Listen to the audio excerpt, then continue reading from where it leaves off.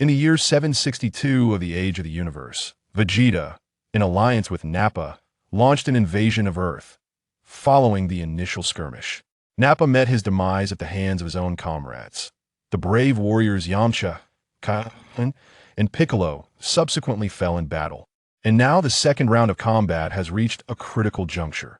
Under the clear skies of the desolate terrain, Vegeta, clad in his blue and white battle attire, hovered in the air, his eyes ablaze with fury, radiating a dazzling violet aura as energy flickered between his palms. "Kakarot, you shall never withstand my piercing cannon," he proclaimed. "Together with Earth, you will be reduced to cosmic dust." On the ground, the man known as Kakarot stood resolutely, his tattered garments revealing a physique forged in strength.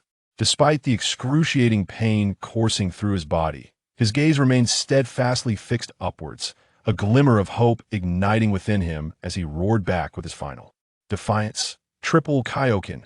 A crimson blaze erupted, shaking the earth beneath him, shattering nearby mountains, and sending countless stones into the air. Kamehameha. As their voices clashed, two streams of energy, one purple and the other white, surged forth and collided midair, creating a momentary stalemate. "What? How can it be so similar to my piercing cannon?" Vegeta's astonishment was palpable as he bellowed with rage, intent on annihilating Kakarot. Kakarot trembled, gritting his teeth, for he bore not only the burden of his own life, but also the hopes of his loved ones and the millions of souls on Earth. He could not afford to lose. With a strained cry, he summoned his ultimate technique, Quadruple Kaioken. The red energy surged as an inexplicable force coursed through him, channeling into the Kamehameha. The white beam expanded, enveloping the purple one and propelling Vegeta into the clouds, erasing him from sight. After delivering that blow, Kakarot could no longer maintain his stance, collapsing onto one knee, every muscle in agony, having reached the limits of his endurance. After a brief respite, Vegeta reemerged, pride radiating from him as he proclaimed his impending victory. Utilizing a special method, he conjured an artificial moon, and as he gazed upon it, his body began to swell, transforming into a colossal gorilla within mere breaths. Realizing the enormity of the threat before him, Kakarot understood that even with the Quadruple Kaioken, he could not triumph. He was left with no choice but to unleash his final gambit. Raising his hands, countless white orbs began to coalesce around him. Drawn from the flora and fauna of Earth, this was another technique he had learned from the king of the Dot World Spirit Bomb. Alas, the preparation took too long, and despite his best efforts, he was ultimately unable to complete it. The transformed Vegeta seized him, mercilessly toying with him. At this moment, Gohan and Krillin arrived on the battlefield. Upon witnessing the giant ape, they quickly discerned its weakness lay in its tail. They devised a strategy. Gohan would distract the giant ape, while Krillin would strike with a key blade to sever the tail. However, the giant ape Vegeta was already aware of their plan and evaded the ambush, with no one else on the battlefield besides the four of them. Their hopes of severing the giant ape's tail dwindled. The cowardly Yajirobe was absent from the fray, and without his timely assistance, the narrative shifted dramatically. "Haha, I shall crush each of you one by one." Starting with Kakarot, the giant ape cackled, increasing the pressure in its grip, eliciting cries of agony from Kakarot. Gohan looked to the sky. A pained cry erupted from the grasp of the giant ape, and upon hearing his father's shout, Gohan instinctively looked upward, his gaze locking onto the radiant artificial moon. His body stiffened and began to swell, transforming into a massive, naked gorilla. "Damn it, one gorilla is enough?" Vegeta, noticing the unexpected transformation, released Kakarot and, gathering his energy, unleashed a wave aimed at ending Gohan's threat. Yet, he was a moment too late. Gohan's primal instincts kicked in, allowing him to evade the energy wave, which merely grazed his left arm. The pain ignited a fiery rage within Gohan, and despite his lack of rational thought, he charged at the source of his suffering. The two colossal apes clashed, exchanging blows in a fierce struggle that seemed evenly matched. Vegeta, however, was filled with fury. In his prime, he would have dispatched any giant ape with a single strike, but after battling Kakarot and exhausting his strength, he was diminished. Having unleashed the piercing cannon only to suffer recoil, he was left with only 1/10 of his power. Desperation grew within him, and he unleashed the giant ape cannon, only to be met with a punch that struck him squarely on the chin, sending the attack spiraling into the sky, failing to connect. Even as fellow giants, you, a mindless hybrid, cannot hope to match me, the Prince of Scions. Their clash devolved into a sheer test of brute strength. The size of the giant apes made it nearly impossible to miss, but ultimately, Vegeta gained the upper hand, seizing Gohan's arm and executing a powerful throw. The ground quaked as Vegeta's massive form landed heavily upon Gohan, who emitted a pitiful scream as a fist struck him squarely in the face, silencing his cries. Gohan struggled to resist, but his strength waned. At that moment, Krillin, guided by Kakarot's spirit, stealthily approached Vegeta from behind, clutching a sphere of white energy, half a spirit bomb that Kakarot had left behind. The spirit bomb struck true, impacting Vegeta's back with precision. Roar. The searing pain surged through Vegeta, causing him to falter momentarily, turning to unleash an energy attack upon the bald warrior. Believing victory was assured, Vegeta overlooked the fact that his tail hung directly above Gohan's head. After enduring a barrage of blows, Gohan's fury reached a boiling point suddenly. He lunged forward, sinking his teeth into the tail that dangled before him. The unexpected twist left Vegeta in shock as he turned to see a portion of his tail severed, consumed by Gohan in a fit of rage. What? This is disastrous. Due to that decisive bite, the giant ape cannon veered off course, and Vegeta watched helplessly as his form shrank, reverting to his human state, landing atop Gohan's massive belly. Well done, Gohan. Krillin, propelled by the force of the giant ape cannon, crashed heavily to the ground, but could not suppress his jubilant cheer. As Vegeta returned to his human form, he glanced down at Gohan with growing dread. He quickly darted between Gohan's legs, grasping at his tail in an attempt to sever it. Just as he prepared to exert force, a shadow loomed overhead, and glancing up, he barely evaded a massive hand aimed at him. Vegeta noted that the giant ape had ceased its assault, instead engaging in mindless destruction. Bah! Merely a low-class warrior once transformed into a giant ape, he loses all rationality. What a foolish attack. Regaining his royal pride, Vegeta chuckled. Once I restore my strength, I shall deal with you, you foolish ape. Gradually, he floated toward Krillin, revealing a sinister grin. You are the first. Summoning his strength, he unleashed an energy blast, resulting in a violent explosion that left Krillin in tatters, preserving only a lifeless form. Krillin, upon witnessing the death of his dear friend, Kakarot screamed in despair, yet the recoil from the Kaioken rendered him unable to rise from the ground, crushed under the weight of the giant ape's assault. Gohan. Having dispatched Krillin, Vegeta approached Kakarot, declaring his triumphant victory. Kakarot, you have lost. Soon, I shall send that little brat to join you. Haha. Kakarot remained silent, his heart calling out to Gohan time and again. Perhaps due to their blood connection, Gohan, in his monstrous form, exhibited a flicker of awareness, halting his actions as a boulder came crashing toward Vegeta. This is bad. Why would a low-class warrior? Vegeta barely had time to think as he leaped aside to avoid the boulder, only to see Gohan charging at him with renewed vigor. It's all or nothing now. There is still a chance. If I sever his tail, I shall emerge as the victor. Dodging Gohan's mighty blows, Vegeta maneuvered deftly. But after such a prolonged struggle, his speed diminished. As Gohan's next punch hurtled toward him, he narrowly evaded by diving beneath the giant ape's legs. Gazing up at the colossal ape beneath him, a fierce resolve surged within, and he soared upwards, aiming his head directly at it. Roar! The giant ape emitted a chilling cry, its legs instinctively drawing together as it clutched its groin, its body bending in agony. Below, Vegeta was not faring any better. Dizziness overwhelmed him, and he bit his lip, exerting every ounce of energy to evade the impending doom of being crushed beneath the ape's massive legs. Such a golden opportunity could not be squandered. Vegeta summoned his strength, coalescing it into a potent energy blade. And before the beleaguered giant could mount a defense, his tail was severed As the tail fell, Gohan began to shrink and revert to his human form, lying naked on the ground, occasionally convulsing, utterly drained of any fighting spirit. Child, it is over, biting down on the humiliation he had suffered. Vegeta seethed with rage. The prince of the Saiyans.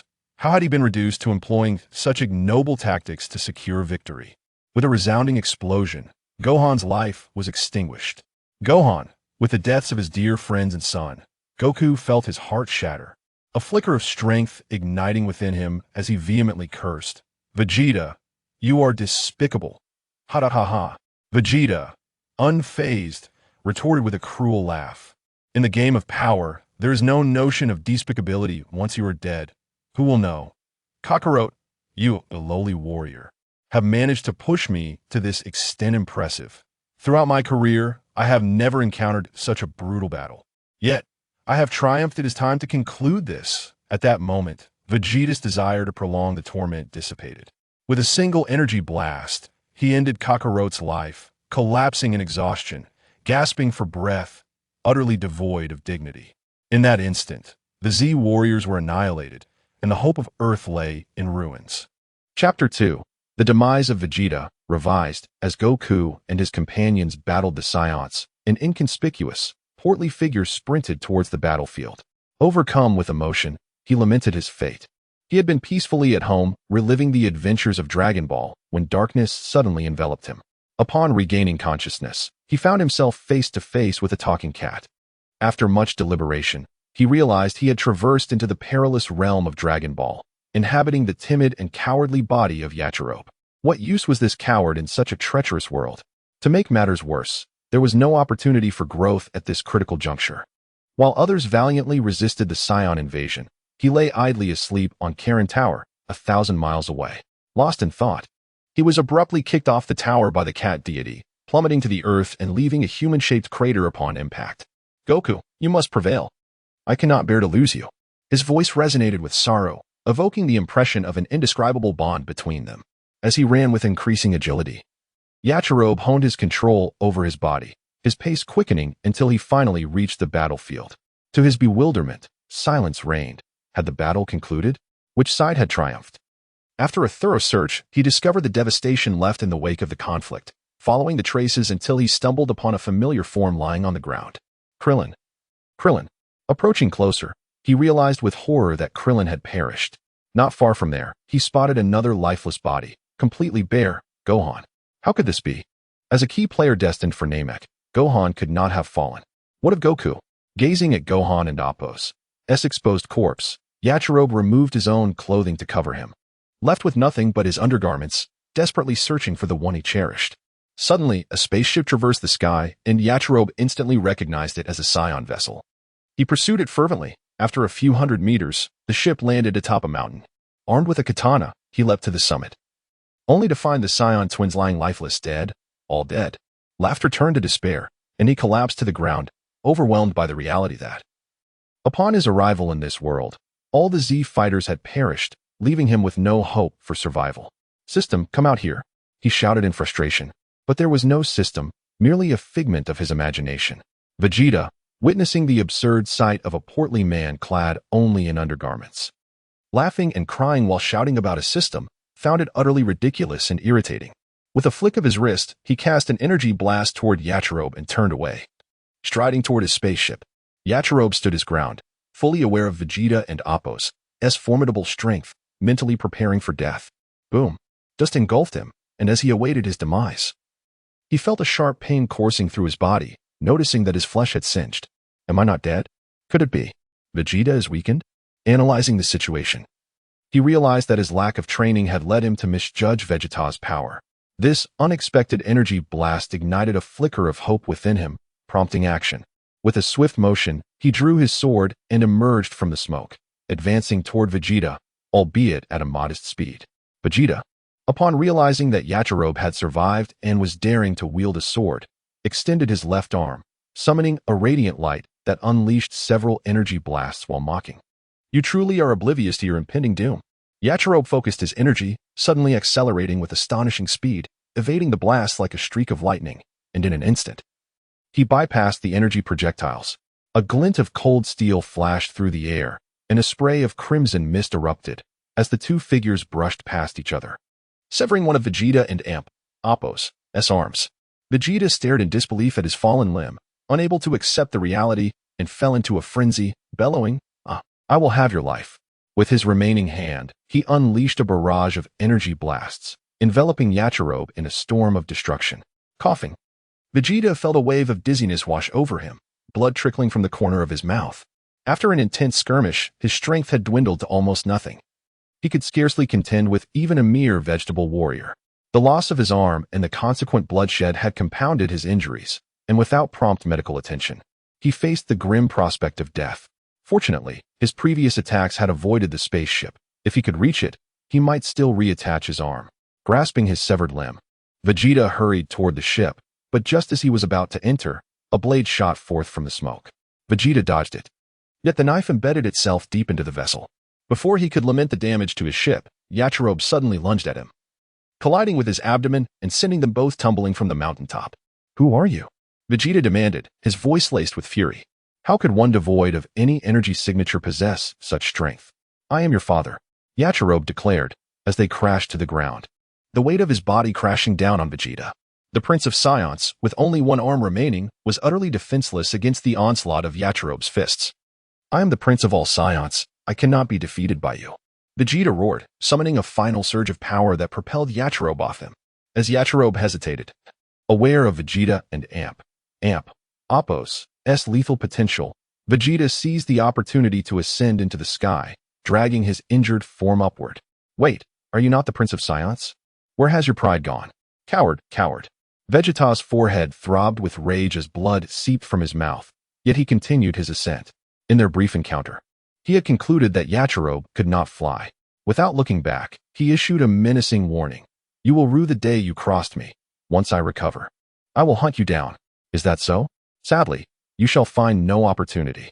A nightmarish voice echoed ominously as Yachirobe closed in, having not the ability to fly himself but leveraging his surroundings to pursue Vegeta. With a sudden burst of inspiration, he lifted a massive boulder and hurled it with all his might. Vegeta realized too late, attempting to change direction, only to be ensnared by Yachirobe, and they plummeted together, creating a deep crater upon impact. This final act obliterated Vegeta and Appo's last chances of survival, and as he unleashed a flurry of attacks, he gasped for breath, his energy nearly depleted. Vegeta, do not say I have not given you a chance. Do you have any final words? Yachirobe inquired, his voice heavy with emotion. I hate. Vegeta managed to utter, his thoughts consumed by the desire to express his hatred for Furisa, but his words fell silent. Yachirobe delivered the final blow, sealing Vegeta and Appo's fate with a powerful strike.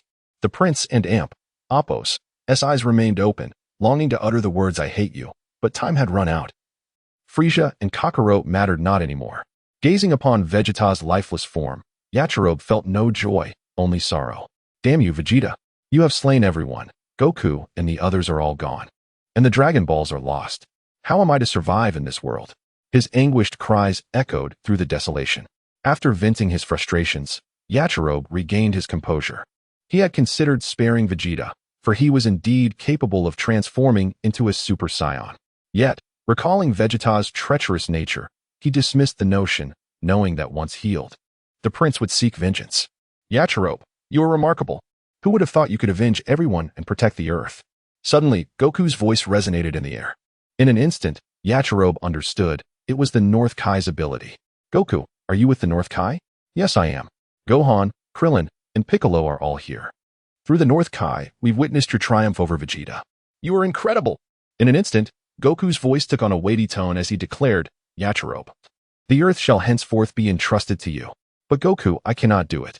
Yachirobe lamented, his face a mask of despair, even without considering the distance. A mere pair of minions from the Furisa Force could easily reduce me to ashes. Yachirobe, you must have faith in yourself. Remember, when we first met, we fought to a standstill, and you even managed to slay the son of King Piccolo with a single stroke.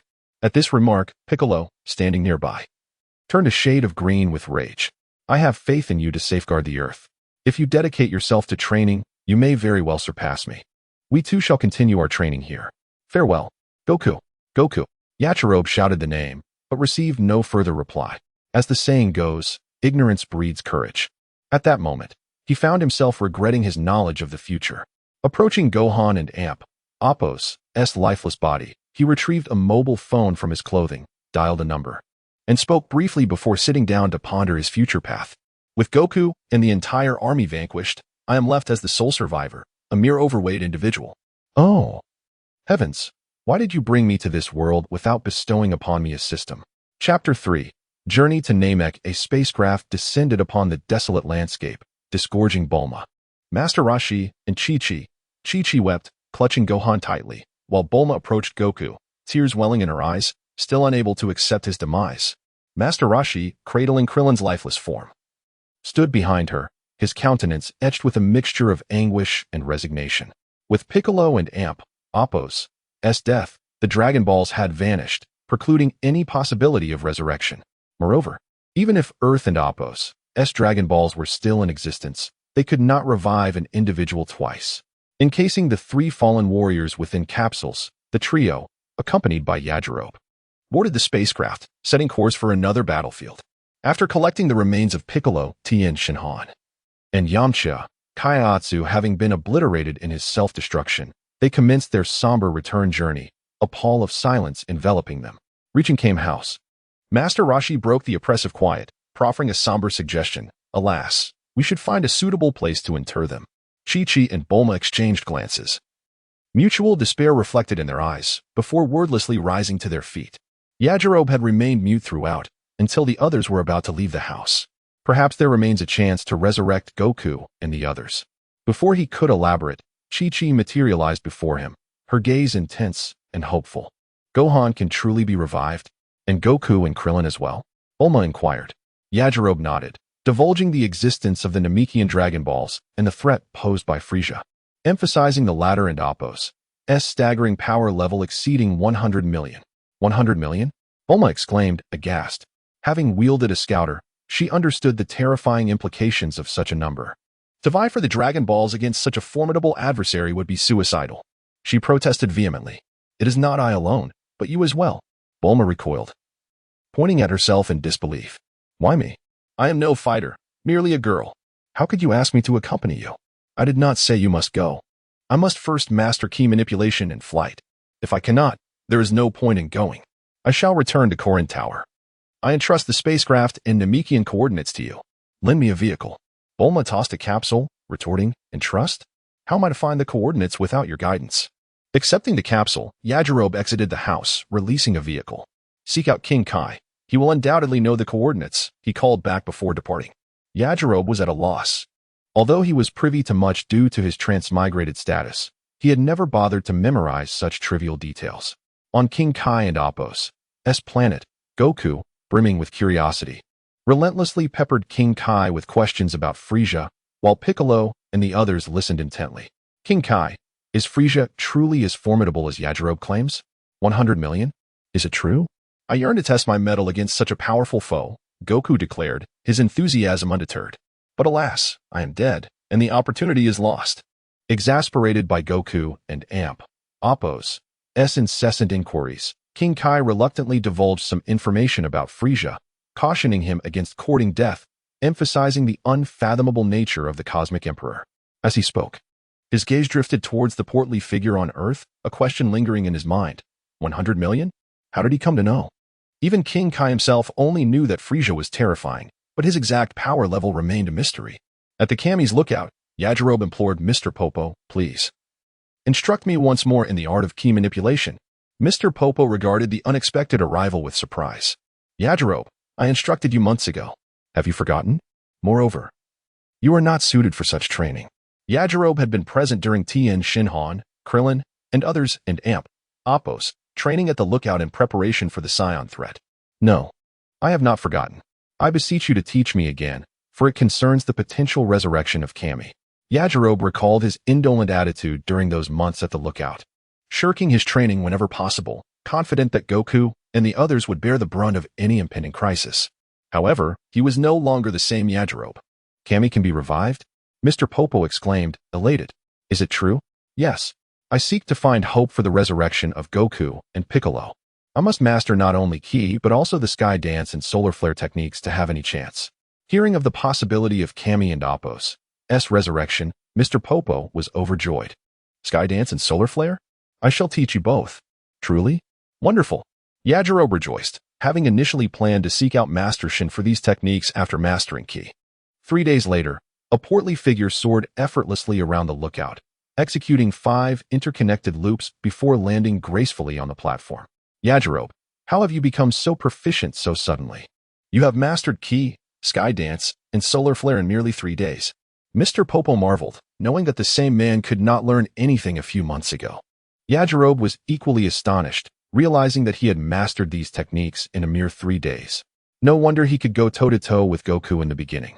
His talent is truly amazing, or rather, incredibly strong.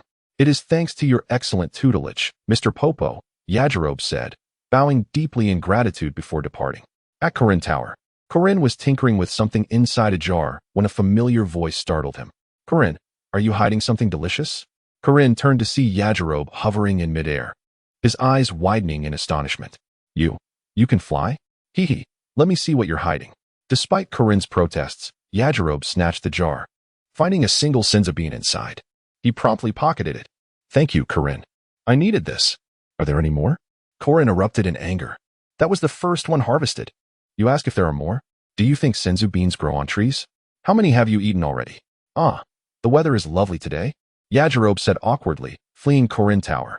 In West City, as the door swung open, a radiant young woman wearing glasses emerged. Yajirobe, your power level is 1869?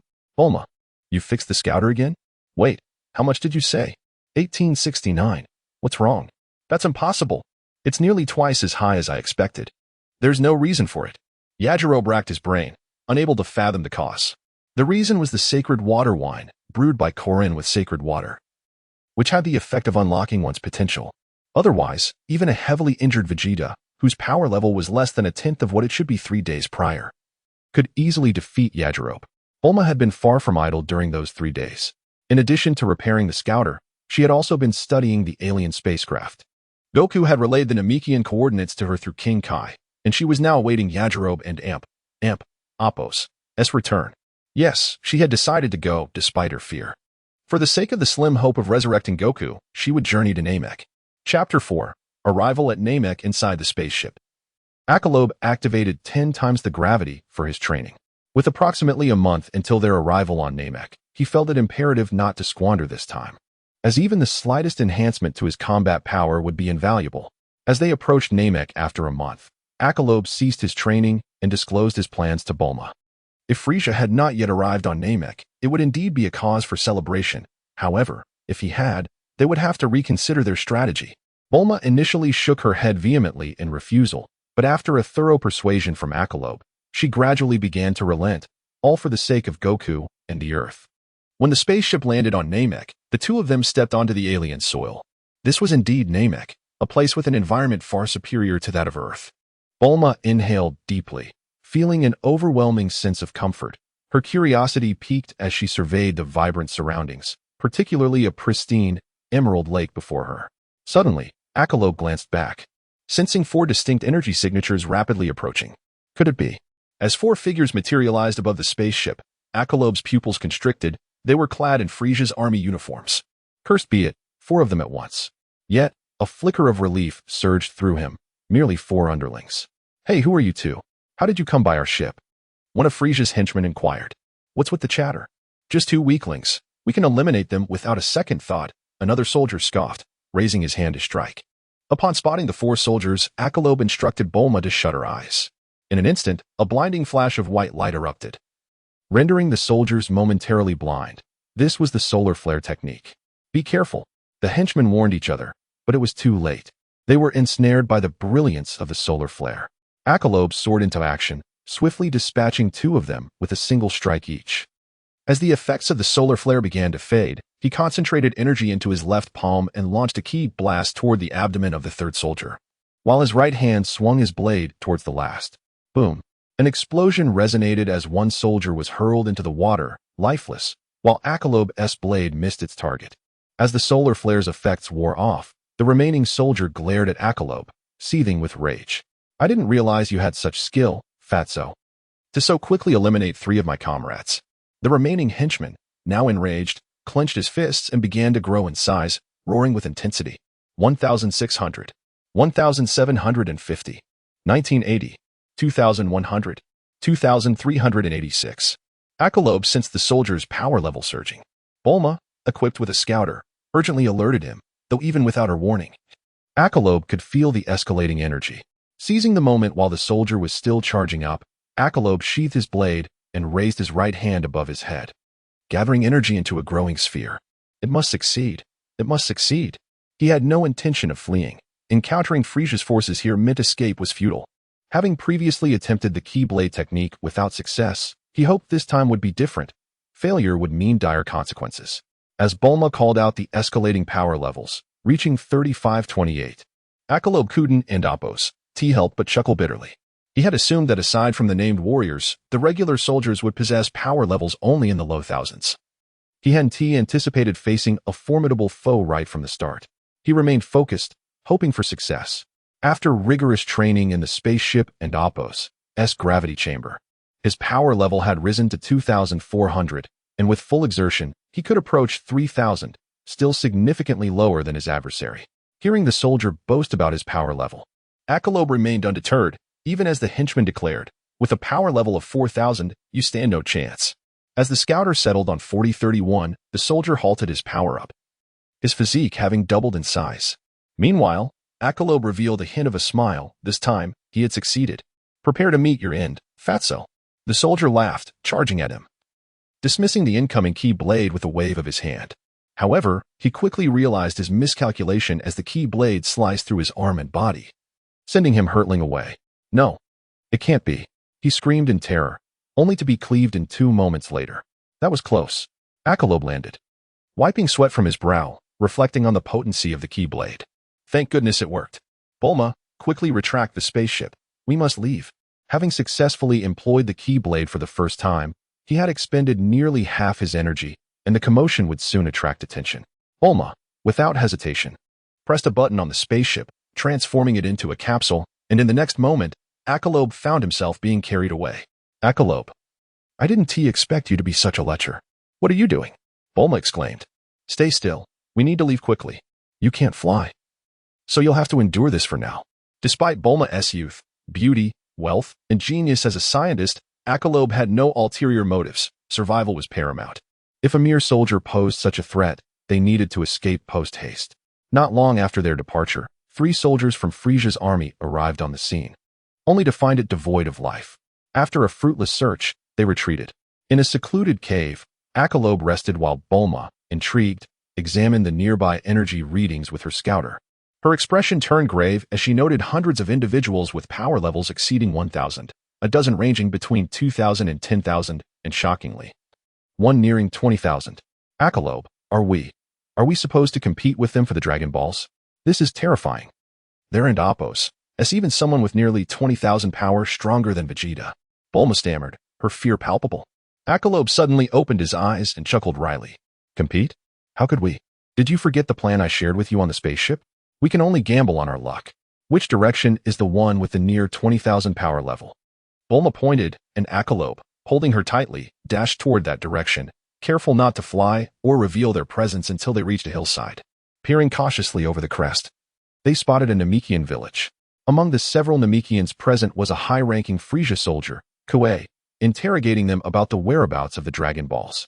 To Akalob's surprise, the Namekian he sought, Dend, was also among them. Fortune favors the bold, Akalob thought, turning to Bulma and whispering, "Are you ready? This is risky. What if I get killed?" Bulma expressed her trepidation. Akalob's earlier plans had been met with her staunch opposition. "We have no hope of direct confrontation. This is our only chance to gamble for a slim opportunity. If you perish, I shall meet the same fate. I entrust everything to you. For the resurrection of Goku and our friends, for the sake of Earth, you can do it. I believe in you." Akalob gazed steadfastly into Bulma and Apos' eyes. He wished he could take the burden upon himself instead of relying on her. If only he had arrived in this world a few years earlier, he could have relied on the Dragon Balls to vanquish Frisia. But now, with neither the Dragon Balls nor Goku at his side, he had no choice but to gamble on fate. Upon arriving at Namek, Aqualobe realized that Furisa and Apos' army was already present, an unfortunate twist of fate. Yet, now that he had encountered Dind and faced Koei rather than Dodoria, he felt a shift in his fortunes. All right, I understand. Bulma nodded resolutely, her fear dissipating, replaced by unwavering conviction, for the sake of resurrecting their friends and the Earth. Chapter 5. The elder Aqualobe cautiously shifted his gaze in a different direction, leaving Bulma alone atop the mountain. Just as the Furisa soldiers were about to kill and interrogate again, he emerged from his hiding spot and hurled several energy blasts to the ground, creating a thick cloud of dust. Utilizing the cover of the smoke, he swiftly charged towards his target, seizing the individual and making a hasty escape. Upon witnessing the rescue of a Namekian right under his nose, Chiui was instantly infuriated. He activated his scouter to find that the target only possessed a mere fighting power of 1,000. If you let him escape, how can I ever survive in this world? He was about to take off in pursuit when a woman's voice interrupted his thoughts. Lord Chiui. Vegeta has betrayed Lord Furisa. Vegeta betrayal? Chiui murmured, dispatching 3 subordinates to chase after the fleeing individual. Each of them possessed over 1,000 in fighting power, easily capable of dealing with someone of such low strength. He then teleported to the mountaintop. Who are you, woman? When did you meet Vegeta? Has he truly betrayed us? Does he even have the audacity? His questions began with a serious tone, but by the end, a hint of excitement crept in. He held a grudge against Vegeta. And if what this mysterious woman spoke was true, then how delightful. I am Bulma, from Earth. Vegeta invaded my planet, killed my companions, and sought the Dragon Balls to wish for new power. Initially nervous, Bulma found her voice growing stronger as she spoke, even shedding a few tears for her fallen friends, emphasizing her sincerity. I possess evidence that proves Vegeta and Apos' betrayal. I wish to join Lord Furisa and Apos' army, to meet Lord Furisa, and to kill Vegeta. Lord Chiui, can you assist me? As the saying goes, the enemy of my enemy is my friend. Chiui was quite pleased to hear that this woman wanted to kill Vegeta, especially since she mentioned the Dragon Balls, which he was currently seeking. Could it be that other planets also possess Dragon Balls? This could be a monumental discovery, even if Vegeta had not betrayed them. Simply concealing the existence of the Dragon Balls would be enough for Lord Furisa to punish him severely. Very well, I will take you to meet Lord Furisa. As for whether you can join us, Chiui shook his head, remaining silent. He had already scanned Bulma with his scouter and determined her power level to be utterly insignificant. Thank you, Lord Chiui, thank you. Bulma was overwhelmed with joy, but her gaze drifted towards the direction where Aqualobe had departed, silently praying. Aqualobe, I leave the rest to you. Good luck. In flight, Aqualobe sensed that only 3 insignificant soldiers were pursuing him, and his heart soared with relief. My name is Tian. Thank you for saving me. Aqualobe certainly recognized him as Tian. After all, why else would he have saved him? I am Aqualobe. I apologize. But the enemy is far too powerful for me to contend with, and I cannot save anyone else. No, this is not your fault. Those villains are despicable. Tian was filled with rage, lamenting that he was not a combat-capable Namekian. Our village has been invaded by bad people. I must inform the elder. Can you take me there? Aqualobe and Apos' spirits lifted. He had 2 purposes for coming here, to find Tian and to locate the elder. Certainly. But first, we must deal with the pursuers. Please wait for me a moment. Once he deemed they had escaped far enough, Aqualobe set Tian down and immediately unleashed his full power towards the 3 chasing soldiers. Not good. The enemy is concealing their power levels. Quickly inform Lord Chiui. One of the Furisa soldiers shouted in terror, but they had no time to react. A nimble, plump figure swiftly darted past the trio, leaving behind 3 bursts of blood as he dispatched them in an instant. Having dealt with the 3 soldiers, Aqualobe carried Tian onward to the elder and Apos' location. Guided by Tian, they arrived at a mountain peak, only to be blocked by a Namekian. Just as a confrontation seemed imminent, Tian cried out to stop. Brother Naru, do not engage. Aqualobe saved me. He is a good person. Our village was attacked by villains who demanded to know the whereabouts of the Dragon Balls, and I nearly lost my life. However, Naru remained unmoved, his eyes warily fixed on Aqualobe, deep in thought. Upon hearing the name Naru, Aqualobe understood he was in the presence of a genius from Namek, with a power level reaching 40,000, capable of ending him with a mere flick of his wrist. He offered a benign smile, hesitant to make any sudden movements. Suddenly, Naru and Apos' body trembled slightly, and, with a hint of confusion, he stepped aside, coldly stating, "Hand Tion over to me. The elder wishes to see you." "Just me?" Aqualobe questioned in disbelief, feeling that this was not how the story was meant to unfold. Nonetheless, he entrusted Tion to Neru and proceeded to push open the door and enter the dwelling. Upon closing the door behind him, he drew his weapon, pointing it at the elder, fully aware that it would likely be futile. "Welcome, interdimensional visitor." Those simple 7 words filled Aqualobe with trepidation, bewildered as to how his identity had been exposed. "Do not be alarmed. One must be on the brink of death to glimpse some interesting truths. Our conversation will remain confidential," the elder chuckled softly. Aqualobe sheathed his weapon, recalling how Bardock had glimpsed parts of the future before his demise. It was not beyond reason for the elder to discern his identity. "Apologies for my momentary anxiety. I hope the elder will forgive my rudeness. I came here to—" The elder interrupted. "There is no need for further explanation. May I touch your head?" With his identity already revealed, Aqualobe did not hesitate to approach the elder, allowing the elder's hand to rest upon his head. He understood this was the elder and Amp, Apos' unique ability, capable of perceiving one's memories. The elder witnessed Aqualobe's life unfold before him and discerned the purpose of his arrival. He also glimpsed another scene: Goku, Gohan, and Krillin defeating Vegeta, followed by their victory over Furisa. However, just as he attempted to delve deeper, he coughed up blood, visibly weakened in an instant. "Elder, are you all right?" Aqualobe exclaimed anxiously, perplexed by the elder and Apos' sudden ailment. His mission was yet incomplete, and should the elder perish unexpectedly, you would have no place to mourn. "Ah, it is nothing of concern. I will not perish just yet, but my time draws near," the elder's frail voice echoed, betraying his weakness. "Do you truly trust that man named Goku? Even if the course of events has altered and he has met his demise, you still believe in him?" Aqualobe nodded earnestly. "Yes, I believe in that man." "Very well, I will allow Tion to accompany you, but you must agree to one condition." The elder reflected on the devastation wrought upon Namek by Furisa, articulating his heart's desire. "I do not wish for war to reignite on Namek." Aqualobe initially expected a burdensome condition, yet was pleasantly surprised by the simplicity of the request. "Agreed. If we survive, Namek shall remain untouched by conflict."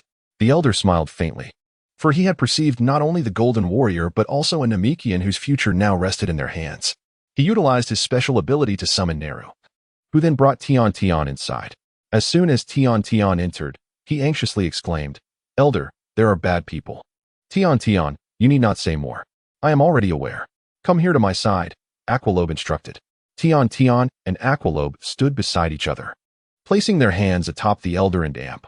Apos' head as a radiant light began to emanate from them.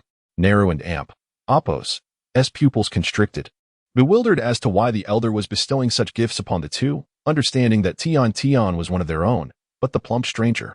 Chapter 6. Bulma seeks the Dragon Balls. On behalf of Furisa, Yachirobe encountered the Grand Elder, who aided him in rapidly enhancing his combat prowess. Meanwhile, Bulma, under the guidance of Kiwi, came face to face with the legendary cosmic monarch, Furisa. Upon meeting Furisa, Kiwi respectfully announced, "Lord Furisa, a woman from Earth named Bulma wishes to see you. She brings news of Vegeta's betrayal." "Betrayal by Vegeta? Ha ha ha." Furisa and Amp, Apos' sinister laughter resonated as he slowly turned to fix his gaze upon Kiwi. "I am aware of your discord with Vegeta, but do you truly believe he would dare betray me?" Kiwi felt an invisible pressure envelop him as Furisa and Apos' stare bore down, causing beads of cold sweat to form on his brow. Despite Friesia's typically amiable demeanor towards them, a saying circulated within the ranks: "When the king smiles, life and death become uncertain. Even if I lent Vegeta 10 lives, he would not dare." However, that woman from Earth claims Vegeta has found the Dragon Balls and wished for immortality. What? The Dragon Balls of Earth? Immortality? Furisa fell into a brief contemplation. If that is the case, he commanded, "Bring that woman from Earth to me." "Yes." Kiwi exhaled in relief, grateful that the king would not lay the blame at his feet. Soon, Kiwi brought Bulma into the chamber. The moment she laid eyes on Furisa, Bulma inwardly scoffed, questioning why Yachirobe feared such a diminutive figure. "Miss Bulma, you claim Vegeta has betrayed me.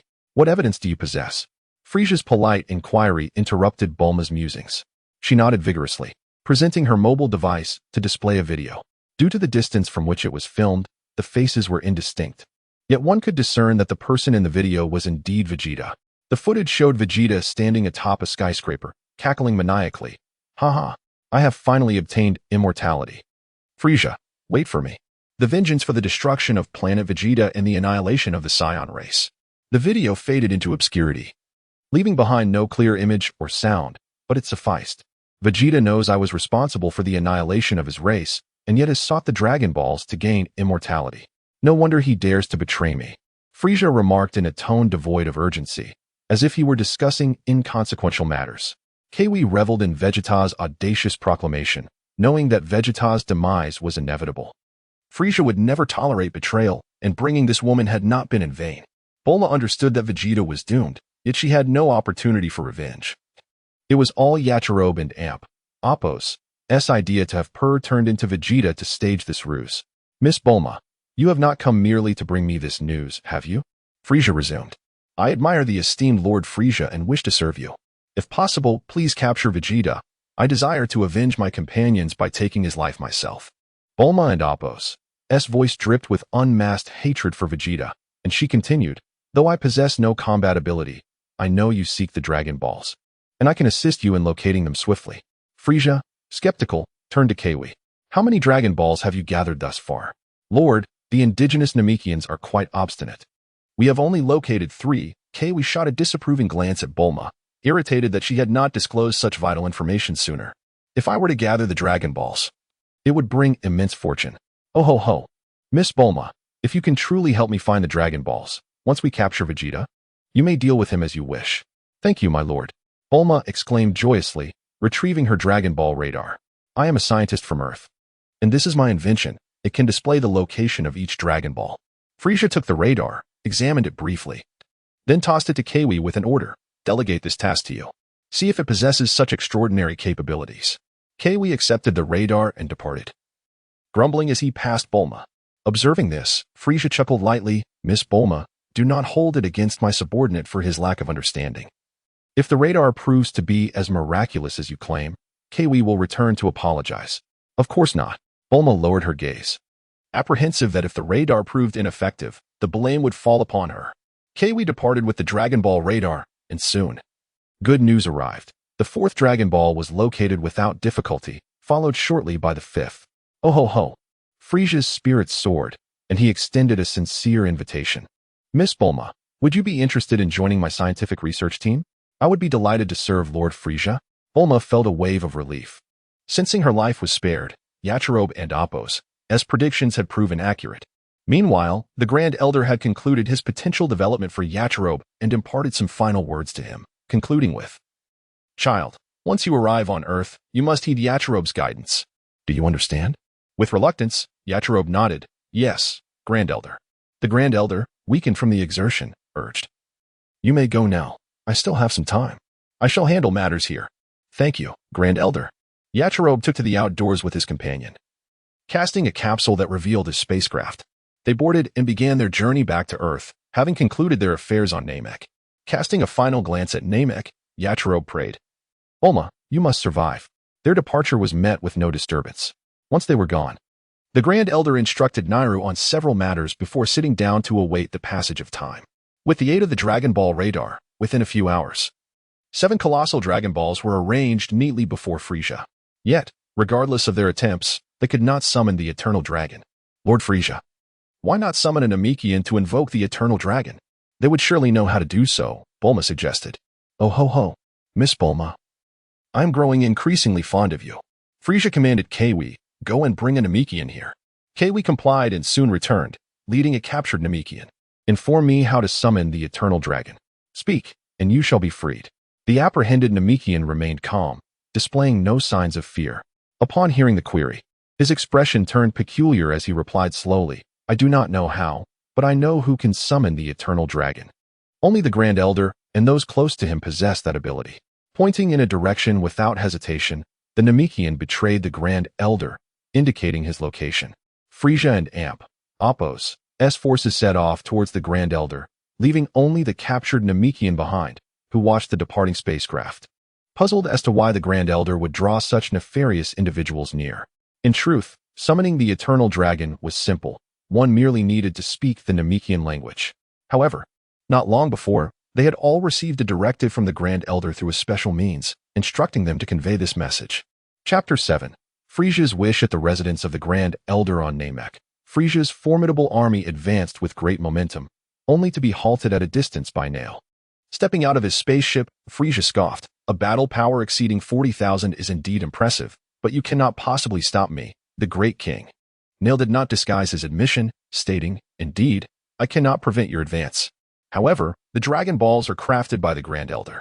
If you frighten him with your numbers, it could lead to his demise, rendering the Dragon Balls unusable." Frisa waved his hand, commanding his troops to halt as he approached alone.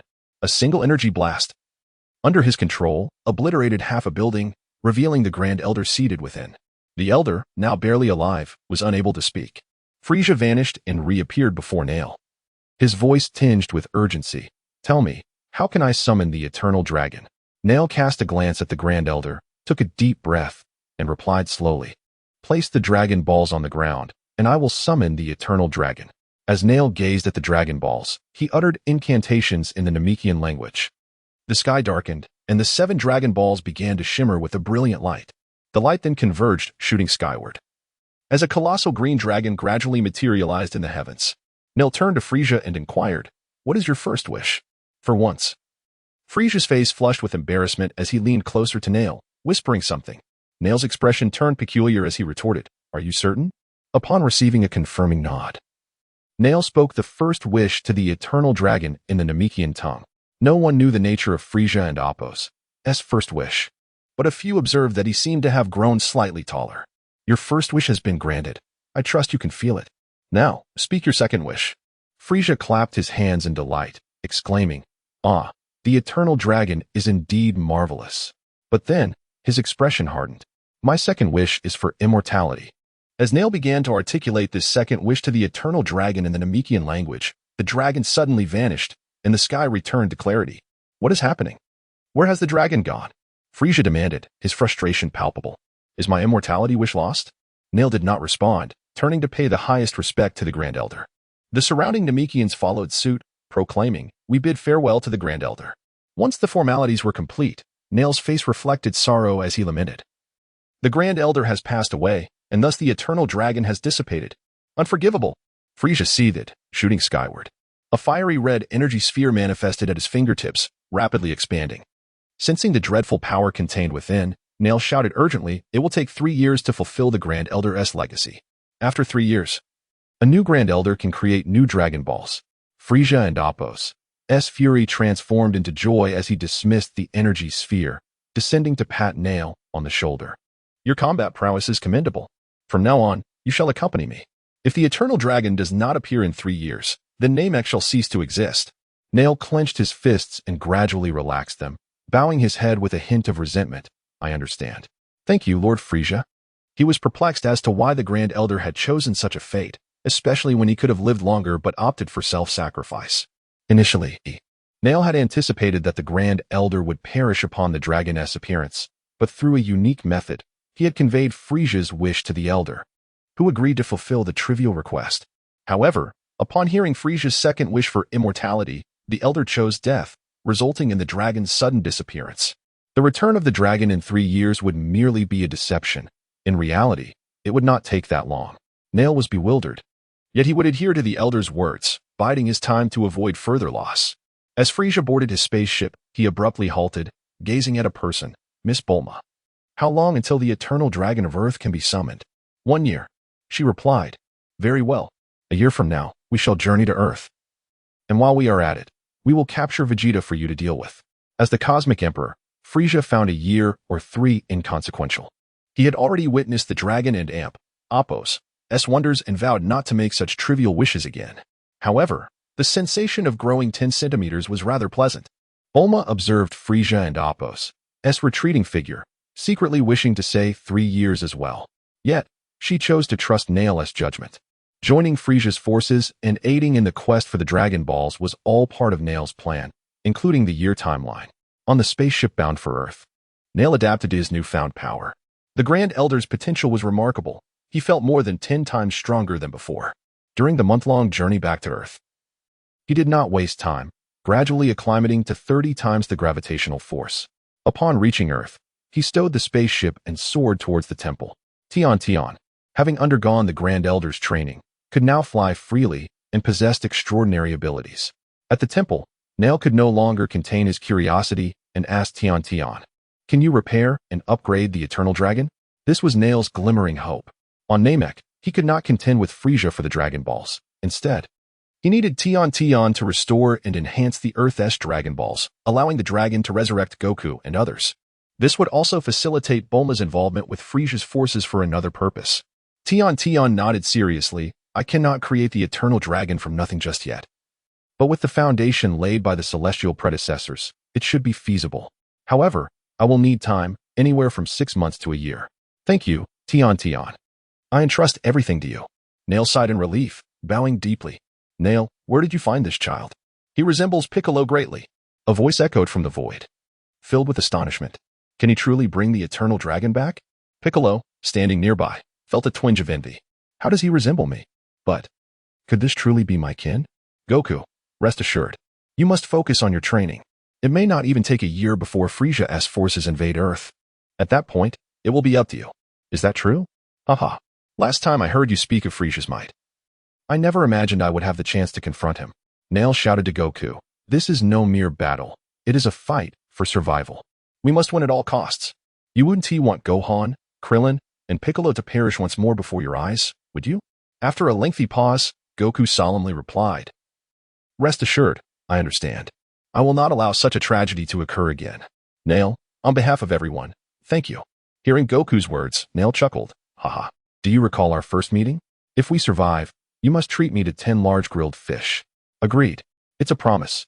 Chapter 8, Resurrection and the Demise of Nappa. Again 10 months later, within the temple, the 7 Dragon Balls gleamed with radiance once more. Tian had successfully summoned the Eternal Dragon. "Arise, Eternal Dragon!" With that command, the sky darkened, and thunder roared as the 7 Dragon Balls shot beams of light into the heavens, revealing a majestic green dragon. "State your first wish." Yachirobe had long contemplated his desire and shouted without hesitation, "Please revive all those slain by the Scions on Earth." "Granted." The Eternal Dragon and Appo's eyes emitted a brilliant light, and 5 figures suddenly materialized within the temple. "Haha. Once again, they have returned." Goku and Appo's cheerful laughter echoed through the temple. His eyes sparkled as he exclaimed, "Mr. Popo, how I missed you." "The Eternal Dragon has brought you back too." Since Piccolo and Kami were one, Piccolo's revival naturally meant Kami's return as well. Suddenly, Piccolo voiced his confusion. "But where are Tien, Kaiatsu, and Yamcha?" The 3 mentioned were on King Kai's planet, equally bewildered, pondering why they had not been revived. Yachirobe, noticing the oddity, looked toward the dragon and inquired, "Where are Tien, Kaiatsu, and Yamcha?" Upon realizing that the rotund figure was responsible for their revival, the Eternal Dragon patiently explained they were not included in the wish. Tien and Kaiatsu and Appo's deaths were self-inflicted, not caused by the Scions. Yamcha, on the other hand, fell victim to a creature from the vegetable realm. "Now, please state your second wish." Yachirobe was taken aback, slapping himself twice in frustration. No amount of planning had prepared him for the dragon's loophole. Kaiatsu had perished in self-detonation, and Tien died from the energy depletion of his Kikaho. He had underestimated the situation. Even if he wished to revive everyone who died fighting the Scions on that day, it might not restore Yamcha, as he had never engaged them in battle. Goku, carefree as ever, interjected, "Then let's bring back everyone who died on Earth that day." "No, that would also revive Vegeta and Nappa." Yachirobe rejected the notion. What Yachirobe did not realize was that, following the first wish, a bald figure on the battlefield was looking around in confusion. Suddenly, he recalled something and shouted with rage. "Vegeta!" Those simple 3 words were laden with boundless hatred. Indeed, Nappa had returned, having been slain by Vegeta. "Not a problem," Goku waved dismissively. "With our current strength, Vegeta poses no threat." Since Goku had spoken, Yachirobe proceeded to state his second wish, reviving all those who had perished on Earth that day.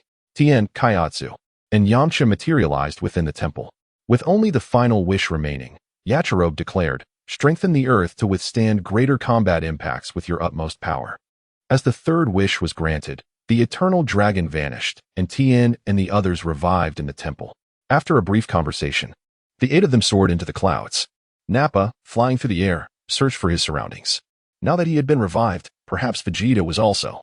Remembering how mercilessly Vegeta had dispatched him, Nappa seethed with anger, yearning only to find a spaceship and escape this wretched planet. Suddenly, Nappa halted mid-flight, turning his head to the left to see 3 figures speeding toward him. Moments later, they stopped several hundred meters away. Upon recognizing them, Nappa sneered. "So it's you 3 worthless Earthlings. I never imagined you'd come back just to die. You owe your revival to Yachirobe, but unfortunately for you, your comeback is short-lived," Yamcha retorted, standing with hands on his hips in disdain. After leaving the temple, the group split into 2 teams. Yamcha, Tien, and Kaiatsu sought vengeance against Nappa, while the others headed toward Vegeta. Nappa, taken aback, clutched his stomach and laughed. "You? The one who was blown apart by a vegetable creature? Are you here to entertain me? Since you 3 want to die, then come at me together," Nappa boasted, completely disregarding the 3 before him. He had easily dispatched them all before and felt significantly stronger after his revival, though he had no scouter to gauge his precise power level. "Tien, Kaiatsu, don't engage. I can handle this alone," Yamcha declared, disappearing from sight as he spoke. Nappa, perish. Initially, Nappa dismissed the 3 as insignificant, but after being sent flying, he realized he had underestimated them.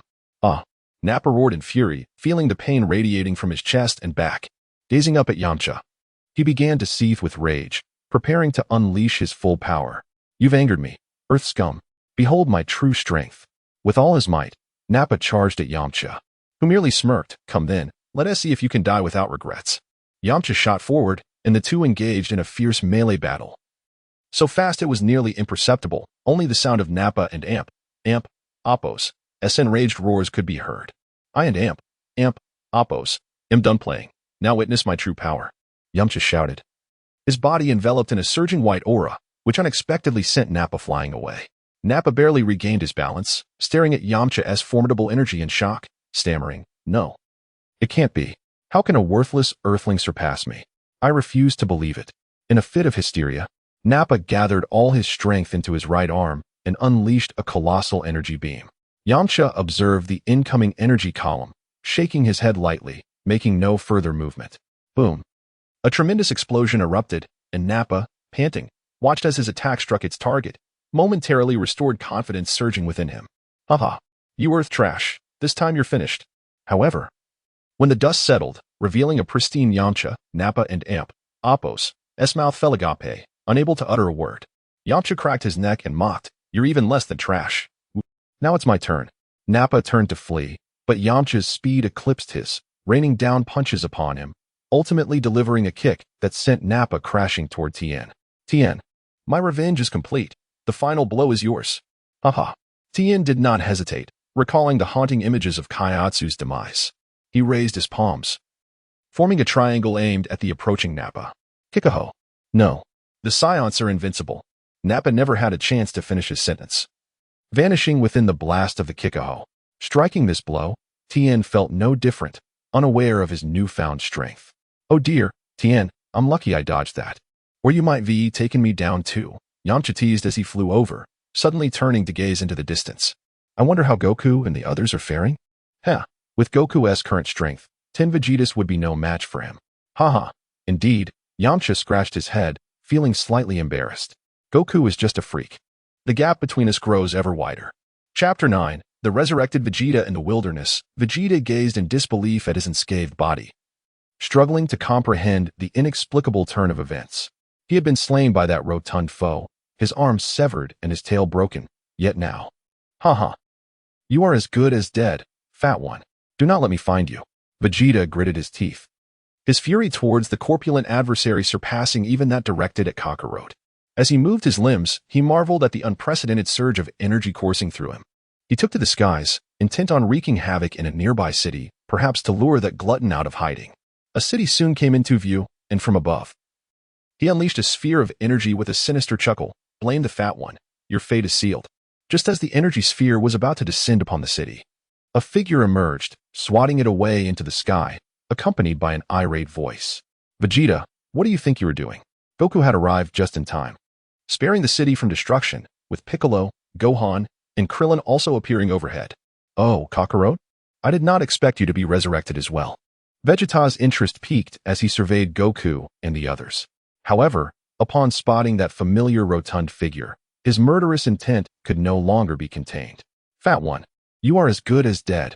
Vegeta, if you have the guts, come and chase me. Yajirobe turned to flee, and Goku and the others made no attempt to intervene. After all, they were above a city, and engaging in battle there was ill-advised. As Goku hovered beside Piccolo, watching the two figures vanish from sight, he began to fly away leisurely. Goku, what do you intend to do? If you cannot handle it, let me take over, Piccolo suggested, aware that sometimes Goku could be merciful even against formidable foes. No need. As fellow Saiyans, I shall handle this myself. Goku glanced at the three companions beside him, recalling the devastating defeat from a year prior. He would never again allow his loved ones and friends to perish before his eyes. Vegeta's vendetta would not dissipate with his resurrection. Sensing commotion in the distance, Goku remarked curiously, they have already begun fighting. Let us hasten and ascertain Yajirobe's current strength. Haha, I am quite curious as well. Let's go. Krillin scratched his bald head and accelerated, with the other three following suit. Upon arriving near the battlefield, they witnessed Vegeta incessantly launching energy blasts toward the ground. Although Yajirobe's figure was obscured, the four felt no trepidation. They could sense Yajirobe's energy. Krillin scanned the surroundings and inquired, Goku, does this place seem familiar to you? Yes, this is where we fell in battle. Yajirobe certainly chose an opportune location. Just then, a tremendous explosion interrupted their conversation, shrouding the ground in dust and debris. Vegeta had exhausted considerable energy launching so many blasts, particularly the last massive one. And now he was slightly panting. As he observed the center of the explosion remaining still, he laughed triumphantly. Haha, the fat one has ultimately met his demise at my hands. But his elation was short-lived as a voice emerged from the haze, shattering his illusions. Vegeta, I told you I do not go by Fat One. My name is Yajirobe. A rotund figure lunged from the smoke, launching a fierce assault that forced Vegeta to retreat. Weakened from his exertion, Vegeta found himself at a disadvantage, sustaining multiple blows until he was sent flying by a powerful punch. Enraged by the relentless assault, Vegeta and Appo's hands shimmered with energy as he shouted in fury, Acid Cannon. Vegeta, last time I severed your arm. This time, I can do so again. Yajirobe did not flinch, drawing his sword as his energy surged, enveloped in a white aura as he sliced toward the approaching acid cannon. Haha, you think you can sever my acid cannon with that rusty blade? You are courting your own demise. However, as the acid cannon collided, Vegeta's laughter faded. The anticipated explosion did not occur. Instead, the acid cannon was cleaved in two by the sword and Appo's edge. No, this is impossible. Vegeta gasped in shock. Having never witnessed such a phenomenon, he gathered his energy once more, expanding the blast, yet it remained ineffective. Krillin, astonished, turned to Goku. Can you do something about this? Goku, observing the unfolding scene, fell into contemplation and slowly shook his head. I could withstand it, redirect it, or perhaps push it back. But splitting it in two is beyond my capabilities. This is not merely a matter of power. It involves a technique we do not comprehend. Piccolo, equally astonished, added. From my perception, Yajirobe and Appo's current power is comparable to Yamcha and Appo's. Yet none of us can replicate this feat with death looming. Vegeta narrowly evaded the blade, howling in despair. It is impossible. I, the proud prince of the Saiyans, cannot be bested by some earth-dwelling fatso. A sphere of light materialized in his hands, and he hurled it skyward. I will obliterate you along with this planet. I am the prince of the Saiyans. I shall not lose. Prepare to face my wrath, haha. As the luminous sphere ascended into the heavens, Piccolo was left bewildered, while Krillin, terrified, prepared to unleash a key attack, only to be halted by Goku. Krillin, do not panic. I will handle this. Gohan, do not look up. Yajirobe, recognizing the transformation of Vegeta into a great ape, shouted, Are you just going to watch? Come and assist me. Transformed into a great ape, Vegeta's power would increase tenfold, far beyond Yajirobe's capability to contend with. Here I come, Goku exclaimed, flying toward Vegeta. His eyes filled with animosity. Goku, are you planning to use the Kaioken multiplied? Yajirobe, brimming with confidence, felt both curious and apprehensive about Goku's strength. On the way, Yajirobe had inquired about their training on King Kai's planet, but each response had been vague, lacking the specifics of their newfound power. If only they had a scouter. I feel it might not be necessary to activate it. Be cautious. The great ape charged toward them, prompting Goku to warn urgently. Yajirobe, Retreat. I will handle this. Goku roared, unleashing his energy as he confronted the great ape head-on. Yajirobe was left bewildered. No Kaioken? Vegeta's resurrection has significantly boosted his strength, and his transformation into a great ape amplifies it tenfold, meaning his power must now exceed 200,000. If Goku is not using Kaioken, does that imply his base power is at least 200,000 as well? Chapter 10, Vegeta and Amp. Appo's last words transformed into a giant ape. Vegeta regained the pride of the Saiyan Prince, dismissing Goku as he stood in his way. Kakarot, once I deal with the fat one, I will settle the score with you. For now, get lost, or else. Goku clenched his fists, an astonishing aura emanating from his being. Vegeta, my name is not Kakarot. I am Son Goku, a human from Earth. With a roar, Goku disappeared, only to reappear in front of the giant ape, unleashing a powerful punch. Overconfident fool, since you seek death, I shall send you to hell before I deal with that fat one. Despite its immense size, the giant ape moved swiftly, bringing its palms down to crush the tiny figure before it. Yet, Goku was faster, retracting his fist and dodging to the giant ape and Appo's head, delivering a fierce kick. Caught off guard, the giant ape was unable to react in time, taking the blow squarely on the face, causing its massive body to be sent flying, carving a deep trench into the ground. The giant ape rose, wiping the crimson liquid from its mouth, and gazed at the diminutive figure with a terrifying expression. Impossible.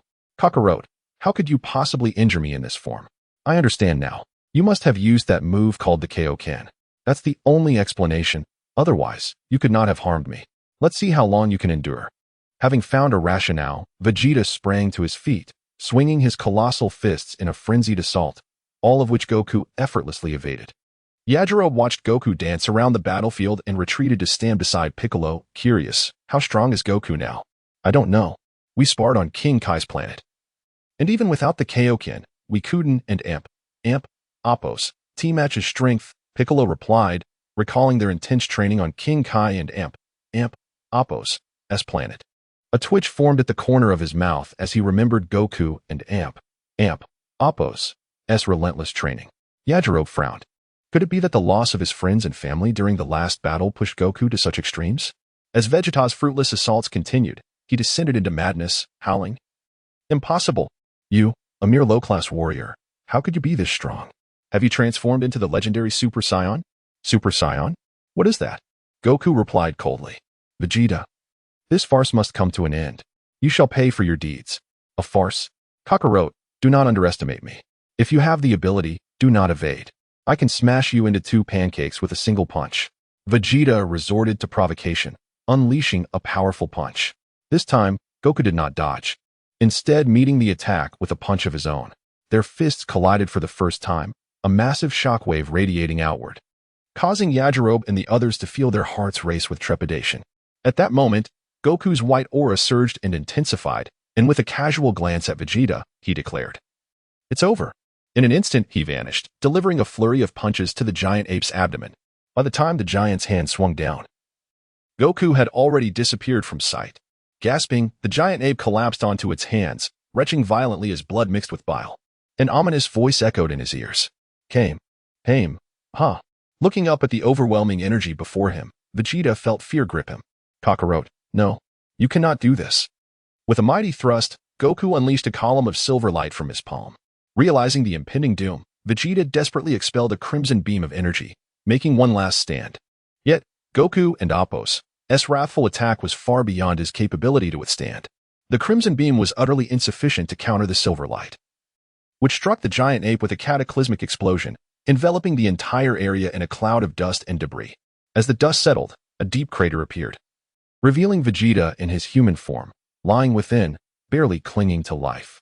Yajirobe and the others rushed over, their hearts heavy as they beheld the fading Saiyan Prince. With great effort, Vegeta opened his eyes, sensing the approach of death. He managed a bitter smile and weakly uttered, Kakarot, I have no chance to avenge my race against Furisa. I leave everything to you. Goku coldly rejected him. I am not Kakarot. I am Son Goku. Regardless of your denial, Saiyan blood flows through your veins. Furisa not only obliterated planet Vegeta, but also murdered your parents. Goku and Appo's expression shifted as he recalled the memories that had been lost to him. Fine. I will send Furisa down to accompany you. Upon hearing the response he desired, Vegeta felt his strength waning. Thank you. Be careful. Furisa, he will transform. This was Vegeta's final warning. As the once mighty Saiyan Prince met his end on Earth, Goku gazed at the lifeless Vegeta, a sense of melancholy washing over him. Let and Amp, Oppos, let's go to the Kame House. This was the place they had agreed to meet with Tien and the others. At the Kame House, Tien, Kaiatsu, and Yamcha had already arrived, along with Master Roshi, Chi-Chi, Bulma, Oolong, and Launch. After a year apart, everyone was engaged in lively conversation, while Chi-Chi paced anxiously outside. As 5 figures approached, Tien and the others emerged from the house. Gohan, it's really you, Chi-Chi exclaimed, spotting one of the figures and rushing forward. As Goku landed, he opened his arms joyfully. Chi-Chi, I'm back. Chi-Chi pushed Goku aside and ran to Gohan, embracing him tightly as tears streamed down her face. Gohan, Mommy missed you so much, sob. Feeling awkward, Goku scratched his head and turned to Master Roshi excitedly. Master Roshi, it's been a while. Seeing the group reunited, Master Roshi and Appo's eyes glistened with tears. It's good to have you back. Tonight, I'll treat you all to dinner. Eat to your heart's content. Hooray for Master Roshi. Goku cheered, his excitement palpable. Eat, eat, eat. All you think about is food. Goku, how can you be a father if you can't even take care of Gohan? If it weren't and Amp, Oppos, T for Yajirobe, my Gohan Wooden and Amp, Oppos, T have come back, Chi-Chi chastised, causing an awkward silence among the gathered. Gohan, come home with me. Mommy will cook a feast of all your favorite dishes, Chi-Chi insisted, leading Gohan away from the Kame House. Before departing, she added, Goku, don't just think about eating tonight. Make sure to thank Yajirobe properly. As they watched Chi-Chi leave, everyone exhaled in relief. Only Goku could handle such a fierce wife, they mused. By the way, where's Bulma? Yajirobe asked, gazing skyward. She might be with Furisa and Amp, Oppos, forces. Perhaps we and Amp, Oppos, see her again soon. Chapter 11. The Invasion of Earth by Furisa. In the vastness of the cosmos, a colossal spacecraft traverses the void of space. Dodoria, how long until we reach Earth? Inquired the formidable galactic emperor, Furisa. My lord Furisa, we shall arrive in 3 days, replied Dodoria, his eyes gleaming with fervor as he gazed upon the emperor. With the advent of the latest detection devices revealing Furisa and Amp, Oppos' staggering battle power of 530,000, the morale of the entire Furisa force soared to unprecedented heights. Previously, they had only known of their leader and Amp, Oppos' might. But the true extent remained shrouded in mystery until the recent unveiling of advanced technology, a feat credited to the brilliant Bulma. Furisa, unfazed by the revelation of his power, not only spared Bulma from punishment but also praised her contributions, elevating her to a prestigious position within the core technology development division of the Furisa force. To him, a mere 530,000 was trivial, representing less than 1% of his true strength. Knowledge of it mattered little, for he was the sovereign of the universe. Oh, the Dragon Balls of Earth, alas, as Miss Bulma informed me, one can only make a single wish. That traitor, Vegeta, dared to claim them for himself, forcing this great king to wait an additional year. Unforgivable. Dodoria flattered, that is only because Vegeta is unaware of your might. If he comprehended the extent of your power, he would not dare to betray you, even if given 10 lives. Should the time come, I shall eliminate him on your behalf. Ah, indeed. I promised Miss Bulma I would capture him alive to return to her, Furisa acknowledged. Rest assured, my lord, on this expedition to Earth, Bulma had not accompanied them, not for lack of desire, but due to Furisa and Oppos' decree.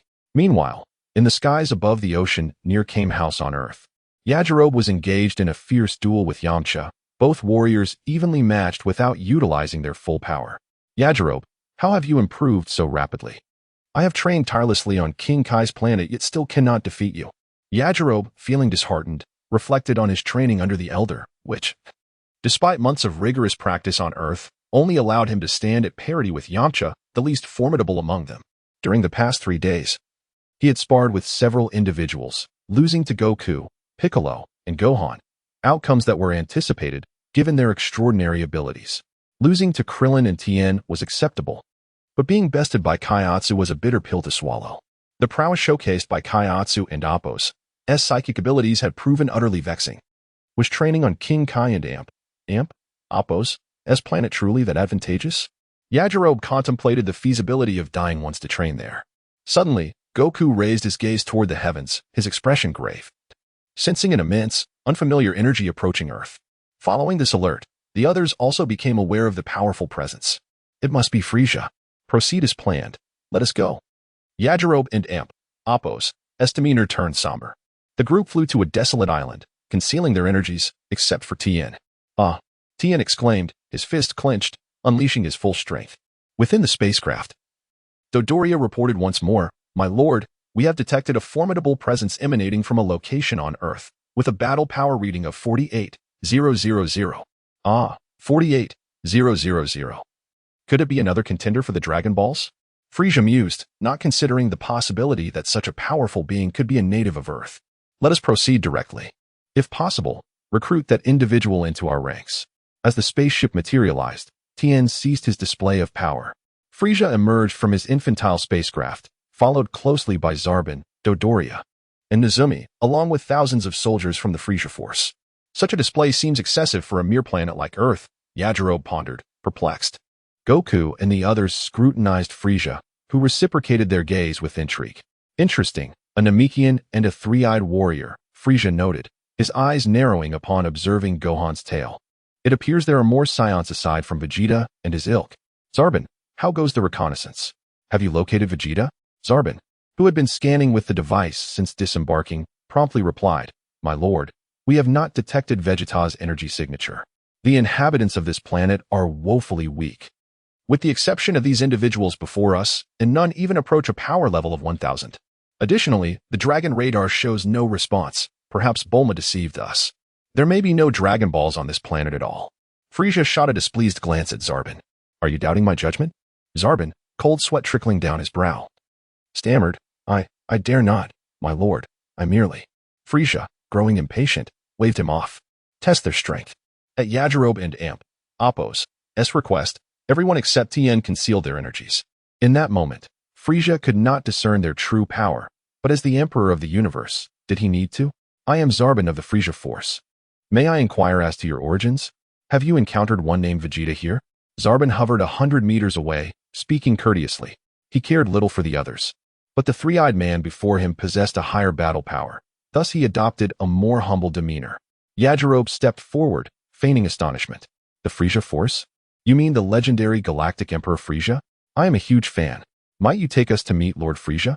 We wish to join the Furisa force. And we come bearing gifts." Upon finishing, Yajirobe and the others stepped aside, revealing a person bound and gagged, bearing visible injuries. Zarbin's eyes widened in surprise. "Vegeta?" He quickly shifted to delight, chuckling. Who would have thought the proud Vegeta would end up in such a pitiful state? "Haha. Lord Furisa will surely appreciate your gift. Follow me." Yamcha hoisted Vegeta, and the group trailed behind Zarbin, uncertain of Yajirobe's intentions in presenting a fake Vegeta. Even the sharpest among them, Piccolo, could not fathom the plan, yet they chose to trust Yajirobe. Vegeta had long since perished, and this was a transformation by Poir. Upon returning to the Furisa force, Zarbin reported, "My lord, they admire your reputation as the Galactic Emperor and wish to join your ranks. Vegeta is their gift." Oh. Furisa was taken aback, surprised that his fame had reached this insignificant distant planet. "Ah, Vegeta, to see you in such disarray. Take him away, and let him learn the fate of those who betray me. Ensure he remains alive. I still have a promise to fulfill with Miss Bulma." Upon hearing the Emperor's command, 2 Furisa soldiers escorted Vegeta aboard the spacecraft. "As for your desire to join my ranks," Furisa surveyed the group with a dismissive glance, shaking his head. "Except for this three-eyed gentleman, I fear the rest of you." Yajirobe met Frisa's gaze directly. "My lord, do you find our battle powers lacking?" Furisa said nothing, but the expression on his face spoke volumes. He indeed regarded those with power levels barely above 1,000 with disdain. Yajirobe smiled, bowing respectfully. "Lord Furisa, why not allow us to engage in a duel with your subordinates? Let us determine our worth and fate. Only those who survive may serve the great Galactic Emperor." Yajirobe raised his head, casting a scornful glance at Zarbin, Dodoria, and Nezumi, provocatively declaring, "Trash does not deserve to linger by your side." Chapter 12, Yamcha vs. Chio-E. Upon witnessing Vegeta in a state of utter disarray, Chio-E felt a certain affinity for the group and thus introduced them to the king. Little did he expect to be insulted by a corpulent man with a battle power of less than 1,000, calling him trash. Never had he endured such humiliation. And in his fury, he boldly stepped forward. "My king, I implore you to approve this duel. I intend to demonstrate to that rotund fool who truly deserves to be called trash, for indeed, he is unworthy of remaining in your presence." "Oh ho ho! How intriguing, truly intriguing," Furisa remarked with amusement as he scrutinized Akalob and the others, subsequently consenting to the bout. "Chio-E, you shall entertain them. I will leave this to Sabo, as I must pay a visit to Vegeta." As Furisa settled into his infant flying device to return to the ship, Sabo ominously remarked, "Chio-E, it is your turn to dispose of the refuse." He harbored considerable disdain for these ungrateful individuals. Chio-E flew 100 meters away from Akalob and mockingly called out, "Hey, fatty, if you can touch me, I'll grant you permission to join Furisa's army." "Humph, I want to fight with an ugly creature like you. Yamcha, it's your turn." Akalob retreated, brushing past Yamcha, quietly instructing him, "Give it your all. If you can kill him, do so, do not underestimate him." Yamcha nodded slightly, recalling the incident a year prior when he was slain by a careless mistake against a vegetable creature. He tightened his fists, vowing never to repeat that error. Chio-E and Appo's contemptuous dismissal of Akalob infuriated him completely. His figure vanished, believing a single punch could transform the fat man into a lean one. To his astonishment, a person he had disregarded intercepted his fist. "Lord Chio-E, allow me to entertain you." Yamcha effortlessly blocked the incoming punch, and in a surprising display of strength, unleashed a flurry of wolf-fang fist upon him. "You." Chio-E managed to utter a single word before a punch connected with his face, silencing him completely, as if he were a mere punching bag being mercilessly battered. With a powerful blow, Chio-E was sent skimming across the ground, carving a trench before becoming buried in the earth. Yamcha, emboldened by his advantage, leaped into the air, placing both palms at his waist. A radiant light erupting from his hands, transforming into a beam of energy aimed directly at Chio-E. With a resounding explosion, smoke enveloped the area, obscuring the scene within. Yet, Yamcha remained vigilant, wary of the epicenter of the blast. Observing the fight from a distance, Sabo turned to his companion, a hint of surprise in his voice. "Dodoria. Did you see that just now?" Dodoria nodded, his expression grave. That individual's power suddenly surged to 30,000, catching Chio-E off guard. And the energy beam reached an astonishing 32,000. Sabo furrowed his brow, filled with concern. It seems they possess a unique method to conceal their battle power. Could it be that others are also hiding their strength? Since acquiring their scouters, they had been able to ascertain their enemy's capabilities with complete assurance before engaging. However, they now faced a potential threat from adversaries whose true strength remained obscured, casting a shadow of unease over Sabo and Dodoria. In their anxious contemplation, they failed to notice the corpulent man approach them. "Hey, Lord Sabo, may I borrow your scouter?" "You, fat man." Dodoria began to move, but Sabo halted him, glancing at the scouter displaying a mere 896 power level, and chuckled. "Fat man, this is the latest model crafted by Miss Bulma.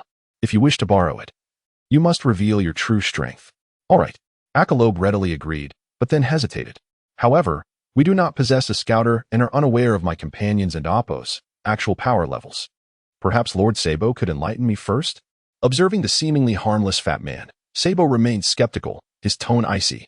"Get lost. Why insult me for not giving it to you?" Akalob mumbled, flying over to Neru with a grin. "Lord Neru, could you kindly lend me your scouter for a moment?" Neru regarded the fat man with evident disdain, but recalling the elder's previous instructions, he reluctantly removed his scouter and handed it over. "Neru, you." Dodoria attempted to voice his discontent, but was silenced by a single glance from Neru. "Thank you, Lord Neru." Akalob donned the scouter and flew towards Goku and the others, muttering something under his breath as he departed.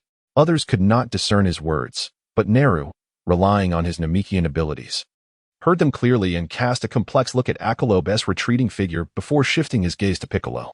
On the battlefield, Chio-E emerged from the smoke, tattered and bruised. "Ugh, I never anticipated you possessed such formidable strength. Alas, you still fall short of my prowess. Prepare to meet your demise." He bellowed with manic laughter, and overwhelming energy radiating from him. "Not necessarily," Yamcha retorted defiantly, his legs slightly apart, fist clenched, channeling all his might. As the scouter's readings climbed higher, a flicker of fear gripped Chio-E until the numbers stabilized at 35,000, allowing him to breathe a slight sigh of relief. His power level was 36,000, just over 1,000 more than his opponent. This battle was certainly winnable. As both fighters unleashed their full capabilities, the combat intensified, transitioning from the ground to the skies, engaging in a brutal exchange of blows. Amidst their fierce struggle, Akalob returned with a serious expression. Having acquired the Scouter to assess the battle powers of several key figures within Furisha's army, he recalled Chio-E possessing a power level of 18,000. Yet now it had nearly doubled.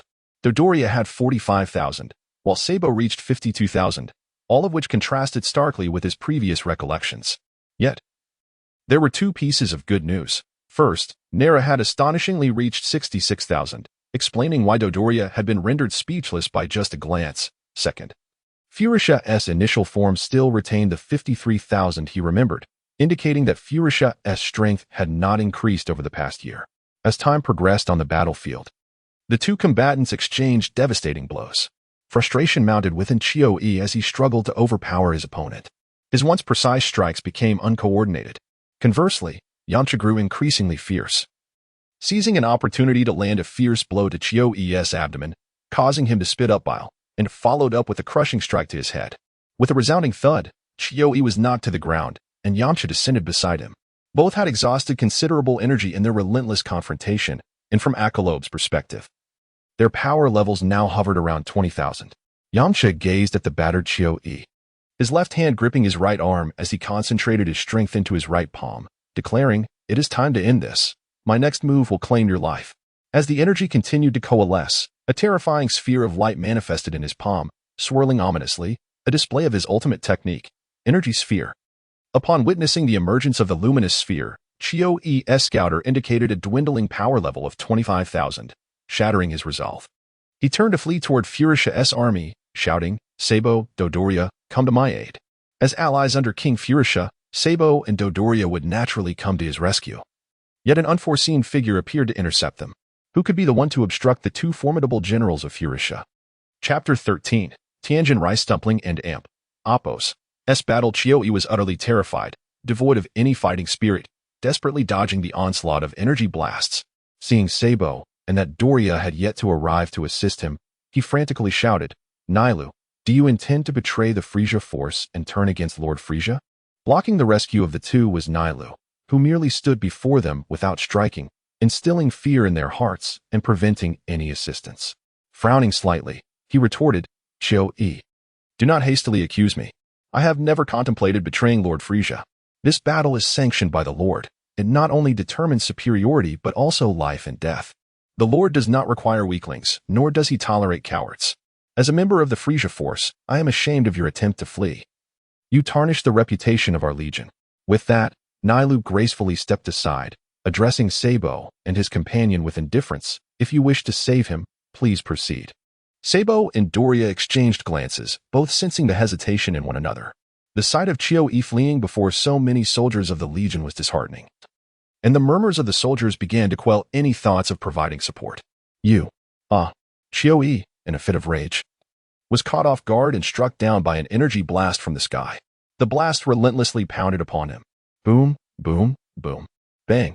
Chio-E's body crashed violently into the ground, creating a crater and kicking up a cloud of dust. Yamcha, seizing the advantage, directed the energy blast straight into the heart of the dust cloud. Suddenly, a powerful roar erupted from within the haze. "I'm not useless, nor am I a coward." Gradually, Chio-E's figure emerged from the dust, his entire being surging with newfound strength as he pushed against the incoming energy blasts, though his legs trembled incessantly. After enduring the relentless pounding, Chio-E confidently discerned the nature of the energy blast before him, boasting, "This tiny blast merely strikes without exploding. Watch as I send it flying. Who says it won't explode?" Yamcha's taunting voice echoed, and in the next moment, the energy blast erupted into a searing white light before Chio-E's astonished eyes. Boom! A tremendous roar reverberated in all directions, the shockwave forcing many soldiers of the Frisia force to retreat. "When did the energy blast become capable of exploding?" Yakalob asked, his eyes wide with confusion. "I was also startled the first time during training on King Kai's planet, haha." Goku chuckled with his eyes narrowed. At the explosion's epicenter, not a trace of life remained. Chio-E's body lay lifeless in the crater. Yamcha emerged victorious from the first bout. Suddenly, Frisia's voice boomed from the spaceship. Oh ho ho. Chioe truly is a waste, having been killed by someone weaker than himself. Sabo, Doria, attack together. This match must end in victory. Sabo and Doria turned towards the spaceship, responding respectfully, "Yes, my lord. We will not bring shame to the Furisa force." With solemn expressions, they took flight, acutely aware of their lord's fury. Although the adversaries appeared weak at first glance, they dared not let their guard down. Doria surveyed the scene, his gaze finally landing on Yakalob. "Fatty, who among you will fight this time?" Yakalob readily replied, "Doria, why not choose any two? Of course, you wouldn't select Yumacha. Who has just fought, would you?" "Humph, we are not so despicable," Doria scoffed, scrutinizing the others. The three-eyed fighter's power level was an impressive 48,000, making him a poor choice. The Namekian appeared cold and unapproachable as well. Spotting the two shortest fighters, Doria felt a surge of elation. If he couldn't and Appos, T handle the larger ones, surely he could easily dispatch the two youngsters. However, when he relayed his selections to Sabo, he was met with a reprimand. Aside from that team, as the right and left arms of Lord Furisa, how can we bully two children? What do you suggest then? Doria and Appos, S heart sank further as the shadow of Chioe and Appos, S death loomed over him. Sabo understood his companion and Appos, S trepidation.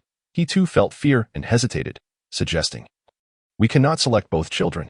Let us take the one with the hat and the three-eyed one. Leave the three-eyed one to me. You handle the child." Doria readily agreed upon hearing this. He knew he couldn't and Appos, T matched the three-eyed fighter and Appos, S 48,000 power level, but felt confident in defeating a mere child. He then conveyed their selections to Yakalob. Yakalob turned to Tianjin Rice Dumpling, his expression serious.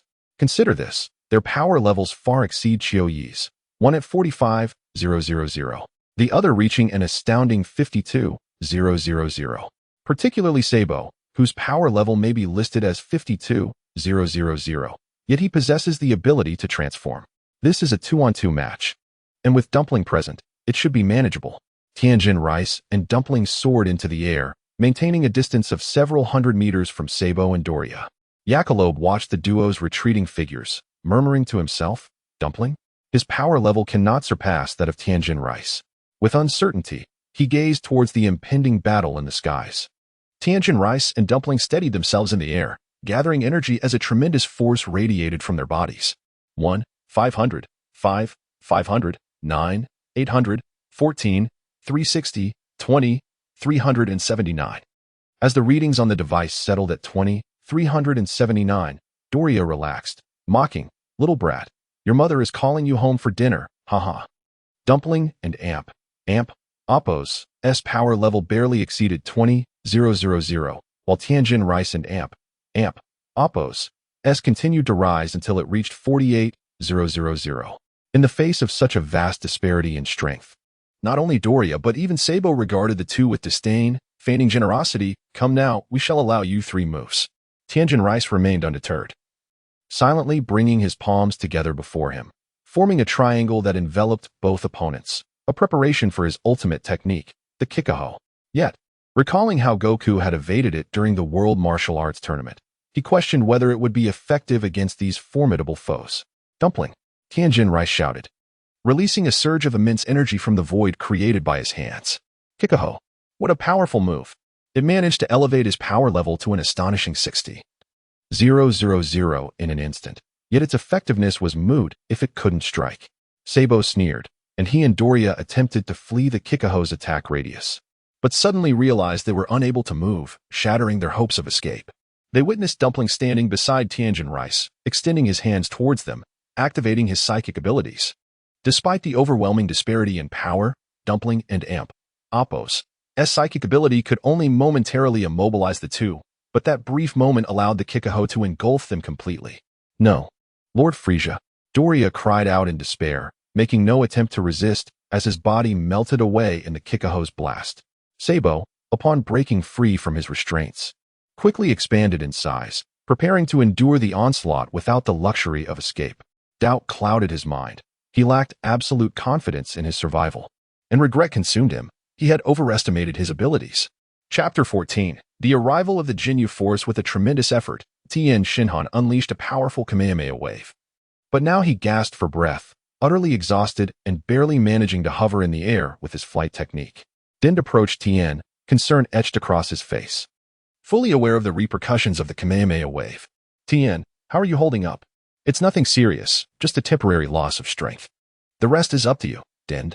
One more adversary remains alive, Tien replied, gradually descending towards the ground, leaving Din to gaze gravely at the epicenter of the explosion. Damn it, you will pay, roared Zarbin, his fury transforming him from a handsome figure into a grotesque creature resembling a crocodile. This was his concealed transformation ability, enhancing his combat powers significantly, albeit at the cost of his appearance, which he rarely utilized. Thanks to this transformation, he managed to withstand the devastating blow, but he was now battered and weakened. Din, be cautious.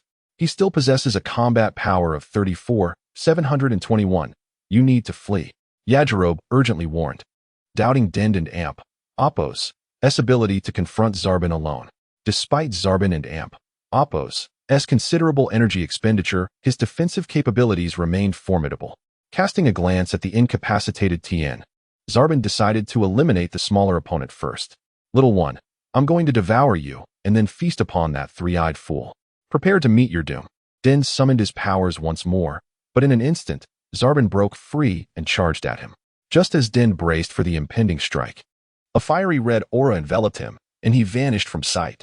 Zarbin and Amp, Appo's punch missed, leaving him astonished, only to receive a powerful blow to his lower back that sent him hurtling through the air. As he flew, a red light rapidly approached from below, propelling him upwards. No, this is impossible. You, little brat, possess 40,000 combat power? I refuse to believe it. Zarbin exclaimed in shock as he beheld the reading on his scouter.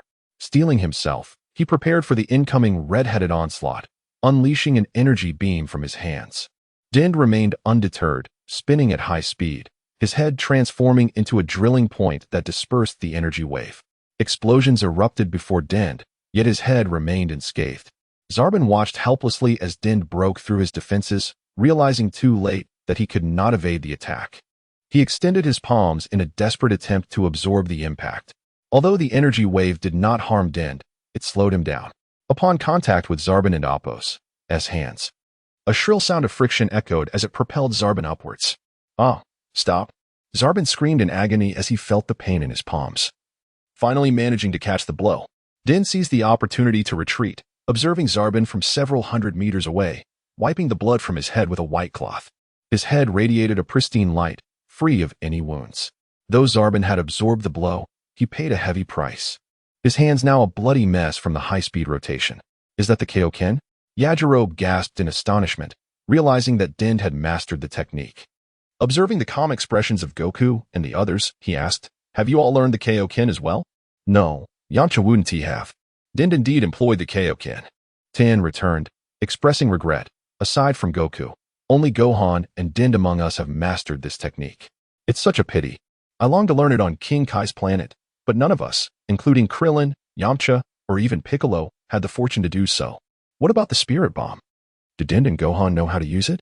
Yajirobe inquired, intrigued, as the two techniques seemed nearly invincible.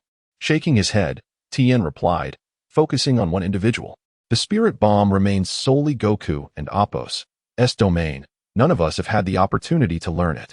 Goku, scratching his head with a sheepish grin, remarked, I think the Kaioken and spirit bomb are quite easy to learn. They seem intuitive. Perhaps Tien and Piccolo are simply not as sharp. Piccolo turned away, his face tinged with frustration, wishing he could punch Goku for his bluntness, had he not been outmatched. Yajirobe felt a similar urge to retaliate. But the situation took a turn as Din once again immobilized Zarbin with his powers. I remember Din's hands can't move during his telepathy. Does he intend to defeat Zarbin with his feet?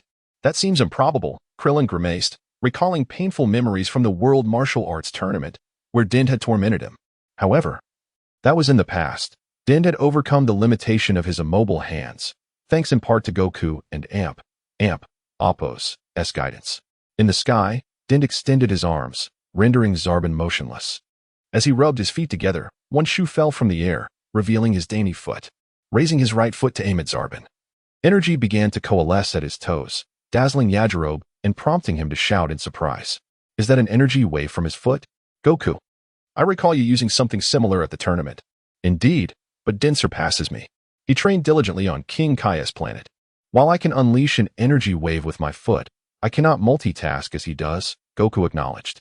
At that moment, Din utilized both abilities simultaneously. A feat of great difficulty as energy surged at his toes, culminating in a beam directed straight at Zarbon and Appo's heart. Zarbon struggled in vain, unable to escape Din and Appo's telekinetic grip.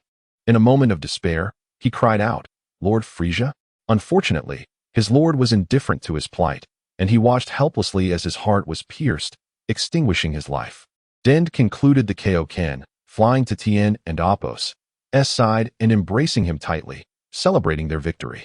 Meanwhile, aboard Furisa and Appo's spaceship, he tortured and interrogated Vegeta. But upon detecting the dwindling power levels of Dodoria and Zarbon, his patience waned. Just as he prepared to take action himself, a subordinate reported, "Lord Furisa, we have received word from Captain Jinyu. They will arrive on Earth shortly." "Oh, ho, ho," Furisa exclaimed, abandoning his plans for direct engagement and issuing commands. "Inform Jinyu to ensure the elimination of those responsible for killing Dodoria and Zarbon." The Furisa force was not to be trifled with, and they would demand retribution for their fallen comrades. As the soldiers departed, only Furisa and Vegeta remained in the room, soon filled with Vegeta and Appo's anguished screams. Not long after Din's triumphant return to the battlefield, Goku suddenly looked skyward. Gohan, closest to him, quickly noticed his father's unusual demeanor and asked, "Dad, what's wrong?" "Gohan, focus and sense," Goku replied succinctly. Before long, Gohan, Piccolo, and the others sensed 5 powerful auras approaching their direction, as 5 small spaceships sliced through the sky. Yajirobe and Appo's expression shifted dramatically. "The Jinyu force is here." As the ships landed, 5 uniquely formed individuals emerged, their peculiar entrance and bizarre dance moves leaving everyone in shock. The Jinyu force had arrived. "Yajirobe, are they the strongest warriors under Lord Furisa that you mentioned?" Krillin stammered, his face flushed with embarrassment at the odd display. The others shared similar sentiments, though Goku and Gohan displayed intrigue. Goku, ever curious about the unusual, was captivated, while Gohan and Appo's eyes sparkled with excitement. As the Jinyu force planted a seed of ambition within him, Yajirobe, using his scouter, immediately gauged their combat power upon their emergence, nodding gravely. "Be cautious. They are stronger than I anticipated." Chapter 15, the 10-person free-for-all. The Jinyu force had already received orders from King Furisa. They were indifferent to the deaths of Chio-E, Duodolia, and Sabo, but striking against Furisa's army and thus humiliating the king was utterly inexcusable. Jinyu stepped forward, exuding an air of invincibility, and proclaimed, "Come at me all at once." Klin was the first to lose his composure, but was restrained by a Kairobe. "You must be the legendary leader of the Jinyu force, Jinyu." A Kairobe approached with familiarity, his plump face brimming with flattery. As he drew near, he whispered in a voice only the two could hear, "Would you care to take Furisa's body for yourself?" Jinyu's face flushed with anger, ready to shake off this audacious fool, but the next words momentarily quelled his fury. In the midst of the battlefield, the 2 strange figures casually conversed, their words inaudible to all except Piccolo and Nairu. The expressions of the 2 listeners grew peculiar, yet neither dared to expose the conversation. Shortly after, a Kairobe was sent flying, dusting himself off nonchalantly as he returned to the group. "Goku, Gohan, Piccolo, Klin, and Kaiatsu, this battle is entrusted to you." Goku and Gohan refrained from utilizing the Kaioken. "Watch out for Jinyu and Good." A Kairobe had already informed everyone of Jinyu and Good and Appo's unique abilities, and he reiterated the warning. The combat prowess of the Jinyu force was far superior to his recollections, yet he held firm belief in Goku and Piccolo. As the 5 stepped forward, Klin produced 5 pairs of black sunglasses, each wearing one, exuding a charismatic flair as they fixed their gaze on the Jinyu force. "Wow, how cool," Good exclaimed, admiring their appearance. "Captain, their glasses look far more stylish than our scouters. If we wear them and design some new moves, Wooden and Appo's, that be." Heh. Good's words rang true. After defeating them, they could claim their sunglasses. Guys also expressed keen interest in the black shades. "What do we need to steal for? Once we win, we can simply have Bulma modify our scouters to match that style." Jinyu shot a glare at his teammates and promptly reminded them, "Be cautious. They will conceal their true strength. We must win this battle in grand fashion." "Understood." The 4 responded in unison as they soared into the sky alongside Captain Jinyu. the 10-person melee poised to erupt. Goku and his companions observed as the Jinyu force approached from hundreds of meters away, not daring to underestimate them. They unleashed their full power, having received intel on the combat levels of the Jinyu force through a Kairobe scouter. Good stood at 35,000, Rikuum at 94,000, Bada at 101,000, Guys at 118,000, while their captain Jinyu boasted an impressive 210,000. As the five flared their energy, the Jinyu force also acquired insights into their opponents and oppos' data. Oh, a little runt with just 20,000, sent here to die. One remarked. This bald-headed fighter is not too shabby. Boasting 52,000. Oh my, this little brat is formidable, almost matching Rikuum with 89,000. Wait, this Namekian possesses astonishing strength, aside from Captain Jinyu. None of us stand a chance with his 140,000, far surpassing that useless Nairo. Despite their comments, Guys remained unfazed, fully aware of his captain's prowess. However, Nairo, observing from a distance, was engulfed in turmoil. He was among the most talented warrior Namekians, yet this unfamiliar Namekian eclipsed him by a wide margin. But when Goku's 260,000 battle power was revealed, astonishment swept through the ranks. No, Ikin and Amp, Oppos, TB, how can anyone be stronger than Captain Jinyu? The expressions of the four members of the Jinyu force turned to sheer terror.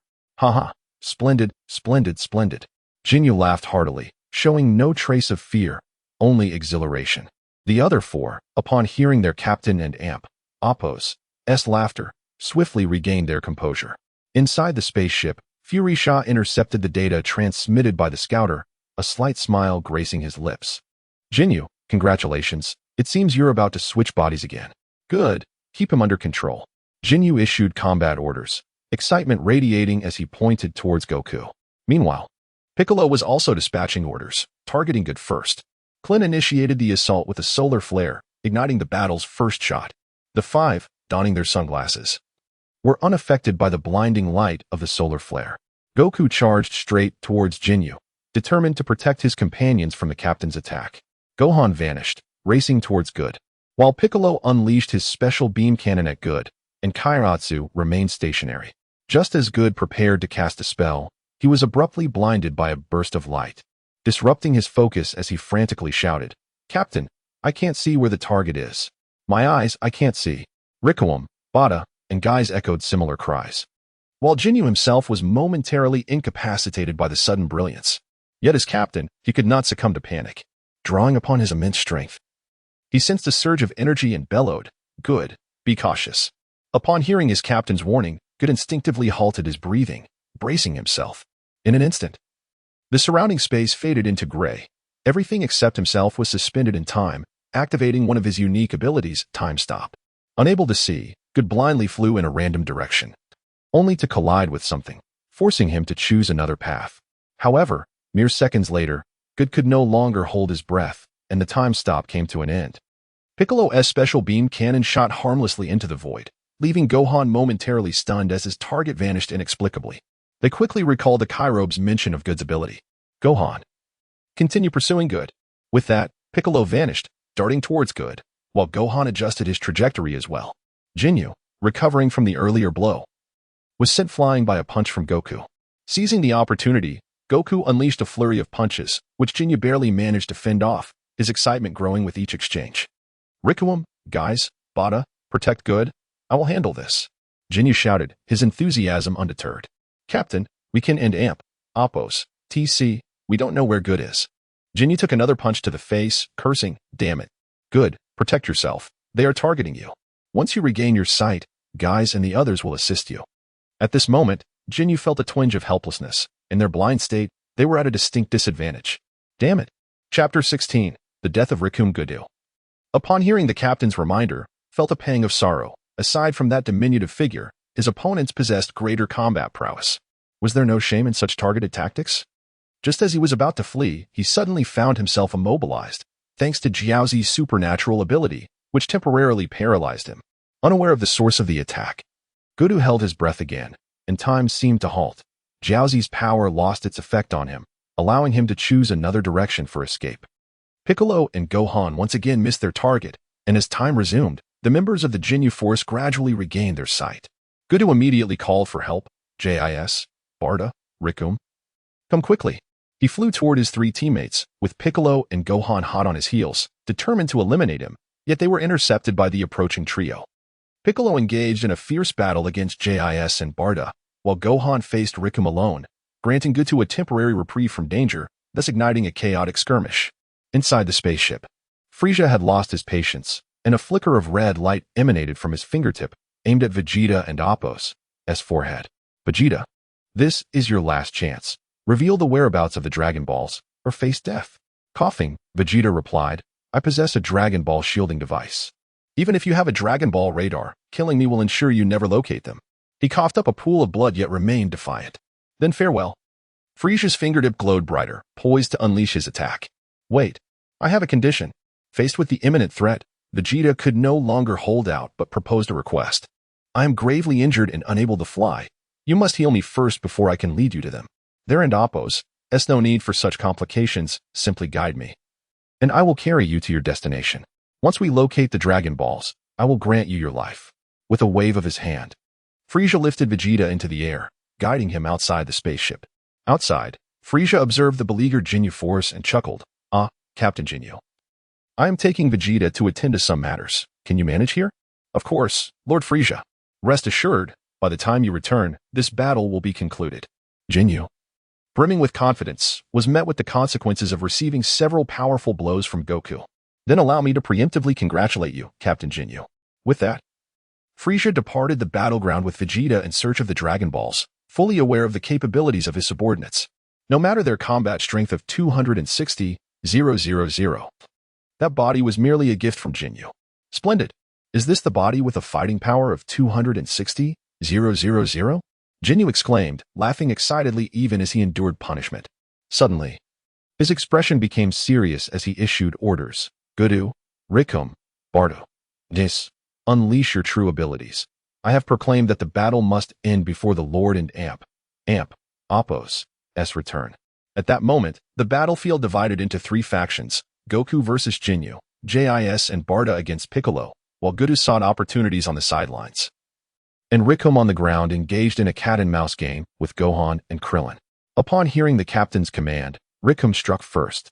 Though Gohan and Apos' power was only a few thousand beneath Rikum and Apos', his attacks barely phased the latter, merely tearing his clothing.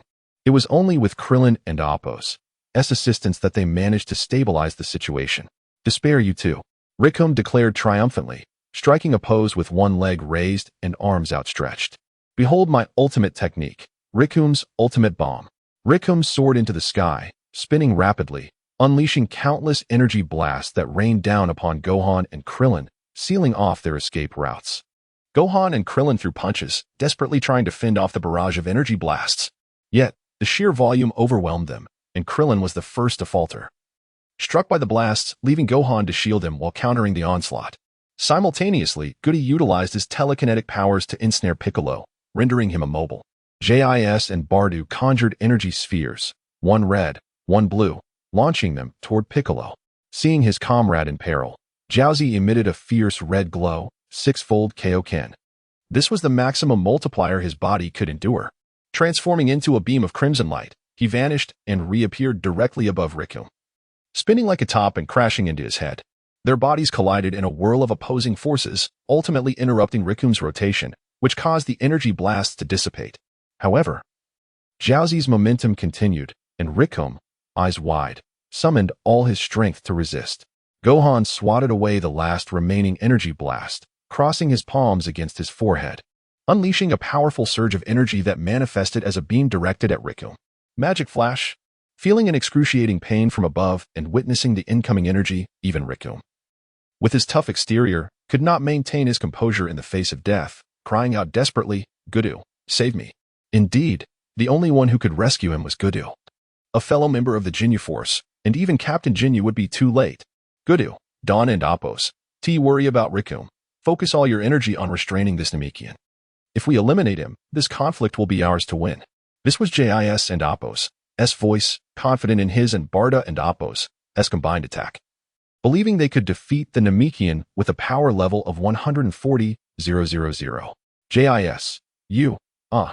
Rickum's final words were drowned out by a tremendous explosion that sent Jiaozi flying, while another loud crash echoed, signifying the impact of JIS and Barda's attack on Piccolo. Boom. Smoke enveloped Piccolo, obscuring his fate. Haha, a bunch of fools. Instead of saving the most powerful Namekian, you choose to attack that fool Rickum. You are all doomed. JIS laughed heartily, unconcerned for his captain's safety, confident in the combined strength of himself and Barda, both exceeding 100,000 in combat power.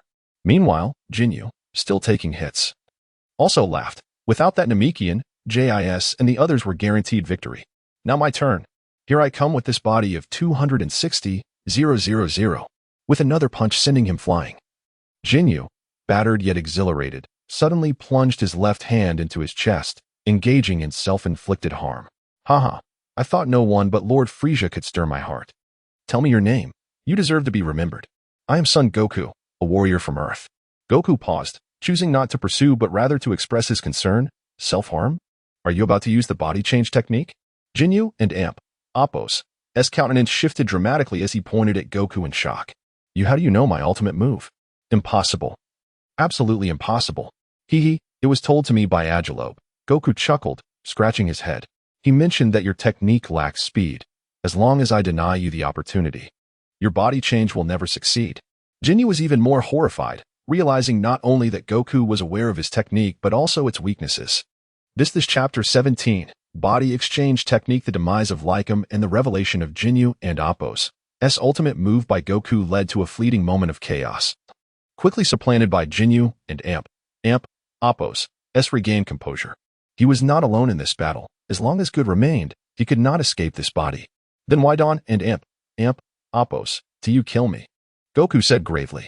In truth, you are quite powerful. If you fought me with your full strength, it would not be easy to slay you. However, presently, it would be quite simple. But Yachirobe explicitly instructed that you must not kill. You must capture me alive. So, Goku vanished, prompting Jinyu, with his severely injured form, to muster his final reserves of strength and dash toward his three comrades. GIs, Berta, good, come help me. The trio had never witnessed their captain in such a wretched state. They turned to assist, but an ominous voice echoed from behind. Where do you think you're going? As the smoke cleared, Piccolo appeared, arms crossed, his white cape disintegrating, his body flickering with light. Impossible. You're alive, and GI stammered, horrified. As the scouter displayed a reading of 170,000, die. With a sudden expansion of his arms, a formidable energy surged outward, radiating from Piccolo. Haha, fool. What good is a powerful attack if it cannot hit anyone? GIs mocked, preparing to flee with Berta. Yet, in the next moment, they found themselves unable to move. It was Din once again unleashing the Kaioken ×6, immobilizing them. Good, save me. GIs and Berta cried in unison, but Good flew away without a glance back. He indeed had a means to rescue them, but the price was his own life. The situation was dire, and their only hope lay with Captain Jinyu. GIs and Berta struggled desperately, finally breaking free from Din and Appo's grasp, but it was too late to escape. Din and Appo's power was shattered, and the backlash from the Kaioken overcame him. He collapsed, caught in Tien's embrace. Berta, let's resist together. All right. Berta, trusting in GIs, stood beside him, believing their combined efforts might withstand the impending attack. Suddenly, a heavy blow struck from behind. GIs had turned against them. GIs, what are you doing? Berta yelled in fury, unable to break free. What is this? GIs grinned ominously. It's better to lose one than for both to perish. Berta, I will cherish our memories. No. Berta screamed in rage. Just as the energy enveloped them, drowning out his cries, Jinyu, seeing Good approach, felt a surge of joy. Indifferent to the fate of GIs and Berta as he exchanged knowing glances with Good, turning to reveal a triumphant smile. Goku, spotting Good, intended to eliminate him first, but felt his body stiffen. Just as quickly, the binding force vanished, and before he could comprehend the situation, a blinding light appeared before him, leaving no time to evade. Change. The body exchange technique was successful. Jinyu finally obtained the body he coveted. As Good attempted to restrain Goku with his powers, Gohan arrived behind him and delivered a fatal blow, breaking the control, but it was too late. Is this the body with a fighting power of 260,000? Absolutely splendid. Jinyu reveled in his new form, caressing it in ecstasy.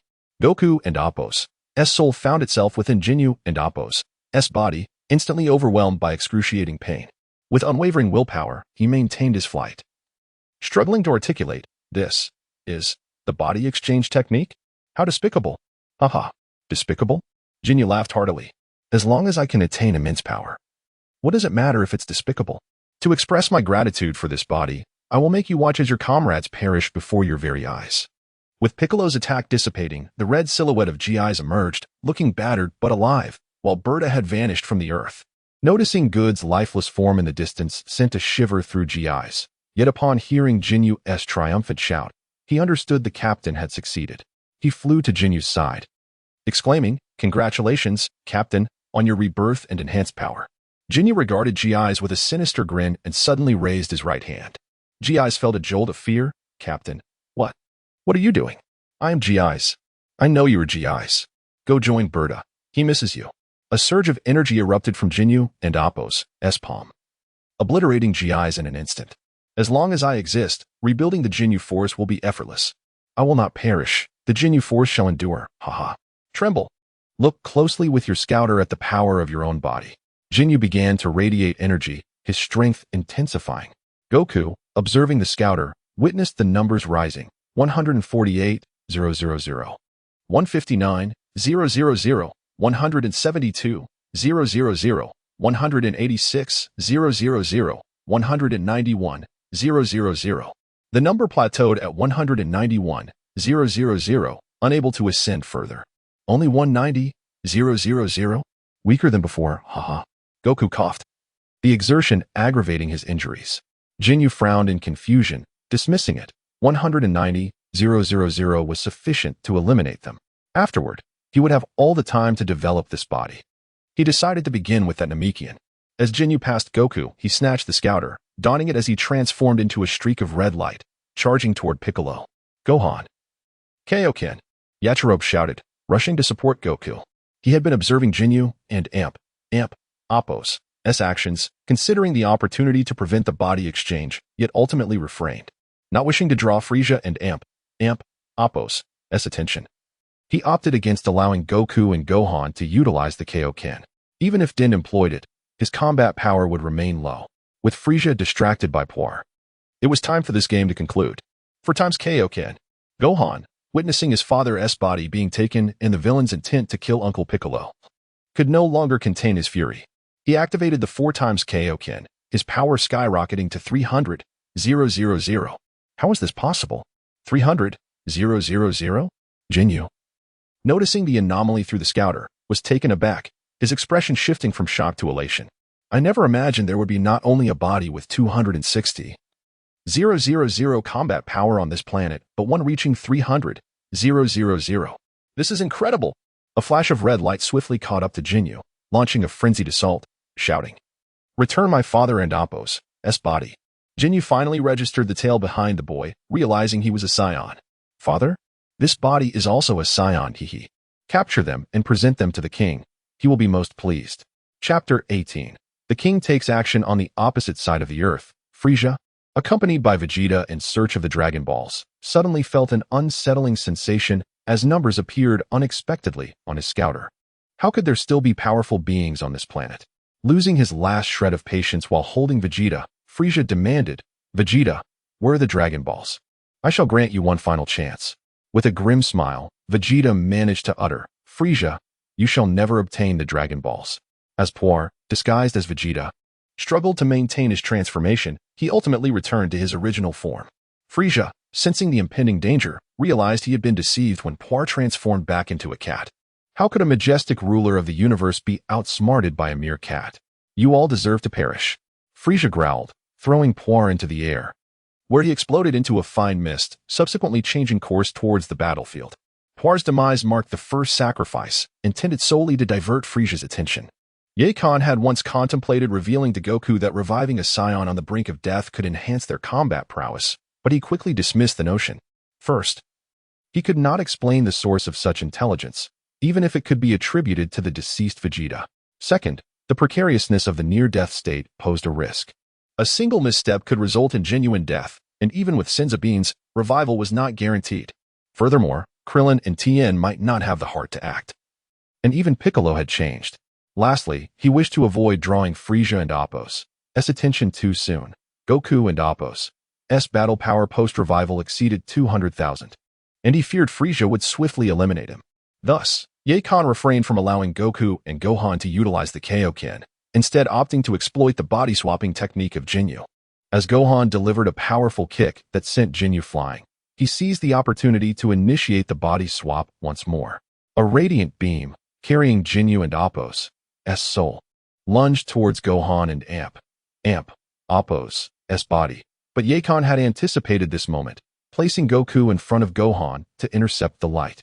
The body swap succeeded again, and Goku and Jinyu returned to their respective forms, both gravely injured and unable to fly, plummeting towards the ground. Goku was caught by Yamcha, while Jinyu landed in the embraces of a rotund figure. Heh, Captain Jinyu, it appears we meet again, Khan remarked, a smile spreading across his face as he caught Jinyu.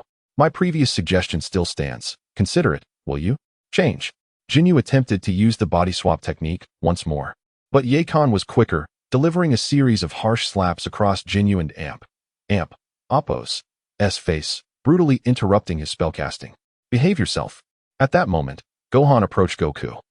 Noticing his father's body battered and immobile, apologetically, he said, I'm sorry, Dad, it was unintentional.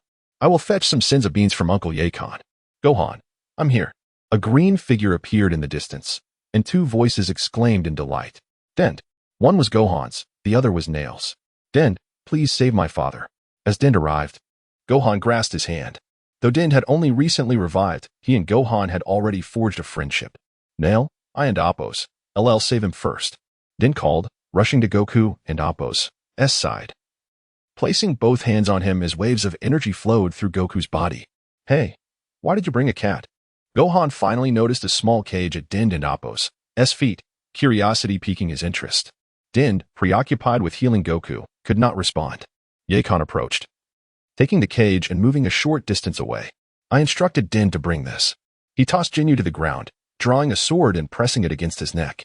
Captain Jinyu, Don and Appo's say I didn't and Appo's give you a chance. 1.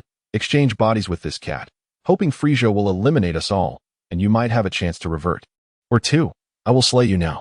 Horrified at the prospect of switching bodies with such an unsightly creature, Jinyu hesitated, but the thought of Frieza and Appo's wrath loomed large. In a tearful surrender, Jinyu agreed to the swap with the cat. Dend and Appo's healing abilities were nothing short of miraculous. Soon, everyone, including Jinyu and Appo's body, had fully recovered.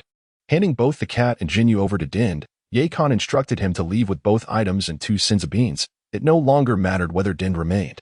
After exchanging a few words with Nail, Dend swiftly departed the battlefield. Shortly after his departure, the cosmic tyrant Frieza arrived. Seeing that everyone was alive while not a single member of the Jinyu force remained, Frieza and Appo's fury ignited. He pointed at one of his soldiers and demanded, Where's the Jinyu force? My lord, the Jinyu force has perished, except for Captain Jinyu. He seems to have transformed into a cat and was taken away. Frieza struggled to contain his rage. Pressing on with his inquiry, you all stood by and watched as this happened? It was Lord Nail who instructed us not to act. We could only obey in your absence, the soldier replied. Frieza suddenly closed his eyes, reopening them with a manic grin as he gazed at Nail. Oh ho ho, Nail? Are you plotting to betray me? Before Nail could respond, a crimson beam pierced through his heart. Anyone who betrays me must perish, Frieza declared, denying Nail any chance to speak, and then issued his command.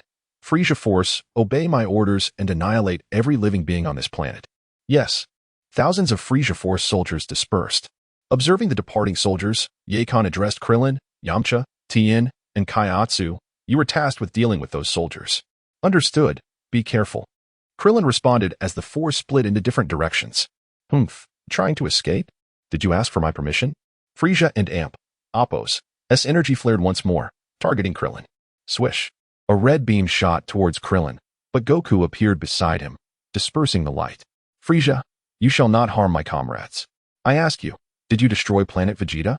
And if I did? Frieza's gaze sharpened, examining the individual before him. Could it be that you were also a scion? Your tail. My tail was severed long ago. Since you admitted it, prepare to die. Goku proclaimed, launching himself at Furisa, delivering a powerful punch. Furisa countered with a punch of his own, their fists colliding and unleashing a shockwave that shattered Frisa's miniature spaceship. The two engaged in a rapid exchange of blows, each demonstrating equal prowess in combat. As they descended to the ground, they clasped each other's palms, initiating a primal contest of strength. Their immense power causing the ground beneath them to buckle. Who could have thought there existed such a formidable scion monkey? What is your name? Furisa inquired with a relaxed demeanor amidst the clash. Goku and Appo's muscles bulged as he bellowed, I am not a scion monkey. I am a human from Earth, Son Goku. Kaioken. Chapter 19. The king's first transformation. Overwhelmed with fury, Wukong could no longer restrain himself and unleashed the king's fist, enveloped in a crimson aura. Under the astonished gaze of the king, he pinned him to the ground, his fists transforming into mere phantoms as they relentlessly struck the king and Appo's chest. With a resounding roar, Wukong channeled his energy into a powerful punch, sending the king crashing into the earth, whereupon the ground erupted in a shower of dust and debris. The king emerged from the rubble, soaring into the air, but Wukong was swifter, arriving above him, his hands clasped together, delivering a thunderous blow downward. The king plummeted at an even greater velocity, creating a crater upon impact. With rapid succession, Wukong unleashed a barrage of energy blasts, each finding its mark upon the king, culminating in a larger, concentrated energy sphere that he hurled downwards. A small mushroom cloud erupted at the center of the explosion. And as Wukong ceased his use of the king's fist, he gazed silently at the epicenter of the blast. Nearby, Yachirobe witnessed the power meter spike to a staggering 1,800,000, shaking his head with a wry smile, lamenting the disregard for caution regarding the king's fist. After a brief assessment of Nairu and Appo's injuries, Yachirobe had no choice but to present him with a Senzu Bean. Though the attack from Berta had been simple, it had pierced Nairu's heart, leaving him unconscious. Had it not been for the remarkable vitality of the Namekian, he would have perished, but Nairu was not meant to die just yet. Piccolo frowned in discontent, remarking, Yachirobe, we only have 2 Senzu Beans. Why waste one on an irrelevant person? Despite sharing the same heritage as Namekians, Piccolo felt little affection for a stranger of his own kind. Yachirobe remained silent. And soon Nairu awoke, casting a bewildered glance at the loathsome visage before him. Indeed, loathsome it was for Nairu, despite following the elder's commands. Would never forget this rotund figure, the very one who had hastened the elder's demise. Yachirobe rose, directing his gaze toward Wukong, and without turning back, stated, Nairu, I am unaware of what the elder conveyed to you, nor will I command you to act in any way. You need only observe. Berta will unveil the terror of his self-proclaimed dominion over the universe. The choice lies entirely in your hands. As Nairu pondered these words, Piccolo's expression transformed in horror.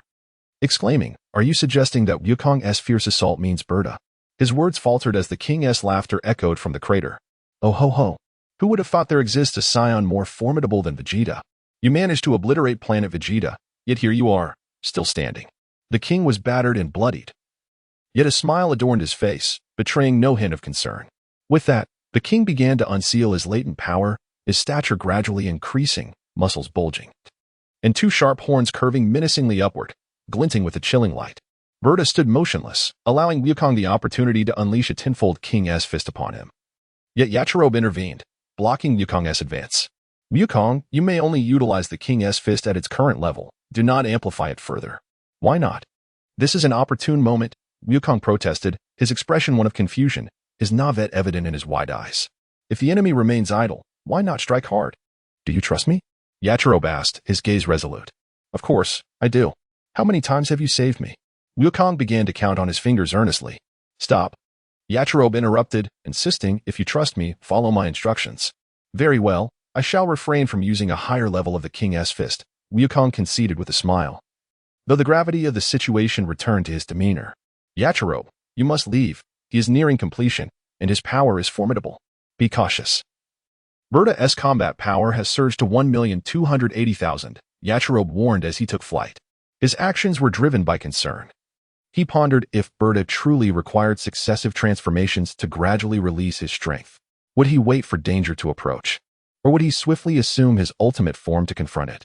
Yachirobe leaned toward the latter, knowing that no one would passively await death. Berta might well ascend directly to his ultimate form, albeit at a price unknown to others. Even if Wukong were to achieve 5 million in battle power with his tenfold King S fist and unleash the Kamehameha, he felt a deep-seated conviction that Berta, in the midst of transformation, would not fall, while Wukong would undoubtedly perish, even with a single Senzu being remaining. As Berta completed his first transformation, he emerged in a new guise. Oh ho ho, let the game continue. To Berta, this was merely a game. What significance did a million in battle power hold? Wukong charged once more, employing the King's fist to attack the king relentlessly, yet Berta's graceful movements effortlessly countered each blow. Is this your utmost effort? How slow? In an instant, the king shifted from defense to offense, sending Wukong flying with a single punch, his form vanishing before reappearing behind Wukong, delivering another kick. Wukong was tossed about like a ragdoll in the sky. Is this truly the extent of Berta's power? Even Wukong. Piccolo watched the one-sided battle with a grave expression, while Nairu, too, appeared troubled, casting a glance at Piccolo that hinted at hesitation and inner turmoil. Father. Witnessing his father's struggle, Gohan, in a fit of desperation, disregarded Yachirobe's warning and shouted, "Tenfold King's fist." He surged into the fray, attacking Berta from behind, temporarily alleviating Wukong's peril. Gohan. Piccolo exclaimed in alarm, feeling powerless to intervene, understanding that with their current prowess, he could not assist. Oh ho ho. Another one seeking death, the king remarked, unfazed, though perplexed by the sudden surge in the child's strength, which still paled in comparison to Wukong. Seeing his son join the fray, Wukong wiped the blood from his lip and grinned. Ha ha. Gohan, let us fight together. Gohan nodded earnestly, and the father-son duo launched an offensive. Initially, they made some headway, forcing the king to retreat, but as the king adapted to their rhythm, he swiftly countered with overwhelming force. As Gohan faced defeat, Piccolo, in an instant, appeared before Yachirobe, seizing him by the collar. Hey, Fatso. Why aren't you allowing Wukong to unleash his full power? His King's fist is far beyond this level. Must I explain myself to you? Yachirobe brushed aside Piccolo's grip, calmly replying, if you truly wish to assist Gohan, seek Nairu. He possesses the means to elevate your combat power. What? Piccolo blinked in astonishment, glancing at Nairu, whose expression was peculiar. Could it be that he truly held such a solution? Chapter 20. Assimilation, Nairu's sacrifice despite Piccolo's confusion. Akairobe observed Goku and Gohan engaged in a fierce battle. He retrieved a phone from his pocket and quickly dialed a number. Krillin, how are things on your end? Akairobe had entrusted Krillin with a phone before his departure. It and Appo's troublesome. There are too many scattered Furisa soldiers. They kill anyone they encounter and wreak havoc in the cities. The human army is utterly powerless to stop them. I and Appo's already taken down over 100, but it and Appo's overwhelming. On the other end, Krillin held the phone in his left hand while using his right to eliminate a Furisa soldier with a key blast, furiously heading towards another sense presence. Please come back. The situation here is dire. Goku is in jeopardy and requires your assistance. Leave the Furisa soldiers to Tien and the others.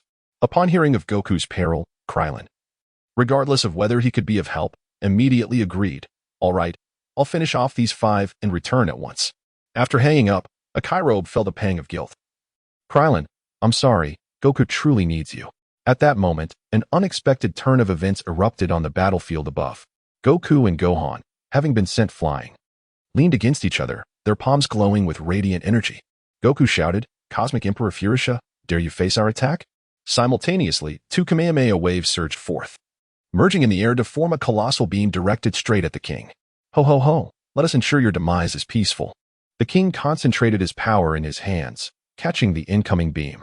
After a brief struggle, he deflected the Kamehameha, sending it spiraling into the cosmos. This is impossible? Shock etched across Goku and Gohan's faces. Their combined Kamehameha had been effortlessly repelled. Prepare to meet your end, cursed scion monkeys. I shall start with that little brat.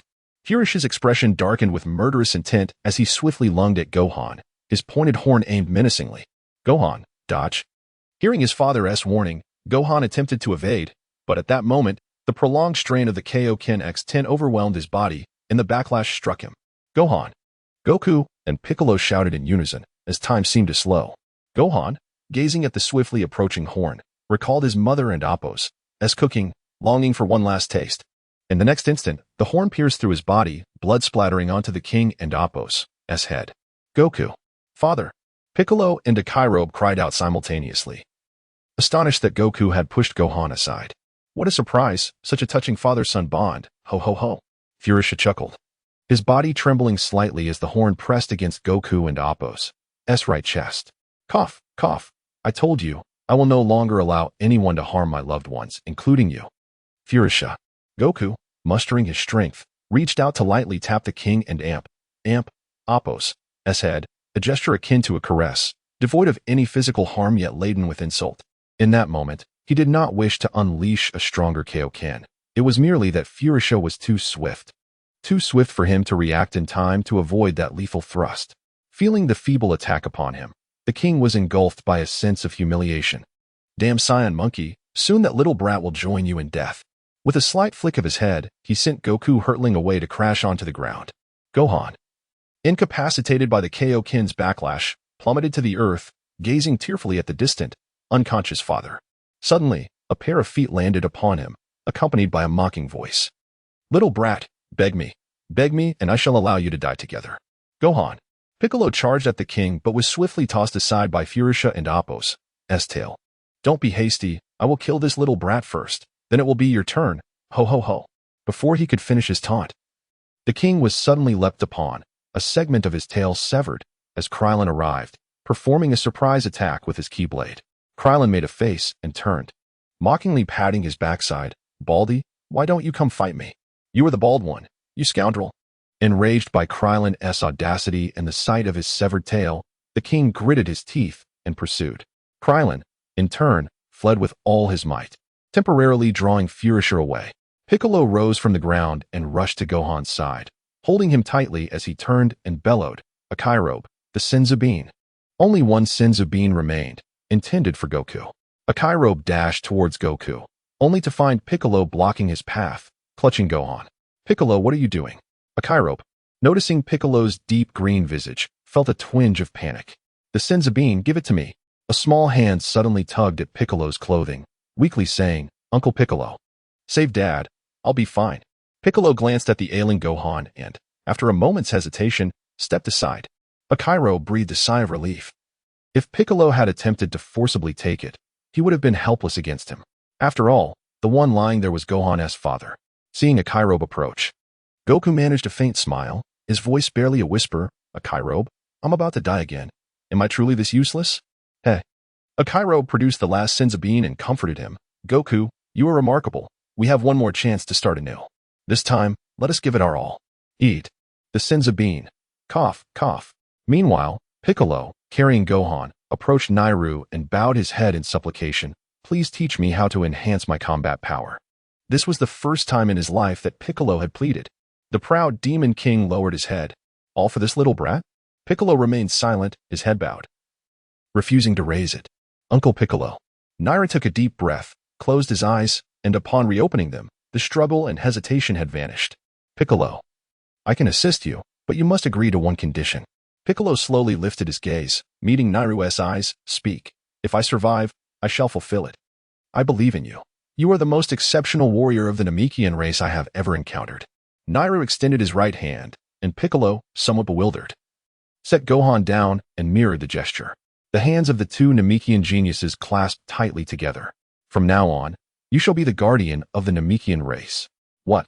Piccolo gasped, staring in astonishment at Nairu, who suddenly felt a white glow emanating from their clasped hands, rapidly enveloping them both. He attempted to break free but found himself unable. Piccolo, this is the secret technique of the Namekian race, assimilation, which can exponentially enhance one and Appo's combat power, perhaps even 30-fold. The light enveloped them, and Nairu's form began to waver. He knew time was running short. It has been a pleasure to meet you. If you survive, I hope you will visit Namek. You may find it to your liking. I shall remain with you. As the white light shone brightly, Gohan lay beside them, unable to open his eyes. A Kairobe, noticing something unusual behind him, allowed a faint smile to creep across his lips, murmuring, Nairu, thank you. He had merely suggested this method. The choice to act or not lay entirely with Nairu, who could not be coerced. Nairu completely merged with Piccolo, not disappearing, but rather becoming one with him, you and me. And I and you. As the light dissipated, Piccolo and Appo's form emerged, absorbing the newfound strength in Nairu and Appo's memories. So this is assimilation. Nairu, together we shall protect the Namekian race. Chapter 21. Wukong, the unscrupulous warrior having consumed the divine beings. Wukong, restored to his former glory, sensed a remarkable transformation in Piccolo and exclaimed, "Piccolo, you are impressively strong now." Without lingering on emotions, two figures raced towards him from a distance. The bald figure in front, spotting a familiar silhouette, cried out in delight, "Wukong, save me." It was Krillin, who had narrowly escaped by diverting the Buddha and Amp, Apos, S power. Just as Wukong was about to take flight, a green figure shot ahead, prompting Wukong to suppress his urge to intervene and instead approach Gohan. Piccolo positioned himself between Krillin and the king, halting their chase with a menacing glare directed at the monarch. "Hey, Piccolo, are you up for this? He and Apos, S quite formidable. Perhaps Wukong should take over?" Krillin timidly suggested. Piccolo shot him a disdainful glance and retorted, "Get lost. Don't hinder my chance to thrash this scoundrel." Krillin hesitated, glancing between the king and Piccolo, before ultimately turning to Wukong for assistance. "Ho ho ho." The king chuckled while stroking his chin. "It appears you and Apos, VE forgotten your recent lesson. In that case, perish." The king and Apos, S severed tail transformed into a whip, striking towards Piccolo. "What? You?" The king gaped in disbelief at the Namekian before him, the very same one he had previously sent flying. Piccolo seized the king and Apos, S tail with one hand, grinning wickedly. "I warned you I would punish you." With a powerful grip, he swung the king around, who struggled futilely as his body was sent spinning in circles. "Ah, this is impossible." The bewildered king could hardly believe his predicament. Yet the force of his own tail betrayed the truth of the situation. Flung through the air, he struggled to regain his balance, but Piccolo was nowhere to be seen. "Are you searching for me?" A teasing voice echoed from behind. Before the king could react, he felt a sharp pain as one of his horns shattered. Stumbling backward, he stared, dazed, at Piccolo. Krillin returned to Wukong's side, observing Piccolo's display of power with astonishment. When did Piccolo become this formidable? He stammered. A Chirolobe, silent yet amused, noted that Piccolo's dominance over the second form of the Buddha was perfectly natural, revealing a power level of 1.6 million on the scouter. Yet, he knew that once the Buddha transformed again, Piccolo would likely be outmatched. "Ah, I almost forgot about that," a Chirolobe said, rummaging to retrieve a severed tail, carefully storing it in a capsule. That Namekian named Nail seemed to have fused with Uncle Piccolo, transforming him into this. Gohan explained the events, noting that he could neither see nor hear clearly, only aware that two beings had merged into one. This revelation left Krillin dumbfounded. "Fusion? If only I could." He glanced at Wukong but quickly dismissed the unrealistic fantasy. In the midst of battle, Piccolo ceased his pursuit, casually tossing away the horn and taunting. "The Cosmic Emperor is nothing extraordinary. I'll take down that other horn as well." The king, infuriated, quickly regained his composure. "Ho ho ho. I never expected to be underestimated. Allow me to show you my third form." As the king landed, his power surged once more, his physique morphing, his shoulders broadened, his head elongated and sharpened, though his height diminished. The broken tail and shattered horn bore witness to his previous injuries.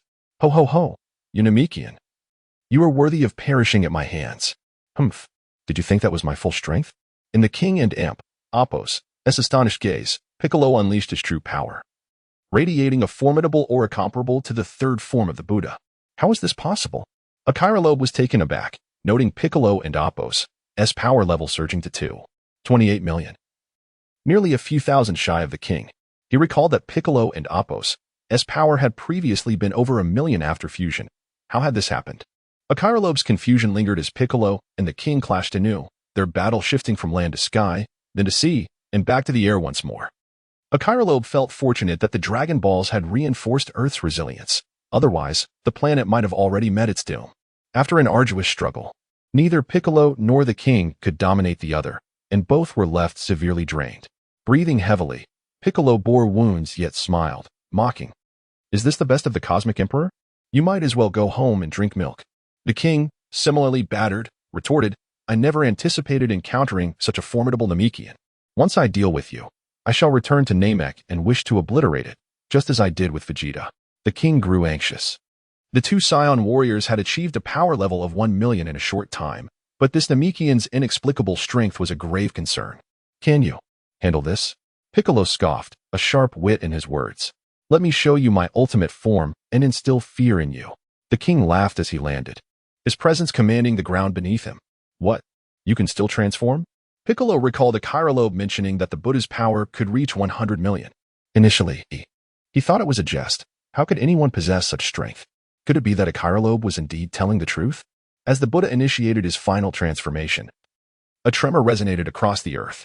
Seizing the opportunity while the Buddha was momentarily vulnerable, a Kyrolobe shouted, "Wukong, unleash your full might." Understood. Wukong leapt lightly in front of the king, fists clenched, channeling all his energy. 116, 132, 158, 182, 199, 217, 234, 253, 268. A Kyrolobe observed the scouter's readings peak at 268 million, unable to climb higher, yet it was sufficient. 20 times Kaioken. Wukong unleashed his ultimate attack, reaching the pinnacle of his strength. Turtle. Destruction. Wave. With this technique, boasting over 50 million in power, be able to withstand the Buddha in his transformed state? The king, perceiving Wukong's sudden appearance, remained unfazed, viewing him as merely a defeated foe. Although puzzled by Wukong's intact condition, he dismissed it as unimportant. However, as Wukong unleashed his full power, the king's expression darkened. He could no longer contain his disdain. "That's Scion Monkey. You lack honor," attacking from the shadows. Boom. A violent explosion erupted, powerful energy sweeping across half the island, fierce winds and towering waves wreaking havoc. Would the king survive this devastating blow in his transformed state? Chapter 22. The Super Saiyan as Goku unleashed the full force of his Kamehameha, striking the target with precision. Krillin felt a shiver run down his spine, murmuring, "Is Frieza dead?" No one responded. All were intently searching for Frieza's energy at the epicenter of the explosion. As the residual waves subsided, much of the island had vanished, submerged beneath the waves, yet none could detect Frieza's presence. Goku returned, greeted by Krillin's joyful embrace. "Goku, you were incredible! You defeated Frieza." Haha. Goku, ruffling the hair at the back of his head, smiled broadly, his pearly white teeth shining. He too could not sense Frieza and Appo's energy, and naturally assumed he had perished. His joy stemmed not from vanquishing an opponent, but from their survival.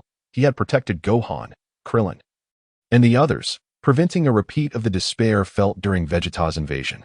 Suddenly, a figure soared through the sky, capturing their attention. It was Tien. Yajirobe flew forward, puzzled, and asked, "Tien, what brings you here?" "Nara told me to come. He said someone needed healing." "By the way, where and Appo's Nara?" Tien scanned the surroundings, but found no sign of him. Yajirobe turned to Piccolo, who called out, "Tien, I and Appo's here. Hurry and heal Gohan." As Tien approached Piccolo, she scrutinized him closely, murmuring, "You feel familiar. You carry Nara's essence, yet you are not him." Piccolo patted Tien's bald head, smiling as he said, "Assimilation, do you understand? I am him, and he is me. Now, please heal Gohan." Upon hearing the term assimilation, Tien instantly understood, her face falling as she lamented, "Nara. I'll heal Gohan right away, then come back for Nara." "No, Piccolo, you should heal him." "No need, just focus on healing Gohan," Piccolo insisted. Glancing at Goku. "Goku, let us split up and help Tien clean up Frieza's soldiers." "All right." Goku agreed, and together with Piccolo, they ascended into the sky, leaving Krillin to assist Tien in treating Gohan. As they flew, Piccolo suggested, "Let us each take a different direction. I'll go east, you go west. That way, we can be quicker." Just as Goku was about to respond, a sudden explosion from behind caught his attention. A red beam shot toward him. Sensing the energy contained within, he activated the Kaioken. 20 times Kaioken. He raised his hand to block the incoming beam, resulting in a violent explosion that sent both Goku and Piccolo hurtling away. Yajirobe, too, chose a direction to depart and prepare for the elimination of Frieza and Appo's soldiers. However, 2 consecutive explosions erupted behind him, prompting him to whirl around and witness Gohan and Piccolo being flung away amidst the billowing smoke rising from the ground, originating from the very spot where Krillin and the others stood. In a flash, he realized a dreadful possibility and scanned the area, spotting a drenched figure at the edge of the coast. It was none other than Frieza in his ultimate form. "Frieza, you're alive?" Yajirobe exclaimed, horrified. The next moment, the readings from his scouter sent chills down his spine. 120 million? "Frieza, you've reached full power, unleashing your maximum strength." Frieza slowly ascended, chuckling. "Oh ho ho, you pudgy ones seem to know quite a bit." Once I deal with the Scions and that Namekian, I'll come for you. Furisa, how dare you ambush us?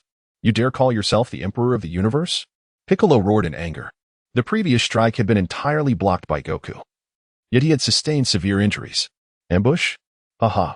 Furisa laughed maniacally. That Scion monkey, Goku, attacked me while I was transforming. Do you have any idea what a cost I paid to achieve my ultimate form? Do you think you could withstand a single blow from me? Humph.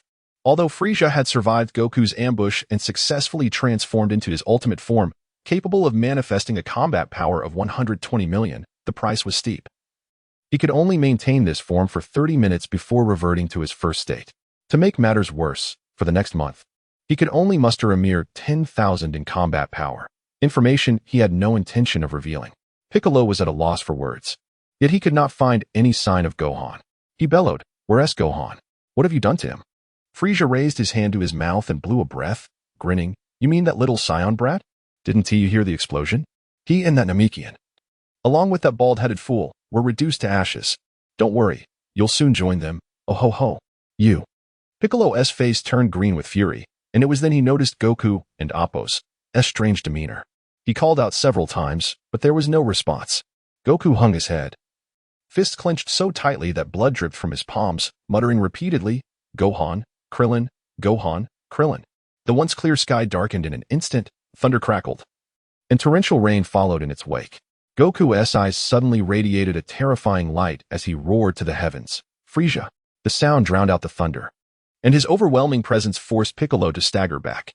In the rain, Goku's figure appeared somewhat indistinct, his hair and eyebrows oscillating between golden and black, flickering between the two colors. Yajirobe, witnessing Goku and Appo's transformation, understood the gravity of the situation. It was said that Krillin's sacrifice invoked boundless power. Furisa had audaciously killed both Krillin and Gohan in one fell swoop. Let us observe a moment of silence for Furisa, he thought. Furisa also sensed the shift in Goku. Suddenly, he recalled an ancient adage of the Ice Demon clan. Never provoke those who possess golden hair and an aura of gold. Thus, Furisa initiated an attack, hoping to eliminate Goku before he fully awakened. This was not out of fear, but rather a retaliation for the earlier ambush. If Goku could strike first, so could he.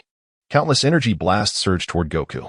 A flash of lightning appeared behind him, and he moved, charging through the blast with ferocity, deflecting them with his hands. His hair and eyebrows continuing their dance between colors, though the golden hue lingered longer. Boom, boom, boom. The energy blast rained down upon the ocean's surface, the resounding explosions echoing endlessly. Goku charged to Frisa's side, his golden hair and aura now firmly established. Under Frisa's astonished gaze, Goku delivered a powerful punch to his face, sending him reeling. Goku transformed into a streak of red light in pursuit. Furisa, regaining his composure, snarled with a ferocious visage. "Even if you are the legendary Super Saiyan, what of it? I am Furisa, the Emperor of the Universe. I will not be defeated by a mere Scion monkey." The two clashed violently, engaging in an intense melee battle. Chapter 23. The hidden strength of Furisa. Yajirobe and Piccolo stood at a distance, observing the battlefield between the two combatants. Goku had firmly established the upper hand. "Yajirobe, do you believe Goku can prevail?" Frisa's power level stands at 120 million. While Goku currently boasts 134 million. As long as he doesn't make a mistake, he should be fine. Yajirobe expressed his concerns, glancing at the readings on his scouter. The Scions were notorious for their propensity to falter. He hoped Goku wouldn't succumb to such folly. He recalled Goku's initial transformation into a Super Saiyan, where his power level reached 150 million, which had given him the edge. Although Goku was now significantly stronger, it was prudent to avoid granting any opportunities. Yet, as he watched Goku's relentless barrage, denying Furisa even a moment's respite, Yajirobe's worry seemed unwarranted. On the battlefield, Goku was wholly absorbed in his mission to obliterate Furisa. He deftly dodged a punch from Furisa and retaliated with a strike to his abdomen, causing Frisa's eyes to bulge as he felt his stomach churn. Before he could react, Goku landed another blow to Frisa's chin, sending him soaring into the sky. A disc-shaped energy formed in Goku and Appo's palm, swirling rapidly as he unleashed Krillin's signature technique, the Kienzan. One after another, he executed for consecutive Kienzan attacks, observing Furisa coldly without pursuing him further.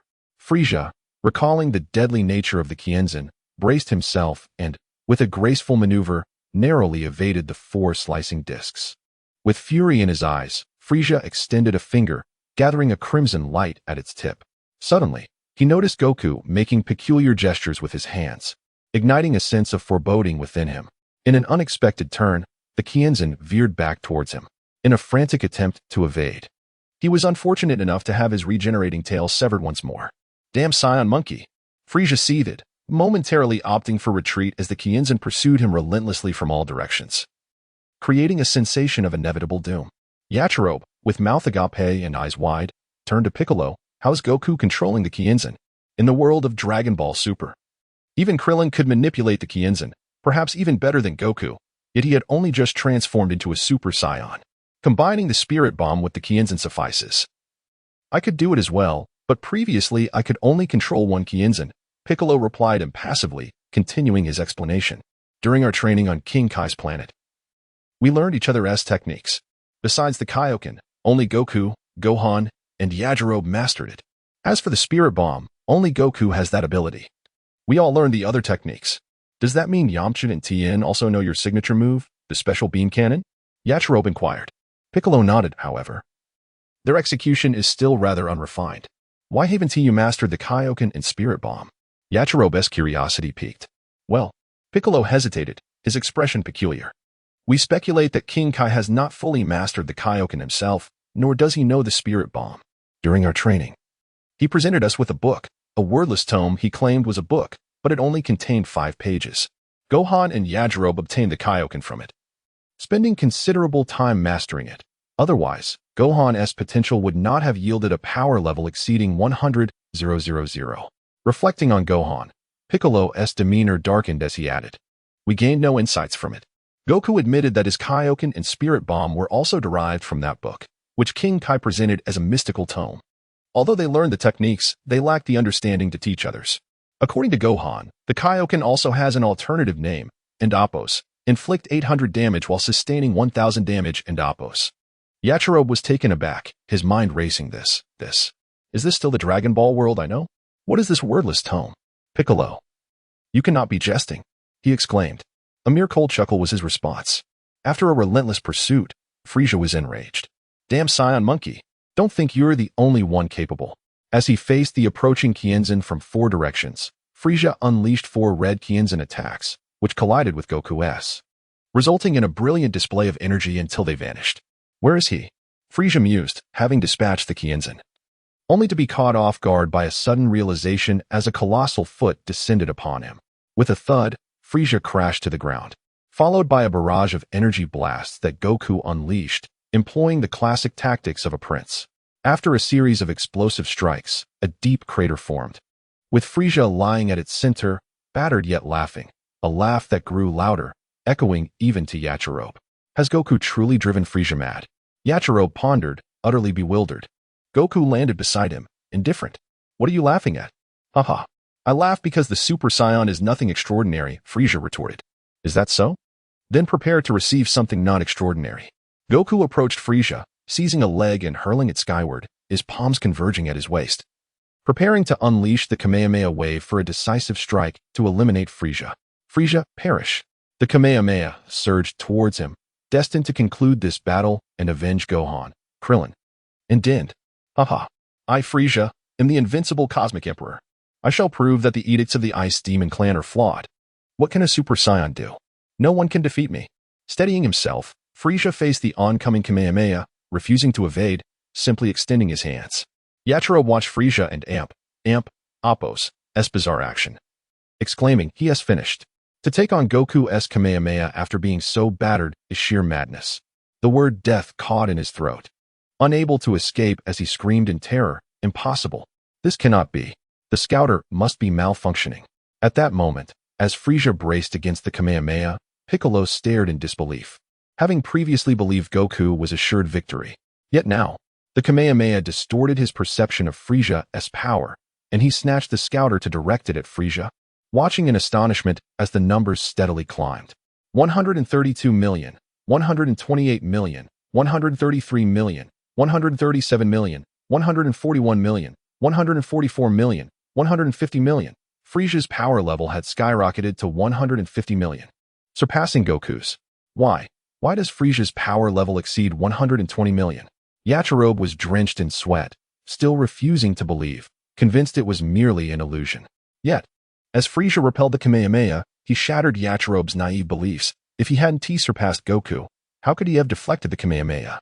Unwilling to concede, Yachirobe snatched the scouter back, but the reading remained at 150 million, while Goku's power had plummeted to 110 million after the fierce battle, leaving him in despair. Chapter 24, The Death of Akalobe. Akalobe, in a state of despair, soared towards the battlefield, his eyes filled with fury, confusion, and resentment. All he sought was an answer. Before he could utter a word, a casual red beam of energy shot forth from Furisa. A crimson figure appeared before him, blocking the attack. Akalobe, leave now and find a place to hide. He may not find you, but I will hold him off, Goku urged, his gaze fixed intently on Furisa. Not daring to relax for a moment, he sensed that Furisa's power now surpassed his own. Akalobe shook his head. Fleeing was futile. Even though he had wished for Earth's resilience to be enhanced through the Dragon Balls, Furisa was resolute in his intent to annihilate the planet. Standing alongside Goku, he boldly questioned, Furisa, as a prodigy of the Frozen Demon clan, how could you, who never trains, experience such a sudden surge in power from 120 million to 150 million? Furisa's expression hardened as he regarded Akalobe with curiosity. You seem to know quite a bit. My chubby friend. Once I deal with Son Goku, I shall send you to join him. For a fleeting moment, Furisa contemplated seizing this portly figure. But recalling the condition of his body 10 minutes hence, he resolved to eliminate all potential threats. He could only maintain his ultimate form for 10 minutes. Yet that was sufficient. Almighty King Furisa, grant me clarity in death, Akalobe earnestly requested. Since you have sincerely begged, I shall grant you that clarity. Furisa replied with a chuckle. As a genius of the Frozen Demon clan, I have no need for training to grow stronger. This has, however, led to my lack of control over my power, necessitating transformations to restrain it. Years ago, I reached a plateau in my strength, unable to grow further until a year ago on Namek, when I wished before the dragon and my power began to escalate once more. Akalobe turned to Piccolo, puzzled. A year prior, his plan for the Elder had been to have Furisa encounter the dragon without allowing him to fulfill his wish. Impossible. Your first wish was merely to grow 10 centimeters taller. How could that possibly enhance your strength? Piccolo retorted loudly. Aware of the wish made a year ago after merging with Nail, what difference could such a peculiar wish possibly make? Oh, how interesting, Furisa mused, turning his gaze to Piccolo. You are not Nail, so how do you know of my wish?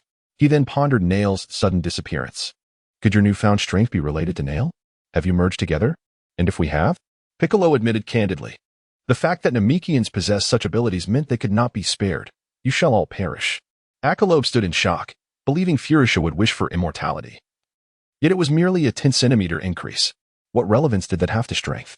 Wait, an idea flickered in his mind. Uncertain, yet hopeful.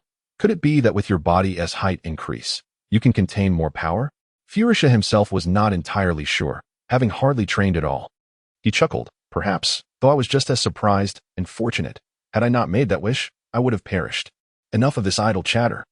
It's time for you to die. With that, Furisa vanished, and Goku followed suit, the two resuming their battle, but this time the tides had turned. With Goku being relentlessly overwhelmed. Piccolo, Akalobe, flee. Goku's urgent voice echoed through the void. Akalobe hesitated. Turning back, he saw Piccolo had already left him behind, quickly disappearing from sight. Piccolo, how could you abandon me after I resurrected you? Though he cursed, he could not bring himself to depart, watching the fight from afar, silently cheering for Goku, hoping for a miracle to manifest. On the battlefield, Furisa's fists rained down upon Goku, taunting him all the while. Son Goku, where is your former bravado? Come now, strike me. Where an end amp, Oppos, to you so eager to avenge that bald head and that little brat? It seems your time is running out soon. You shall join them. With a kick, Goku was sent flying, and Furisa unleashed 6 red energy blades. Let us see how it feels to be hunted. To perish by your friend's own technique should be quite amusing. The scene of the energy blades pursuing Goku played out once more, but this time, it was he who was fleeing. Observing the battle, Akalobe noted how Furisa was toying with Goku. He could easily finish him off, yet he chose to play. But what could he do? Unless Goku could transform into Super Saiyan 2, there was no hope. If his death could enable Goku to reach that pinnacle, he would not hesitate to sacrifice himself. Yet, Alas, to perish at the hands of a king seemed hardly disgraceful. Akalob chuckled bitterly, when suddenly a glimmer of possibility emerged in his mind. Perhaps there remained a sliver of hope. With Furisa's back turned, Akalob slowly approached, daring to come within reach. Raising his hands before him, "Chubby, if you wish to die, let me send you down first." Furisa turned, a red light flaring from his fingertip. "Goku, it all rests on you now, solar flare." A brilliant flash engulfed Akalob, his plump body exploding in an instant. Yet before his demise, he successfully unleashed the solar flare. This was the only contribution he could offer Goku. The blinding radiance obscured Furisa's vision. Damn it, not this wretched technique again. Furisa recalled how that bald-headed fighter had escaped his grasp with a similar move. Blinded, Furisa lost control over the energy blades while Goku, though affected by the solar flare, relied on his ki rather than sight. Akalob's sacrifice created an opportunity, which Goku seized without hesitation, launching 3 energy blades at Furisa, hoping to triumph against the odds with Krillin's remarkable technique. Swoosh, swoosh, swoosh. The 3 energy blades sliced through Furisa's body, only to encounter a mere illusion. Son Goku, do you truly believe I would fall for the same trick twice? Furisa appeared a short distance away, eyes closed. Damn it! Goku seethed with rage. Seizing the moment while Furisa remained unaware, unleashing a fierce close-range assault. Furisa began a haphazard defense, blocking what he could and absorbing what he could not. As his vision returned, Furisa swiftly moved behind Goku, his tail striking him down into the ground. Son Goku, it is time to end this. You and this planet shall be obliterated, Furisa proclaimed, raising his right hand high, a fiery red energy sphere forming on his fingertip, swelling as he infused it with power. Goku looked up, his expression grave as he beheld the colossal energy sphere, feeling its immense might, his resolute face betraying a slight tremor. Came. Ha. With a cry tinged with despair, Goku extended his hands, channeling every ounce of strength into his palms, slowly bringing them together at his waist. This was his home. He could not forsake it. The outcome hinged upon this singular moment. Chapter 25, The Super Namekian in the Realm of Dragon Ball, Death is but a Threshold. Upon the demise of Yachirobe, he opened his eyes to behold 3 familiar figures. Yachirobe, you too have arrived. A bright, bald head waved cheerfully. It was Krillin, Gohan, and Tien. Just one glance confirmed that they were on King Kai and Appo's planet. Krillin, Gohan, Tien, I apologize. Perhaps this time, we shall not be able to return to life. Yachirobe lamented upon seeing his friends. I believe in Dad Goku. Yachirobe chuckled helplessly, convinced that if their faith held any merit, they would not have met their ends. It wouldn't be long before Goku would join them, he mused. King Kai, how's Goku faring? Yachirobe greeted King Kai with familiarity. Humph. You fool. I warned you not to provoke Frieza. You just revived, and now you return here for a reunion, as if this were your home, King Kai retorted with annoyance. Well, it's not like we had a choice. Thank you for your hospitality, King Kai. I shall regale you with countless jokes from now on. Were it not for his connection to Goku, Yachirobe would never have set foot on King Kai and Appo's planet. He might have already been on the path to reincarnation. Yachirobe placed a hand on King Kai's shoulder, his thoughts drifting to Goku and Appo's current plight on Earth. Filled with concern despite the warnings to avoid confrontation with the Sun family. On the battlefield, Frieza's energy sphere ceased to expand, swirling ominously as he directed it towards Goku, who simultaneously unleashed a long-charge Kamehameha. In an instant, the 2 opposing forces collided violently, a fierce pressure emanating as waves of energy surged through the sea. Tien, Yamcha, and Kaiatsu, who were busy dispatching Frieza and Appo's minions, were startled by the overwhelming energy clash, turning to witness the unprecedented force.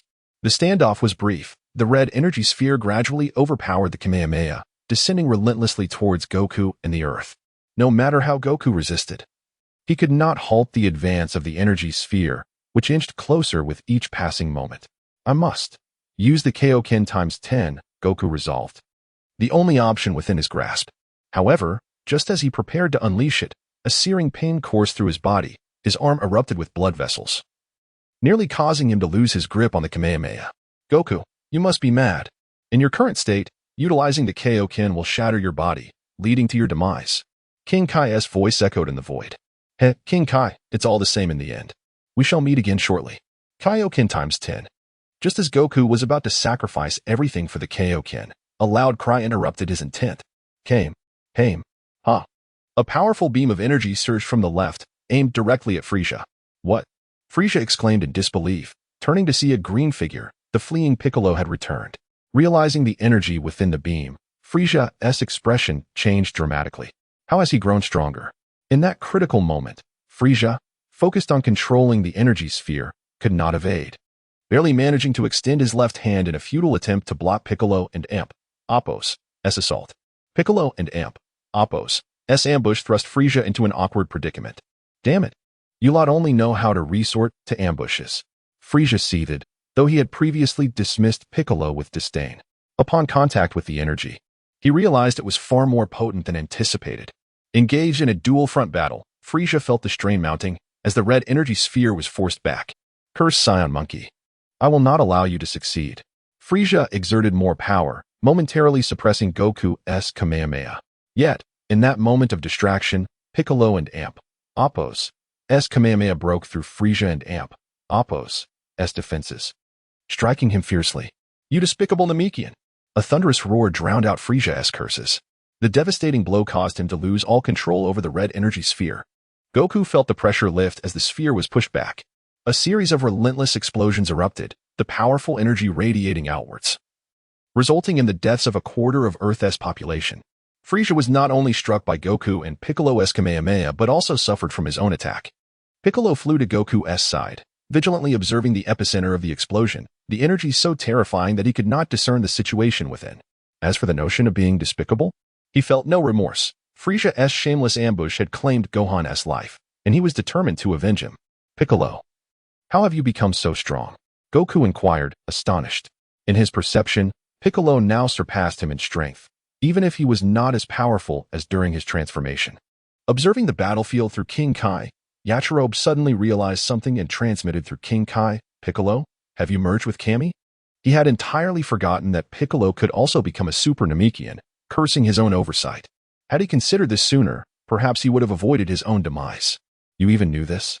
Piccolo replied, astonished. He had only come to understand his own incompleteness after merging with Nail. His father was merely a manifestation of the evil within Kami, not a complete being, and thus he too was incomplete. He harbored a deep disdain for Kami. Despite understanding this truth, he had refused to merge with him until Goku found himself at a disadvantage against Furisa. To avenge Gohan and resurrect him, he sought out Kami, only to encounter him midway. Kami, sensing the impending crisis on the battlefield through his unique abilities, conceived the idea of merging. The two allied, with Piccolo as the core, to once again become a complete entity, resulting in a qualitative leap in power. Upon returning and witnessing Goku in peril, he launched a timely assault. Piccolo, if you and Kami have merged, can Kami still be revived? Goku asked, a hint of sadness in his voice. He had trained in the Kami's sanctuary for years, mostly under Popo's guidance, yet he had cultivated a good rapport with Kami. This should not be possible, Piccolo replied, somewhat troubled. Kami is not truly dead. Resurrection holds no significance for him. Before Goku could respond further, an enraged voice erupted. Cursed Scion Monkey and green-skinned fiend, I will see you both dead. Furisa emerged from the explosion, battered yet alive, appearing before them in a wretched state. How is it you still draw breath, Furisa? You are indeed a cockroach that cannot be exterminated. Goku, let us combine our strength and end him for Gohan. Piccolo transformed into a green streak, charging at Furisa from the right, while Goku surged forward as a red streak from the left. A fierce three-way melee ensued. In terms of raw combat power, Furisa still held an advantage, but the sheer number of opponents proved overwhelming.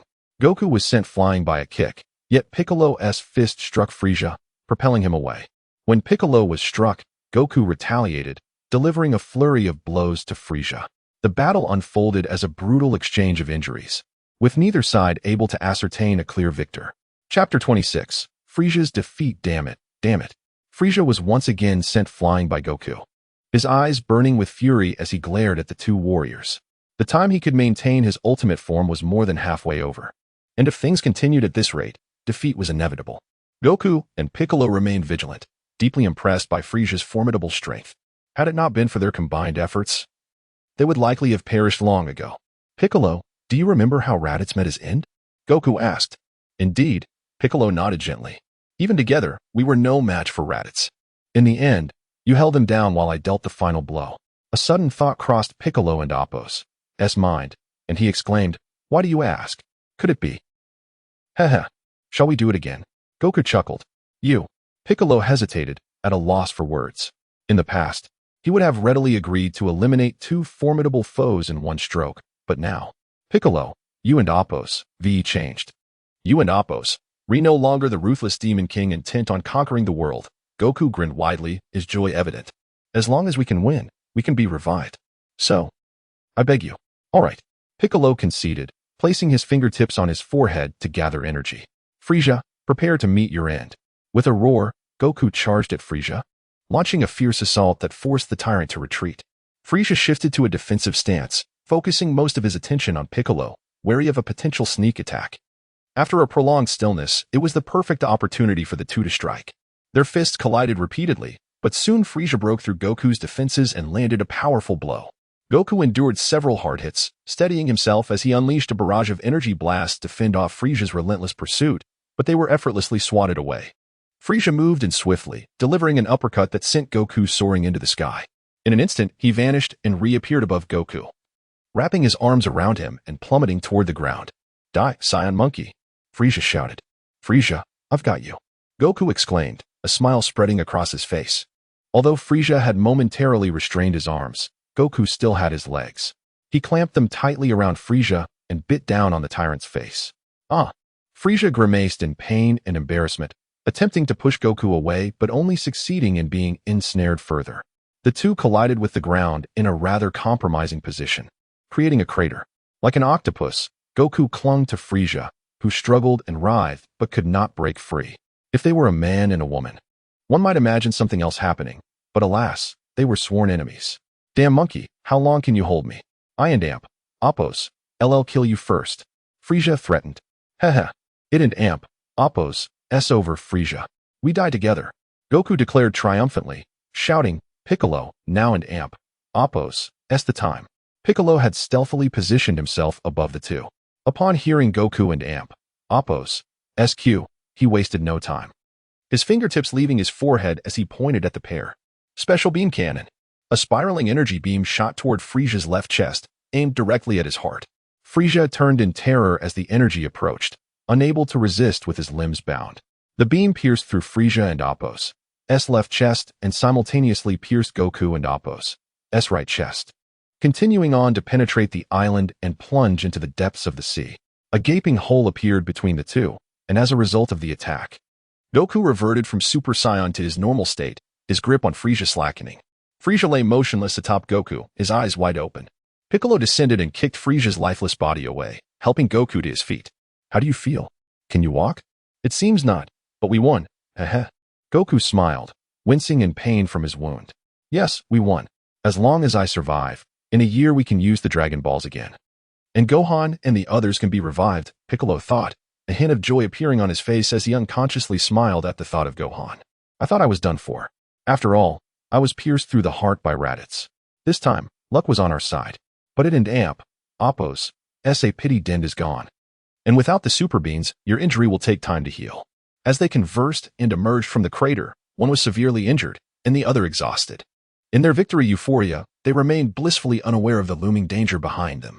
On King Kai's planet, Yajirobe, witnessing Goku and Piccolo's triumph, felt a wave of relief wash over him as he embraced Gohan and Krillin in excitement. From what he had gathered, Goku alone could have dealt with Frieza. Yet it took the combined might of a Super Saiyan and a Super Namekian to barely secure victory. Was this the butterfly effect at play? Reflecting on the original outcome, Yajirobe suddenly froze. Frieza, cut in half by the spirit bomb, had not truly perished. Could it be that he still lived? Realizing this possibility, Yajirobe rushed to King Kai's side, placing a hand on his shoulder and urgently warning, Goku, Piccolo, be careful. Frieza is very likely still alive. The warning echoed through the air, snapping the two warriors from their victorious reverie, but it was already too late. Two beams of light shot toward Goku and Piccolo, followed by two explosive blasts. Goku, gravely injured, fell lifelessly to the ground, leaving only Piccolo to be flung away by the shockwaves. You. Piccolo looked up at Frieza, disbelief etched across his face. You were struck by my special beam cannon and pierced through the heart. How can you possibly still be alive? Meanwhile, the others on King Kai's planet were equally perplexed, with only Yajirobe beginning to piece things together. Oh ho ho. Furisa, now assured of his victory, regained his composure and elegantly explained, Heart, you dare to compare the noble race of the frost demons with mere humans? Had you aimed for my head, I would have been doomed, or if you had utterly destroyed my body. However, you missed your chance. I am the invincible emperor of the universe, ha ha ha. As Furisa concluded with a maniacal laugh, his demeanor shifted to cold indifference. Thank you for the information. This planet has 1 year left. After a year, I shall return to make my wish and annihilate this world completely. After a fierce battle, having expended much of his energy on the special beam cannon and now ambushed, Piccolo found himself outmatched, quickly falling to Friesia's brutal assault, suffering severe injuries and having his limbs broken before being captured alive. Rest assured, I shall not kill you just yet. Wait until after my wish, haha. Piccolo remained silent, contemplating the futility of being crippled. Frisia scanned the area but found no spacecraft. Time was of the essence. He needed to leave this planet swiftly. If he had a locator, he wouldn't and Amp, Oppos, T-Mine tracking down the other three to eliminate them, but for now, he had to depart. With a swift motion, he expelled a small vial from his throat and tossed it to the ground, revealing a spacecraft. Upon seeing the ship, Piccolo quickly understood the situation. Oh ho ho.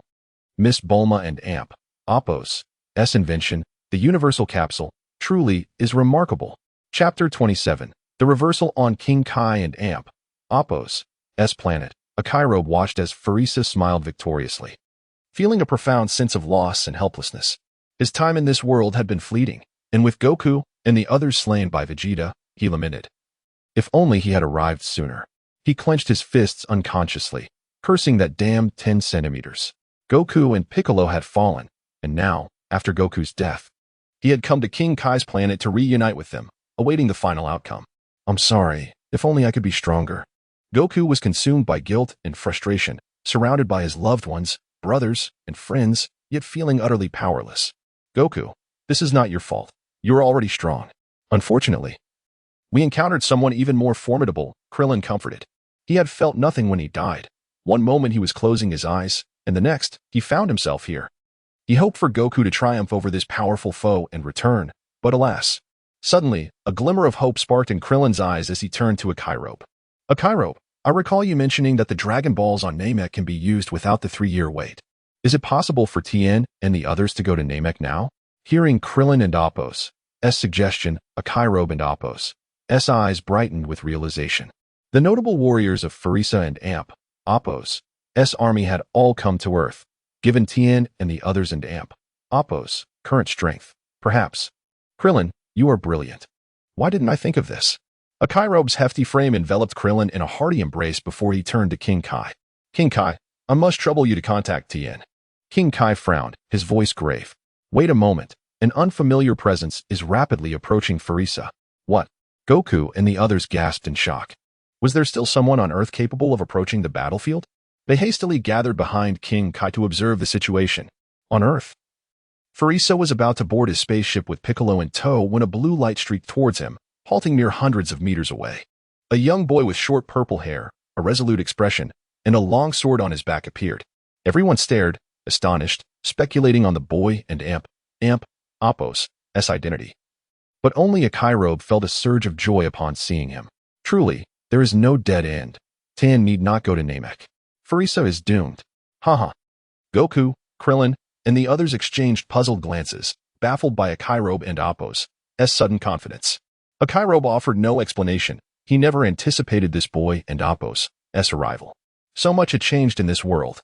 Vegeta was dead, and he had thought the purple-haired youth would not materialize, especially at this moment. Yet here he was. According to the original timeline, the purple-haired boy was meant to appear a year after the battle on Namek. Could it be today? On the battlefield? The purple-haired boy fixed his gaze on Furisa and Piccolo, his mind swirling with questions. Why did Furisa appear this way? Why was Uncle Piccolo in such a dire state? Where were Goku, Krillin, Yamcha, Tien, and his parents? Why was everything so different from what he knew? Overwhelmed by confusion, he turned to Piccolo and asked, Uncle Piccolo, where is Mr. Goku? Before Piccolo could respond, Furisa, unable to contain himself any longer, launched an attack, having assessed the boy as a negligible threat. So, you are in league with them, prepare to die. A beam of red energy shot from his fingertip towards the purple-haired youth. Furisa, You seek your own demise. The boy bellowed in fury as his purple hair transformed into a golden hue. Drawing his long sword, he deflected the red beam and vanished, reappearing before Furisa, who looked on in shock as the boy severed his right arm with a single stroke and then kicked him away, effortlessly rescuing Piccolo. Golden hair? That energy. Who are you? Why do you resemble Goku so much? Bewilderment etched on Piccolo's face, and the onlookers on King Kai's planet were similarly stunned, casting astonished glances at Goku. Goku, could that be your illegitimate child? Krillin stuttered. Dad, does Mom know about this? Gohan asked, wide-eyed in disbelief. Don't say such things. If your mother finds out, we'll be out of food. This is the first time I've seen this person, Goku replied, scratching his head nervously. His wife was certainly not to be trifled with. Even in death, she still concerned herself with meals. Enough. That boy has no connection to Goku, a Kairobe interjected, forced to redirect this absurd conversation as they continued to watch. King Kai cast a skeptical glance at a Kairobe, realizing the rotund figure seemed to know more than he let on, but he refrained from commenting further, focusing on the battlefield. Furisa, in disbelief, stared at the now golden-haired youth, terror overtaking him. Who are you? How can you also transform into a Super Saiyan? This is impossible, impossible. After enduring a series of battles and now being severely injured by the sudden arrival of this boy, Furisa began to question his existence. His subordinates had fallen one after another, and he had thought this was merely a game. The emergence of a legendary Super Saiyan, followed by a mysterious Super Namekian. And now another Super Saiyan. When had legends become so abundant? The golden-haired youth turned back, disdain evident in his gaze. Please wait, Uncle Piccolo. Once I deal with Furisa, we can talk.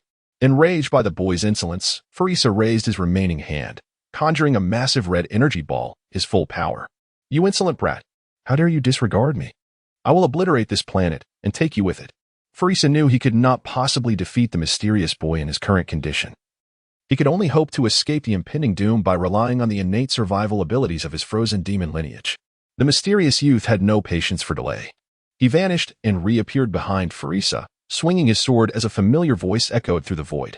Trunks, spare Furisa. Do not kill him. The boy was Trunks, the child of Vegeta and Bulma from another timeline. However, there was no chance to withdraw the strike. The blade gleamed as it severed Furisa's remaining hand and legs, rendering the once mighty Cosmic Emperor into a mere stump, the energy ball he had conjured dissipating into nothingness. Ah, you bastard! Who are you? Who are you really? Furisa screamed in madness, the pain secondary to the humiliation of being so thoroughly vanquished. Silence. Trunks transformed back to his purple-haired state, injuring Furisa and Appo's throat to silence him. He had not intended to be so brutal, but the strangeness of the situation had made him irritable. Remembering the voice he had just heard, he shouted, Uncle Kairobe. Is that you? Trunks had met a Kairobe a few times and was uncertain about the timid, weak figure, but he was curious how anyone in this world knew his identity. Yes, it is I. Goku, Gohan, Krillin, and Dandy have all been slain by Furisa and are now on King Kai's planet. Bulma should be at Furisa's main base. And Vegeta, alas. You should ask Piccolo. He can tell you what you wish to know. On behalf of everyone in the earth, I thank you. Chapter 28. The unwritten tome. With the battle concluded, Tien and his companions swiftly finished clearing the remnants of the Folliser army and returned to join Piccolo and Trunks. After listening to their accounts, Trunks stood in a daze. The world had transformed drastically following Vegeta and Appo's invasion, rendering everything he once knew obsolete. What then was the purpose of his presence in this altered reality? From Goku and his comrades' perspective, killing Vegeta was justifiable. Yet he could not dismiss the fact that Vegeta was his father. Even if they hailed from different worlds, Trunks bore the blood of a Saiyan within him. With the absence of his father, he felt as though his own existence was also in jeopardy. In despair, he chose not to disclose the purpose of his journey. Especially since the future of this world was uncertain. Would androids even emerge here? With that, he prepared to leave. Trunks, please wait, echoed the voice of Yachirobe in the void. Could I ask you for 2 favors? Yachirobe, why would I assist you? Upon discovering that the rotund figure had previously slain his father, the notion of calling him and Appo's uncle and Appo's was utterly repugnant to Trunks. Unperturbed by Trunks and Appo's attitude, Yachirobe chuckled. Arin and Appo's. Are you curious as to how I know about you? Even with Vegeta gone, Bulma remains. Do you not care about her well-being? Filled with questions, Trunks pondered momentarily before conceding. Very well, what are your requests? having just arrived in this world. No one should have known his identity, yet Yachirobe and Amp, Appos, words hinted at an unsettling familiarity. Elated, Yachirobe articulated his requests. First, please stay on Earth for a while, until Goku and I are revived. Second, please keep an eye on Furisa and protect the Earth for the time being. Piccolo said you recently used the Dragon Balls. Earth's Dragon Balls can only be employed once a year. I cannot afford to wait that long. Trunks slightly shook his head, declining both requests. He was ill-suited for prolonged stay in this realm. No, it won't take that long, just a little over a month. Piccolo, you must immediately journey to Namek and seek out the new Grand Elder to revive Porunga, wishing first for Goku, Gohan, and me. All right. I will head to Namek at once. Without hesitation, Piccolo agreed upon hearing that Gohan could be revived. King Kai, Goku, and Krillin listened intently to their conversation. Each word was comprehensible, yet the underlying implications eluded them, leading to speculations of hidden secrets between the two. Nevertheless, out of trust in Yachirobe, no one probed further. Piccolo departed for Namek, while Trunks retreated to a secluded area with Furisa to cultivate in solitude. In the wake of this crisis, Earth began its reconstruction, gaining a profound understanding of the devastation wrought by alien civilizations. Goku, Gohan, and Krillin continued their training on King Kai and Amp, Appos, planet. While Yachirobe sought to endear himself to King Kai by sharing amusing anecdotes, successfully obtaining the unwritten tome, hoping it would yield some surprises. As he turned to the first page, it bore not a single word. Yet, Yachirobe felt himself ensnared in a vortex, irresistibly drawn to the blank sheet. Sweat poured down his plump face as he fought the urge to vomit, struggling to free himself from the dizziness that ensued, but he gained no insight. The second page yielded no revelations either, and the overwhelming vertigo nearly caused him to faint. Sensing the disturbance, Goku and the others approached. Yachirobe, you too are perusing this book of blank pages? Goku exclaimed, astonished. Have you gleaned anything? 2 pages in, and aside from feeling lightheaded, I've gained nothing, Yachirobe replied. Haha. I was the same at first, Krillin teased. Take a break before you faint. It's odd that we can still lose consciousness after death. Don't you think? Indeed, it is quite peculiar. I understand. The group resumed their training, and after a considerable time, Yachirobe opened the 3rd page of the unwritten tome. A wave of dizziness washed over him, and when he reopened his eyes, he beheld a bizarre scene. Surrounded by scattered bones, 7 statues formed from skulls stood eerily, each displaying distinct expressions of joy, sorrow, anger, and hatred. A haze of grayish-white mist emanated from the bones, enveloping the entire space. While the 10 statues flickered in and out of visibility, with sounds of laughter, weeping, anger, cursing, and curses resonating from every direction, assaulting his mind. His head throbbed painfully, as he yearned to resist, yet found himself utterly immobilized, engulfed by an intense chill coursing through his body. The cacophony abruptly ceased, granting Yachirobe a brief respite, only to witness the gray mist swirling upward, coalescing into a massive energy sphere that hurtled towards him.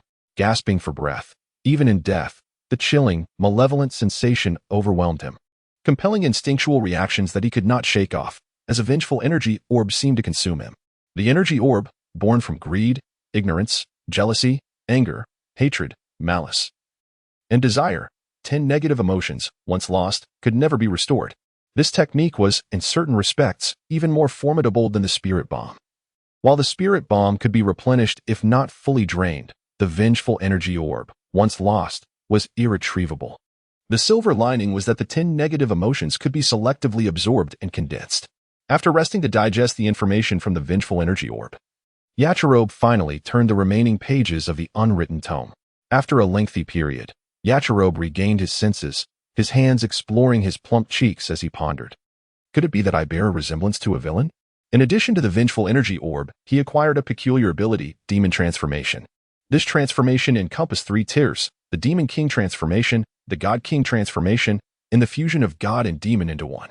However, the training requirements were exceedingly stringent and fraught with unknown dangers. Yet, the enhancements upon successful mastery were formidable. Despite obtaining these 2 abilities, Yachirobe found no joy, instead sinking into self-doubt. Regardless of his past or present, he was neither a virtuous individual nor a villain. Why then had he received such powers? Sigh. My King Kai fist, my spirit bomb. Lamenting over his unfulfilled desires, Yachirobe sulked on the ground, drawing circles, which attracted the attention of his companions. Goku, smiling, inquired, Yachirobe, did you acquire the King Kai fist or the spirit bomb? Goku, can't you see he is sulking and drawing circles? He clearly didn't acquire anything. Haha. Krillin teased, patting his bald head. Yachirobe initially intended to share his newfound abilities, but, provoked by Krillin and Appo's mockery, retorted angrily, you haven't mastered them either. Yet you mock me. In life, I couldn't fight you properly. Now that I'm dead, I will teach you a lesson. Krillin provocatively beckoned. Come on. Who is afraid of whom? The two soon engaged in a flurry of fierce attacks, much to Goku and Appo's delight, as he affectionately ruffled Gohan and Appo's hair, resolutely declaring, Gohan, we must intensify our training. We cannot fall behind. Indeed, Father, I too shall protect you in the future. Chapter 29, Conversations with the Future Goku, Yachirobe, and others were diligently training on King Kai and Appo's planet while Piccolo journeyed to Namek, meticulously overseeing the reconstruction following the tumultuous battle. Despite having wished for Earth to become more resilient, the devastation wrought by the Furisa force was immeasurable. Countless lives were lost, and the destruction of cities was beyond calculation. All of this would require time to heal. Over a month later, Piccolo arrived on Namek, eliminating the remaining Furisa soldiers and reclaiming the planet. He sought out the newly appointed elder, who revived the Namekian dragon, Purunga. Given that Purunga could resurrect only one individual at a time, Piccolo chose to bring back Goku, Gohan, and Yachirobe, leaving Krillin and Dandy to await the next opportunity.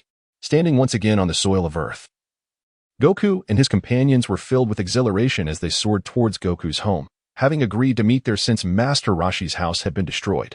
At Baozi Mountain, Chi-Chi, Master Roshi, Ten, Kaiatsu, Yamcha, and others awaited outside, each face aglow with joy, save for Chi-Chi, who occasionally glanced skyward with a furrowed brow. Trunks rested quietly against a tree on a mountain peak, while the despondent Frieza lay sprawled on the grass, devoid of purpose. Suddenly, Trunks opened his eyes and gazed at the sky, softly uttering, they and Appo's. Here. The others below sensed the arrival as well. And soon three figures appeared, Goku and his son flying towards Tien and the others, while Yachirobe ascended alone to the mountaintop. It has been a while, Trunks. Yachirobe greeted. Humph. Trunks replied coldly, pointing at the fallen Frieza. I fulfilled my promise to you. Now you must tell me how you know about me. Ahem. Yachirobe cleared his throat and continued. In truth, I hail from the same world as you, a future from an even more distant timeline. Impossible. Trunks exclaimed incredulously. You cannot come from the same world as I do. My mother has just completed the time machine. Only I possess it. You cannot deceive me. Yachirobe had indeed lied, unable to reveal his true origins. Yet who could discern the falsehood? The former elder of Namek knew, but he was already deceased. In our world, during the battle on Namek, Goku transformed into a Super Saiyan and defeated Frieza. Upon returning to Earth, for reasons unknown, Goku succumbed to a heart disease. Vegeta was inadvertently revived and came to Earth, marrying Bulma and begetting you. 3 years later, androids 17 and 18 appeared, killing Vegeta, Gohan, Tien, and others. Yachirobe paused, his gaze fixed on the stunned Trunks. Do you wish for me to continue? After a long moment, Trunks processed this information and waved his hand dismissively. No need. Uncle Yachirobe, I believe you. I never imagined you came from the same place as I. But how did you arrive here, and even before I did? Yachirobe looked up at the sky, his eyes deep with contemplation. I do not know. In our distant future, a far more terrifying enemy emerged, annihilating Earth and invading the entire universe. At the moment of Earth and Appo's explosion, for reasons unknown, I found myself in this world, inhabiting my current form. This revelation left Trunks uncertain, torn between elation and despair. Elation at the implication that Yachirobe could defeat androids 17 and 18, restoring peace. Yet despair knowing that his world would ultimately face destruction. Trunks' expression turned icy. Uncle Yachirobe, since you are also from the future, you must know that my father and Mr. Goku will become friends. Why then did you attempt to kill my father? Oh, what do you suggest I do? Yachirobe retorted, meeting Trunks' gaze with unyielding resolve. Goku, Gohan, and Krillin all perished at your father's hands, while Piccolo and the others fell to Dabura. I was left alone. Given the circumstances, if I had not killed the severely injured Vegeta, would I have waited for him to recover and then kill me, or even your mother, Bulma? Trunks was momentarily at a loss for words, unable to respond. Akairo pressed on. You should understand what kind of man Vegeta was before marrying your mother. This world is ultimately different from ours. In our world, they had the potential to be friends, but here, they are merely adversaries. Trunks pondered this for a moment, realizing that even if his father and the others were revived in his world, he would never forgive the androids. I and Amp, Oppos, am sorry, Uncle Akairo, Trunks said, lowering his head in sincere apology. I must return now. Furisa is in your hands. Akairo urged, it is good that you understand. Do you not wish to see Bulma? I have sent Piccolo to bring her back from the Furisa Force headquarters. Trunks frowned but ultimately declined. No. I have lingered long enough. My mother is waiting for me. Akairo did not insist further. Please send my regards to Bulma. If you're interested, do come back in 3 years. Trunks tossed a capsule, and the time machine materialized. I will, Uncle Akairo. Since you are aware of the future, I shall say no more. Farewell. With that, Trunks boarded the time machine and vanished from this world. Watching him depart, Akairo carried Furisa down to Goku and Appo's home, where a feast had already been prepared outside to celebrate the return of the three. Upon seeing only one return, Goku curiously inquired, where is Trunks? He has left. Akairo replied, it has been so long since I last ate. I can hardly wait. Not wishing to dwell on Trunks and Appo's absence, Akairo redirected the conversation to food. Hearing this, Goku and Appo's enthusiasm ignited. If Chi-Chi and T insisted on waiting for you, I would have started already. Goku, while I may not match your fighting prowess, when it comes to eating, let us compete to see who can consume more. Alright, let the feast begin. What began as a celebratory meal quickly transformed into a competition between the two. Soon, Gohan joined in, while Master Roshi and others leisurely savored the feast. Observing the contest with amusement, Chi-Chi, however, stood awkwardly to the side, her mouth twitching in disbelief. She knew of Goku and Appo's and Gohan and Appo's appetites. But how could this portly fellow eat so much? He would never be allowed to visit their home again. Akairo, wholly absorbed in his culinary pursuit, was blissfully unaware that he had found a place on Chi-Chi's blacklist. Chapter 30. Body Exchange. After a night of rest, the following morning, Akairo set off for West City with Bulma, and out of curiosity, Goku and his companions followed closely behind. In West City, at the Brief residence, Dr. Brief and his wife leisurely tended to their garden, nurturing flowers and small animals. In one corner of the yard, a beautifully crafted cage housed 5 cats. Among them, one cat sat alone in a corner, trembling slightly, its fearful gaze darting among its companions, appearing markedly out of place. The arrival of Akairo and his companions disrupted the tranquility of the household. Dr. Brief, have you finished the item I asked you to prepare? Akairo inquired.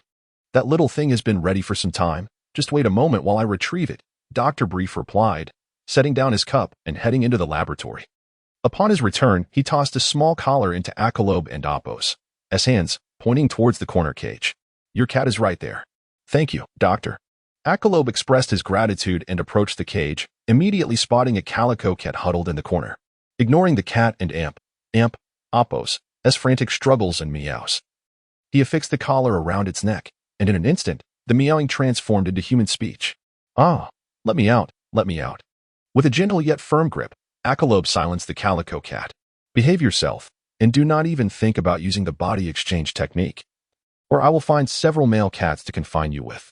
The calico cat, upon hearing the mention of male cats, ceased its struggles and, trembling, pleaded, No, please Don and Appo's I will behave. I will do as you say. It's Jinyu.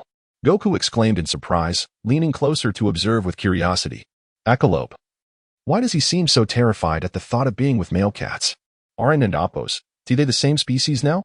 Akairo was momentarily at a loss for words, but Tien, unable to watch any longer, interjected, Well, Jinyu's current body is that of a female cat. What do you think would happen if you were confined with a bunch of male cats? What would happen? Goku asked innocently. Everyone present, except Goku, understood, their faces flushing with embarrassment. How could they explain such a thing? Akairo, exasperated, remarked, How do you think you and Chi-Chi had Gohan? Male and female cats will engage in certain activities. While sleeping, Chi-Chi deceived me by saying, before Goku could continue. Tien quickly covered his mouth to prevent him from saying more. Sighing, Akairo turned his attention to Jinyu and tempted, Do you still wish to obtain Bulma's body? Jinyu paused. then noticed the pitiful Bulma not far off, lamenting, my lord, what have you done? My poor lord, boo-hoo-hoo. Tears welled in the calico cat's eyes as it wiped them away with its paw, uncertainly asking, are you truly willing to give it to me? The body of its dreams, even if it meant losing limbs, was still the body of the Lord. Especially since Jinyu desperately wanted to escape this humiliating form and never wished to endure such degradation again. Of course not. It will only be a temporary possession. However, I promise to provide you with another body, Akalobe whispered conspiratorially into Jinyu's ear, ensuring that the others could not hear. Jinyu's eyes lit up with excitement. Really? Of course. What benefit would I gain from deceiving you? It and Appo's SA deal. With the agreement established, Akalobe turned to the others and smiled. In the future, Earth may face even greater crises. Bulma's strength is apparent to all. Who among you is interested in exchanging bodies to protect the planet?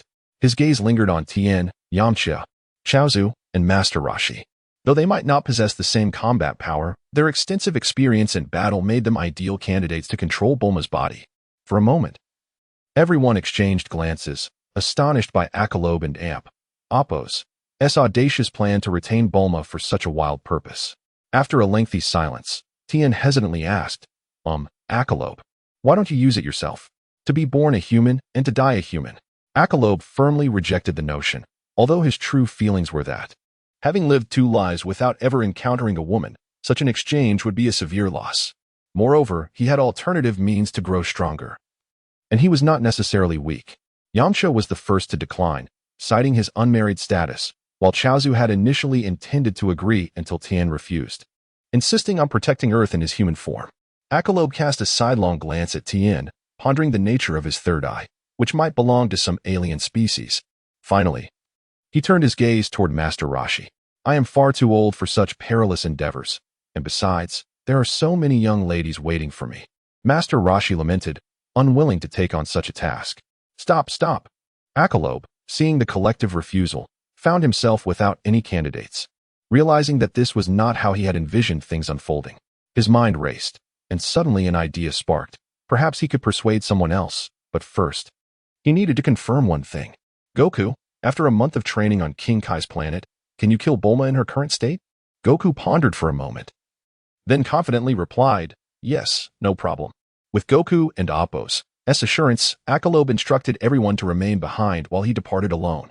In a lush green expanse where towering trees grew thickly, 3 modest wooden houses stood side by side in the center of the forest. In front of one of the houses sat an elderly man with graying hair and 2 small mustaches, clad in a green robe emblazoned with a crane symbol. He cooked unknown meat over a campfire, occasionally glancing into the woods. A blue figure darted through the trees like a whirlwind, moving so quickly that even the old man's keen eyesight struggled to keep pace. With a sudden shout, the blue figure materialized in front of a massive tree, delivering a powerful punch. Boom! With a resounding crash, the ground erupted from the tree, exposing yellow earth for hundreds of meters, and this was not the first such devastation. Similar destruction marked other directions as well. The blue figure turned around, revealing a stunningly beautiful girl with bright eyes and red lips, a ponytail cascading over her shoulder, exuding an air of competence. She wore a blue robe adorned with a crane symbol, tied with a red sash that accentuated her slender waist and prominent chest. If one disregarded the chaos she had just wrought, many men would surely be smitten. Approaching the campfire, the girl complained, Uncle Crane, when can we go out to seek revenge on Tien? Dear niece, there is no need to rush. We shall wait until your father returns with news. The events of a month ago were truly terrifying. The old man was none other than the long-absent Master Crane. Recalling the horror from a month prior awakened memories from centuries of slumber. That terror, even from a distance, was far more potent than anything brought by the Demon King Piccolo. After the martial arts tournament, he had departed with his brother, Tofu, believing that revenge was futile. However, his niece and Appo's return from her training journey brought him unexpected joy, prompting him to impart all his skills and place his hopes upon her. Now, her strength far surpassed his own, and she might very well match Tien in combat. Meanwhile, in the sky, Akalobe hovered slowly, scanning the area. Strange. The fortune teller said she would be here, yet I see no sign. There was a commotion just moments ago. Surely someone is present. Without a detector and without having seen the target, he was unable to sense her energy, and thus needed to consult the fortune teller. Suddenly, Akalobe's gaze fell upon two figures. One was remarkably familiar. Upon spotting one, he couldn't help but exclaim, "What the heck, Master Crane?" On the ground. Master Crane and his niece also noticed the rotund figure in the sky. Master Crane instructed, "That flying technique resembles the dance of the air. Niece, go inquire. Perhaps we can find that traitor, Tien." "Yes, Uncle Crane." The girls soared into the air, gazing at the plump figure from a distance of several meters. Chapter 31. The wife earned through combat. Who are you? Where did you learn the art of aerial combat? The girl queried softly, her gaze brimming with lethal intent. Akairobe stared at her, bewildered, surveying her from head to toe. Such a stunning and adorable girl with an exquisite figure. He could not fathom who she was. However, his scrutiny was perceived by her as a lewd advance. Seeing the chubby boy remain silent while continuing to scrutinize her, the girl scorned, "So you're a pervert, seeking your own demise." In the next instant, she vanished from sight, reappearing above Akairobe, delivering a powerful kick to his head. Lost in contemplation, Akairobe was caught off guard by her sudden aggression and failed to defend himself. His body plummeted like a cannonball, crashing into the ground with a resounding thud, leaving a human-shaped imprint, motionless. Observing that the boy had ceased to move, the girl disdainfully remarked, "So you are merely a worthless fool." Just as she turned away, she heard a commotion behind her and glanced back to see the chubby boy casually brushing off the dust and soaring into the air. This boy, despite his bulk, managed to withstand my strike. Akairobe, unable to deduce the girl's identity, directly inquired, "Who are you? Why did you attack me? If you wish to know my name, defeat me first. Otherwise, you are unworthy." "I do not strike women." Akairobe firmly refused, for not everyone was a simpleton like Goku, who would even strike his wife. "Huh, but I do strike men, especially perverts." The girl sneered, vanishing once more to launch another assault. However, at this moment, Akairobe found her movements exceedingly slow. No matter how swiftly she attacked, he easily evaded her strikes, all the while pondering her identity. Was she related to the Crane School or one of its disciples? The only woman he could recall was from the Dragon Ball Super narrative, a figure seeking retribution against Tien, but the timeline did not align, nor did her appearance match. Realizing her relentless attacks failed to graze even the hem of his clothing, the girl, panting with exasperation, declared, "I didn't expect you, pervert, to possess some skill.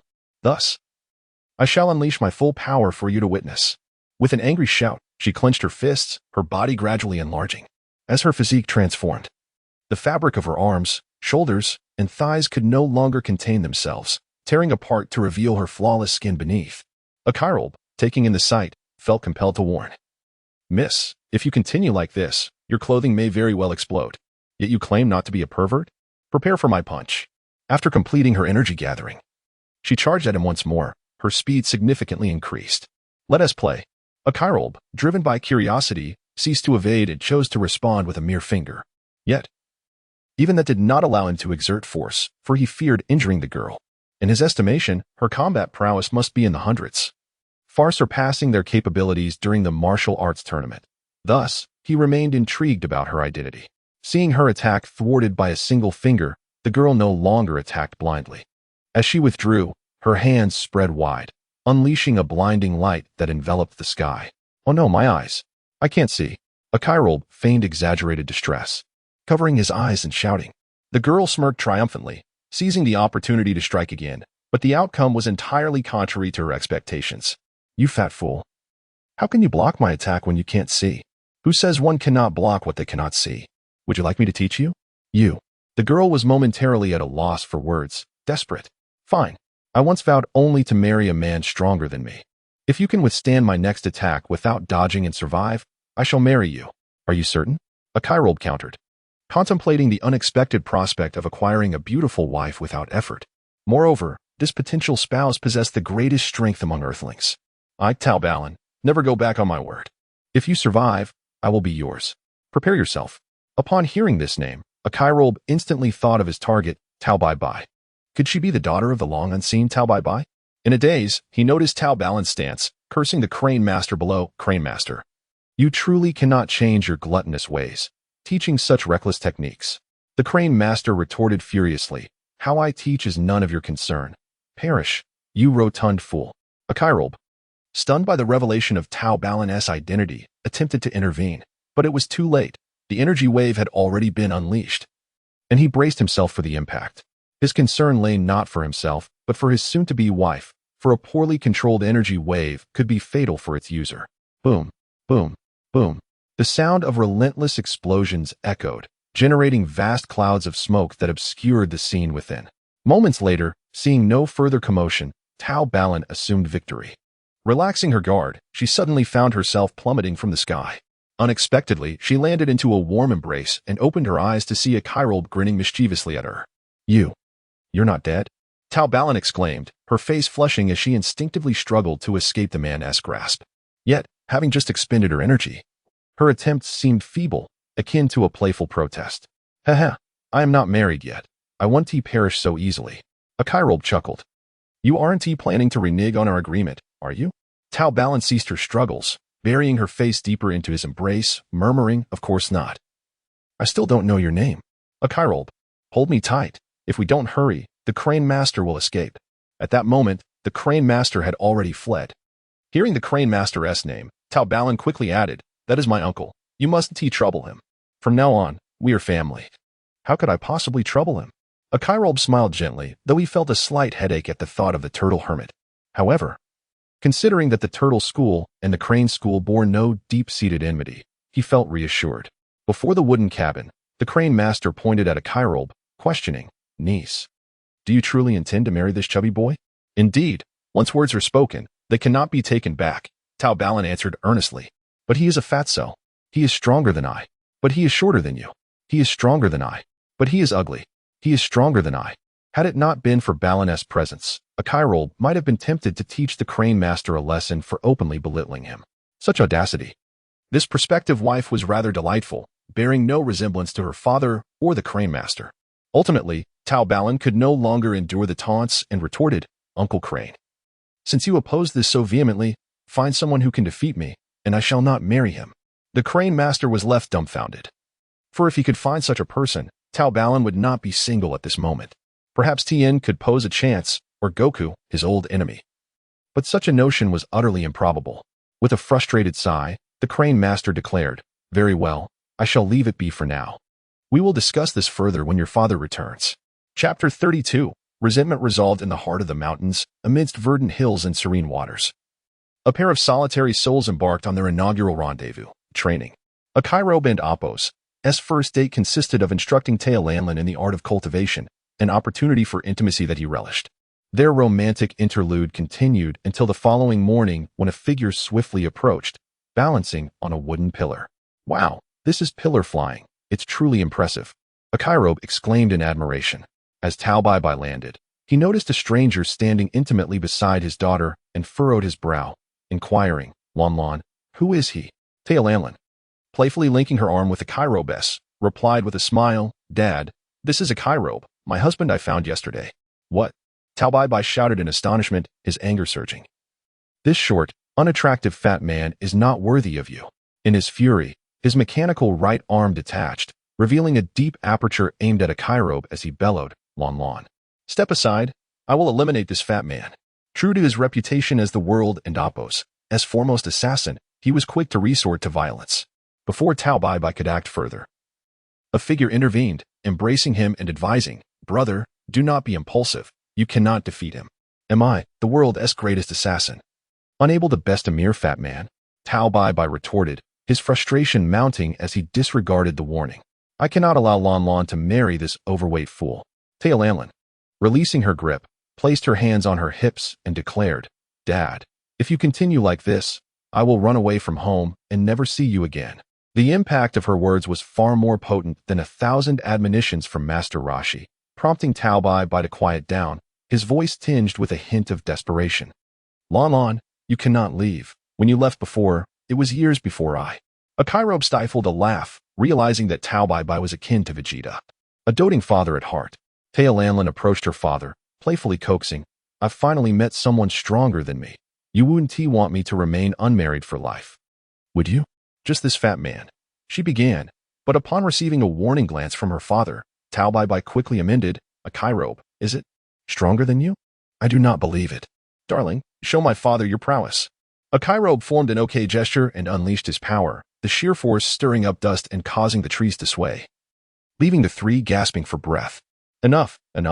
I believe it. Tao Bai Bai shouted, struggling to regain composure.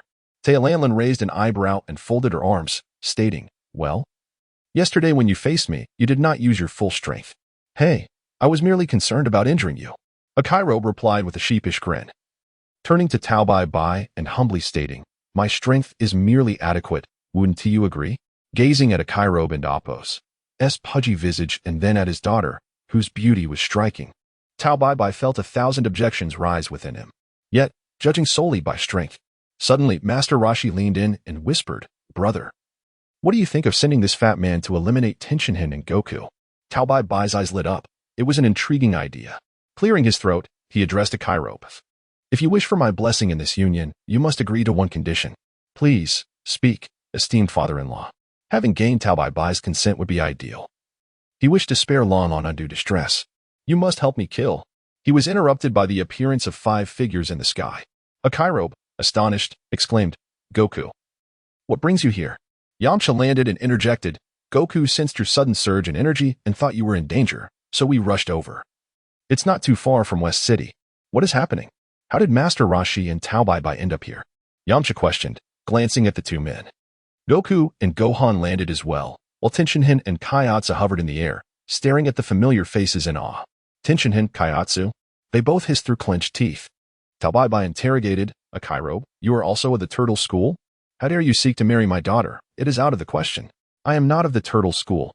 Do not misinterpret," Akairobe vehemently denied, then added with a grin, "However, I am a brother-in-arms with Goku and the others." Yamcha, surprised to learn of Tao Bai Bai's daughter, quickly spotted the only female present and was captivated. She is so beautiful and adorable. With a mix of envy and sympathy, he looked at Akairobe. "Brother, you wish to marry the daughter of your enemy. Alas, Goku killed me once." Tao Bai Bai began, but was cut off by Akairobe. "Have you truly died?" Tao Bai Bai paused. Indeed, he had never died.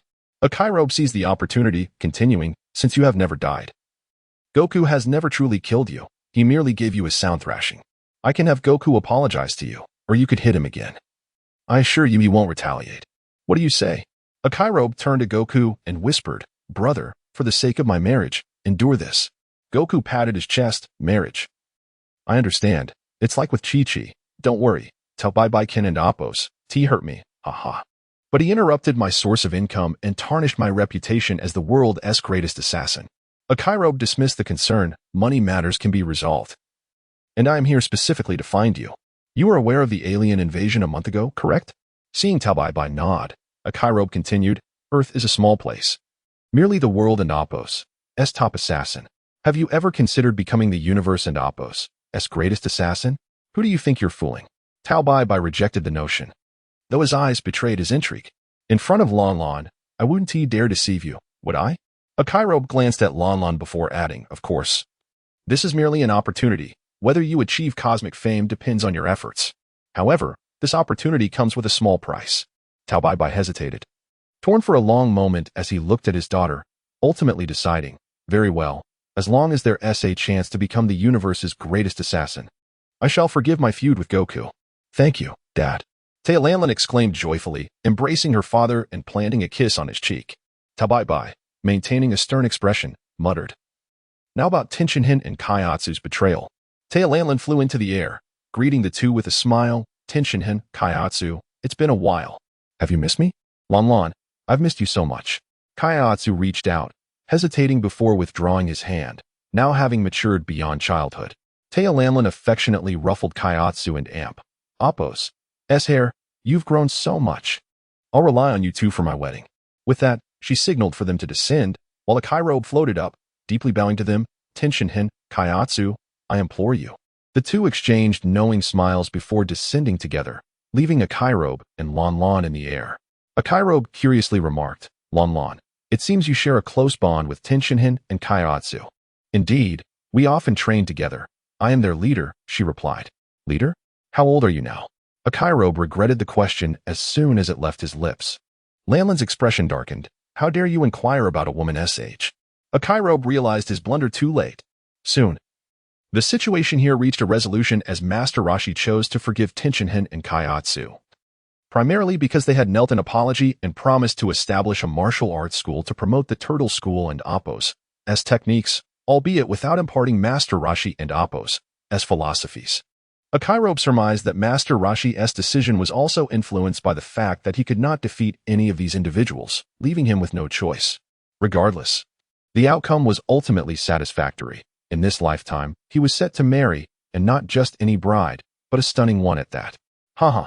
Chapter 33, Marriage in the Grand City of West Capital. Tao Bai encountered Fu Li Sha for the first time and learned of the body-switching plan devised by Yachi Luobei.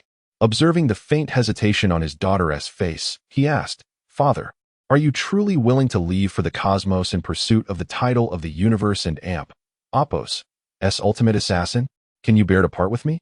Tao Bai, gazing fondly at his daughter, replied resolutely, "I cannot bear it. In the past, I might have refrained from going. But now that Yachi Luobei will be with you, I feel at ease. I wish to witness your wedding before beginning the body switch. Why not hold the ceremony tomorrow?" "Ah, so soon?" Yachi Luobei exclaimed, taken aback. While their relationship had been solidified, he had not anticipated such haste in marriage. "What? You are unwilling to marry Lan Lan? Then we shall leave." Tao Bai's expression darkened as he grasped his daughter's hand, preparing to depart. Yachi Luobei quickly intervened, smiling wryly. "It's not that I am unwilling. I simply have several very important friends in the universe. At the latest, within 4 months, I shall marry Lan Lan, allowing you to leave with peace of mind." Suddenly, a tightness around his waist interrupted him, accompanied by a disgruntled voice. "What do you mean by peace of mind? Are you cursing my father's demise?" "And no, of course not. How could I dare?" Yachi Luobei grimaced in pain, while Tianjin Fan and Yamu Cha exchanged amused glances. Feeling satisfied, Tao Lan Lan released her grip and turned to her father. "Tomorrow is indeed too soon. Let us postpone it to 4 months later. This way, you can spend more time with me." Yachi Luobei cast a forlorn glance at Goku, pondering whether the fear of their wives in the Dragon Ball world was contagious, as Goku, Gohan, and Vegeta all exhibited similar traits.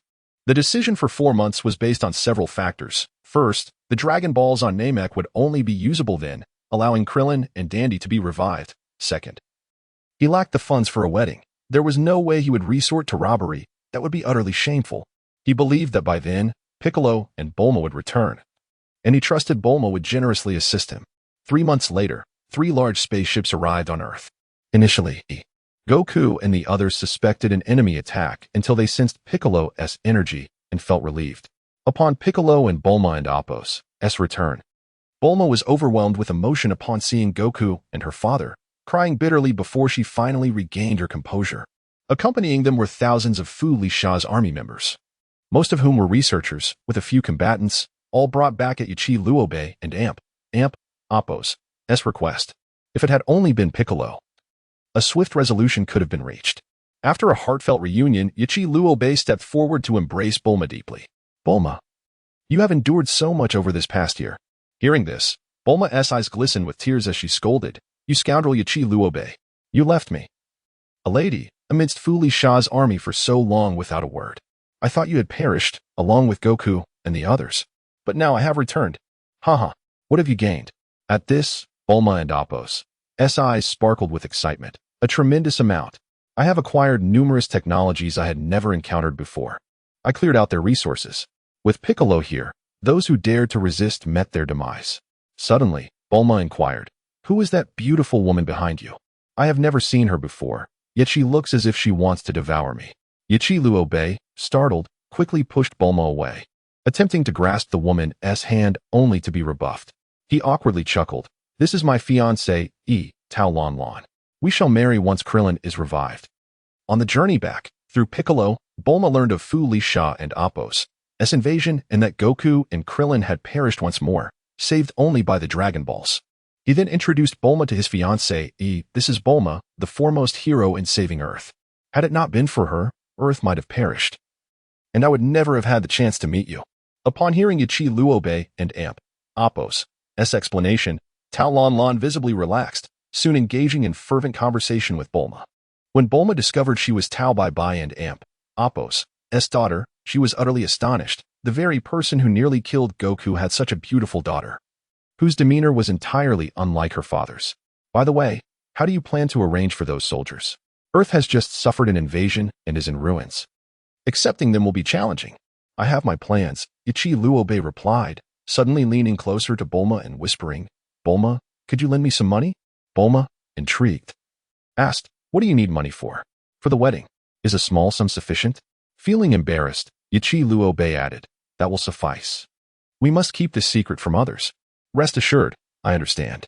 However, it must be repaid, she chuckled. Ichi Luobe, with a forlorn expression, thought, it's just a small goal, I will repay it. Bulma also brought good news to Tianjin Fan, revealing she had discovered information regarding his kind in Fu Lisha's army database. A planet once inhabited by three-eyed beings had been obliterated by Fu Lisha himself. Yet the remnants of that shattered planet still existed. Tianjin Fan, puzzled, turned his three eyes. Having been found by Master Roshi as a child and never knowing his parents, he had never encountered another three-eyed individual on Earth. Casting a glance at Goku and Piccolo, he wondered, could I also be an extraterrestrial? He silently noted this information. A month later, with the assistance of King Kai, the Namekians summoned the eternal dragon, Purunga, to revive Krillin and Dandy. The third wish was to alter Mars' environment, making it suitable for human habitation. The members of Fu Lisha's army and various research equipment were settled on Mars, establishing a technological research center led by Bulma. Soon after, Ichi Luobe planned to spend lavishly on the wedding, but Bulma suggested they combine their celebrations, stating, there's no need to waste resources. Let us have a joint wedding. Having returned from the cosmos, Bulma finally agreed to Yamucha's proposal, resulting in a grand and magnificent wedding for both couples. After the wedding, Ichi Luobe decided to settle in Baozi Mountain, not far from Goku's home, while the body-switching plan commenced. Tao Bai obtained Fu Lisha's body, while Fu Lisha inhabited the body of a calico cat, and Jinyu's new form was that of a tomcat. The two cats were kept as pets by Ichi Luobe, with Jinyu's compliance stemming from two conditions he had promised. Firstly, Jinyu would be able to coexist with the king in the form of a cat. Secondly, upon completing 3 body switches, his original body would be returned, and he would take the king with him. Master Karen, the cat sage, recently cultivated 3 magical beans, one of which was given to Tao Bai to restore his injuries and return him to full health. Feeling the immense power of his new body, Tao Bai briefly contemplated killing Ichi Luobe to seek revenge on Goku, but ultimately chose to abandon that thought upon witnessing his daughter and Appo's happiness. Fatty, prepare a spaceship for me. I shall entrust Lon Lon to you. Should you dare to mistreat her, no matter where I am, I will return to exact vengeance. The final words were spoken with unmistakable malice in Tao Bai and Appo's eyes. Father, what are you saying? Surely you jest. We are family. You would never harm me. Ichi Luobe responded with a forced smile, lowering his posture. Rest assured, I cherish Lon Lon and would never mistreat her. Given Tao Bai's current strength, crushing him would be as effortless as squashing an ant. One must bow to the inevitable. Originally, he had intended to use the resentment blast to extract Tao Bai and Appo's negative emotions and observe the subsequent changes before determining whether to allow him to switch bodies. However, with the sudden emergence of familial bonds, he could not resort to dark measures. This left him somewhat at a disadvantage. Fortunately, Lon Lon was supportive of him. Otherwise, his life might have been forfeit.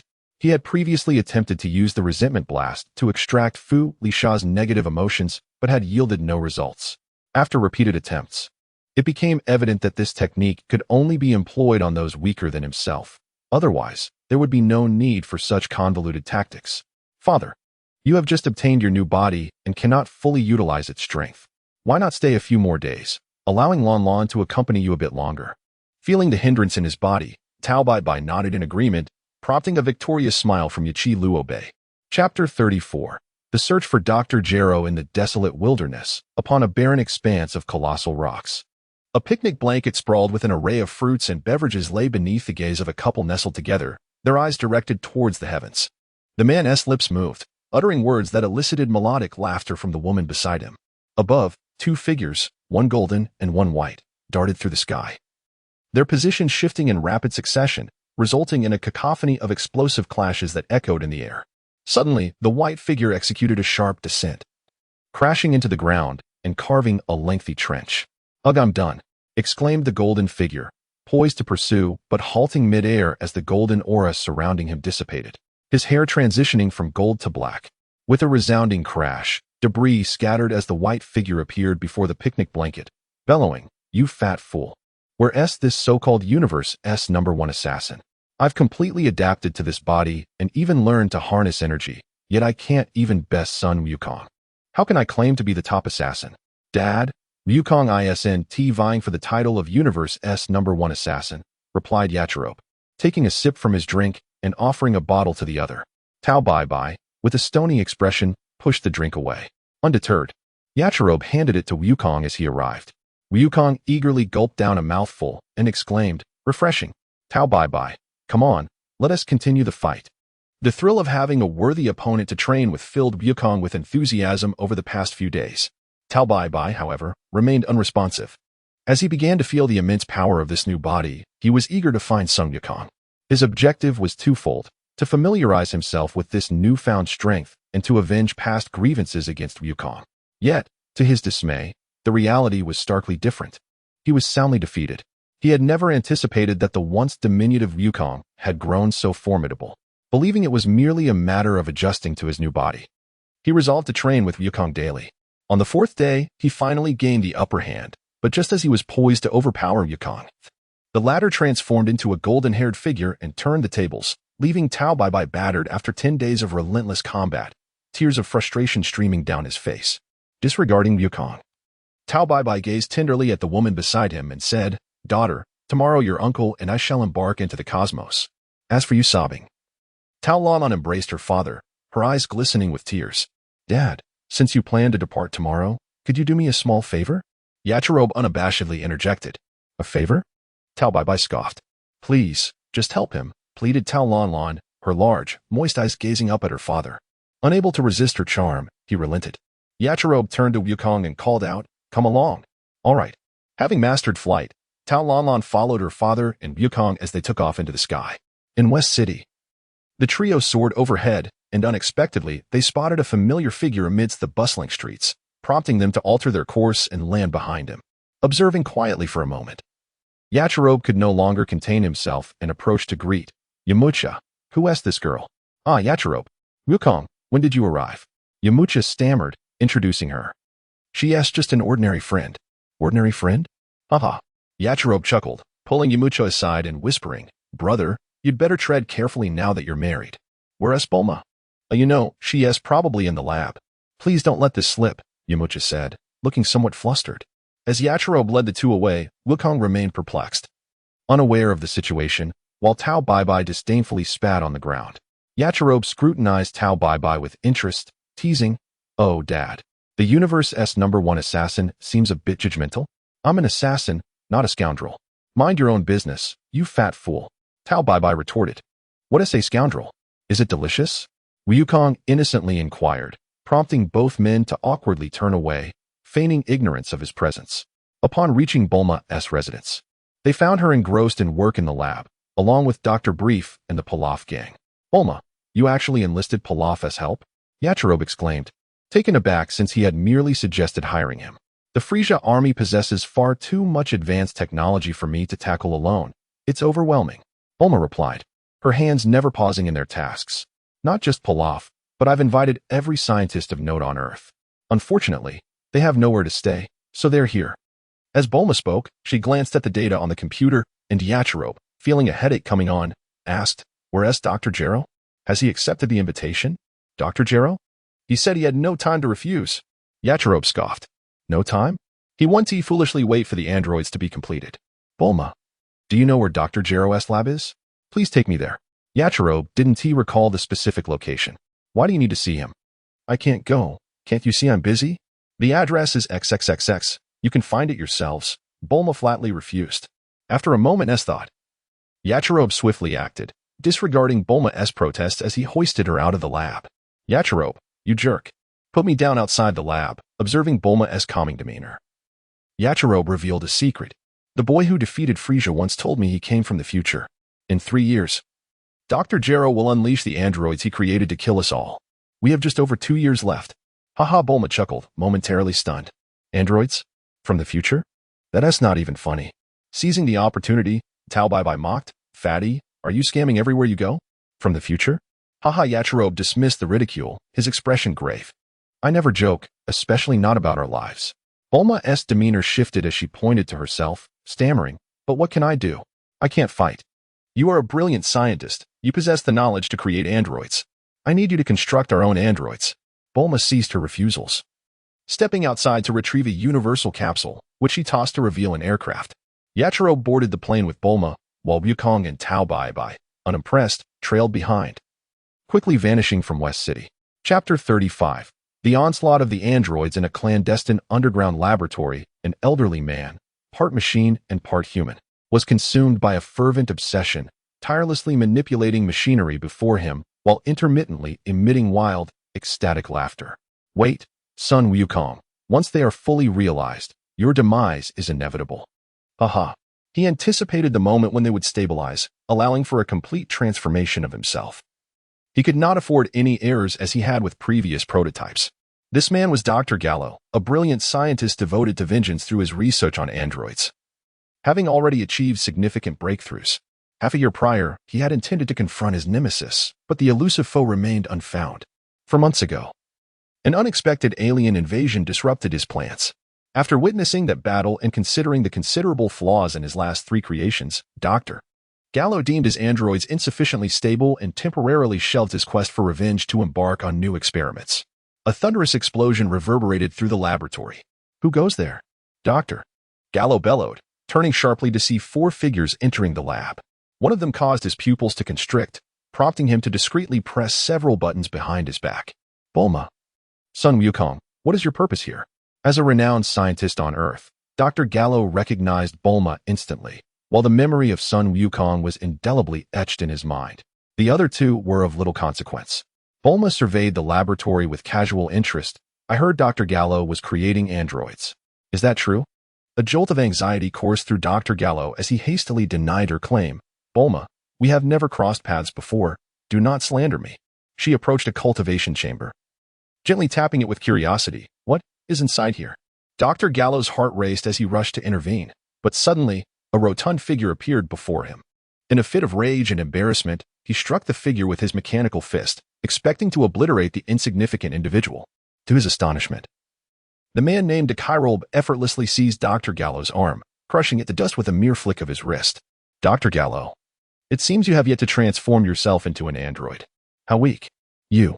Dr. Gallo was taken aback, perplexed by how this man discerned his thoughts. Indeed, he had contemplated undergoing the transformation once the android technology was perfected. "Farewell, Doctor." Daikirobe had no obligation to clarify his confusion, with Bulma present. He had no intention of allowing Dr. Gallo to survive. "Haha, to kill me? You must be dreaming." With that, Dr. Gallo chose to end his own life. As Daikirobe surveyed the scattered remnants of machinery on the ground, he frowned. This was not the behavior of someone inclined to suicide. But his attention was swiftly drawn to Bulma's gasp of astonishment. Dr. Gallo was truly a genius, possessing such imaginative prowess to create such formidable androids. Bulma perused numerous documents in her hands, her expressions of wonder ceaseless. Daikirobe, witnessing Bulma and Appo's fervent obsession, interjected, "Bulma, what do you think? Can we create our own androids?" "It would be utterly impossible without assistance. I have no knowledge of androids." Bulma initially shook her head, then nodded. "However, with Dr. Gallo's research, I could comprehend the technology in half a year to a year at most." He was indeed a genius. Suddenly, the laboratory shook violently, causing Bulma to pale and scream. Rushing towards Daikirobe, could it be an earthquake? Before Daikirobe could ponder the thought, the laboratory collapsed in an instant, massive stones plummeting down. He managed to shield Bulma with his own body before being buried under the rubble.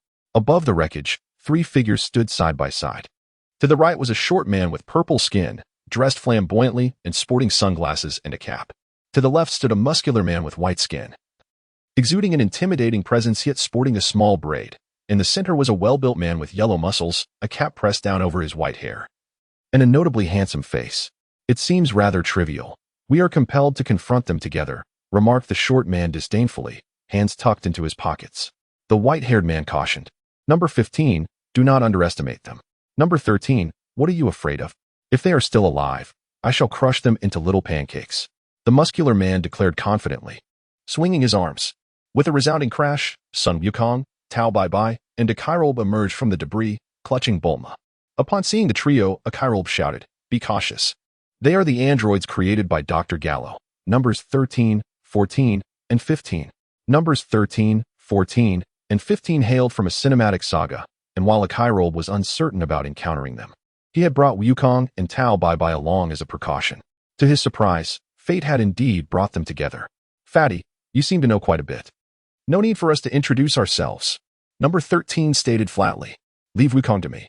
You all can handle the rest.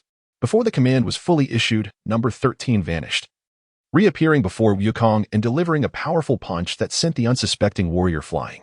Wukong began to retaliate, engaging in a fierce exchange with number 13, while 14 and 15 soared off to confront their respective opponents. Daddy, help me, Akairold shouted, carrying Bulma away. Catching sight of the fleeing figure, Tao Bai Bai seethed with rage. How had he once deemed this fat man formidable?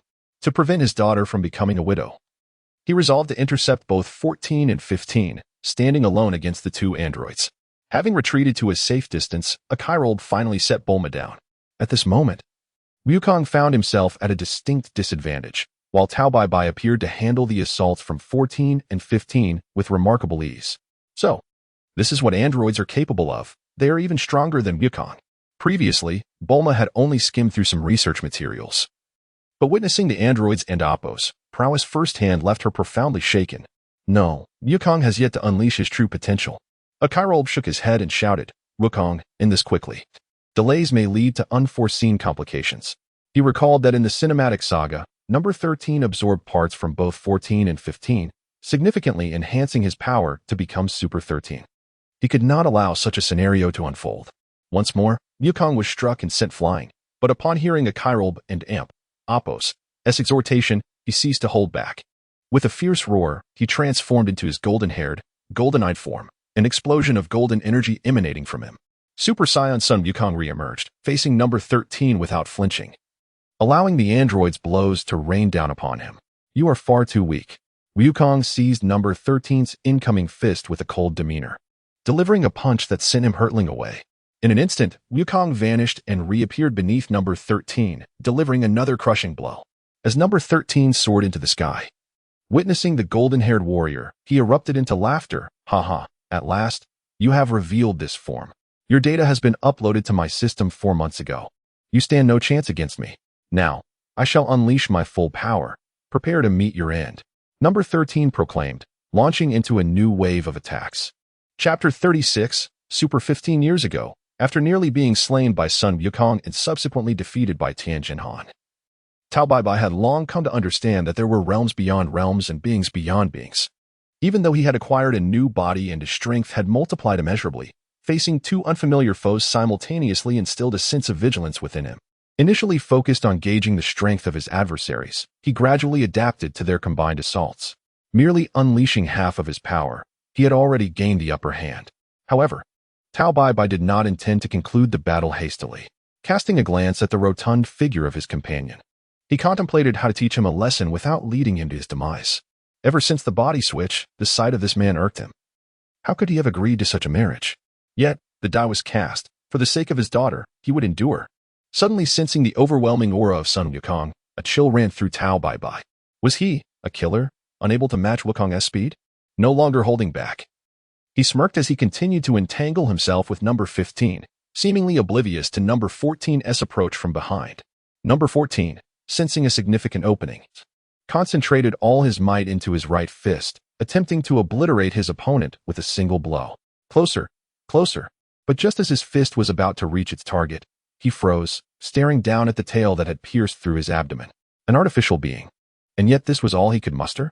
Tao Bai Bai scoffed disdainfully, unleashing a thunderous roar that sent both number 14 and number 15 staggering backward.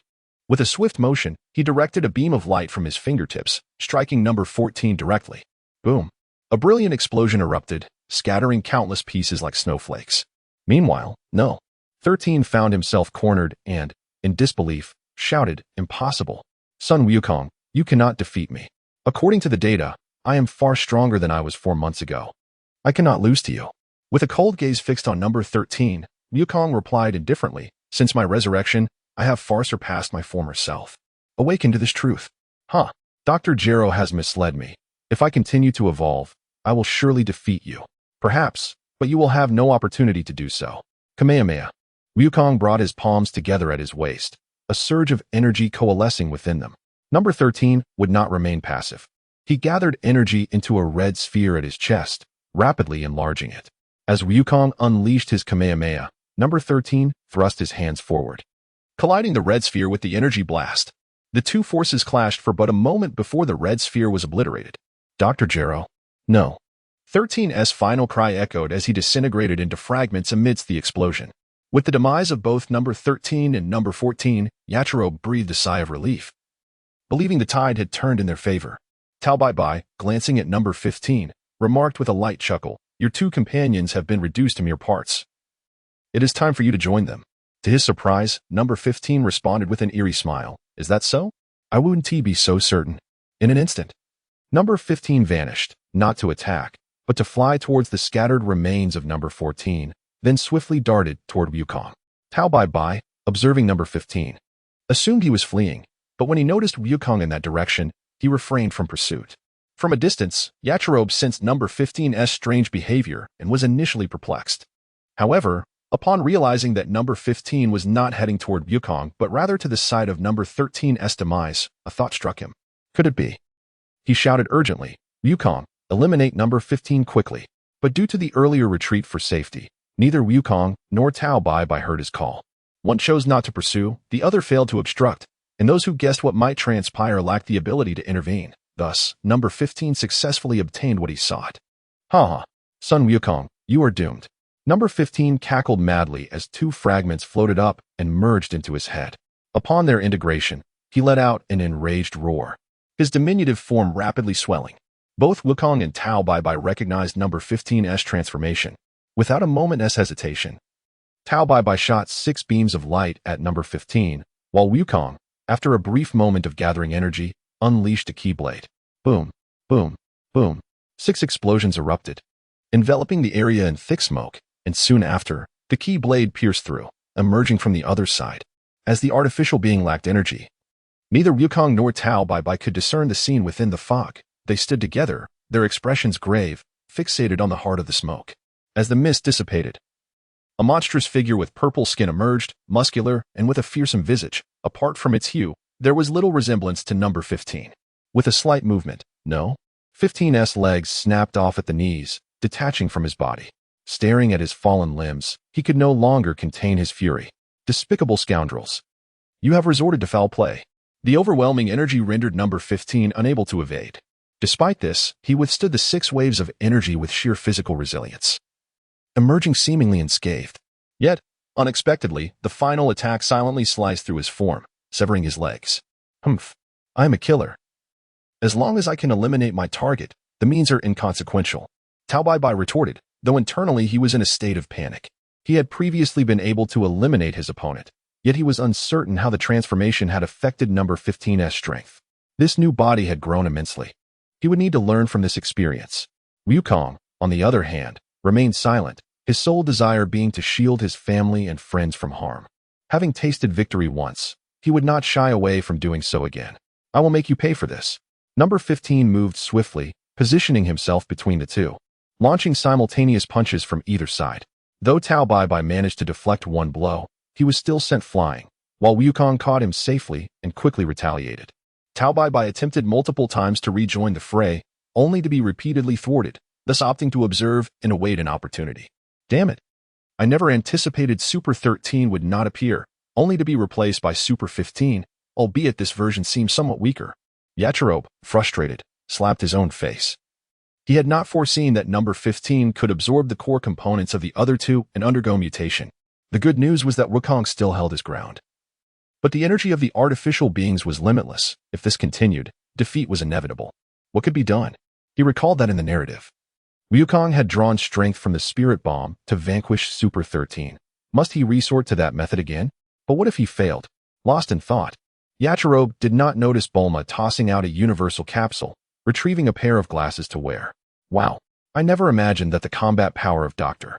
Gero and Amp Appo's artificial beings would surpass even Wukong and Amp Appo's. Yachirobe looked on in astonishment, snatching the glasses and exclaiming, "Bulma, why didn't you bring this out sooner?"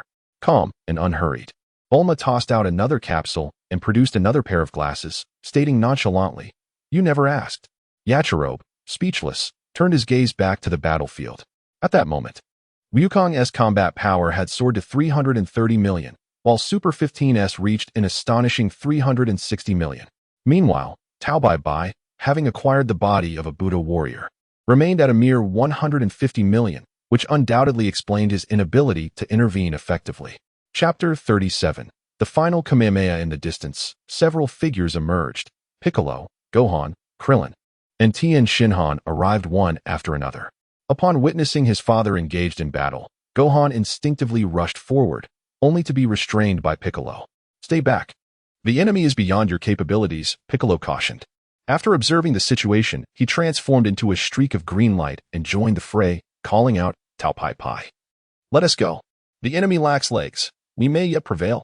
Reluctantly, Tao Pai Pai plunged into the battle alongside Piccolo and Gohan as they commenced their assault on Super 15.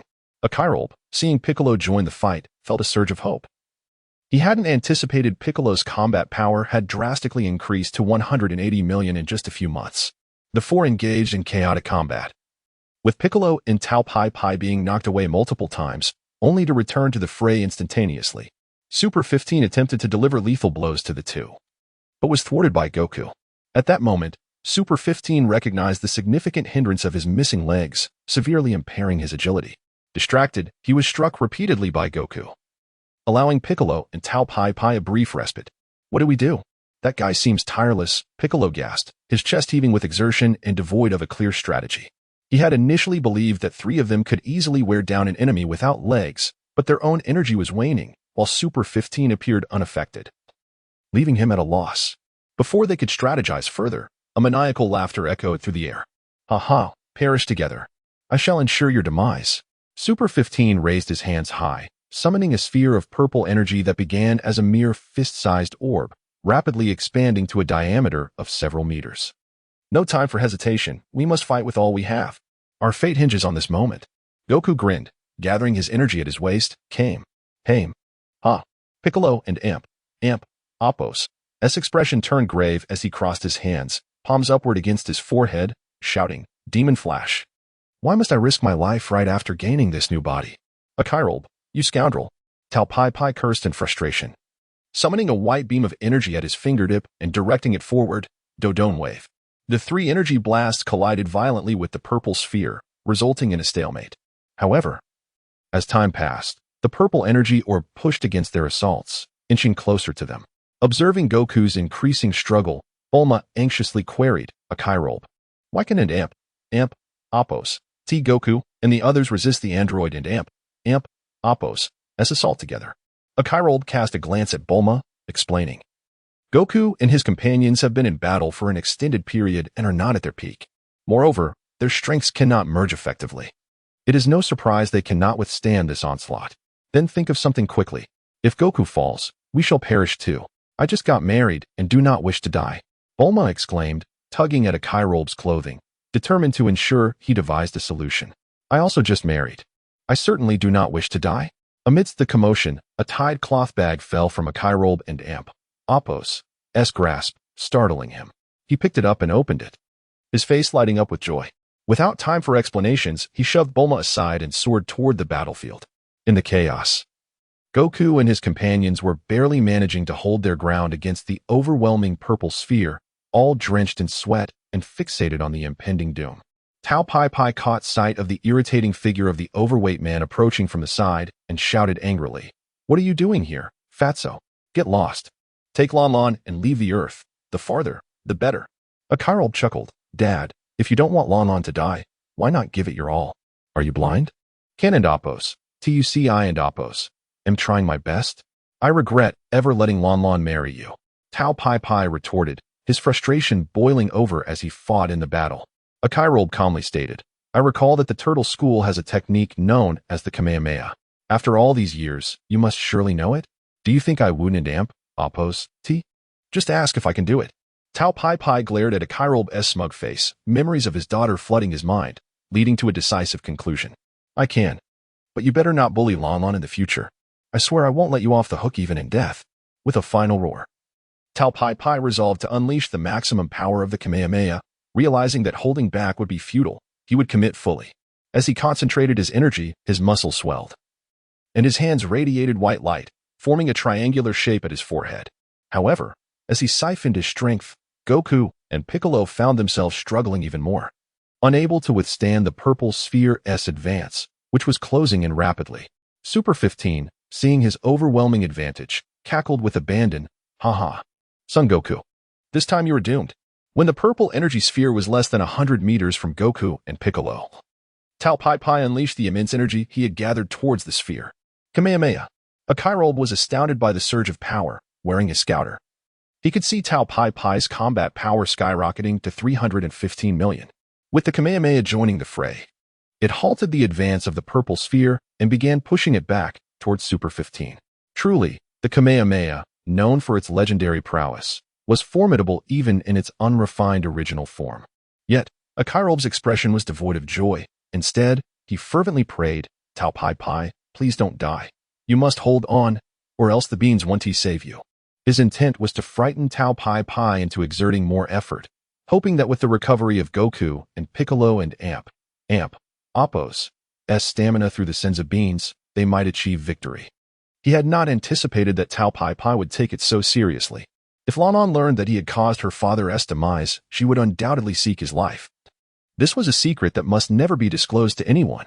Super 15, witnessing the energy sphere being pushed back, yelled in despair, No, this cannot be. I refuse to be defeated. No. With a thunderous explosion, Super 15 vanished, and the catastrophic threat dissipated.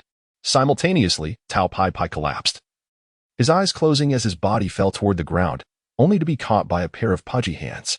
Akairob checked for breath, finding it faint. He immediately thrust a Senzu bean into Tao Pai Pai and Appo's mouth and tossed another aside. There's only one left. Goku, Piccolo, you each take half and recover. You have Senzu beans. Why not use them earlier? Perhaps Tao Pai Pai wouldn't be in this state, Piccolo remarked, accepting the bean, splitting it in half, and handing a portion to Goku. He glanced at the familiar figure in the distance and then at the nearly lifeless Tao Pai Pai, as if seeing a reflection of his past self. Akairob chuckled awkwardly, his anxiety palpable. Piccolo, he can't eat the Senzu bean. What now? Piccolo's face darkened. How should I know? Just give him a punch in the chest to make him swallow it. Doing that might very well kill him. Akairob fretted, suddenly recalling a scene from a television drama in his previous life. With gritted teeth, Akairob took the Senzu bean, placed it in his own mouth. And then the ensuing spectacle left everyone in stunned silence, reddening Piccolo's cheeks. Only Goku exclaimed in surprise, Akairob, so you prefer men. Upon hearing Goku's loud declaration, everyone burst into laughter. Meanwhile, in a subterranean laboratory on the other side of the Earth, an elderly man with white hair observed the data transmitted by the computer, a smile of excitement spreading across his face. Chapter 38. Akairob explodes under the potent effects of the magical beans. Tao Pai Pai awakened, his face grim as he silently departed with Akairob in tow. The others, conscripted by Bulma, set about clearing the shattered laboratory and transferring the equipment and materials. At the Baozi Mountain residence of Akairob, two graceful women practiced on the lawn, moving like shadows with a swift elegance that was both perilous and aesthetically pleasing. Since Akairob had settled here, Tao Lan and Chi-Chi quickly became close friends, often sparring together during their leisure time. Once, Chi-Chi vehemently opposed Goku's influence on Gohan, wishing only for him to focus on his studies. However, after witnessing Gohan's repeated deaths, her resolve began to waver, and she no longer insisted on his academic pursuits. If Goku, as a father, could not protect his son, Gohan must learn to defend himself. A flash of light appeared in the sky as Tao Pai Pai emerged, dragging a hefty figure behind him. Tao Lan caught a glimpse of the unfortunate state of the fat man and, in a moment of panic, propelled Chi-Chi away, hastily taking the burden from her father and Appo's hands. Darling, what happened? She inquired with concern, observing Akairob, who had swollen to the size of a pig. She raised her gaze and reproached, Father, you should have protected Akairob. Humph. By the time I arrived, this poor fellow was already in this state, Tao Pai Pai retorted, clearly displeased. He cast a disdainful glance at the fat man, feeling slighted that his daughter showed no concern for him despite narrowly escaping a dire fate. Inwardly quaking, Akairob dared not reveal the truth and could only manage a wry smile. I encountered a formidable foe and nearly perished. Thankfully, Our father arrived just in time to vanquish the enemy. Otherwise, you would not see me again. These minor injuries are nothing. Father, I apologize. I will tend to his wounds, Tao Lam quickly said, embracing Akrobe and rushing him indoors. Witnessing their intimate exchange, Tao Bai shook his head helplessly and, the following day, departed Earth for the cosmos aboard a spaceship with Master Roshi. In just a few days, Tianjin Fan bid farewell to everyone as he journeyed to the former planet of the Three-Eyed People. Subsequently, at Akrobe's suggestion, Goku set forth on the path to planet Atla. Meanwhile, Earth continued its post-disaster reconstruction, with scientists led by Bulma diligently researching technology. Over half a year later, the Dragon Balls became operational. The first wish resurrected Puar, the second wish brought back all the Earthlings slain by the forces of Furisa, and for the third wish, Bulma requested an exceedingly rare metal for her studies. A month later, Bulma informed that she had fully comprehended the artificial human data left by Dr. Gero. Akrobe bade farewell to his wife and entered Bulma's secret laboratory.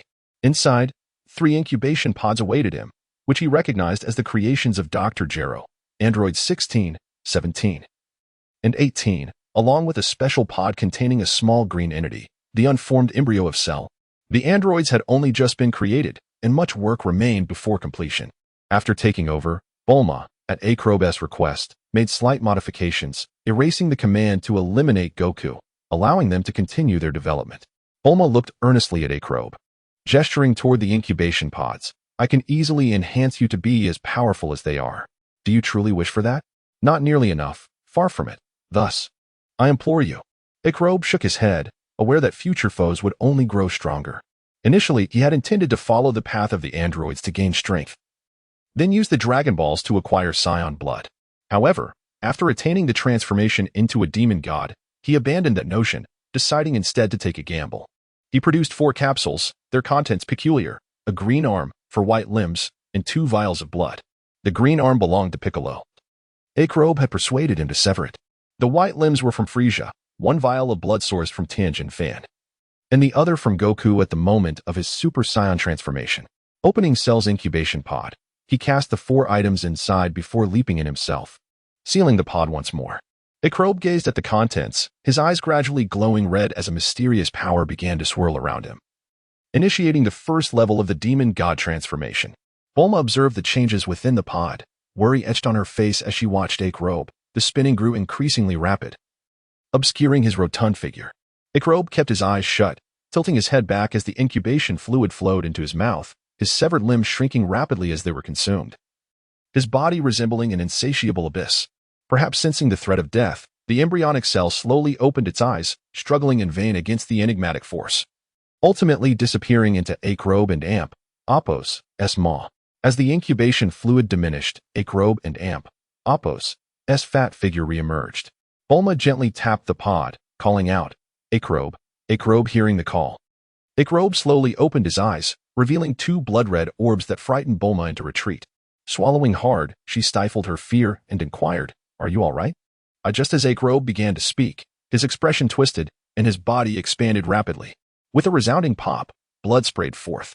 Bulma screamed in terror at the bizarre turn of events, but quickly regained her composure, rushing to the control panel, her fingers flying as she muttered, Akrobe, please be okay. Please be okay. Under Bulma and Apos' commands, new incubation fluid was injected into the pod, washing away the blood. The crimson hue gradually fading until she finally discerned the scene within. It's impossible, he can't just die like this. Staggering closer to the pod, Bulma gazed at Akrobe's severed head, still in disbelief. If Lam-Z finds out I've killed her husband, she will surely hunt me down. Wait. There are the Dragon Balls. Once they are available again, I can wish for your revival. I won't tell them about your death just yet. After a brief panic, Bulma quickly resolved that as long as revival was possible, it would be as if he had never died. She set the laboratory to operate automatically and temporarily stepped away until what? You can't revive Akrobe. Bulma was taken aback. She had waited for the Dragon Balls to cool down, requesting Gohan to gather them, convinced she could bring Akrobe back. Yet now, the Eternal Dragon declared he could not revive him.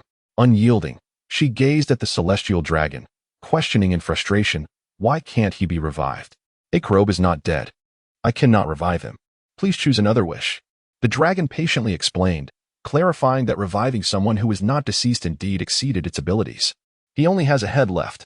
Are you telling me Akrobe is alive? Yes, he is alive. Please choose another wish. Bulma felt herself unraveling. This was beyond her comprehension. Yet she breathed a sigh of relief. If he were not dead, things would be simpler. She quickly altered her wish. Please restore Akrobe to his former self. The dragon's eyes glimmered, and after a moment, it awkwardly replied, how about we choose another wish? Bulma stared in disbelief at the dragon, her fury erupting. You can't resurrect him, and now you can't even restore him? What use are you? This was the first time the dragon encountered such an insurmountable situation. Resurrecting the dead was a trivial matter, yet today it faltered on Akrobe, even losing a portion of his strength inexplicably. Unable to refute Bulma's accusations, the dragon forced out, please state your second wish. What second wish? The first one has even been fulfilled. Are you trying to deceive me? Bulma widened her eyes, glaring at the dragon with an expression of disapproval, realizing for the first time that the dragon was unreliable, even resorting to laziness and deceit. The dragon feigned ignorance and continued to inquire, please state your second wish. In a stalemate, Bulma, with a sense of resignation, wished for 2 exceedingly rare metals. After the dragon vanished, she had no choice but to summon others for assistance.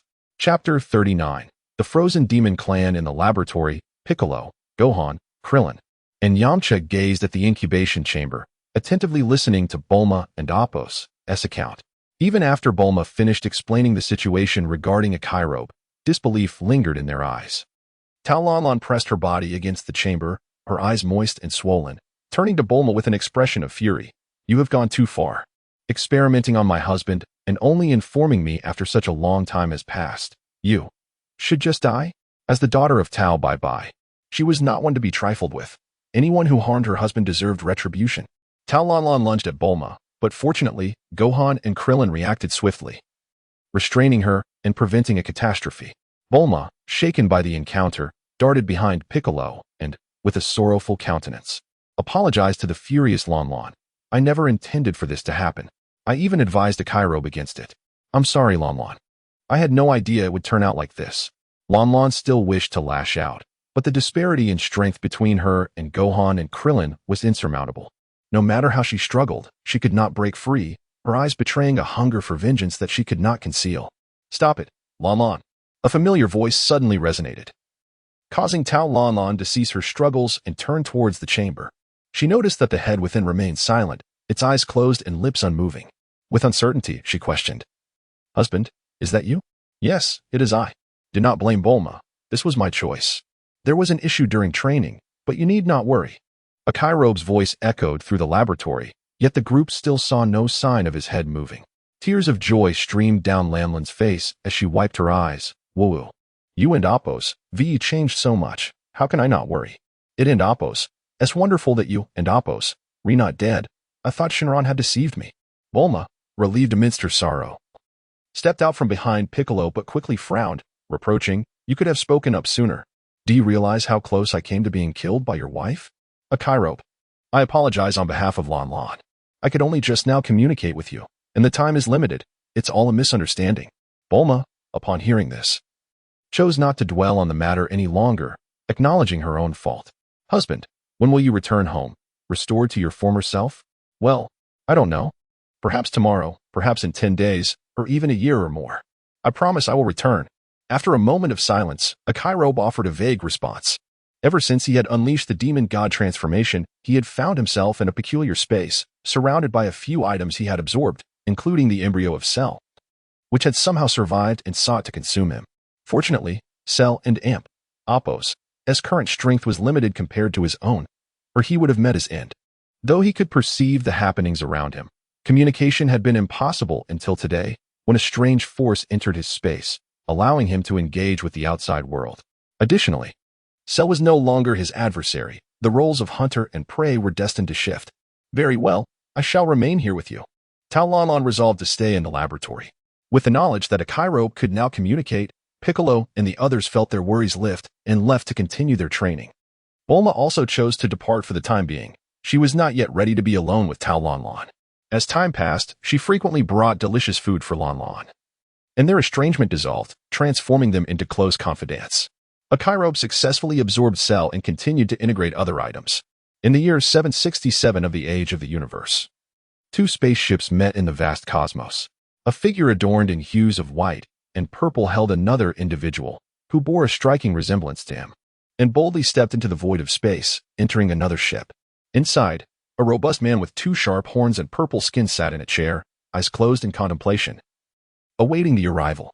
With the sound of crisp footsteps, the imposing man slowly opened his eyes and regarded the newcomer, frowning. Gula, is the gift you mentioned on the communication your brother? Observing the frail, wounded figure before him, the imposing man rose and reproached, I understand your ideological differences with Furisa, but he is still your brother. You simply bring him to me like this? Why not take him for treatment first? The imposing man was none other than King Cold, the father of Gula and Furisa, hailing from the Frozen Demon clan. Gula casually dropped the injured figure to the ground, his expression impassive. I initially thought he was my worthless brother, but later discovered he is not, which is why I brought him back. King Cold, slightly taken aback, remarked, how can that be? This is clearly Furisa and Appo's body. He claims to be the universe and Appo's #1 assassin, Tao Bai Bai. His personality and methods are entirely different from Furisa and Appo's. When I encountered him, he had an old man with him, whom I swiftly eliminated. Gula stated nonchalantly, I suspect his body belongs to Furisa, but his soul does not. King Cold and Appo's eyes widened as a possibility dawned on him. Could it be that Jinyu has betrayed us? Quickly shaking his head, he fell into contemplation. Jinyu alone could not accomplish this. Could there be someone stronger than Furisa in the universe? That seems impossible. Years prior, Furisa had reported that he easily subdued Namek but failed to locate the Dragon Balls. He then ventured to a distant planet called Earth, after which there was no further communication, suggesting something had gone awry. King Cold declared with fierce determination, our dignity as the Frozen Demon clan cannot be tarnished. Gula, come with me to Earth and find a way to restore Furisa. Gula readily agreed, for despite his disdain for Furisa, that was an internal matter.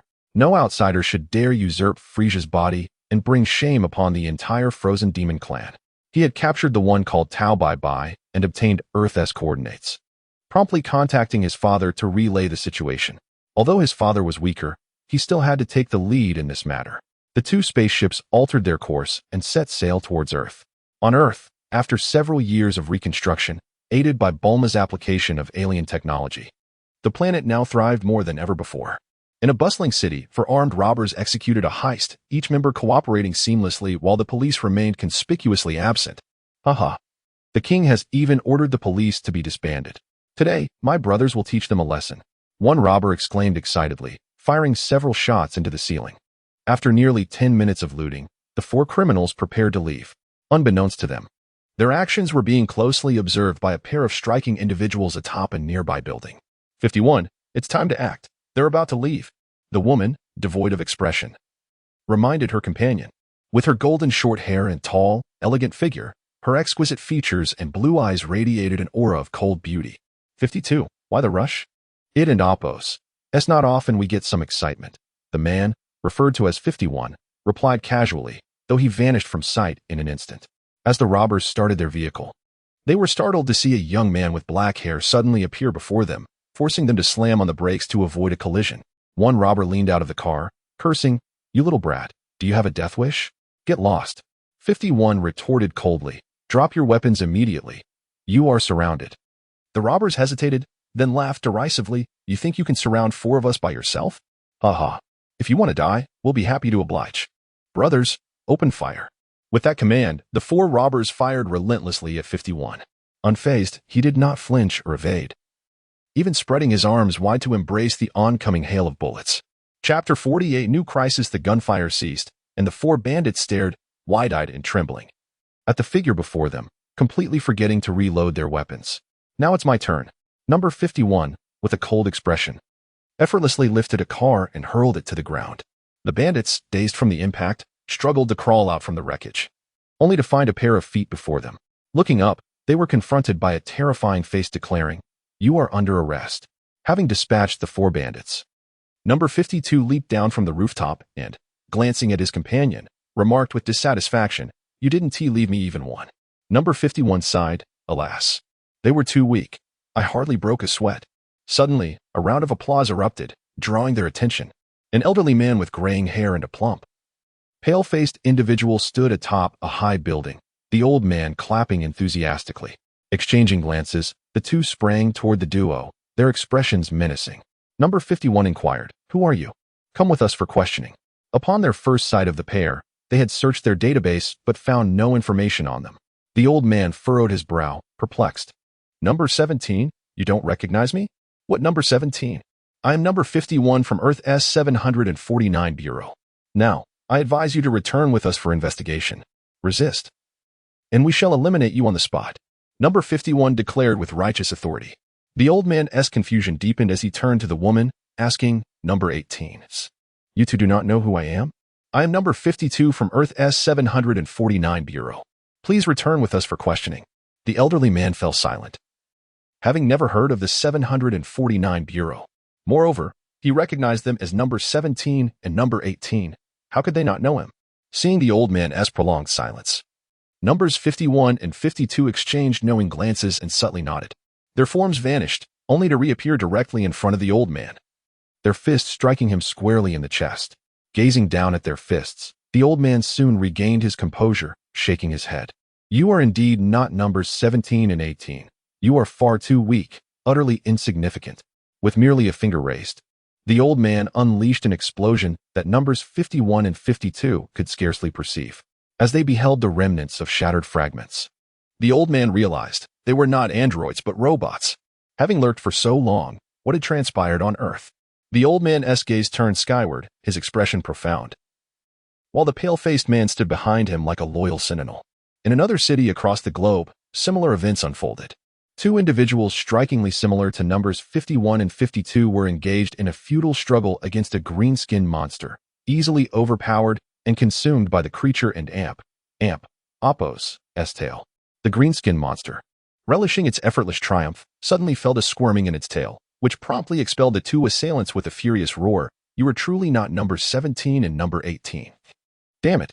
Enraged, the green monster crushed the two beneath its foot, its presence wreaking havoc across the city, leaving countless casualties in its wake. At the 749 Bureau headquarters, a group of staff members watched in panic as the computer system emitted continuous alerts. Who could it be?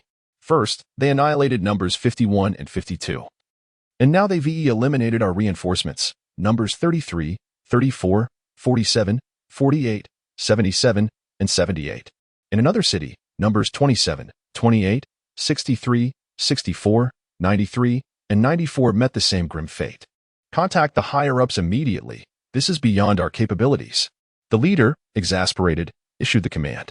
Since the establishment of the 749 Bureau 3 months prior, with the assistance of intelligent robots, crime rates on Earth had plummeted. Each city required only 2 robots for complete governance, significantly liberating human resources.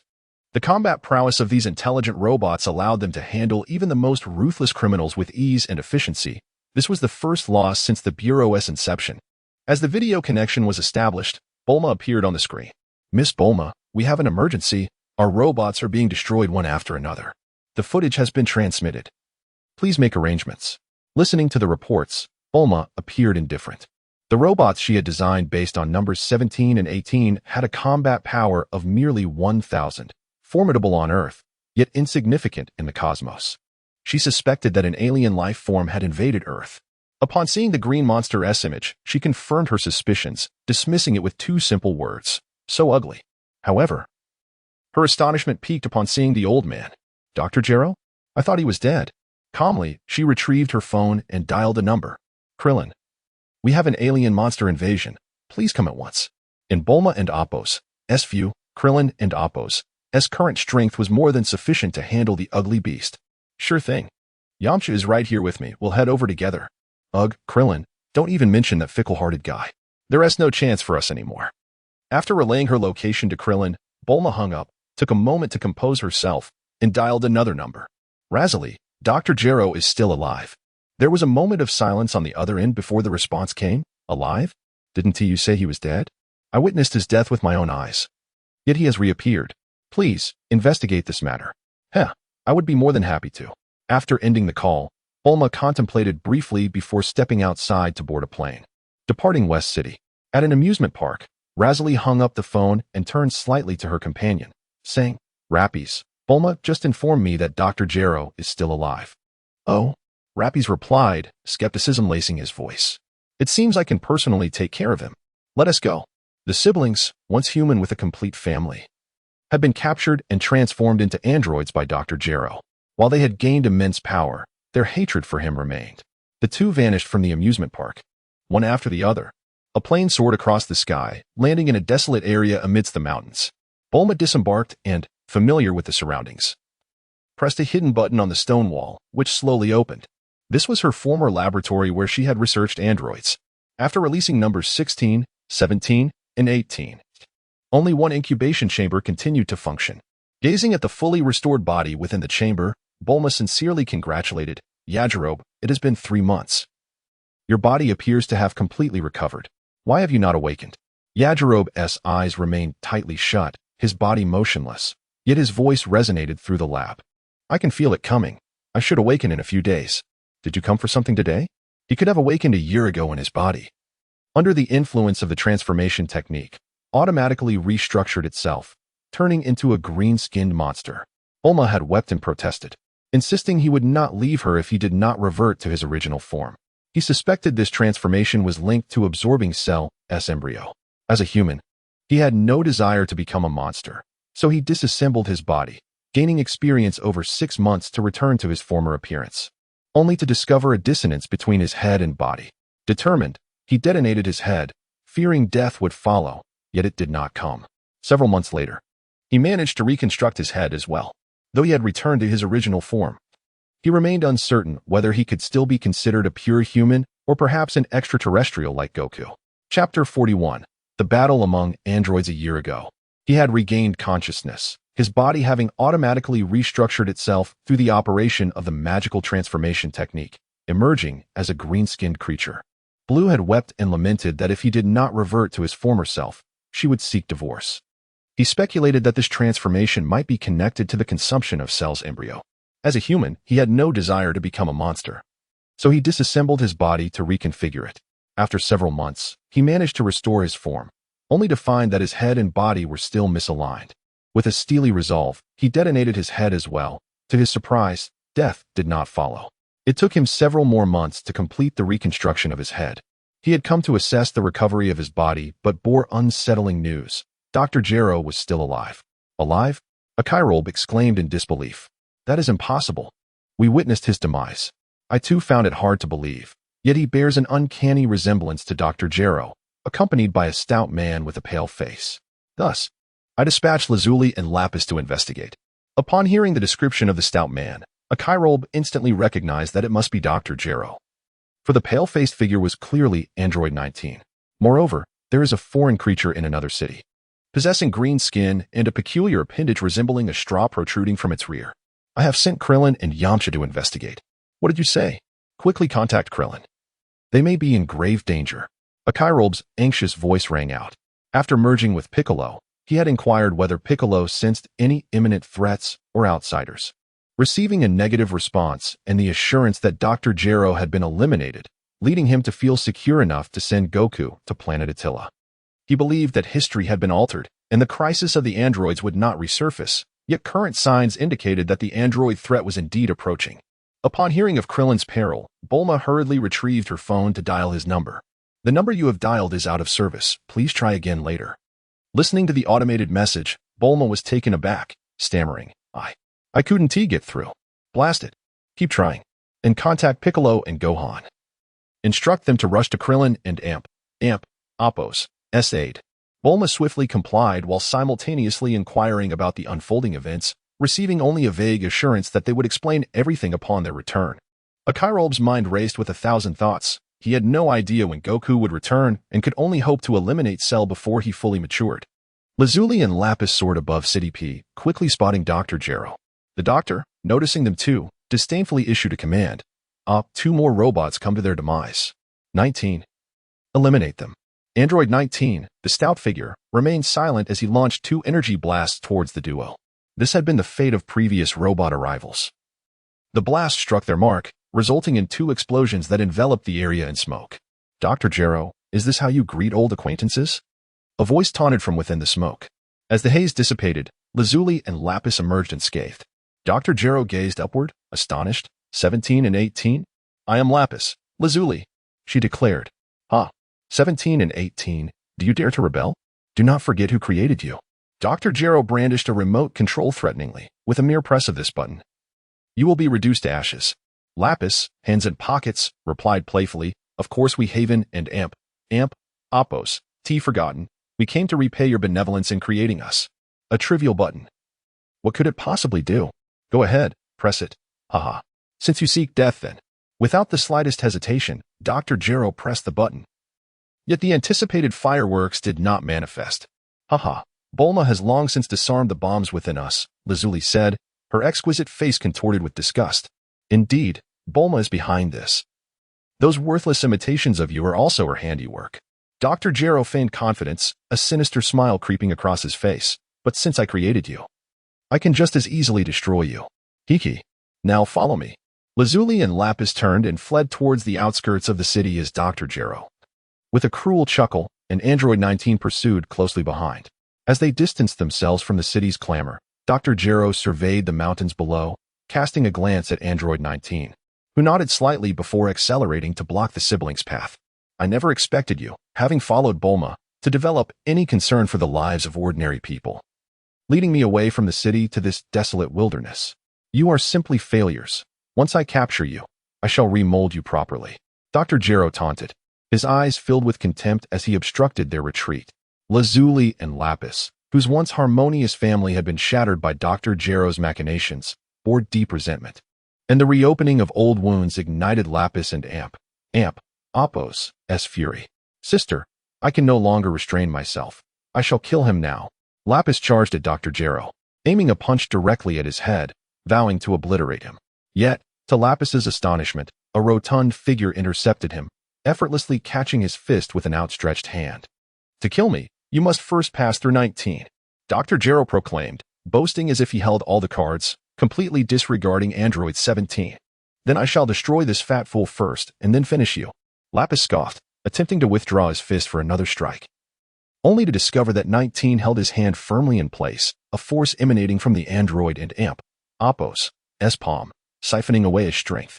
With renewed determination, Lapis unleashed a left punch, only to have that intercepted as well. Both hands now trapped, he struggled with all his might to break free, but to no avail. His frustration boiling over as he shouted, "Damn it! What have you done to me?" 19. Dr. Gero laughed in triumph, haha. Just a simple energy absorption device. Once touched by 19 and Oppos' hand, he can siphon energy from his opponents. Whatever you possess, 19 possesses, and what you lack, he possesses as well. Surrender now. And perhaps after reconstruction, I may allow you to retain a semblance of your former consciousness, hehe. At these words, Lapis composed himself, retorting coolly, umph. You have not forgotten that I possess infinite energy. Even if I stand still for him to absorb, what difference does it make?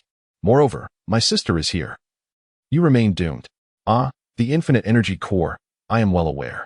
However, it is your energy output that is less than the energy generated, allowing for a continuous flow. Yet 19's energy absorption rate is extraordinary. Even with your infinite energy core, it will only sustain you for half a day, at most. The infinite energy core has its limitations, and I have found a solution to its shortcomings. The second generation infinite energy core installed in 19 surpasses yours by 10 in output. What do you have to contest against me? Once I deal with you, I shall exact vengeance upon Goku and that fat man, then dominate the earth, expanding my power and creating a glorious legacy as I venture into the cosmos. I shall become the ruler of the universe, haha. Dr. Gero laughed maniacally. Releasing his ambitions, for having witnessed the alien invasion years ago, he was no longer satisfied with the confines of Earth. Chapter 42. The larval form of Cell on the opposite side of the Earth, Krillin and Yamcha hovered above a city, gazing down at the eerily silent streets. An unsettling sensation creeping into their hearts. What has transpired in this city of Krillin? I cannot sense even a single life force. At this moment, the sun blazed overhead. Logically, the street should be bustling with activity, yet it was utterly still. The buildings showed no signs of damage, and a chill unexpectedly coursed through Yamcha and Oppos' spine. Krillin felt equally perplexed. Bulma had mentioned that aliens had annihilated the robots, but the situation seemed far more complex than that. His strength had significantly increased over the years of training. As long as he did not encounter someone of Bu's caliber, he felt unafraid. Even against the former Ginyu Force, he was confident he could single-handedly vanquish all 5 members. Despite sensing something amiss, he descended into the city, and Yamcha, with no choice, followed suit. However, before they could land, Krillin suddenly halted and shouted, "Damn it! Where did these aliens come from? I must eliminate them." Yamcha, having discerned the situation below, echoed, "Yes, we must find and destroy them." All around them, the streets, shops, and vehicles were littered with desiccated human skins. The flesh and blood utterly vanished. As they flew through the city, the two discovered that not a single soul had escaped. All that remained were mere husks. They landed on a rooftop, and Yamcha solemnly proposed, "Krillin, we should inform Bulma of the situation here." "All right." Krillin nodded gently, taking out his phone only to find dozens of missed calls from Bulma. He promptly returned the call, and it was quickly answered, revealing Bulma and Appo's anxious voice. "Krillin, where are you?" "Yachirobe said the place you went to is dangerous. I have arrived in the city. Everyone is dead. The essence of life has vanished, leaving behind only their skins. We have yet to locate the perpetrator." As Krillin shared the grim details, he chuckled nonchalantly. "What danger could there be here? I sense no life forces. Perhaps the culprit is fled. Regardless, be cautious." Yachirobe mentioned that this enemy is extraordinary and cannot be sensed through energy. "I have already notified Piccolo and Gohan to assist you," Bulma warned before ending the call. Krillin relayed the information to Yamcha, but neither seemed overly concerned, and they resolved to scour the city thoroughly. They decided to split up, each taking a different route. After 2 minutes, Yamcha passed through a narrow alley and was suddenly beset by a sense of foreboding. He halted, leaning against the wall, scanning his surroundings. Yet there was not a single rustle in the air. Instead, the feeling of dread intensified. Could it be above? Yamcha glanced upwards, but found nothing. Suddenly, a faint cracking sound from the wall behind him alerted Yamcha, prompting him to evade swiftly, though it was a moment too late. A sharp object pierced the wall and plunged into his left arm, draining his strength. Without hesitation, Yamcha severed his own arm to survive and retaliated with an energy blast. Boom! The explosion resonated, and the entire building began to collapse, allowing Yamcha to catch a fleeting glimpse of a green creature vanishing into the shadows. Stifling the pain from his severed limb, Yamcha bellowed in fury, "Monster, reveal yourself. Come out now." In a panic, he ascended into the air, unleashing a barrage of energy blasts downward. The explosions echoed continuously, demolishing the city's structures, yet unbeknownst to him, a green insect was stealthily approaching from behind. As Yamcha vented his rage, the insect crept closer, raising its spiked tail in preparation to strike. Just then, a shout rang out from afar, "Yamcha, watch your back." Krillin, having rushed to the scene, provided a timely warning that granted Yamcha a moment of reprieve, allowing him to evade a fatal blow, though his right arm was still pierced. "Yamcha, can you still hold on?" Krillin steadied him, his gaze fixed intently on the approaching insect, which stood just under a meter tall. Its green body crawling through the air, its long, grotesque tail swaying ominously. Yamcha weakly cautioned, "Be wary of its tail. It can absorb my strength. I can barely maintain flight. It and Appo's. It's up to you now." "I can end Appo's. Sense its energy. It ambushed me." "Do not worry. I understand." Krillin replied with a slight nod. He too attempted to sense the creature's power through energy, but to no avail. Nevertheless, confidence shone in his demeanor as he remarked, "Yet it appears its strength is not formidable. It resorts to ambush tactics. You should make your escape." The insect, overhearing Krillin's words, sneered, "Ha, Krillin.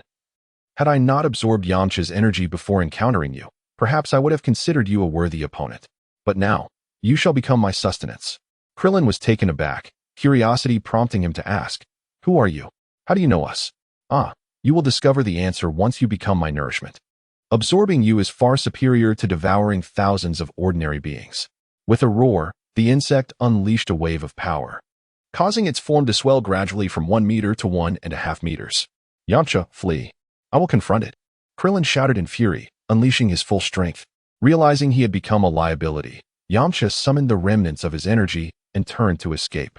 The insect, unwilling to let its prey slip away, launched an energy blast at Yamcha, but it was intercepted by another of Krillin and Appo's blasts, resulting in a violent explosion.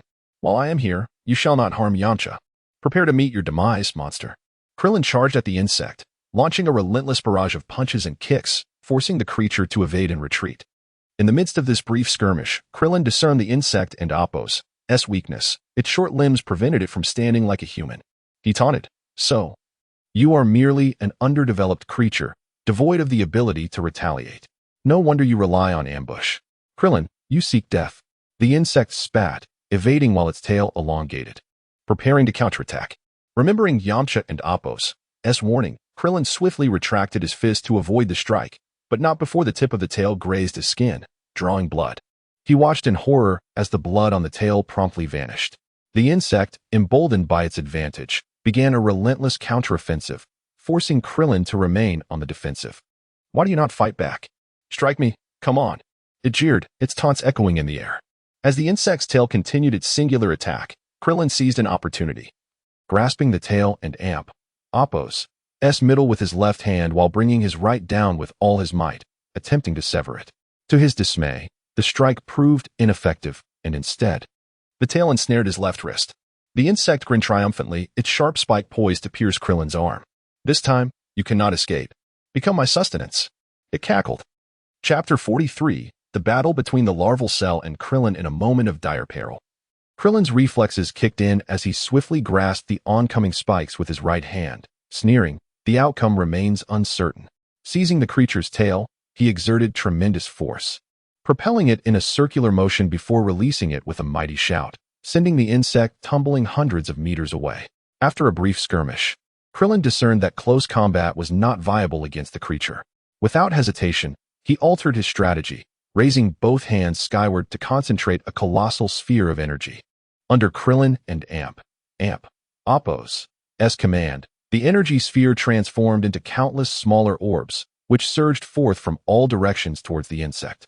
Unyielding, the creature opened its mandibles, channeling its own energy into its mouth, forming a dark orb that gradually expanded before erupting in a violent explosion, hurtling towards Krillin. The two engaged in a fierce exchange of ranged attacks, the resounding booms echoing through the heavens. After a series of relentless assaults, Krillin's arms fell to his sides, his chest heaving with exertion. The continuous explosions obscured his vision, leaving him unable to discern the enemy's location. Suddenly, a green figure surged through the smoke, colliding with him. Having expended a considerable amount of energy, even when he spotted the impending attack, he found himself incapable of evading it and was struck squarely. Sent flying hundreds of meters away, glaring at the green insect, Krillin demanded, "Why has your power not diminished in the slightest?" "Ask that in hell." The creature cackled, charging at Krillin once more. With fingers splayed and palms raised, Krillin bellowed, "Solar flare." A blinding light erupted from his bald head, catching the creature off guard, temporarily rendering it unable to see. Seizing the opportunity, Krillin darted towards the city below, seeking refuge among the towering buildings to evade the insect and Appo's pursuit. As the creature regained its sight, it sneered, "Ha, solar flare? Do you truly believe that will allow you to escape my grasp?" In no time, it sensed Krillin and Appo's energy and flew towards the skyscrapers. Navigating between the buildings, the creature exhibited a hint of amusement, proclaiming, "Krillin, I have found you. Come out, and perhaps I shall leave you with a whole corpse." Concealed in a corner, Krillin, suspecting a ruse, remained motionless against the wall. "If you refuse to emerge, I shall drain you dry." The insect, having grown weary of the cat-and-mouse game, launched an energy orb at a nearby skyscraper. As the building crumbled, Krillin was forced to reveal himself. With a furious glare directed at the insect, Krillin questioned, "How did you detect my presence?" "Huh, of course, through energy perception. Did you think you were the only one capable of sensing energy?" Krillin, exasperated, pressed, "Who are you, truly? Once I absorb you into my being, you shall know." The insect proclaimed, advancing towards Krillin. Mid-flight, it abruptly halted, frowning, and changed direction, vanishing amidst the skyscrapers. Krillin, relieved but perplexed by the enemy and Appo's sudden retreat, was overjoyed to see a green figure materializing in the sky. "Piccolo, thank goodness you've arrived. Otherwise, I would have been doomed. Where's Gohan?"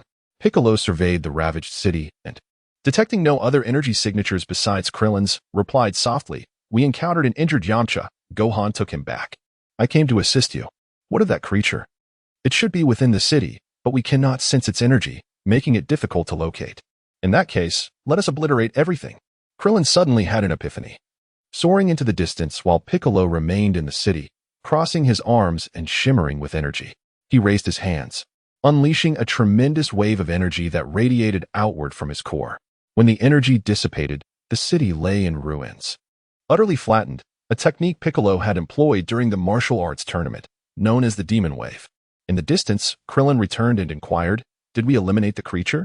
"Piccolo, Gazing at the ground with a furrowed brow, replied uncertainly, I cannot say. I saw no creatures escape. However, this technique has a flaw. It is inadequate for underground destruction. Krillin recalled how Tia and Shinhan had merely created a pit on the surface to evade this very attack. Let us proceed with indiscriminate destruction. The duo ascended into the sky, their hands moving ceaselessly as countless energy blasts rained down upon the city ruins, wreaking widespread devastation. Piccolo eventually ceased his assault, murmuring, the creature is either dead or has fled. We should inform Bulma of the situation.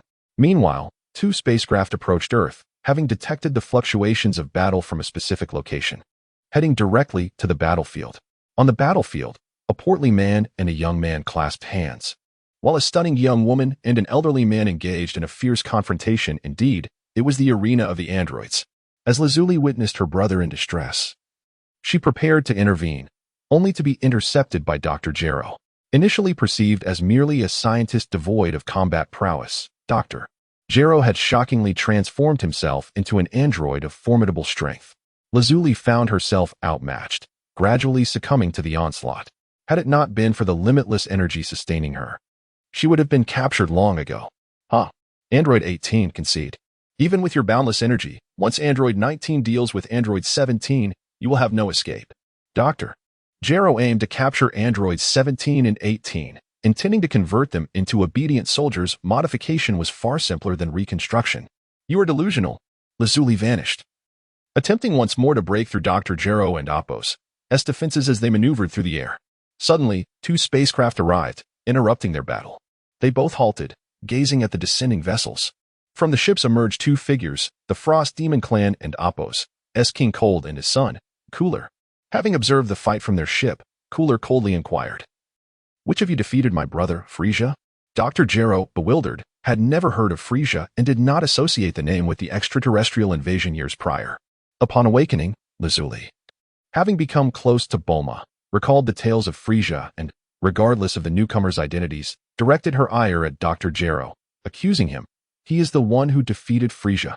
Cooler turned to Dr. Gero, demanding, Old man, hand over my brother and Appo's soul. Dr. Gero, aspiring to become the sovereign of the universe, would not tolerate such insolence from a mere monster. A monster? How dare you refer to the proud Frost Demon Clan as monsters? Both Cooler and King Cold seethed with rage as King Cold raised his hand, conjuring a massive red energy sphere. You dare insult the Frost Demon Clan? Old man, you seek death. With that, King Cold unleashed the red energy sphere towards Dr. Gero. Chapter 44. The defeat of numbers 17 and 18. As the energy sphere surged towards her, Lazuli retreated silently, relinquishing her position. Dr. Gallo, initially dismissive of the energy contained within the sphere, slowly raised his right palm only when it approached. Upon contact, the energy sphere vanished at a visibly rapid pace within Dr. Gallo's hand, without any explosion or smoke, silently and without a trace. This is impossible. King Cold's eyes widened in disbelief. Even though his son Gula possessed powers far exceeding his own, he could not have intercepted that attack so effortlessly. Father, allow me to handle this. This individual is rather peculiar. Gula blocked his father and Appo's attempt to advance, watching Dr. Gallo warily. Amidst the roars of fury, Gula unleashed his full power, stirring the winds as a formidable wave of energy radiated outward, transforming his body into its ultimate form. Lazuli sensed the surge of energy from Gula and warned loudly, beware of Dr. Gallo and Appo's palm. It can absorb any energy. Her warning stemmed not from goodwill but from a desire to prevent them from being defeated too quickly. Being a fellow Earthling, number 18, how dare you undermine my efforts? I shall deal with these 2 extraterrestrial creatures first, and then it will be your turn. Dr. Gallo reprimanded number 18. Yet his eyes remained cautiously fixed on the extraterrestrial creatures he spoke of. Thank you for your warning, beautiful lady. Gula completed his transformation and immediately charged at Dr. Gallo. Faced with the alien adversary, Dr. Gallo could not afford to show weakness, transforming into a streak of light and engaging in a fierce exchange of blows with Gula, neither side yielding an inch. Seeing Dr. Gallo entangled, Lazuli swiftly flew to her brother's side, rescuing him from number 19's grasp. Freed, Robbie's launched himself at number 19. Refusing to acknowledge that he had been bested, he was not weak compared to number 19, even after being absorbed of energy for so long. Thanks to the operation of the infinite energy furnace, he remained at full strength. Noticing her brother's engagement, Lazili joined him, and the two launched a combined assault on number 19. Even united, you two are no match for me. Number 19 retorted, finally speaking. I thought you were merely a mute robot, obedient to Dr. Gallo's commands. Who would have thought you could speak? Robbie's taunted, unleashing a fierce attack while simultaneously launching a powerful punch alongside his sister that sent number 19 flying for hundreds of meters. A traitor to Dr. Gallo deserves to be remade. Steadying himself, number 19 extended his palms, unleashing an innumerable barrage of energy blasts. Robbie's positioned himself in front of his sister, conjuring a green protective shield to absorb the onslaught. Seizing the opportunity, Lazili darted above number 19 and delivered a powerful kick, launching him away. However, to her shock, he caught her ankle. She immediately sensed a strange force draining her energy, after only a brief moment. Robbie's had already rushed in with a punch that sent number 19 flying. Before long, he appeared behind number 19, tightly embracing him, encased in a mini green protective shield. Boom! A violent explosion erupted within the shield, propelling Robbie's away, only for Lazili to catch him. Haha, this should end you. Robbie's felt the effects of the last attack, realizing it was a double-edged sword that had inflicted self-harm while attempting to vanquish the foe, causing a significant explosion as the shield concentrated the blast. As the smoke cleared, Robbie's gazed at number 19, who remained unscathed, questioning his own existence. I am the perfect artificial being created by Dr. Gallo. How could inferior beings like you hope to compare? I and Oppos. VE played long enough. Now it is my turn. Number 19 sneered. You two inferior products cannot compare to me. I possess not only a second-generation infinite energy furnace, but can also convert absorbed energy for my own use, even if the energy I absorb can only be used temporarily. Under the influence of both powers, I can exceed the limits of the infinite energy furnace and unleash even greater strength. Haha. If I had not absorbed number 17 and Oppos' energy beforehand, dealing with you two would have posed some trouble, but now, you are doomed. After finishing his taunt, number 19 launched a fierce assault, forcing the siblings to struggle to defend themselves. If either were alone against number 19 at that moment, they would have been captured long ago. Seeing the grim situation, Lazili urged, Brother, you must flee. I will keep him occupied. It was my carelessness that allowed my energy to be absorbed, leading to our current predicament. If anyone should leave, it should be you, sister. As soon as the words left their lips, they were both struck into the ground. Number 19 coldly stated, None of you will escape. Just as he prepared to pursue them again, Dr. Gallo and Oppos' voice called from behind, Number 19, come assist me in dealing with this alien creature. Upon hearing Dr. Gallo and Oppos' command, number 19 hesitated not for a moment, abandoning his pursuit of numbers 17 and 18 as he flew toward another battlefield. The siblings, emerging from the ground, exchanged glances and soared into the distance, quickly vanishing from sight. Meanwhile, Gula began to engage with Dr. Gallo. Due to his caution regarding the doctor's energy-absorbing palms, he fought with some restraint. As time passed, leveraging his immense strength, Dr. Gallo found it necessary to summon number 19 for assistance. Gula watched as the pale-faced figure entered the fray, now forced to confront him with greater care. After a brief exchange of blows, he discovered that the pale-faced figure possessed even greater strength than the old man. A few probing energy blasts revealed that the pale-faced figure also had the ability to absorb energy, further heightening Gula's wariness and gradually sowing the seeds of retreat in his mind. After yet another attack sent both combatants reeling, Gula taunted the pale-faced figure. I never imagined you would heed the commands of someone weaker than yourself. Haha, number 19 is my most perfect creation. Once I capture you two alien creatures, I shall study and transform you, and you will become obedient subordinates. Creation? Artificial beings? Study and transformation? Gula pondered the implications of the pale-haired man and Oppos' words in astonishment, realizing the incredible technology present on such a remote planet capable of producing such formidable subordinates. After his surprise, Gula's first thought was to capture the pale-haired man and compel him to serve him. Such revolutionary technology must be kept under his control. If it could not be obtained, it must be destroyed. No one else should wield such power. Realizing that energy attacks had little effect, he understood it would be challenging to capture the old man on his own. Making a decision, Gula called out loudly to his father, Father, take my brother's body and retreat. Without hesitation, King Cooled turned and returned to the ship, his heart racing at the unexpected strength of the enemies they faced upon arriving at this planet. With a swift motion, he and Tao Bai vanished from the battlefield. Chapter 45. Discussion upon witnessing his father safely depart with Furisa and Apos. S body. Gula seized the opportunity to conjure energy spheres in both hands, hurling them towards Dr. Gero and Android 19. As the two absorbed the energy orbs, Gula fled the battlefield, soaring into the distance. Android 19, having completed the absorption, was about to pursue him when Dr. Gero intervened. This extraterrestrial creature is formidable. We must first locate the two traitors and Son Goku, absorb their powers, and then confront him, Dr. Gero asserted. He had anticipated that his emergence would render him invincible, yet he did not foresee encountering such tough opposition immediately. However, invading Earth was no trivial matter. After a moment of contemplation, Dr. Gero set off with Android 19 towards Goku's home. Unbeknownst to them, a small meteorite plummeted to Earth, creating a tiny crater. A nearby elder, curious, approached to investigate. A pool of black liquid, seemingly alive, leapt from the pit and splattered onto the elder's face, merging with his being. Subsequently, the elder departed, walking away with a bizarre gait. In another desolate region, a machine materialized from thin air, and a short-haired youth clad in blue, wielding a sword, emerged. He stowed the machine into a universal capsule and, after sensing his surroundings, flew off in a specific direction. Meanwhile, in the laboratory where a Kairobe resided, Piccolo, Gohan, Krillin, Bulma, and Tien were gathered. Yamcha was receiving treatment in a healing pod due to severe injuries. A Kairobe, no longer concealing information, revealed details about the green insect creature. Upon learning that the creature, known as Cell, likely hails from the future and is the ultimate android created by Dr. Gero, each individual was struck with disbelief, particularly when they realized it could devour an egg whole. Yet, Cell does not appear particularly strong. Is he truly as formidable as you described? Krillin voiced his skepticism. Despite being unable to overpower the insect like Cell, he did not perceive him as a significant threat.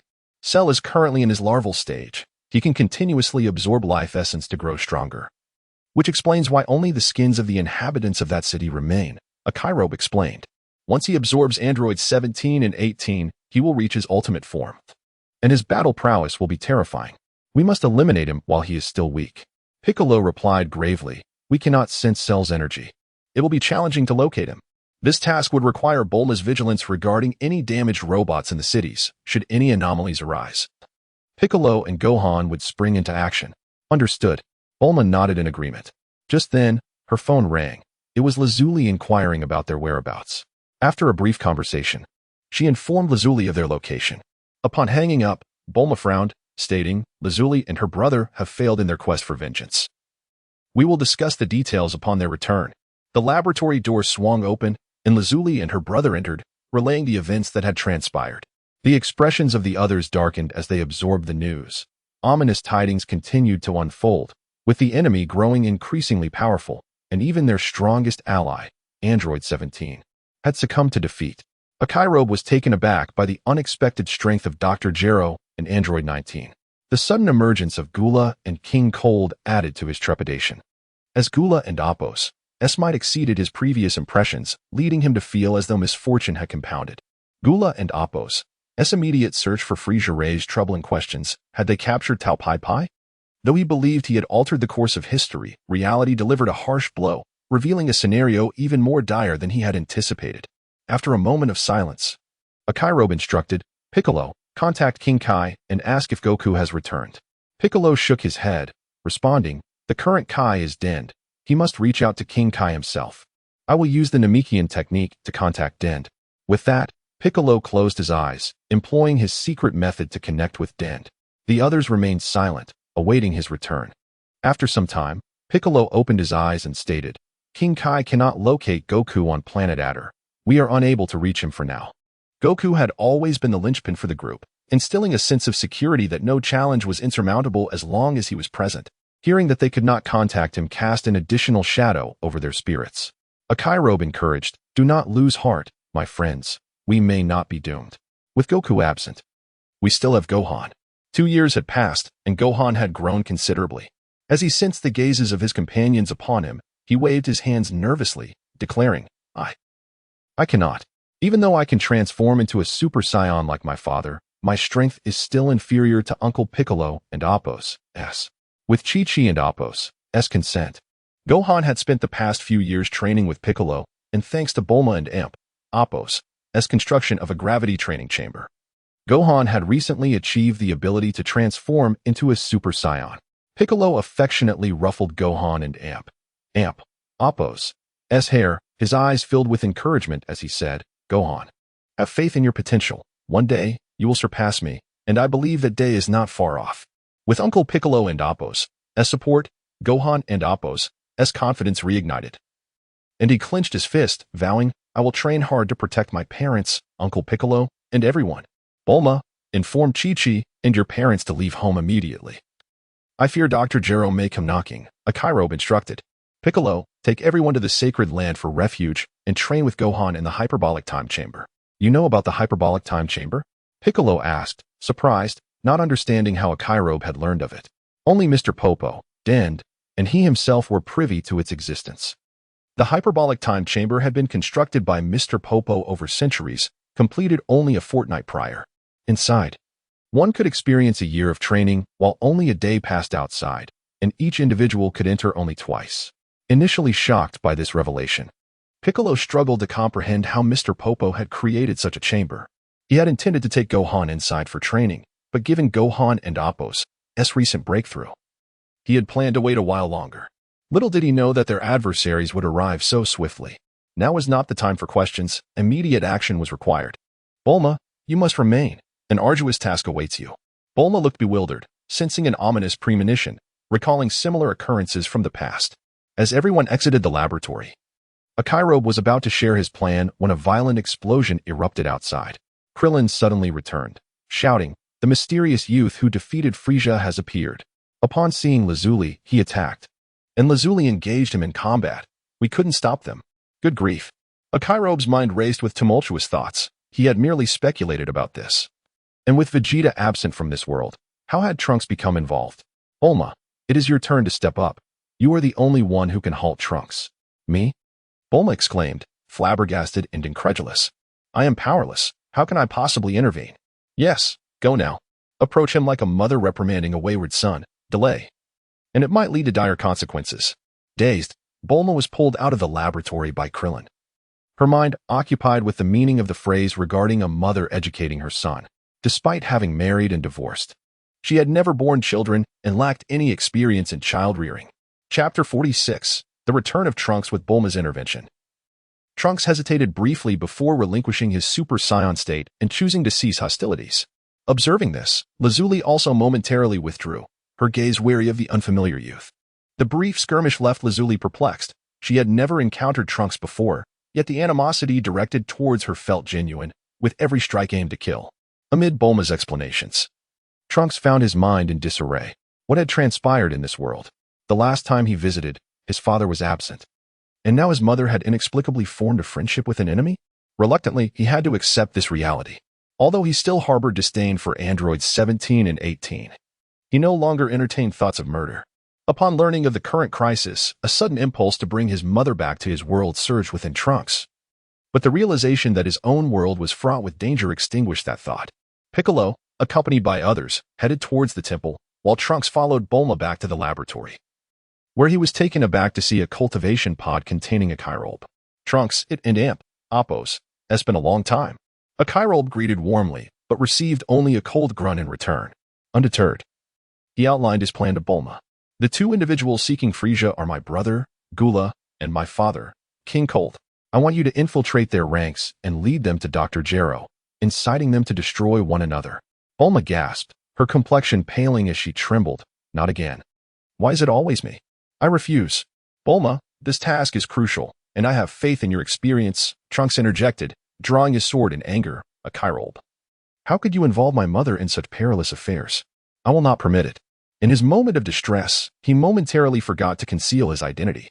Bulma paused, her eyes wide with realization as she stammered. You just called me mother?" I. Trunks and Apos' sword tip fell to the ground as he averted his gaze from Bulma, unable to utter a word. Seeing this, Bulma and Apos' belief began to solidify. And with her hands on her hips, she demanded, "A Kairobe, you must clarify what is happening. If you do not explain, I will not let this matter rest today." A Kairobe, sensing her determination, softly confessed, Trunks is indeed your son, but from an alternate timeline. The future you created a time machine, allowing him to arrive in our world.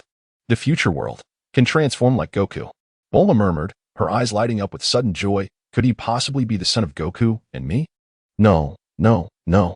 Trunks quickly refuted. My father is Vegeta, not Mr. Goku. Vegeta? The villain who invaded Earth and killed Goku, Gohan, and Krillin? How could I ever marry him? Bulma's eyes brimmed with shock, confusion, and curiosity. The revelations were overwhelming. Trunks intended to defend his father, Vegeta. But recalling the countless lives lost at the hands of this world's version of his father left him at a loss for words. Akairob, however, continued, Bulma. The Vegeta from another timeline was not as malevolent. He redeemed himself and fought alongside Goku against Frieza, ultimately sacrificing his life to protect you and your son from the androids. How could you doubt your own judgment? Bulma nodded slightly. Even with her past misjudgments, she would never choose a villain as her spouse. To learn more, we must first survive. Otherwise, all is in vain. I trust that Trunks will share his story in due time. Trunks sheathed his sword, sincerely thanking Akairob. Thank you, Uncle Akairob. But I still refuse to let my mother take such risks. No, I will go. Bulma unexpectedly reversed her decision and agreed to partake in the mission. No one could ascertain Bulma and Appo's true motivations, but regardless of Trunks and Appo's attempts to persuade her, he could not alter his mother and Appo's resolve. After a brief discussion, Bulma departed the laboratory alone. Watching his mother leave, Trunks expressed his concern. Uncle Akairob, will my mother be safe? Fear not, as long as we vanquish her foes. Death can be reversed. Indeed, the prospect of resurrection is remarkable. Trunks whispered, a hint of envy in his voice, before his mood shifted. Yet, I lament that in my world, my father, Gohan, and everyone else cannot return. Akairob struggled to find the right words of comfort. His own timeline was chaotic, leaving him unable to assist. The laboratory fell into silence. Gula soared over a forest, swiftly locating his father's position. As he approached, King Cold solemnly remarked, Gula, what are our next steps? The inhabitants of this planet are formidable. Gula furrowed his brow. In terms of power, they are slightly inferior. But their bizarre energy absorption complicates matters. I require an ally. Casting a glance at King Cold, Gula candidly stated, Father, your strength is insufficient. We must locate my brother and Appo's soul. He may prove helpful. King Cold took no offense to his son and Appo's words, recognizing that his own strength paled in comparison. However, he found it peculiar. The last time I encountered Frieza, he was weaker than I. Are you certain he can assist you? Gula observed the unconscious Frieza on the ground and chuckled. The one occupying my brother's body is far more capable than Frieza himself. Capturing him required considerable effort. But how do we locate Frieza's soul? Gula pondered momentarily. That old fool likely has no idea where my brother is. We must seek out that woman. She might possess clues. With that, he hoisted Frieza and left the forest, carelessly choosing a direction until a city came into view. Gula noticed a small energy sphere appear at his fingertip, and suddenly, two figures flew out from the city, one of whom was familiar. Extinguishing the energy at his fingertip, he prepared to confront them just as they approached. The two individuals were none other than the robots, 107 and 108, who bore an uncanny resemblance to androids 17 and 18. Identify yourselves, 108 demanded, eyeing them warily, as her database yielded no information. Have you forgotten us so soon? Take us to Frieza, Gula insisted. I have never seen you before. What Frieza? I suspect your identities. You will accompany us for an investigation, 108 retorted. Gula and his father exchanged glances, confusion reflected in their eyes. They nodded subtly, and King Cold suddenly struck 107. Having witnessed their power, he unleashed his full strength. But to his astonishment, 107 offered no resistance and was obliterated. Examining the scattered remnants, King Cold remarked, he was not flesh and blood. It seems he was a machine. Remarkably weak, unlike those we encountered before. Gula, upon hearing this, seized 108, scrutinizing her with keen interest. Chapter 47. The love child of Burlesque and Jinyu. After leaving the laboratory, Bulma arrived at the headquarters of the 749th Bureau, receiving successive reports of the destruction of two city-guarding robots. However, upon viewing the transmitted information indicating that a green monster was responsible, she chose to remain indifferent for the time being. As long as they could secure ultimate victory, those who perished in the two cities could be revived. It was not that they were callous and indifferent to death. Rather, it was that they were truly powerless to help, as their own survival was at stake. It was not until the message about the destruction of robot number 107 arrived, revealing the target she sought, that she decided to take action. The city was not far away, and she immediately piloted her aircraft towards it. In the skies above the city, Gula examined robot number 108 and, with a gentle squeeze, destroyed it, murmuring, "This robot is rather intriguing. Its strength surprisingly rivals that of the lower-tier soldiers of the Burlesque Legion." Gula, the old man we encountered earlier, claimed to have created that pair of individuals, and the rotund fellow was also his creation. Do you suppose these robots could be? Gula understood his father's words and shared the same suspicion. His expression darkened as he replied, "It seems that old man is indeed the ruler of this planet. If we wish to find my brother, we must first deal with him." Gula was not afraid of that decrepit old man. Yet the enigmatic energy absorption was undoubtedly challenging to contend with. Until he found a solution, he had no intention of seeking trouble. Suddenly, an aircraft approached from the distance. Gula initially considered destroying it, but a woman's voice momentarily quelled that thought. "King Gula, I am the chief scientist of the Burlesque Legion." The voice repeated until the aircraft landed atop a tall building, where a woman emerged and waved to them. Gula and his father descended to the rooftop, curiously scrutinizing the woman, who seemed devoid of any combat prowess. "I recall the chief scientist of the Burlesque Legion is named Kakono. How did you become a woman? And what brings you here?" "Woo. King Gula, I have endured humiliation and hardship to finally await your arrival." The woman was none other than Bulma, who rushed to embrace Gula's leg as soon as he landed, weeping profusely. "I was taken under the command of King Burlesque years ago. One day, a Namekian intruder wreaked havoc at the Legion and Apos' headquarters, and Lord Kakono was killed. I had no choice but to surrender and was brought to this planet, only to learn that King Burlesque had been defeated." King Cooled snorted disdainfully. "So you are a traitor, daring to show your face." Just as he was about to strike, Gula intervened. Bulma, trembling in fear, nearly lost her composure, her sobs growing increasingly sorrowful. "King Cooled, I am not a traitor. I feigned surrender to gather information about King Burlesque. If you truly intend to kill me, once we rescue King Burlesque, I shall take my own life before you, to prove my loyalty with my blood." "Oh?" Gula chuckled, inquiring, "Do you know King Burlesque's whereabouts?" Bulma nodded vigorously. "Yes, I have already discovered his location. However, I am weak and have waited for an opportunity. Today, that opportunity has finally arrived. I will now lead the two kings to find King Burlesque. But he is in a precarious situation due to Captain Jinyu's betrayal." Gula had suspected that his brother's soul was ensnared by Jinyu's machinations. Hearing Bulma and Apos' words alleviated some of his doubts, especially since the woman exhibited no combat capabilities. He promised, "As long as you can lead us to King Burlesque, your status within the Burlesque Legion will be second only to my brother." "Thank you, King Gula." Overwhelmed with gratitude, Bulma rose from the ground, activating the aircraft to lead the way, while Gula and King Cooled leisurely followed behind. An hour later, the aircraft brought them to a verdant mountain range, where a meandering stream flowed, accompanied by several houses standing in a row. However, at that moment, no one occupied the houses. Instead, outside, there were a dozen cats, some frolicking, others peacefully napping on branches, and two confined within a cage. As Bulma led the kings to the cage, one cat cowered in the corner, trembling, while the other appeared quite animated, incessantly waving its paws at the trio. King Cooled, growing impatient, remarked, "Bulma, you said you would lead us to King Burlesque. Yet here we have nothing but these small creatures." Bulma pointed to the excited cat in the cage. "The information I gathered indicates that this cat is King Burlesque." The trembling cat in the corner was supposedly Captain Jinyu. Observing the increasingly grim expressions of the two kings, Bulma cautiously added, "They are the love children of King Burlesque and Captain Jinyu." Gula suppressed his rising fury, intrigued yet bewildered. Love children? What is this phenomenon? He dominates the universe through strength and power. This is the first time I've encountered the concept of love. Bulma glanced at Gula, sensing his genuine confusion, and then looked at King Cooled, who appeared equally perplexed. She softly clarified, "The love children refer to the offspring of King Burlesque and Captain Jinyu." Gula and King Cooled were momentarily struck dumb by this revelation. The animated cat in the cage ceased its paw waving, and in a human-like manner, covered its eyes with its paws, while the other cat trembled even more violently in the corner. "Damn it, how dare they insult my Ice Demon clan?" King Cooled exploded with rage, an overwhelming force emanating from him, engulfing the surroundings. Gula, likewise furious, managed to retain some semblance of rationality, protecting Bulma in the cage.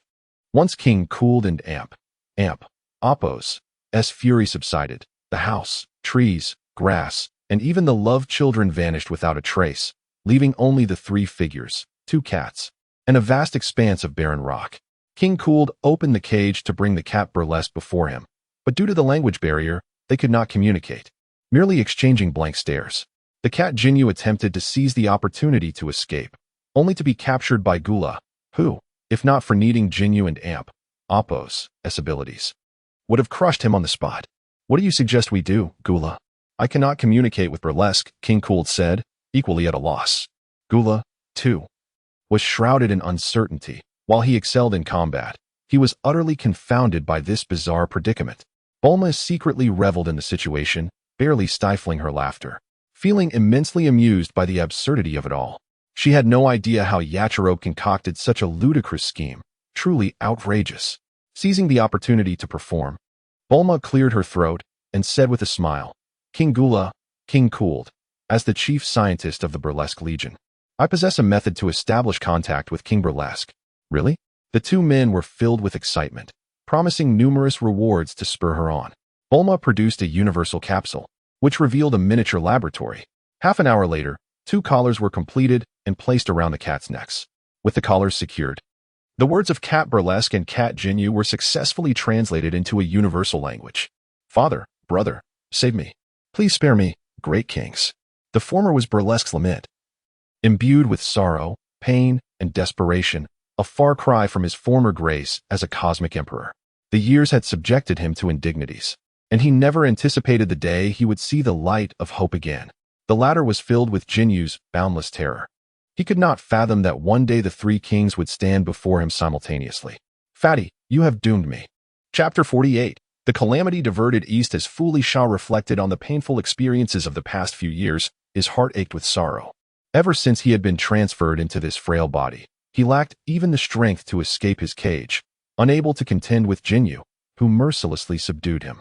The most humiliating ordeal was being violated by Jinyu, leading him to witness his abdomen swell as he bore children, all while the traitor watched him with cruel intent.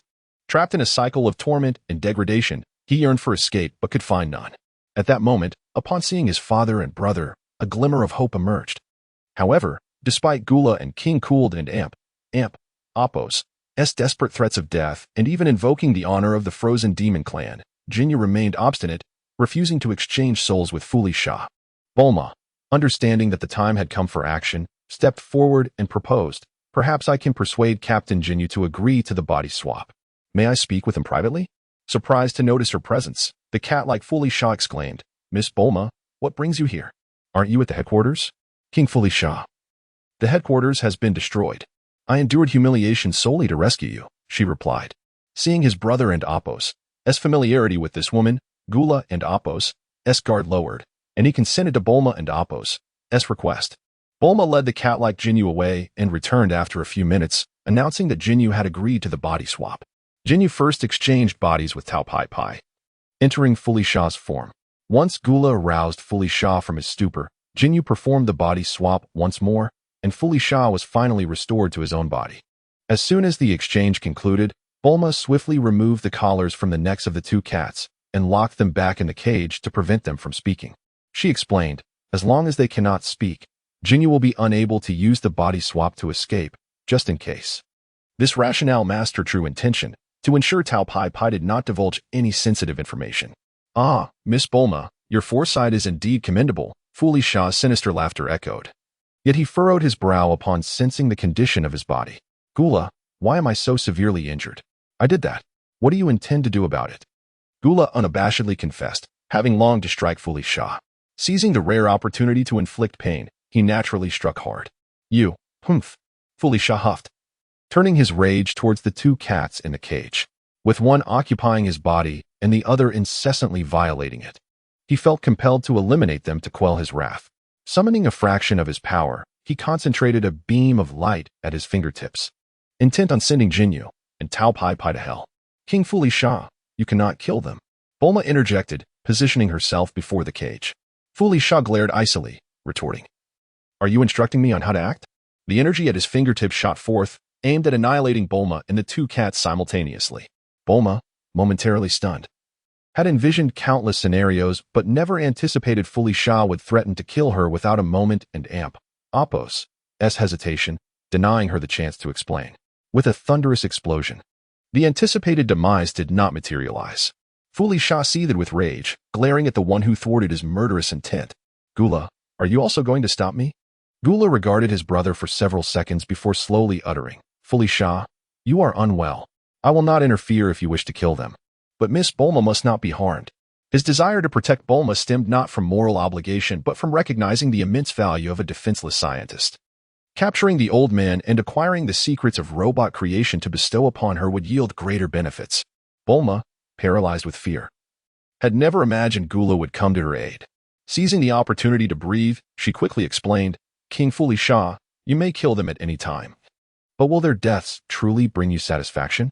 Furisa, recalling the humiliations of the past, bitterly inquired, what do you propose? Naturally, to repay them in kind, ensuring they suffer and perish.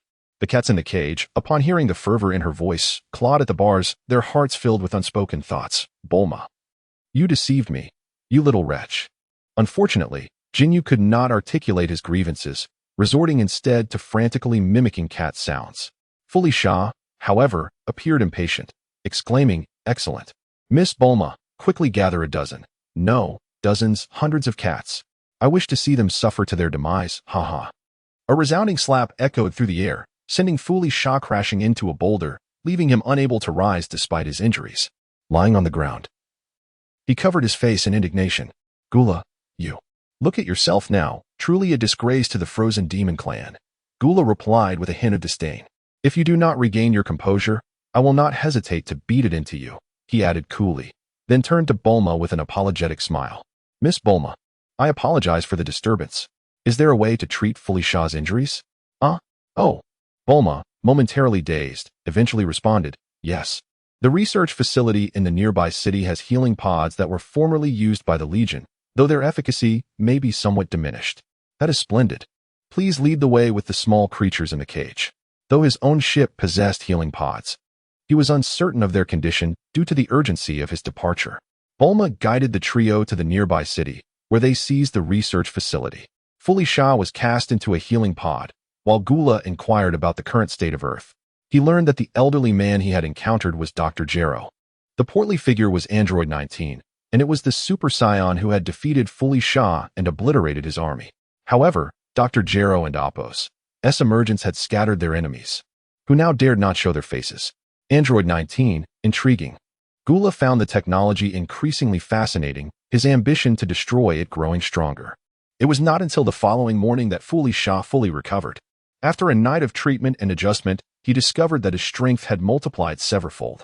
As soon as he exited the healing pod, Furisa launched an assault on Gula, unwilling to forget the humiliation of the previous day. Even fraternal bonds required clear accounting.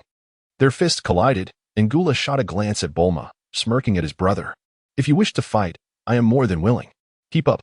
With that, he smashed through the roof and soared into the distance, leaving behind a parting remark. Miss Bulma, please rest here. I will deal with my wayward brother and return. Furisa and King Cooled followed closely, leaving Bulma in a state of bewilderment. Is this truly how they depart? My plans. Bulma and Apos' mind swirled in confusion. According to the strategy she had devised with Yachirobe, she was to infiltrate Gula and Apos' inner circle and guide them in confronting Dr. Gero. However, now, she was left with two cats, wondering what had just transpired. Chapter 49, The Death of King Kurd in the Desolate Wilderness. A fierce confrontation unfolded between brothers beneath the vast sky. King Kurd watched helplessly from a distance as his two sons battled, realizing that he could not intervene as they had grown too strong. As time passed, the intensity of their conflict escalated, and Dr. Gero, sensing the rising energy fluctuations nearby, altered his course with Android 19 in search of the elusive Sun Wukong.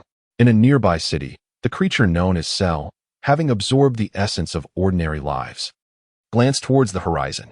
At that moment, he had shed his insectal form and, after a brief contemplation, soared towards the source of the energy disturbance, leaving behind a city shrouded in silence. Meanwhile, in another city, a handsome young man flirted with a beautiful woman in a hotel room. Suddenly, He cast a glance out the window, then turned back to his companion, his expression transforming into one of cold indifference. Abruptly, his mouth expanded to an enormous size, and in a chilling moment, he devoured the woman and Appos, as head amidst her screams. With a casual wipe of his mouth, he stepped onto the street and took flight in an aircraft. The fierce duel between the brothers continued unabated in the wilderness. Furisa, growing increasingly alarmed, had previously believed that his brother Gula's strength, though superior, was limited. Now, regaining control of his body, he felt his own power surging with each passing moment. Yet, despite his growing mastery of this newfound strength, he found himself unable to best Gula, igniting within him a flicker of jealousy. He yearned to avenge that slap. Eager to master his enhanced abilities swiftly, knowing that battle was the quickest path to such mastery, recognizing that he had achieved his secondary objective, Furisa chose to withdraw rather than face further humiliation. Gula, observing his brother with a knowing smile, remarked, "Though I may not possess your innate talent, you squander it by neglecting to train, relying instead on an outsider to hone your skills. Had you devoted yourself to proper training, you would never have been defeated by any scion." Furisa scoffed defiantly, "Do not lecture me. One day, I shall repay that slap in kind." As the brothers prepared to depart, two familiar figures approached swiftly from afar. Gula chuckled, "The warm-up match is over. It is time for the real battle to commence. That hefty fellow, Android 19, will hold him off for me. Once I deal with that old man, I shall assist you. Beware of his palm. It can absorb energy." After issuing this warning to his brother, Gula charged towards Dr. Gero. Furisa, irritated, spat in anger and advanced towards Android 19. Dr. Gero remained unfazed as the two approached. With no sign of Sun Wukong, he resolved to eliminate these two extraterrestrial threats first. Having engaged in battle just the previous day, he and Android 19 felt confident in their ability to defeat Gula, while Furisa, whom they had encountered years prior, posed little threat. Android 19 could dispatch him swiftly. Both parties entered the fray with the intent of overpowering the weaker opponent to assist their ally, yet each was taken aback by the other and Appos' ferocity. "Gula, where did you attract these foes from? Hurry up, I cannot hold out much longer." Furisa soon found himself at a disadvantage, having expected to adapt seamlessly to his newfound strength. In this cosmic arena, his brother ranked first, and he second, yet he now faced formidable adversaries. Dr. Gero and Appos' situation was similarly dire. He noticed that the creature before him had grown even stronger since their last encounter. While fending off attacks, he urged, 19. "What are you doing? Hurry and eliminate that waste so you can assist me." "Who are you calling a waste, you old fool?" "You and Appos, re the waste. Your entire family is a waste," Furisa retorted, incensed by the insult. However, this distraction led to his downfall, as he was soon captured by Android 19, who began to drain his energy. "Curse it! What sort of insidious ability is this? He is siphoning my power," Furisa cried in terror, attempting to strike back with his left fist, only to have that arm seized as well. "Ha! I speak of you, waste. 19, drain that fool dry." Dr. Gero, witnessing the overwhelming advantage of Android 19, desperately sought to keep Gula at bay, utilizing his infinite stamina and energy absorption to momentarily stymie Gula and Appos' advance. Yet, Gula was not alone. Sensing his sons in peril, King Kurd appeared behind Android 19, unleashing a barrage of energy beams towards the android. The explosions echoed relentlessly. Had he been weaker, one blow could have proven fatal. While Android 19 was significantly stronger than King Kurd, he was currently engaged in energy absorption and left vulnerable to attack. Narrowing his eyes, Android 19 reluctantly relinquished his energy drain to evade King Kurd's assault. Furisa, having escaped immediate danger, felt a depletion of his own strength and called for his father to join forces. Together, they temporarily repelled Android 19 and Appos' advance. Unbeknownst to them, Cell had arrived near the battlefield, cautiously concealed beneath the earth. Recognizing Dr. Gero and Furisa, he was astonished to find them still existing in this world. However, Dr. Gero and Appos' opponent was too powerful for him to confront at the moment, and Furisa was equally formidable. His focus shifted towards King Kurd. A grand feast awaited. Consuming him would elevate Cell's power significantly, making it easier to devour Furisa later. As Cell lurked underground, he awaited the opportune moment, unaware that fortune would soon deliver it to him. On the battlefield, Android 19 seized an opening, delivering a kick to King Kurd. sending him flying in the direction of Cell and Amp, Apos' hiding spot.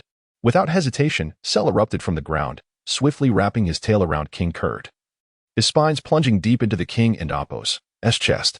King Kurd felt his life force waning, struggling in vain to escape as terror enveloped him. He screamed, "Sons, save me." This unexpected turn of events stunned the four combatants. Though unaware of the newcomer's identity, Dr. Gero reveled in the development. Gula attempted to intervene but remained ensnared by Dr. Gero and Apos' relentless grip, forced to watch as his father was inexorably drained by the newly arrived monster. Casting a glance at Fruris's predicament, Gula realized the futility of rescue, exerting great effort to finally free himself from Dr. Gero's clutches. Together with Furisa, he made his escape. At that moment, an aircraft arrived at the battlefield, surveying the scene and pursuing Gula's fleeing form. Dr. Gero refrained from chasing, his attention fixated warily on the newly emerged creature as he sensed the familiar method of energy absorption. Chapter 50, the liquid parasitic life form having absorbed King Cooled. Cell stood before Dr. Gero, the palpable animosity between them suggesting that any exchange of words could swiftly devolve into violence. "Do not be alarmed, Dr. Gero, we are allies," Cell declared, but the confusion in Dr. Gero's mind deepened, prompting him to inquire directly, "Allies? Who exactly are you?" "I am Cell, another traitor. Number 19, attack." Without hesitation, Number 19 launched an assault on Cell. Taken aback and bewildered, Cell realized that had he not absorbed King Cooled, he would have been utterly defenseless against Number 19 and Apos' onslaught. Even so, he was no match for Number 19, and in desperation, he shouted, "Dr. Gero, I truly am the Cell you created. I seek collaboration." "Humph. I believe you are Cell, but the embryo I fashioned was seized years ago by that wretched Bulma, alongside the incubation chambers of Numbers 16, 17, and 18. Like them. You are a traitor. I am no traitor, nor do I have any ties to Bulma. I hail from the future, crafted by another version of you as the perfect android. We are allies. If you assist me in absorbing 17 and 18, I will possess the strength to confront Son Goku, the very objective you set for me." As Cell recounted his origins, he continued to seek Dr. Gero's cooperation. He had journeyed through time to absorb 17 and 18 to achieve his perfect form. "Convincing me to assist you is not out of the question. But you must surrender and allow me to study you. Once I am satisfied, I shall aid you." "That is impossible." Cell promptly rejected the notion. Aware that Dr. Gero, with his scientific prowess, could manipulate his form in unforeseen ways. "Then you are of no use to me. Die." Dr. Gero and Apos' murderous intent intensified as he charged at Cell. Although he had created Cell, he had not seen his full potential, leading him to conclude that with Number 19 already under his control, a rogue prototype like Cell would only serve as an obstacle to his rule over the universe. Cell, caught off guard by the sudden turn of events, endured several blows from Number 19 before creating distance and unleashing a solar flare. Seizing the opportunity, he burrowed underground while Dr. Gero and Number 19 regained their sight to find themselves alone. Enraged, Dr. Gero unleashed energy blasts against the ground to vent his fury. For 2 consecutive days, despite gaining the upper hand in battles, he found himself frustrated by the inability to eliminate a single adversary, casting a shadow over his spirit. Meanwhile, the fleeing Gula brothers, realizing no one was pursuing them, chose to rest in a secluded grove. "Damn it, Father is dead, and you dragged me away." Furiously, Furisa struck a tree, creating a deep gash, blaming all misfortune on his brother. "Humph. If you truly wished to stay, could I have pulled you away?" Once a mere ideological disagreement, Fruris's return to his body had only fueled his disdain. Gula retorted without reservation, 2 against 1, "And you still failed, resulting in our father and Apos' tragic demise. You truly are impressive." "You." Furisa and Apos' face flushed in anger, rendering him speechless. "I will destroy this planet and send them all to hell." Relying on the innate survival abilities of the Frost Demon clan, Furisa prepared for a do-or-die situation. Ascending into the sky as a fiery red energy sphere rapidly expanded at his fingertips. Gula understood his brother and Apos' intentions and did not intervene. If they could not acquire the android technology, they would raze everything to the ground, for the universe remained theirs to command. The energy sphere struck the ground, triggering a violent explosion that formed a bottomless pit. Furisa frowned, dissatisfied with the destruction caused by his attack. Previously, he had obliterated planet Vegeta with this very move. And yet, with his current power surpassing all limits, This planet showed no signs of destruction. This planet is peculiar. Gula recognized the anomaly but could not discern its cause.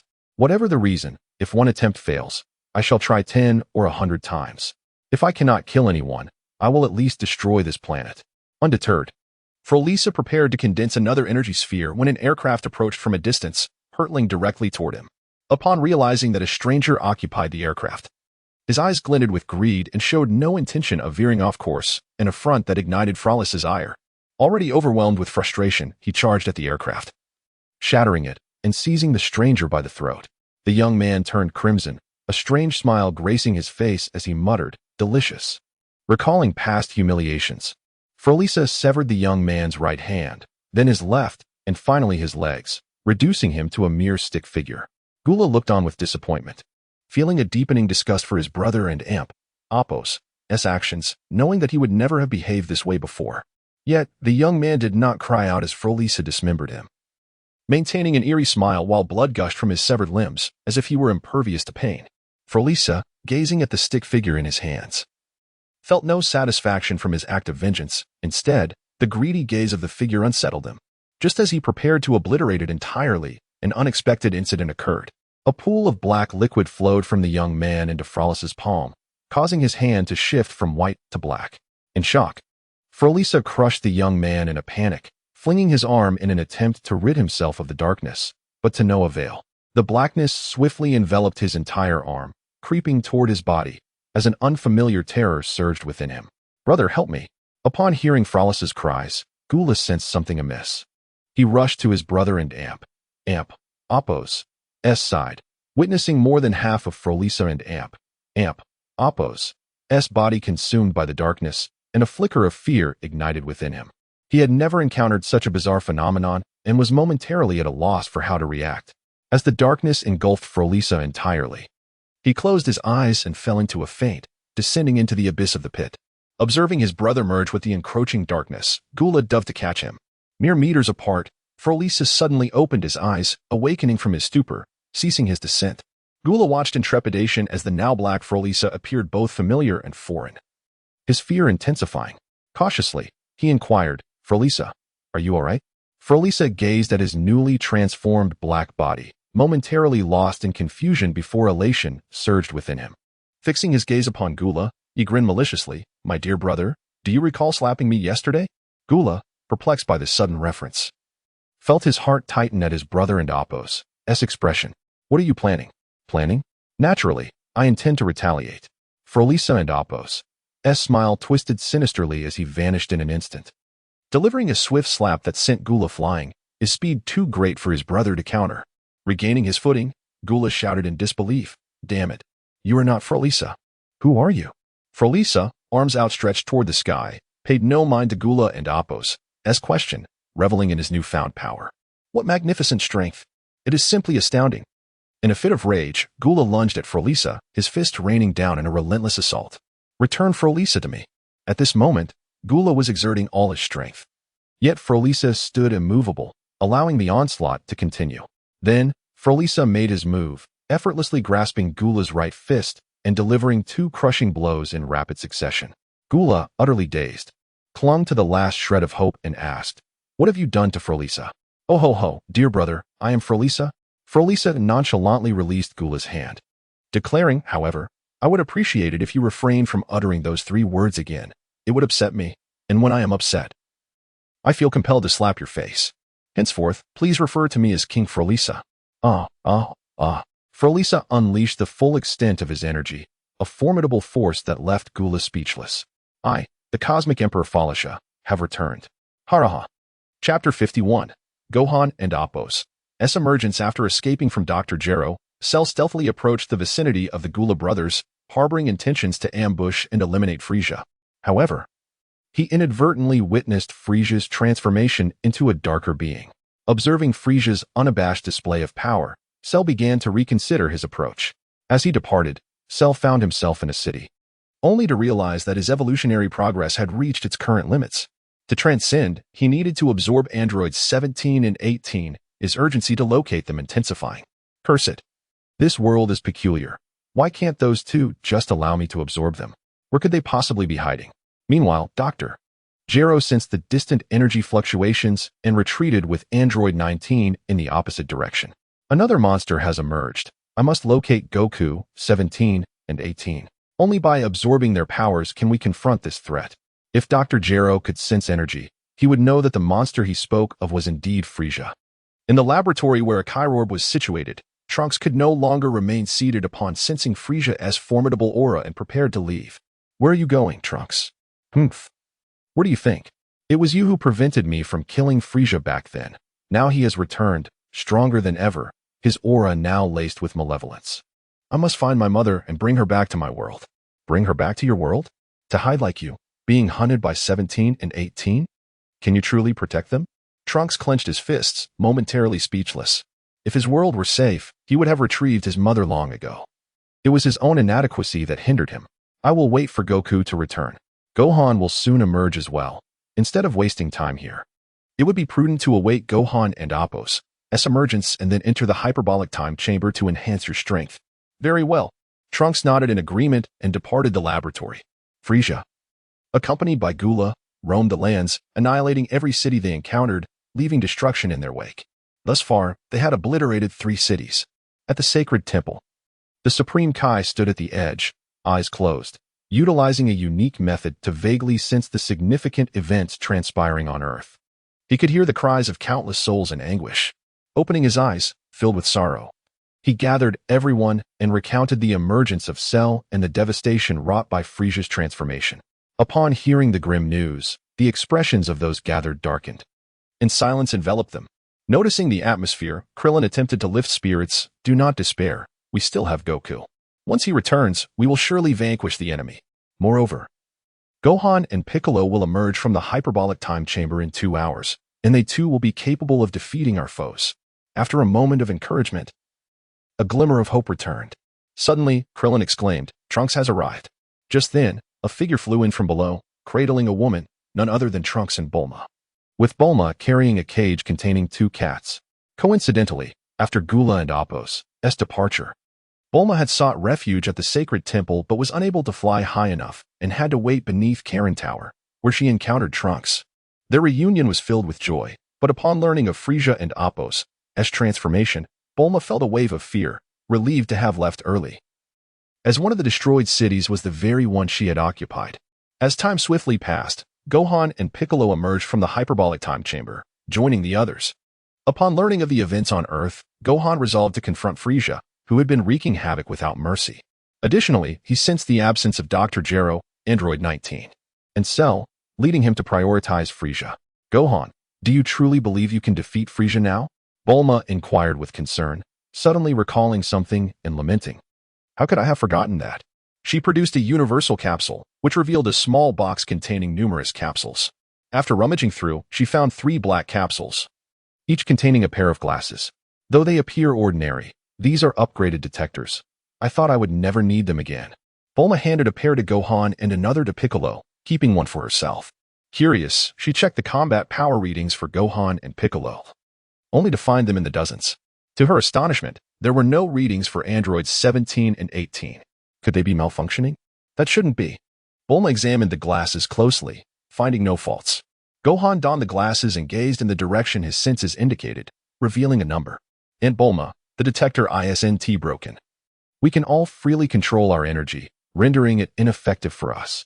14,600,000,000. This must be Friesa. Piccolo also looked in that direction, and the detector provided a reading of 980 million, presumably identifying Gula. Bulma, upon seeing the same figure through her detector, felt relieved. How could a genius scientist falter with a simple device? Why not unleash your full power to gauge your current strength? No, that might expose your position. Piccolo swiftly rejected the idea. Gohan and Piccolo initially planned to confront Friesa alone, but under Bulma and Appo's suggestion, they decided to enlist Trunks, 17, and 18 to prevent any unexpected ambushes, while the others remained at the sacred temple for safety. As Bulma watched the 5 depart the sacred temple, she pondered thoughtfully. Realizing the detectors required further study, particularly as they could not gauge the combat power of the androids, an unfortunate oversight. A monumental battle loomed on the horizon. Chapter 52. Gohan versus Black Frieza above a sprawling metropolis. Cooler beheld Frieza's wanton slaughter of the populace, a sight that filled him with profound revulsion. Yet he was powerless to intervene. He was no paragon of virtue, nor did he object to bloodshed, but he abhorred such gratuitous cruelty. Frieza possessed the means to obliterate the city in an instant, yet he chose to dispatch its inhabitants one by one, some even succumbing to being devoured alive. This iteration of Frieza was unrecognizable as his sibling. Some inscrutable, ebony substance had transformed him, its nature utterly alien. Cooler had attempted to reason with him, only to be met with a series of brutal strikes. After an indeterminate period, Frieza ascended into the firmament, a trickle of blood adorning his lips. With a casual flick of his wrist, he unleashed an energy blast that leveled the city to the ground. Gazing upon his macabre masterpiece, Frieza extended his tongue to savor the taste of blood, exclaiming with morbid glee, "Let us proceed to the next one." Suddenly, 5 figures materialized in the distance, their velocity disrupting Frieza and Appo's plans. Upon discerning the sword-wielding youth and the Namekian among them, Frieza was seized by a perverse elation. The image of the sword-wielding youth severing his limbs replayed vividly in his mind, as if it had transpired only yesterday. He would never relinquish the memory of that humiliation. "Oh ho ho!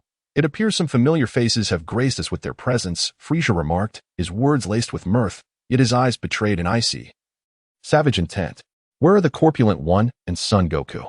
Why did they not join the festivities? The mere thought of the portly figure ignited within Frieza an insatiable desire to consume his flesh and imbibe his blood. His animosity toward him eclipsed that of all others. "To contend with you, my presence alone suffices. My father and Appo's assistance is unnecessary," Gohan retorted. Frieza and Appo's gaze shifted to the diminutive figure, and with a scornful sneer, he proclaimed, "Ah, it is you, the insignificant speck I casually extinguished. What makes you believe you pose a threat? Since you have so graciously presented yourselves, I shall begin by eradicating you. And then I shall seek retribution upon the corpulent one and Son Goku. Prepare to bear witness to the true might of the universe's sovereign. Tremble before me, HAA." Frieza bellowed, unleashing his aura. An inky blackness enveloped him, his very form becoming a manifestation of malevolence. Were it not for the vestiges of purple that clung to his shoulders and cranium, he would have been indistinguishable. The proximity to such power evoked a profound sense of dread, particularly for Piccolo, who felt the weight of this malevolence exceeding even that of his progenitor. "The Demon King Piccolo. Gohan, exercise caution. Frieza appears to have undergone a transformation," Piccolo cautioned. "Understood," Gohan affirmed with a resolute nod. His form began to metamorphose, his golden aura and hair materializing in an instant, creating a stark contrast to Frieza as they stood poised on opposite sides, their auras seemingly matched in intensity. Observing Gohan and Appo's transformation, Frieza betrayed a hint of surprise, yet he maintained his disdainful demeanor, declaring, "So, the whelp is capable of attaining the Super Saiyan state. However, just as I vanquished your father in the past, you too shall meet your demise. Prepare to perish." Golden and black energies collided as the two combatants locked hands, engaging in a primal contest of strength. One moment, the black energy surged over the golden, and the next, the golden retaliated, repressing the black. For a fleeting moment, neither could gain the upper hand. At the point of contact between their palms, a tendril of black liquid attempted to infiltrate Gohan and Appo's hand, but upon encountering the golden aura, it recoiled as if burned and retreated into Frieza and Appo's form. The keen-eyed Gohan noticed this anomaly, taunting, "So, you are merely a vessel for some grotesque entity. I had mistakenly attributed your power to your own training." Unperturbed by the revelation, Frieza retorted with a sinister grin, "What does it matter? As long as I wield this power, it is mine to command. Now, prepare to witness the terror of the universe's sovereign." The blackness writhed, spawning a black appendage from Frieza and Appo's back. The appendage extended a digit, and a beam of black energy streaked toward Gohan and Appo's cranium. A lock of golden hair fluttered to the ground as Gohan narrowly evaded the attack. However, this momentary lapse in concentration cost him dearly in the contest of strength, and Frieza seized the opportunity to hurl him away. Frieza pursued relentlessly, unleashing a barrage of blows before descending upon Gohan from above, his foot aimed at his head. The golden figure plummeted, but at the last possible instant before impacting the ground, he steadied himself in midair. Gohan fixed his gaze upon Frieza, exclaiming with fury, "You are despicable. Oh ho ho. Despicable? You learned it from your father. And there is more where that came from," Frieza retorted, his words dripping with malice. Once again, he lunged at Gohan, his right arm morphing into a scythe-like blade. Gohan narrowly avoided the attack, the scythe cleaving a trench into the earth. Gohan unleashed a volley of golden energy spheres, but Frisia's left hand transformed into a scythe as well, and he deftly deflected the projectiles with a whirlwind of blades.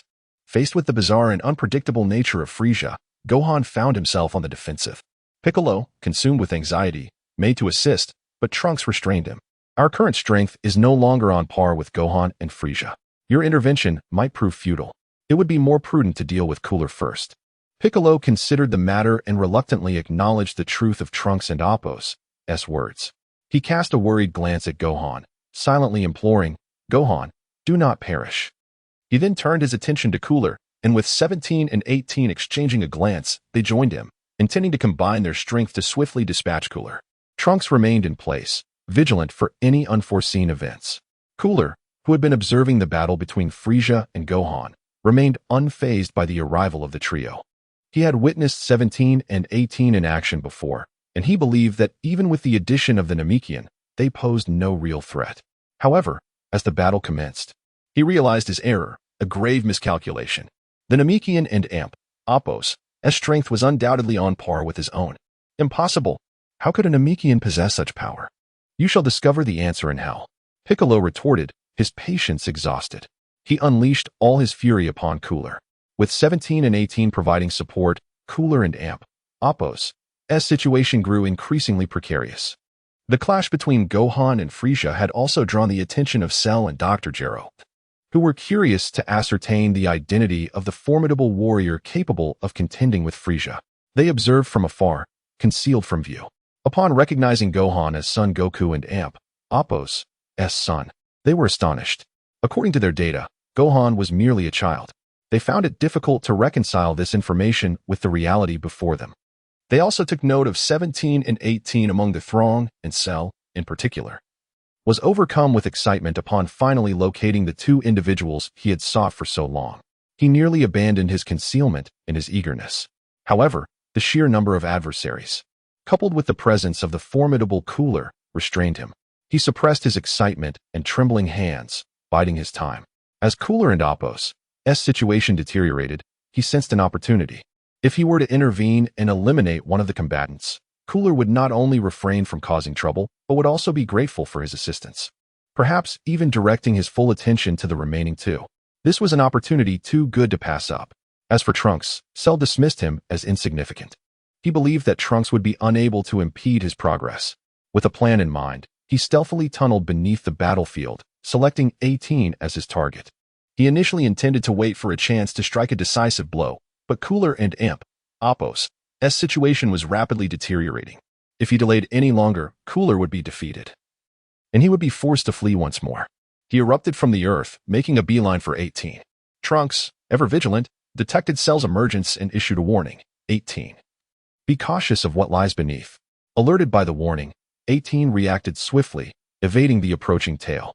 However, she was struck by Cell and Appo's fist and sent hurtling away from the battle with Cooler, creating a third battlefield. Dr. Gero, still lurking in the shadows, witnessed Cell's abduction of 18 and promptly ordered 19 to attack 17, while he himself set his sights on the vulnerable Trunks. The stage was set for a chaotic melee. Chapter 53. Wukong's return on the 18th. As Sheru lured away number 18, number 19 soon appeared, bringing number 17 along with him. The pressure on Gula diminished instantly. Being a proud individual, he was unafraid of a one-on-one confrontation. Come on. Without those two, let us see who lives and who dies. Gula initiated a counterattack, and the two engaged in a fierce exchange of blows that cascaded from the skies to the ground below. Piccolo had foreseen the possibility of interference and had teamed up with number 17 and number 18 to resolve matters swiftly. However, Gula and Appo's strength exceeded his expectations, and he was unprepared for the simultaneous arrival of multiple adversaries. Noticing that several of his companions were at a disadvantage, anxiety welled up within him, particularly concerning Gohan and Trunks. Trunks, eager to assist when Sheru appeared, was abruptly blocked by the unexpected arrival of Dr. Gero.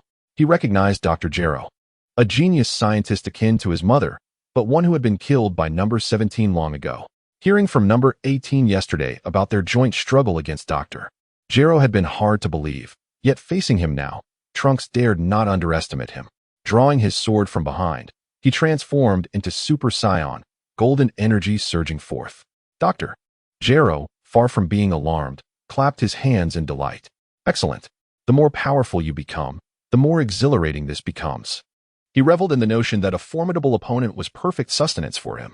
Chilled by Dr. Gero's gaze, Trunks swung his sword, unleashing a flurry of strikes that were effortlessly dodged by the scientist. Submit and become my nourishment. Dr. Gero laughed heartily as he retaliated, intercepting Trunks and Appo's sword with his right arm. The sound of metal clashing echoing through the air before seizing the sword's blade and crushing it with sheer force. Trunks was taken aback, tossing aside the hilt only for Dr. Gero to evade it easily.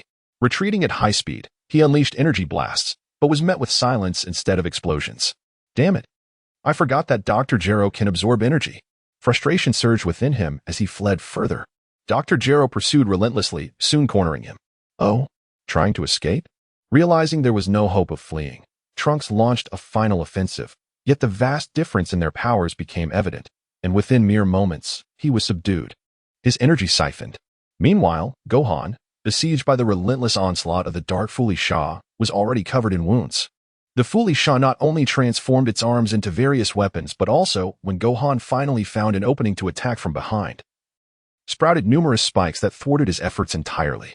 The spikes could even unleash a barrage of needles, leaving Gohan wounded on his cheek and brow had his reflexes not been quick. The injuries would have been far worse. At this moment, the two were hundreds of meters apart, a distance that was but a fleeting moment for them. Yet Gohan hesitated to attack.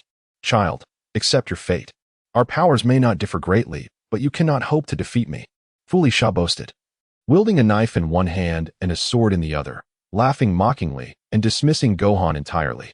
Unperturbed, Gohan focused intently on his foe. If close combat was futile, he would resort to ranged attacks, employing his father's techniques. With a barrage of energy blasts raining down, Furisa remained motionless, seemingly oblivious. It was only as the blasts neared that he reacted, transforming his sword into a vast, black shield that absorbed the incoming energy with ease. Gohan paused, bewildered by the sudden appearance of the shield, having never encountered such a thing. Yet he did not relent, gathering energy at his waist and unleashing his father's signature Kamehameha. A colossal wave of energy erupting forth. Furisa, shrinking his shield, recognized the attack. Ah, not this again. A black energy beam emerged from the center of his shield. Colliding violently with Gohan's Kamehameha, two beams, one black and one white, intertwined in a fierce struggle, neither yielding to the other. Oh, I wonder if you can withstand this. Furisa and Appo's sword transformed into a shield once more, launching a second black beam that merged with the first, creating a thicker, more powerful beam that pushed the Kamehameha inexorably towards Gohan. Gohan! Piccolo shouted in fury, desperate to escape Gula and Appo's grasp, only to suffer repeated blows that sent him crashing into the ground. Gohan strained to hold his ground, mustering a fraction of his strength to amplify the Kamehameha. But it was ultimately insufficient. After a brief stalemate, he was once more forced down. As the black beam drew closer, Gohan felt tears welling in his eyes. Father, I'm sorry. I couldn't protect everyone. Gohan, don't lose heart. Suddenly, he heard his father's voice, and he wondered if it was a hallucination born of despair, until a figure he had longed to see materialize beside him. Kamehameha! A massive beam erupted, merging with Gohan's Kamehameha. Father, Wukong! Gohan and Piccolo exclaimed in astonishment. Furisa, seething with rage at the sight of the golden figure, muttered, Damn Saiyan monkey. Gohan. Focus on the fight. Attack. All right, let us go. Together, Wukong and Gohan channeled their energies, their combined Kamehameha overwhelming the black beam, turning the tide of battle. Damn Saiyan monkeys, I cannot lose to you. Furisa retaliated with all his might, yet he could not withstand the united assault of father and son. Boom. A tremendous explosion resonated, engulfing Furisa, and before they could exchange more words, Gohan urgently urged, Father, go save Trunks. I'll assist Lady Laziri. Though Gohan had been preoccupied with Furisa, he remained acutely aware of the battlefield, understanding who was in the gravest danger. Ah, Trunks is here too, Wukong exclaimed, scanning the area until he spotted Trunks ensnared by Dr. Gero. Without a moment's hesitation, he teleported to Dr. Gero's side, rescuing Trunks. At this moment, Trunks had reverted from Super Saiyan, his face pale and weary. Upon seeing Wukong, he could no longer hold on, closing his eyes and fainting, only to be caught by Wukong. Upon witnessing the arrival of Son Goku, Dr. Gero did not rush to kill him, but instead issued a retreat command to number 19. Wukong, preoccupied with holding Trunks, did not pursue. Gula, seeing the sudden reinforcements defeat Furisa, feigned a distraction and began to flee. Only Sheru remained, unwilling to concede. If only he had a moment more, he could capture number 18 and devour her. Yet, faced with the approaching Son Gohan, he was compelled to retreat into the depths below. Having heard tales of Sheru's might from Uncle Yachirobe, Gohan dove underground to capture him, but Sheru escaped, leaving only a severed tail behind. Thanks to Wukong and Appo's unexpected arrival, the battle concluded abruptly, leaving only Furisa in death. But had the cosmic overlord Furisa truly met his end? Chapter 54. The emergence of the evil emperor in the celestial palace. The news of impending danger to Gohan and others reached everyone. Chi-Chi, in a fit of despair, cried out, demanding to leave, but was restrained by Krillin. After much effort, he managed to calm her down. Chi-Chi knelt on the ground, sobbing quietly, before suddenly raising her head to the heavens, shouting, "Goku, where are you? Hurry back." At that moment, Goku was in the gravity chamber of his spaceship, practicing in an inverted position. With only a day left until his arrival on Earth, he suddenly felt a sharp pain in his left chest, causing his arm to weaken and him to fall. Sitting up, he clutched his chest, overtaken by a sense of foreboding, as if something significant was about to unfold. In a state of confusion, he sensed the familiar energies on Earth and immediately detected Gohan's and Piccolo's powerful and turbulent auras. After rubbing his chest until the pain subsided, he utilized the instant transmission technique learned from Yardrat to return to Earth. Just in the nick of time, he joined forces with Gohan to defeat Furisa. Wonderful. Goku is back. Goku is back. Krillin quickly sensed Goku and Appo's energy and shared the news with everyone. Chi-Chi and Appo's sorrow transformed into joy. Bulma, using her scouter, discovered a sudden surge of an individual with a combat power exceeding 131 billion. Goku's return lifted the dark cloud hanging over them, restoring smiles to each face. On the battlefield, Gohan and Piccolo rushed to Goku and Appo's side, expressing concern for the unconscious Trunks in Goku and Appo's arms. "How is Trunks?" Gohan asked. "He and Appo's fine. Just suffered a significant loss of energy. I have Senza beans." Piccolo produced a bag containing 3 beans, administering one to Trunks and tossing another to Gohan. Trunks quickly regained consciousness and, upon seeing Goku, blushed and flew to the side. Gohan consumed the Senza bean, instantly healing his injuries, and with a hint of guilt, he said, "Dad, am I useless? The enemy has escaped. You did exceptionally well. You and Appo's become even stronger than I am." Goku affectionately ruffled his son's hair and turned to Piccolo, softly expressing his gratitude. "Thank you, Piccolo." Piccolo grunted, turning his head away, but those observant enough could see a faint blush on his green face. "Don't worry, they won't escape," Goku declared confidently, knowing that as long as he could sense the opponent's energy, he could teleport to their location. However, he awkwardly chuckled as he realized he could only detect one energy signature. "I'll be right back." As he raised his right hand, fingers poised for instant transmission, a sudden, excruciating pain shot through his left chest, causing him to grimace and lower his hand to clutch his chest. Gohan immediately noticed his father's distress. "Dad, what's wrong?" Goku began, but was abruptly forced to revert from Super Saiyan. Observing Goku's condition, Piccolo recalled something that Yachirobe had once mentioned. "Gohan, Goku may be suffering from a heart condition. Didn't Yachirobe give you a medicine? Where is it?" "Ah, the medicine?" Gohan suddenly remembered and quickly replied, "I left it in the bookshelf in my room. Let and Appo's go back immediately." At this moment, Goku was unable to fly due to the pain, so Piccolo carried him as they prepared to leave. Suddenly, a venomous voice echoed behind them. "Where do you think you're going?" Turning back, they saw that Furisa had not perished in the explosion. His right arm was missing, but a black liquid was rapidly writhing, continuously repairing the lost limb. Piccolo was astonished. He had not expected Furisa to survive Goku and Gohan's combined assault. What was that sinister black substance that could mend injuries? Entrusting Goku to Trunks and instructing androids 17 and 18 to assist in his escape, Piccolo and Gohan remained behind, closely monitoring Furisa. "Uncle Piccolo, be cautious of that black substance. It seems to possess a form of self-awareness and can attack and defend on its own." My power is evenly matched with Furisa and Appo's. But against that eerie substance, I stand no chance. Piccolo considered Gohan and Appo's warning, contemplating the strange black material. Furisa, unable to regenerate his arm, could only watch as the four departed, his anger directed solely at the two remaining. He was far more injured from that blow than he was now. The entirety of his right side had vanished. Had it not been for the black liquid, he would have perished, but it was now aiding in his recovery.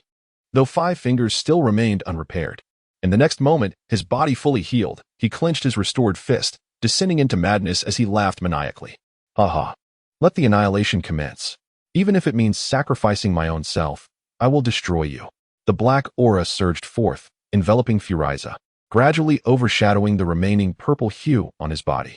Upon merging with the black liquid, Furisa comprehended its nature. It amplified the darkness within him while enhancing his power. Initially, he had the chance to expel the black substance, but recalling the humiliation from his previous defeat, he chose to embrace the fusion.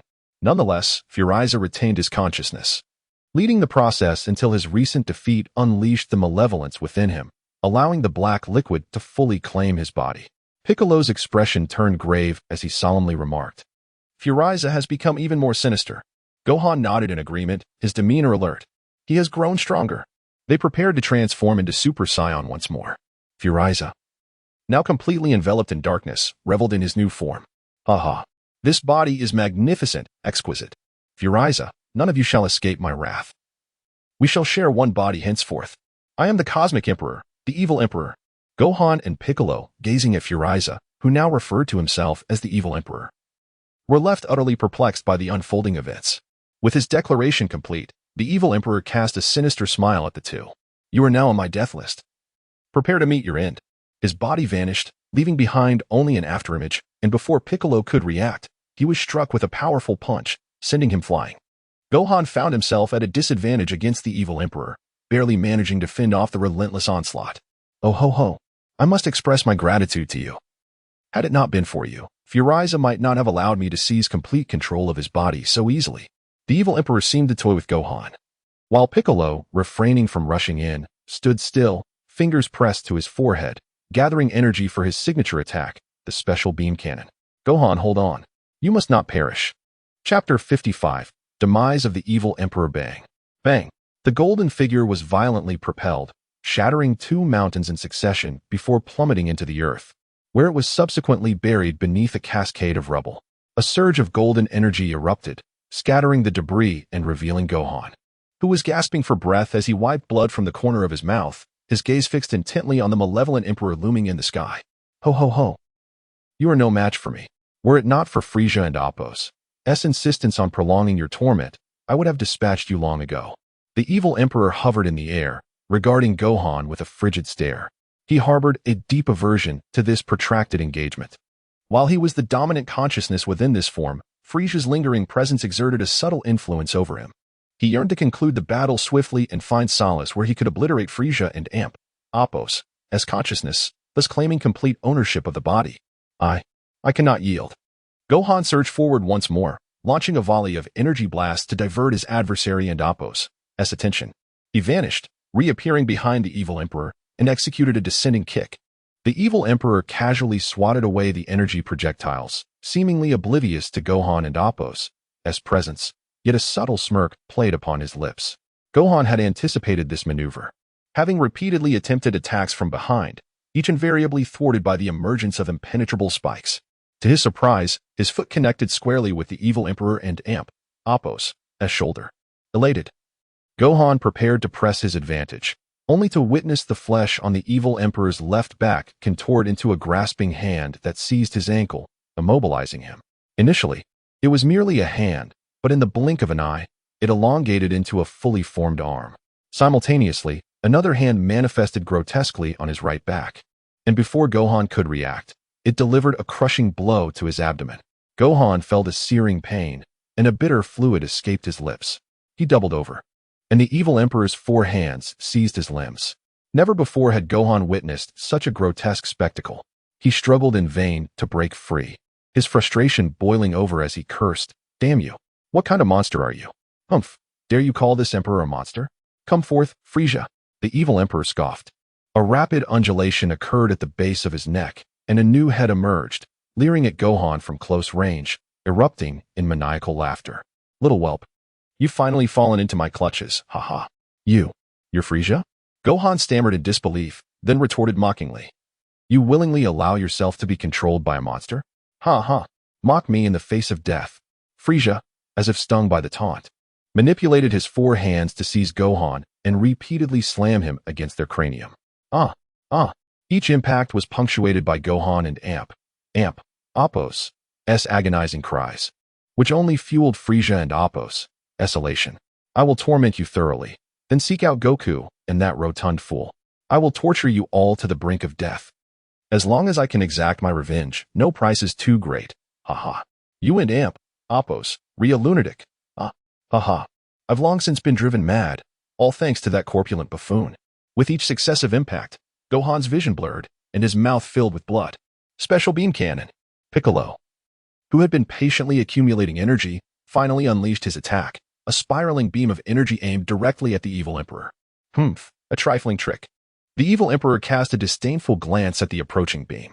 The flesh on his side writhed, forming a shield, while Furisa, heedless of the danger, continued to torment Gohan. In the evil emperor and Apos' eyes, Piccolo was but an ant, and he paid no heed to the ant and Apos' attack. Had Furisa not resurfaced, he would not even have bothered to conjure a shield. Yet, he failed to comprehend that even an ant could fell an elephant, and Piccolo was, without a doubt, a formidable ant.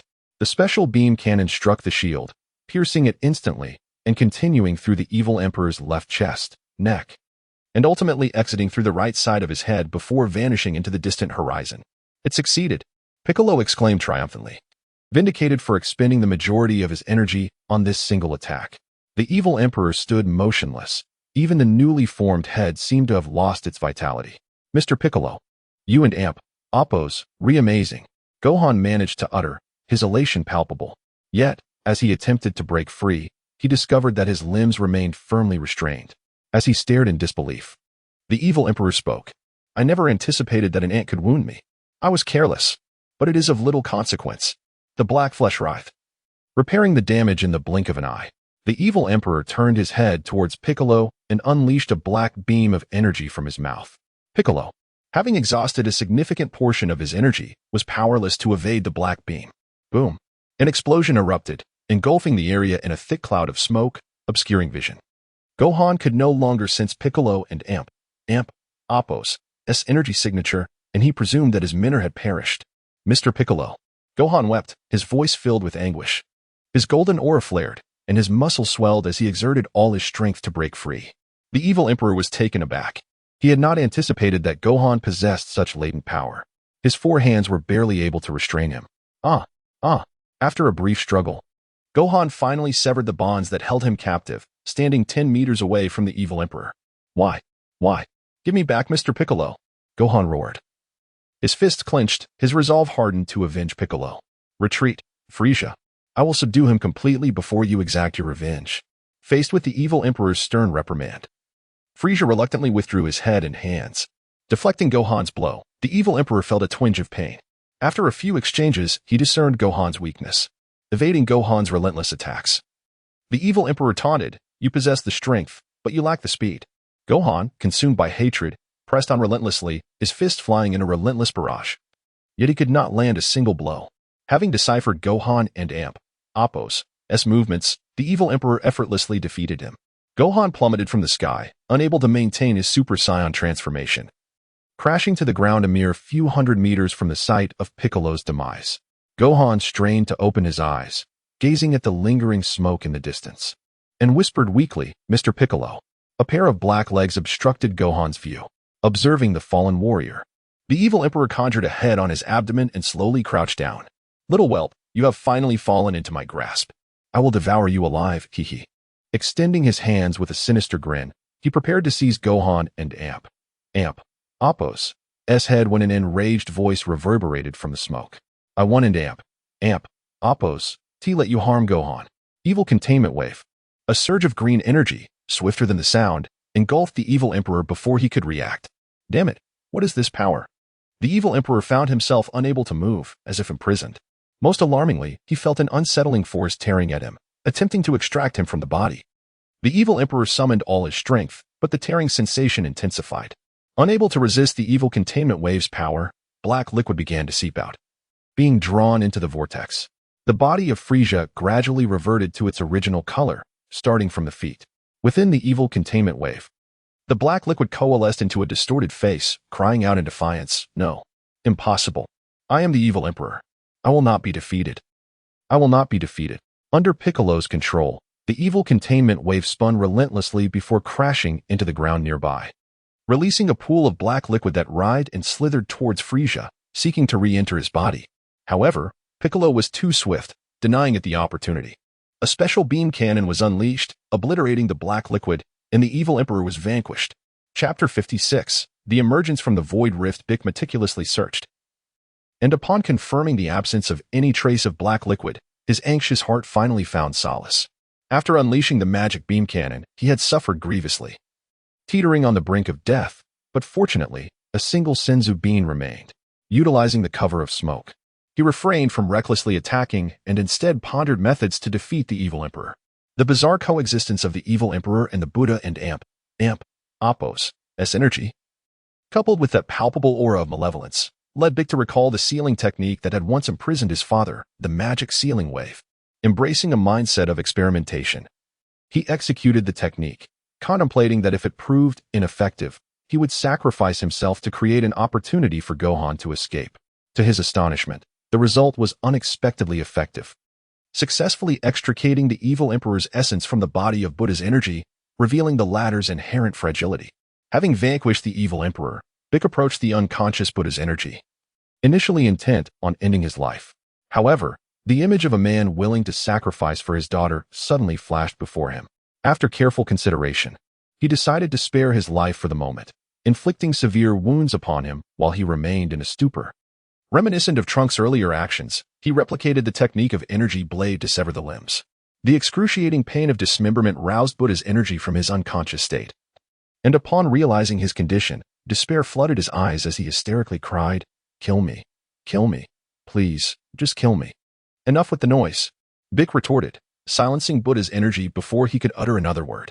He hoisted Gohan onto his back and ascended towards the heavenly temple. In the laboratory, after a prolonged silence, a Chirobe finally opened his eyes and emerged from the incubation pod. Observing his newly formed body, a Chirobe unleashed a flurry of punches, his form becoming a blur as he executed a series of martial arts techniques. Upon completion, he appeared pale and unwell. "How curious. Why am I so weak? Weaker than when I first arrived in this world." A Chirobe gazed at his hands in disbelief, having assumed that the transformation into a demon god would enhance his strength. Yet it had only rendered him feebler. In a daze, he exited the laboratory, soaring towards the heavenly temple. At the same moment, a rift in the void appeared high in the distant sky, manifesting swiftly before vanishing just as quickly. However, the side of the rift left behind fragments of flesh the size of a fingernail, which rapidly expanded, forming a head and limbs. "I'm not dead. Where am I?"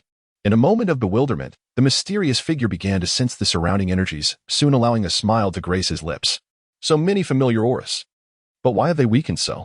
Raising an eyebrow in surprise, he mused, There is another me. What a pitiful weakling. Goku, Gohan. This time I shall not lose to you," he declared, laughter echoing before abruptly ceasing as he vanished without a trace, as if he had never existed. As Bick soared through the skies with Gohan on his back, a figure cloaked in black suddenly appeared, obstructing his path. Bick was taken aback. He had not sensed the approach of this person, who had materialized out of thin air. Warily regarding the figure, he inquired, "Who are you?" The cloaked figure remained silent before launching an attack with such swiftness that Bick could barely perceive the movement, sending him crashing into the ground. While Buddha's energy plummeted from the sky, struggling to rise from the depths, Bick could hardly believe he had been grievously injured by a single blow. Upon witnessing the cloaked figure holding Gohan, he bellowed in panic, "Gohan!" Fueled by rage, Bick charged forward in an attempt to reclaim Gohan, only to be effortlessly kicked back. The cloaked figure smirked, bidding farewell, Gohan. In a moment of shock, Gohan was flung high into the air. The cloaked figure unleashed a spiraling energy beam that struck Gohan's heart, casting a fleeting glance at the fallen Bick before disappearing. Bick watched in horror as the energy wave, a manifestation of his own signature technique, the The magic beam cannon pierced through Gohan and Appo's chest, cradling the falling Gohan in his arms. Tears streamed down Big's face. Gohan, still clinging to a thread of life, weakly lifted his small hand in an attempt to wipe away Big's tears, but it fell limply halfway. As he held the lifeless Gohan, Big's heart remained in turmoil, and he departed with Gohan in his embrace, leaving Buddha and Appo's energy mutilated and mute, lying on the ground, awaiting death. At Goku and Appo's home, Trunks found a miraculous medicine for Goku, which remarkably alleviated his chest pains, inducing a deep slumber. Exiting the room, he spotted androids 17 and 18 outside, and with a cold snort, he settled beneath a tree to wait. Suddenly, a cloaked figure appeared, startling the three of them. The cloaked figure, equally surprised, noted the presence of 17 and 18, remarking that he had merely come to see an old friend. Finding an unexpected delight. Is it any wonder the other me is so weak, having failed to consume 17 and 18? I shall bestow him a gift. With that thought, he swiftly incapacitated 17 and 18. Trunks drew his sword, transforming into a Super Saiyan, cautiously eyeing the cloaked figure. Astonished that even the formidable 17 and 18 had been subdued so easily. Do not be alarmed, Trunks. I merely came to see an old friend. Please do not act impulsively. The cloaked figure warned, casting a glance at Trunks before entering the house, only to emerge moments later with 17 and 18 in tow, vanishing without a trace. Upon witnessing their disappearance, Trunks rushed inside, relieved to find Goku unharmed. After a moment's contemplation, he hoisted Goku onto his back and ascended towards the heavenly temple. In a forest, former adversaries convened under tense circumstances. Dr. Gero, I thought you wouldn't show, said Cell. You have quite the audacity to summon us. Do you not fear for your life? The three meeting were Dr. Gero, Android 19, and Cell. Had you been capable before, now, you. Cell continued, you created me to eliminate Goku. As you can see, neither Goku nor Gohan are within your power to confront. Only I can fulfill that purpose. Let us collaborate. Assist me in consuming 17 and 18, and I shall eliminate them all. Dr. Gero, grave in demeanor, replied, even with my assistance, capturing those two traitors will be arduous given Goku and his son's strength. Before Cell could further persuade, a cloaked figure appeared, holding the very 17 and 18 he coveted. Who are you? Cell asked, a sense of familiarity inexplicably washing over him. The cloaked figure, upon recognizing Dr. Gero, expressed mild surprise. I didn't expect you to still be alive. With a casual toss, he dropped the unconscious siblings at Cell and Appo's feet, disdainfully remarking, what a waste, still in your first form. As Cell stared at the incapacitated duo, his mind went blank, overwhelmed by the unexpected fortune that felt surreal. For me? He stammered. The cloaked figure reprimanded him lightly. Pathetic creature, stop dawdling and absorb them. Oh. Cell extended his tail, consuming the helpless siblings. As he successfully absorbed them, his body began to transform, an overwhelming aura emanating uncontrollably, shaking the earth and unleashing a tempest that razed the entire forest. Dr. Gero, accompanied by Android 19, retreated to a safe distance, eyes wide and fixated on the metamorphosing Cell, fearful of missing any detail. Is this the perfect form of Cell that I designed? Strong, exceedingly strong. He will undoubtedly be capable of eliminating Goku. Ha ha ha. Chapter 57. The challenge upon learning of Wukong's return. A sense of relief washed over everyone, as if a heavy stone had been lifted from their hearts. At Chi-Chi and Appo's suggestion, the four women, Chi-Chi, Bulma, Taelanlin, and Lan-Chi, took the lead in organizing a barbecue in the courtyard of the Divine Hall. Krillin, Yamcha, Master Roshi, Puar, and Oolong joined in, creating a lively atmosphere. The materials and food were provided by Bulma, who fortuitously had a variety of items in her capsule. Tian, being supported by Krillin and Yamcha, also joined in, while Mr. Bobo tried to intervene but quietly retreated upon seeing Tian among them. Yamcha, hoping to ease the tension, approached Bulma with a skewer he had grilled, but was met with a curt dismissal. Disheartened, he returned to Krillin's side, prompting a round of soft laughter among the women. Chi-Chi teased Bulma, asking if she had ever considered remarrying. Bulma scoffed, declaring, who would want that fickle-hearted man? As she bit into her meat and sighed, at least your Wukong is handsome, devoted, and powerful. Don't even mention Wukong. I've worried so much for him and his son these past few years, and now he's been gone for 2 years. Chi-Chi, lamenting her own appearance, remarked, "You still look so beautiful. I feel like I and Appos am turning into a yellow-faced woman." Taelanlan comforted her, saying, "Wukong has returned. So you and Appos LL soon be reunited." However, she too began to complain. "My husband has only been married for a few months, yet is already holed up in Bulma and Appos' lab claiming to train. I don't and Appos to even know when he and Appos LL emerge." Bulma felt somewhat embarrassed, having been an accomplice in this matter. She handed her skewer to Lan-Chi, who gazed at the three frustrated women and said, "You all have been married, and your husbands are still around. Tianjin said he would marry me when he returned, but I have no news of him, alive or dead." Lan-Chi and Appos' words struck a chord, and the four women shifted their conversation to lighter topics. Meanwhile, the men engaged in a multitude of cheerful discussions. Suddenly, Krillin put down his food and called out to the group, "Piccolo and Gohan are back." Chi-Chi rushed to the edge, wiping her hands on her clothes, calling out, "Gohan! Gohan!" Yet, despite her cries, there was no response. Krillin noticed Piccolo's expression, sensing an ominous premonition. When Piccolo landed at the Divine Hall, Chi-Chi embraced Gohan. But he still did not open his eyes to see her. Trembling, Krillin asked, "Piccolo, what happened to Gohan?" Piccolo grimly responded, "Gohan is dead." "No, that can't be. Where's Wukong? He just returned. Where is he?"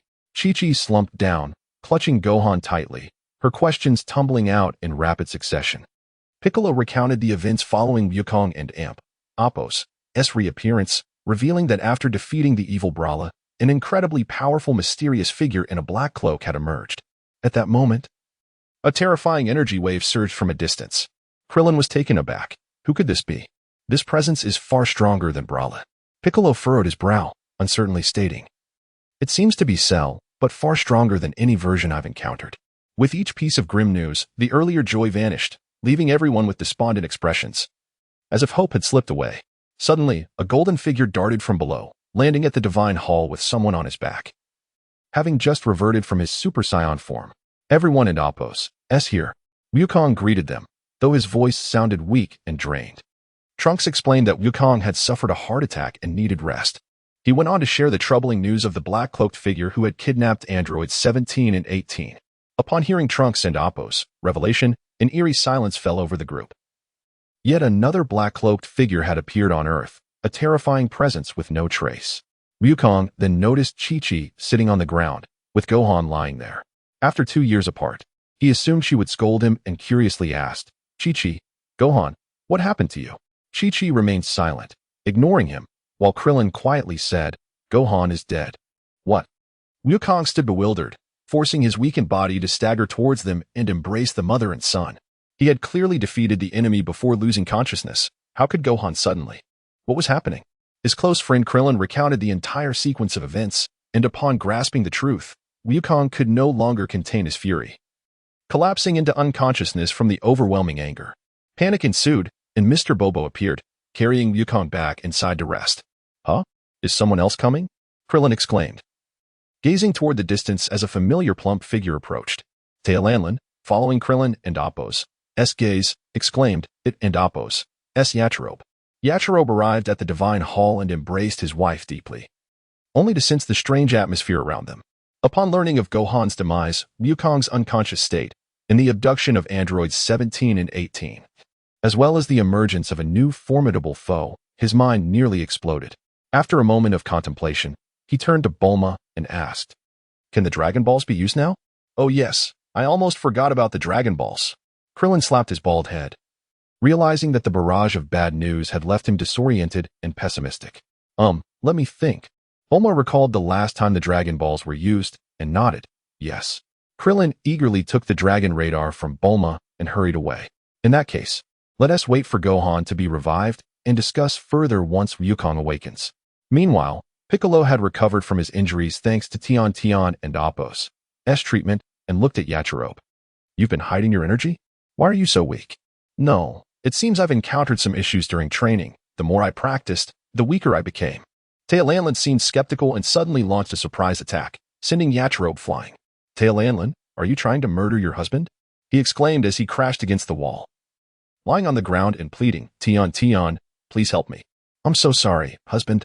You used to dodge my attacks." Taelanlan rushed over, repeatedly apologizing. confused by how things had turned out this way. Curious, Bulma donned her scouter and aimed it at Yachirobe, revealing a number. Why is your power level only 250? How could you have weakened so much? Are you really not hiding anything? Upon hearing 250, Yachirobe felt a chill run down his spine and bitterly smiled. I truly am not hiding anything. Just as Bulma was about to remove her scouter, the number changed, prompting her to exclaim, wait, it increased a bit. Now it's 251. Is it malfunctioning? Yachirobe was astonished. He had done nothing since regaining consciousness, so how could his power rise? He insisted that Bulma keep the scouter on to monitor his power level until evening, when he finally confirmed that even without training, his body would naturally grow stronger, albeit slowly. After several hours, he had only gained 30 points, indicating that this new body still held untapped potential. Just then, Krillin returned with alarming news. The 7 Dragon Balls had been stolen by the black-cloaked figure, who left a message. At noon in 3 days, a martial arts tournament will be held in the Kazadi Wilderness. If any of us can defeat Cell, the 7 Dragon Balls will be presented willingly. If no one can defeat Cell, Krillin trailed off, and everyone understood the implication. Damn, Yachirobe cursed inwardly, realizing that there was no escaping this fate. Had he known, he would have wished for Scion blood from the Eternal Dragon instead of practicing this cursed transformation, which might have enabled him to become a Super Scion. Which version of Cell had crossed over to this world, and from where had the black-cloaked figure emerged? He had slain Gohan and stolen the Dragon Balls, leaving no room for survival. Chapter 58. Strategies against the enemy. On the edge of the temple, a rotund figure sat alone, gazing vacantly at the clouds beneath him. His mind racing with various strategies to confront the imminent threats. He remained oblivious to the arrival of Wukong, who had awakened and quietly approached from behind until he felt a gentle tap on his shoulder. Aqualobe, he turned to see Wukong, smiling. You're awake. Have you fully recovered?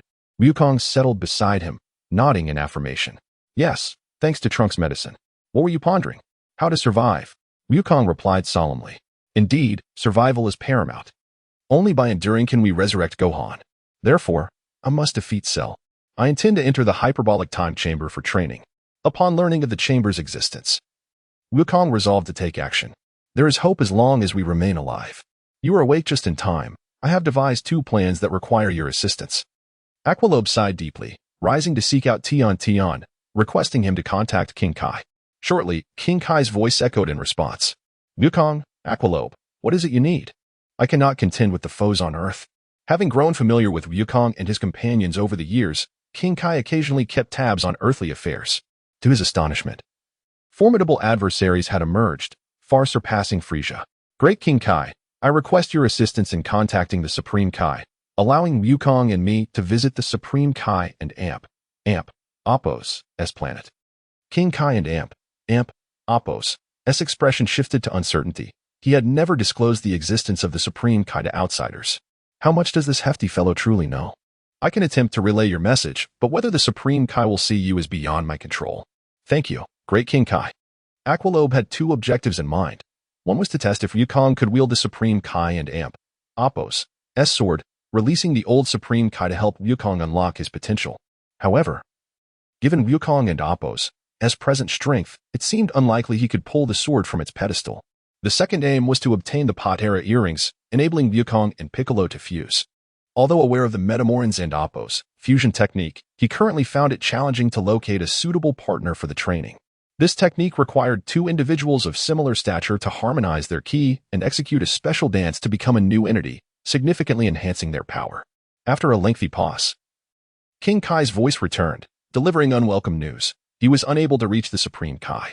The truth was that while King Kai had managed to contact the Supreme Kai, he received a curt reply. A mere human wishes to see me? Absolutely not. Frustrated yet helpless, Aqualobe implored Wukong to capture Gula and Furisa, cautioning him to be wary of the figure in the black cloak. Wukong concentrated on sensing the ki of Gula and Furisa.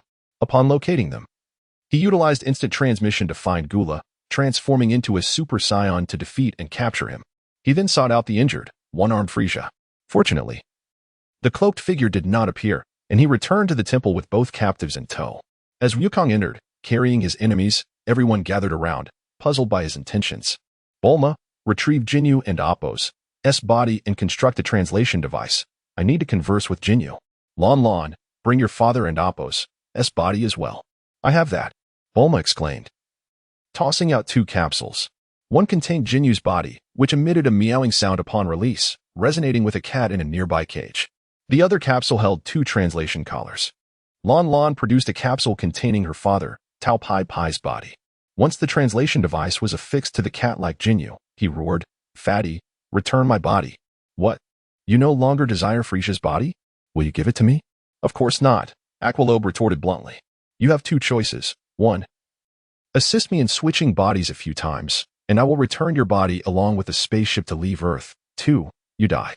Faced with the threat of death, Jinyu hastily chose the first option. He feared Aqualobe might imprison him with several male cats. This was not the first time the group had witnessed such a scenario. But they speculated on who would switch bodies this time. One was likely Tao Pai Pai, while the last candidate was probably between Krillin and Yamcha. Given their extensive combat experience, unexpectedly, Aqualobe called out the names of Puu and Oolong. "Huh? Us? We can't fight." Puu and Oolong exclaimed in shock, both refusing the proposition. The spectators were equally bewildered, unsure why those 2 were selected. "You need not engage in combat. Just transform." Aqualobe clarified his intentions. After their body switch, they could utilize their transformation abilities to become weapons, enhancing Wukong and Appo's fighting prowess. Since their inherent strength was difficult to amplify, they would augment their external power instead. A moment of silence enveloped the group as they contemplated Aqualobe's innovative approach, their astonishment lingering in the air. Under the dire threat of existential peril, Puu and Oolong reluctantly acquiesced. Following several rounds of Jinyu's antics, Puu occupied Frisia's body, while Oolong claimed Gula's. Tao Pai Pai and Jinyu returned to their original forms. And soon Tian healed Frisia and Gula and Appo's injuries. Once everything was settled, Aqualobe kept his promise, instructing Bulma to produce a spaceship for Jinyu to depart. However, as Jinyu prepared to leave Earth, disaster struck. The cloaked figure appeared, detonating the spaceship into a dazzling display of fireworks, resulting in Jinyu and Appo's demise. This event conveyed a clear message: no one would escape Earth. Damn it! Aqualobe seethed. He had intended to send a few individuals to Namek for refuge and a potential revival via the Namekian Dragon Balls should they face defeat. Yet, this final escape route had now been obliterated. Oolong scrutinized his new physique, lamenting, "Will I ever revert to my original body? Are you foolish? We can transform back at will. Unlike you, I can only maintain my transformation for 5 minutes before reverting. Woe is me." Puu disregarded Oolong and Appo's woes, abruptly transforming back into his original cat form and landing on Yamcha and Appo's shoulder. Suddenly, Yamcha felt a tremendous weight descend upon him, and with a sickening crack, he collapsed to the ground, his bones broken. "Young Master Yamcha, I didn't mean to. What just happened?" Puu cried, having never imagined he would inadvertently cause Yamcha and Appo's downfall. Tian rushed over to treat Yamcha, while Oolong erupted into laughter, unable to contain himself. Much to the amusement of the onlookers, Aqualobe speculated, "Though your bodies have reverted, the power is still derived from Frisia and Appo's form. You must learn to control the newfound strength. I entrust this to Krillin. If time permits, I will ensure they also enter the hyperbolic time chamber." After deliberation, it was decided that on the first day, Wukong and Piccolo would enter the chamber, followed by Aqualobe and Trunks on the second day. The decisive battle loomed on the third day at noon, leaving ample time for those in need to enter. Chapter 59, Journey to the Cell Games. As night fell, Akairobe and Lon Lon entered their room to rest. 2 years had passed since they last shared intimacy, so their longing was palpable. Perhaps tonight would be their final night of passion, igniting a frenzy of emotions. The following morning, Akairobe gently kissed Lanlin's forehead as she slept, then stealthily exited the room, invigorated and eager to find Mr. Popo for training. Upon reaching the square, he found Krillin instructing Puu, while Oolong and Bulma, equipped with glasses, were scribbling incomprehensible notes on paper. Hearing footsteps, Bulma glanced up in surprise and remarked, "Akairobe, what did you do last night? Your battle power has skyrocketed past 1,000. With a slight blush, Akairobe explained, "I did nothing last night. It must be due to my new body. The secrets of it elude me, which is why I sought Mr. Popo and Appo's guidance." Without lingering on that topic, Akairobe quickly immersed himself in training. Bulma returned to her research, occasionally glancing up as Akairobe and Appo's power continued to rise, ultimately reaching over 30,000 by evening. This outcome astonished him, after 2 years of mastering the first level of the demon god transformation. He had acquired this enigmatic body and a transformation skill called Demon King Transformation, yet he could not fathom how to activate it.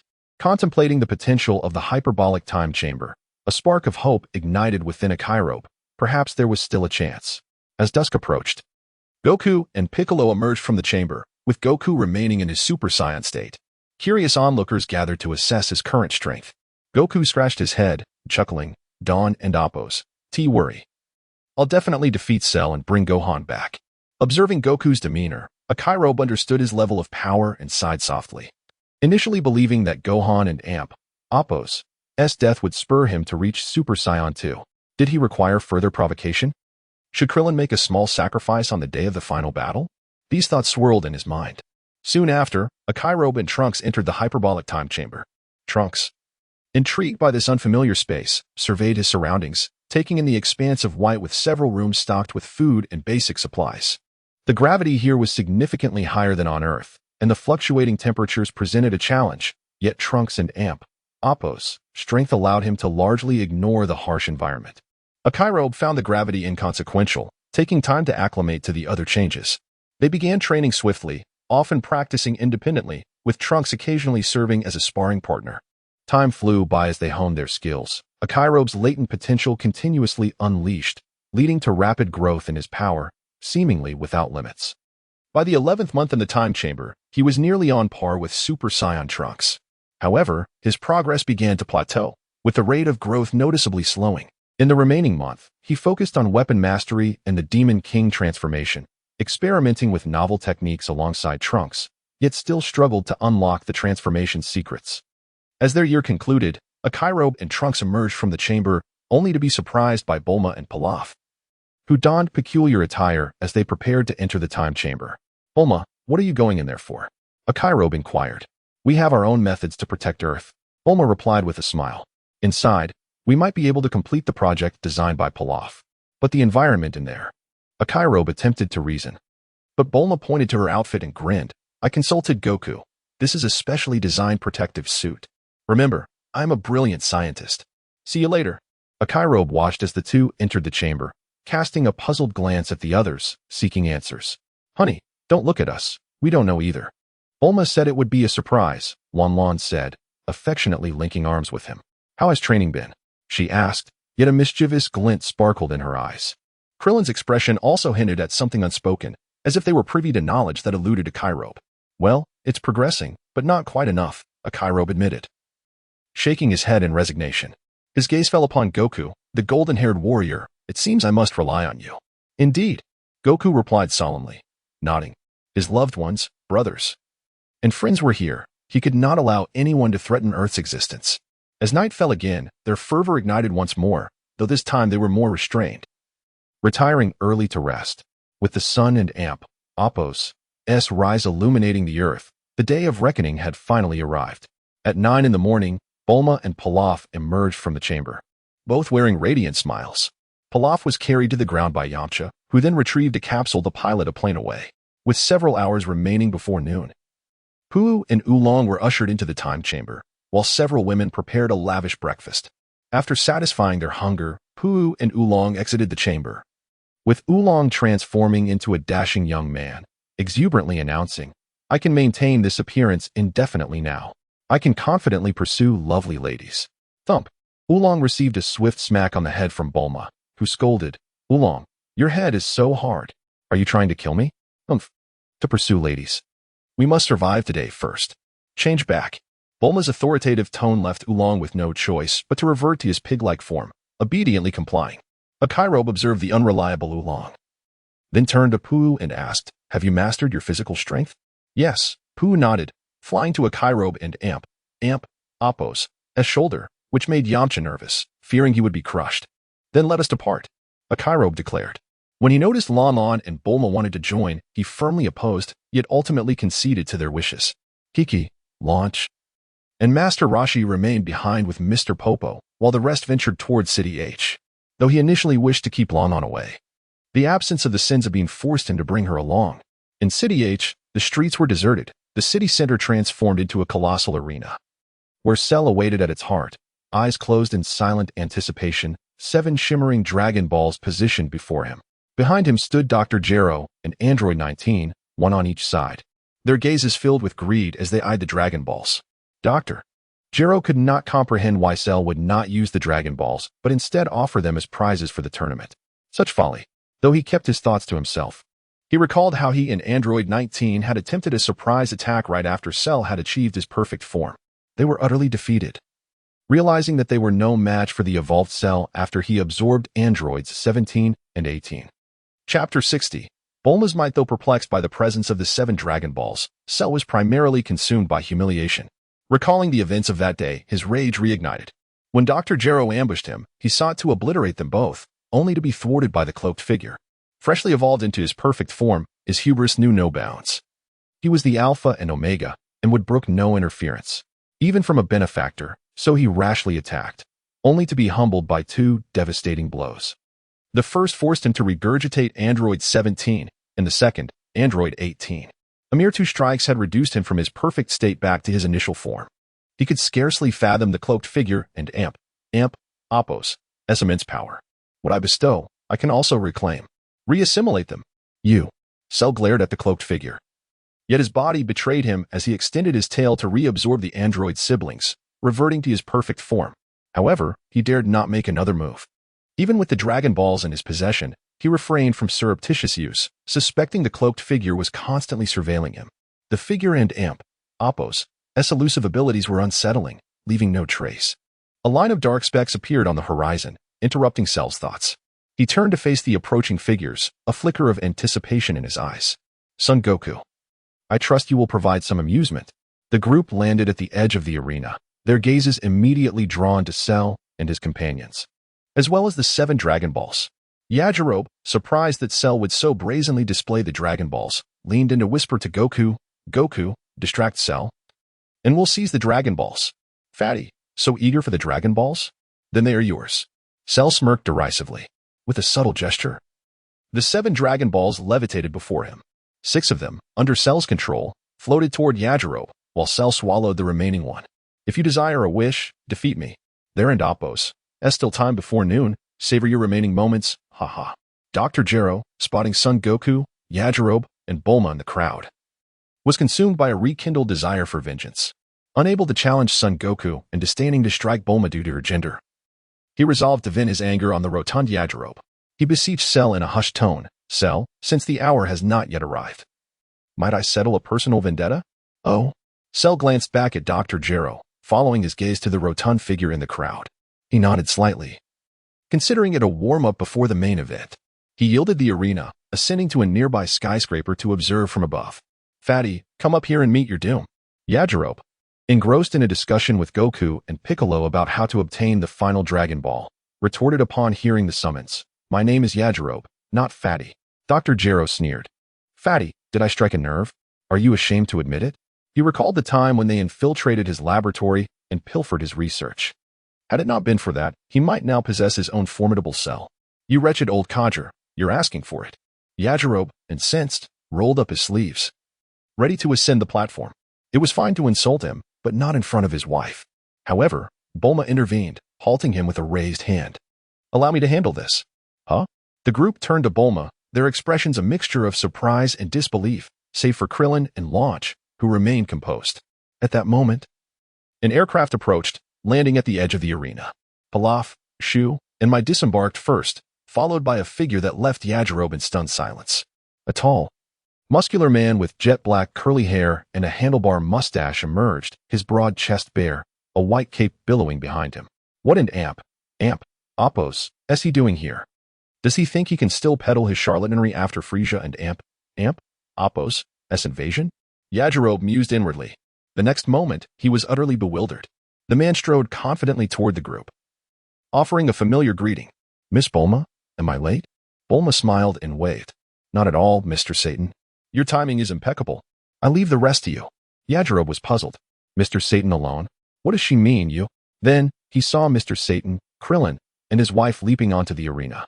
Before he could fully comprehend the situation, Yajirobe jumped to his wife and Appos' side, intending to pull her down, but his hand met empty air. He looked at his wife with a bewildered expression and said softly, Launch. Come down with me. This arena is not a playground. He then turned to Krillin and scolded, "Krillin, what are you doing here?" Bulma and Appo's voice floated up from below. "Yajirobe, let launch be. We also wish to contribute to the Earth and Appo's defense. We can end Appo's. Leave it all to you and Goku." Yajirobe and Appo's gaze darted between Bulma and launch before he finally descended from the arena, standing beside Bulma as he said in a deep voice, "Bulma, you'd better have an explanation for this. You'll understand soon enough." Bulma smiled, retrieving 3 capsules and tossing them to the trio in the arena. The 3 caught the capsules and activated them. With 3 loud pops, 3 robots, each nearly 10 meters tall, appeared in a dazzling display. The 3 individuals entered their respective machines. This. Yajirobe was dumbstruck, and the others were equally astonished, rendered speechless. Bulma taunted Dr. Gero. "These are 3 robots built using your infinite energy reactor technology. Dr. Gero, why Don and Appo's? You test their power? Bulma, you thief. I and Appo's destroy them and then kill you." Enraged, Dr. Gero immediately ordered Android 19 to attack. All 3 robots soared into the sky, their speed blurring past the comparatively weaker Yamcha. Android 19 changed direction and pursued them. Yajirobe was overjoyed and curious. "Bulma, did you create these?" Pilaf primarily handled the design and research, while I provided the infinite energy reactor and integrated advanced technologies like super-intelligent AI. They were originally slated for completion later. But I spent some time in the hyperbolic time chamber yesterday, which allowed them to debut today. I and Appo's, VE said it countless times. I and Appo's, a genius, heh. Bulma boasted, beaming with pride. "I've never doubted that." Yajirobe exclaimed sincerely, glancing back at the Pilaf gang. "I didn't expect them to be so useful. It was just a casual suggestion at the time." Bulma continued, "However, these 3 robots are still prototypes, and there are many issues that need to be resolved. These issues cannot be resolved in a short period of time. Currently, each mech can only operate for 5 minutes before it explodes. 5 minutes is enough for a battle." Recalling the former boastful champion, Yajirobe asked, "Why did you choose Mr. Satan to be a pilot?" "It wasn't my choice. The king selected him. Since the king provided full funding, I relinquished Yamcha's spot. Research is costly, after all." Hearing this news, Yamcha's face fell, and his heart sank. "Just because we're divorced. Does that mean we're not friends anymore? You just gave my mech away?" "My mech." One went to Krillin, who named his mech Turtle Hermit. Launch learned about it and requested a spot as well, naming hers Crane Hermit. Bulma chuckled at the names. The rivalry between the Turtle and Crane schools never ends. Mr. Satan is a renowned martial arts champion in recent years, and the king wanted him. His mech is called Satan, and they've been undergoing specialized training for the past 6 months. Bulma, gazing at the fluctuations in the sky, felt a pang of wistfulness and sighed. Actually, there are many more research projects underway, but there simply isn't enough time to achieve results. No wonder Launch has been visiting me less frequently in the last 6 months. Watching the battle in the sky, Yajirobe was lost in thought. Bulma, is this your way? The poor rely on mutation, the rich rely on technology. The trio of mecha ascended rapidly, establishing a triangular formation in the sky. Each extended their right palm, revealing a circular energy emitter from which energy projectiles discharged like a torrent. Witnessing the deluge of energy, Android 19 was compelled to alter course, temporarily evading the assault. Although capable of energy absorption, his capacity was limited to the confines of his palms. Remaining stationary would inevitably result in direct hits. As Android 19 veered away, numerous energy projectiles descended towards the ground. Piccolo and Trunks intervened, intercepting those directed their way. Cell remained motionless, allowing the projectiles to strike him. Satan continued its barrage, while Turtle Hermit and Crane Hermit adjusted their positions, directing energy projectiles to intercept Android 19's advance. Undeterred, Android 19 pressed forward, enduring the relentless barrage. Amidst the ensuing explosions, he breached the energy curtain and soared above Satan, poised to strike the mecha and Appo's head. Observing Android 19's approach, Dr. Gero derided from the ground, Bulma, in constructing such colossal robots, you've undoubtedly compromised their agility. They're nothing more than scrap metal. Far inferior to my Android 19. Haha. Bulma retorted nonchalantly, is that so? Just wait and see. As Android 19 and Appo's fist neared its target, a metallic fist materialized from the right, diverting his attack. Before he could regain his balance, a subsequent blow struck his back. The Turtle and Crane mecha had ejected their left forearm fists from their wrists. Android 19 was pummeled relentlessly, akin to a ping-pong ball in a frenzied match. With a roar, he forcibly stabilized himself. As the metallic fists converged once more, he extended his arms, intercepting them with his diminutive fists. Unbeknownst to him, Satan had positioned itself behind him, its hands clasped together, descending with devastating force. Android 19 plummeted into the earth, creating a crater. As darkness enveloped him, the colossal foot of Satan loomed above. Emerging from the ground 100 meters away, Android 19 advanced erratically, delivering a forceful punch to Satan and Apos' chest. He unleashed a flurry of blows, propelling Satan backward. "Hey, you pale-faced fatty, had enough?" Satan's gruff voice resonated from within the robot, causing Android 19 to pause in astonishment. Surveying the 10-meter-long skid mark, he realized that his barrage of over 100 punches had yielded minimal effect. In his momentary lapse, he was kicked away once more. Android 19 hovered in the air, his hands transforming to reveal deep orifices. From these, a surge of energy converged into a colossal beam. Satan reciprocated, its abdomen morphing to discharge a similar beam. The two energy streams collided, momentarily deadlocked before gradually pushing back towards Android 19. "This is impossible. Your technology originates from me.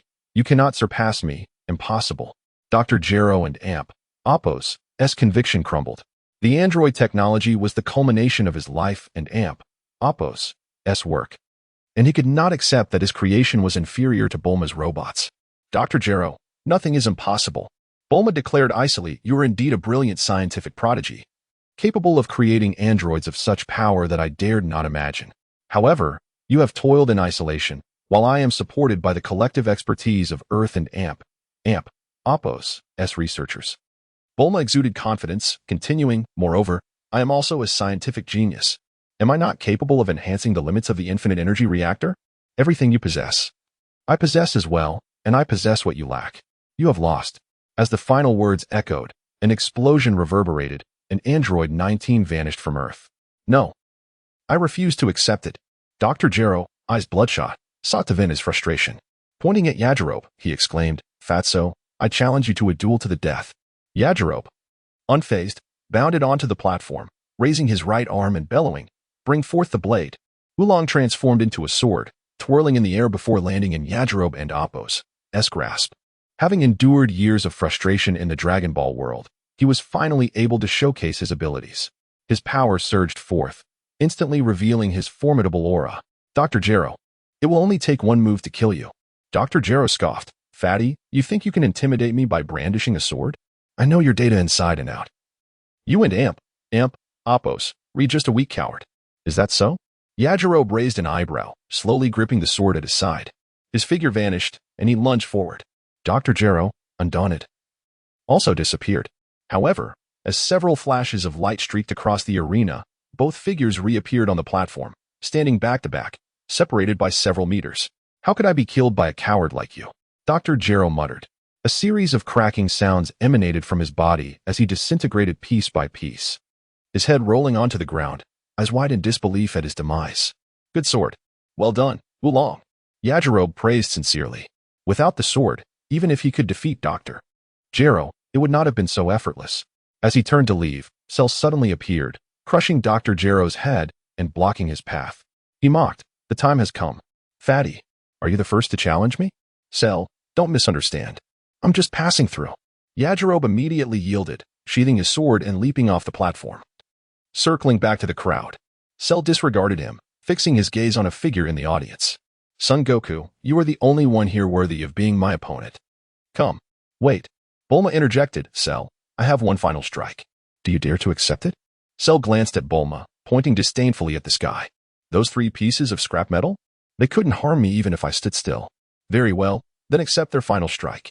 Chapter 62, Goku vs. Cell. The 3 robots stirred into motion, with the Satan machine positioned centrally, flanked by 2 openings behind it. The turtle and crane machines stood closely behind, a conduit emerging from their chests connecting to the openings. Goku, observing the interconnected robots with curiosity, inquired, "Bulma, what are those 3 machines doing?" "They are merging their energies, creating an explosive effect of 1113. The downside is that the Satan machine will explode, resulting in complete destruction, and the other 2 will require extensive repairs. Thus, we have but a single opportunity." Goku extended his hand, counting on his fingers, seemingly struggling to comprehend. However, Yajirobe understood. watching as the Satan machine and Appo's body began to glow ominously red, sensing it might detonate at any moment.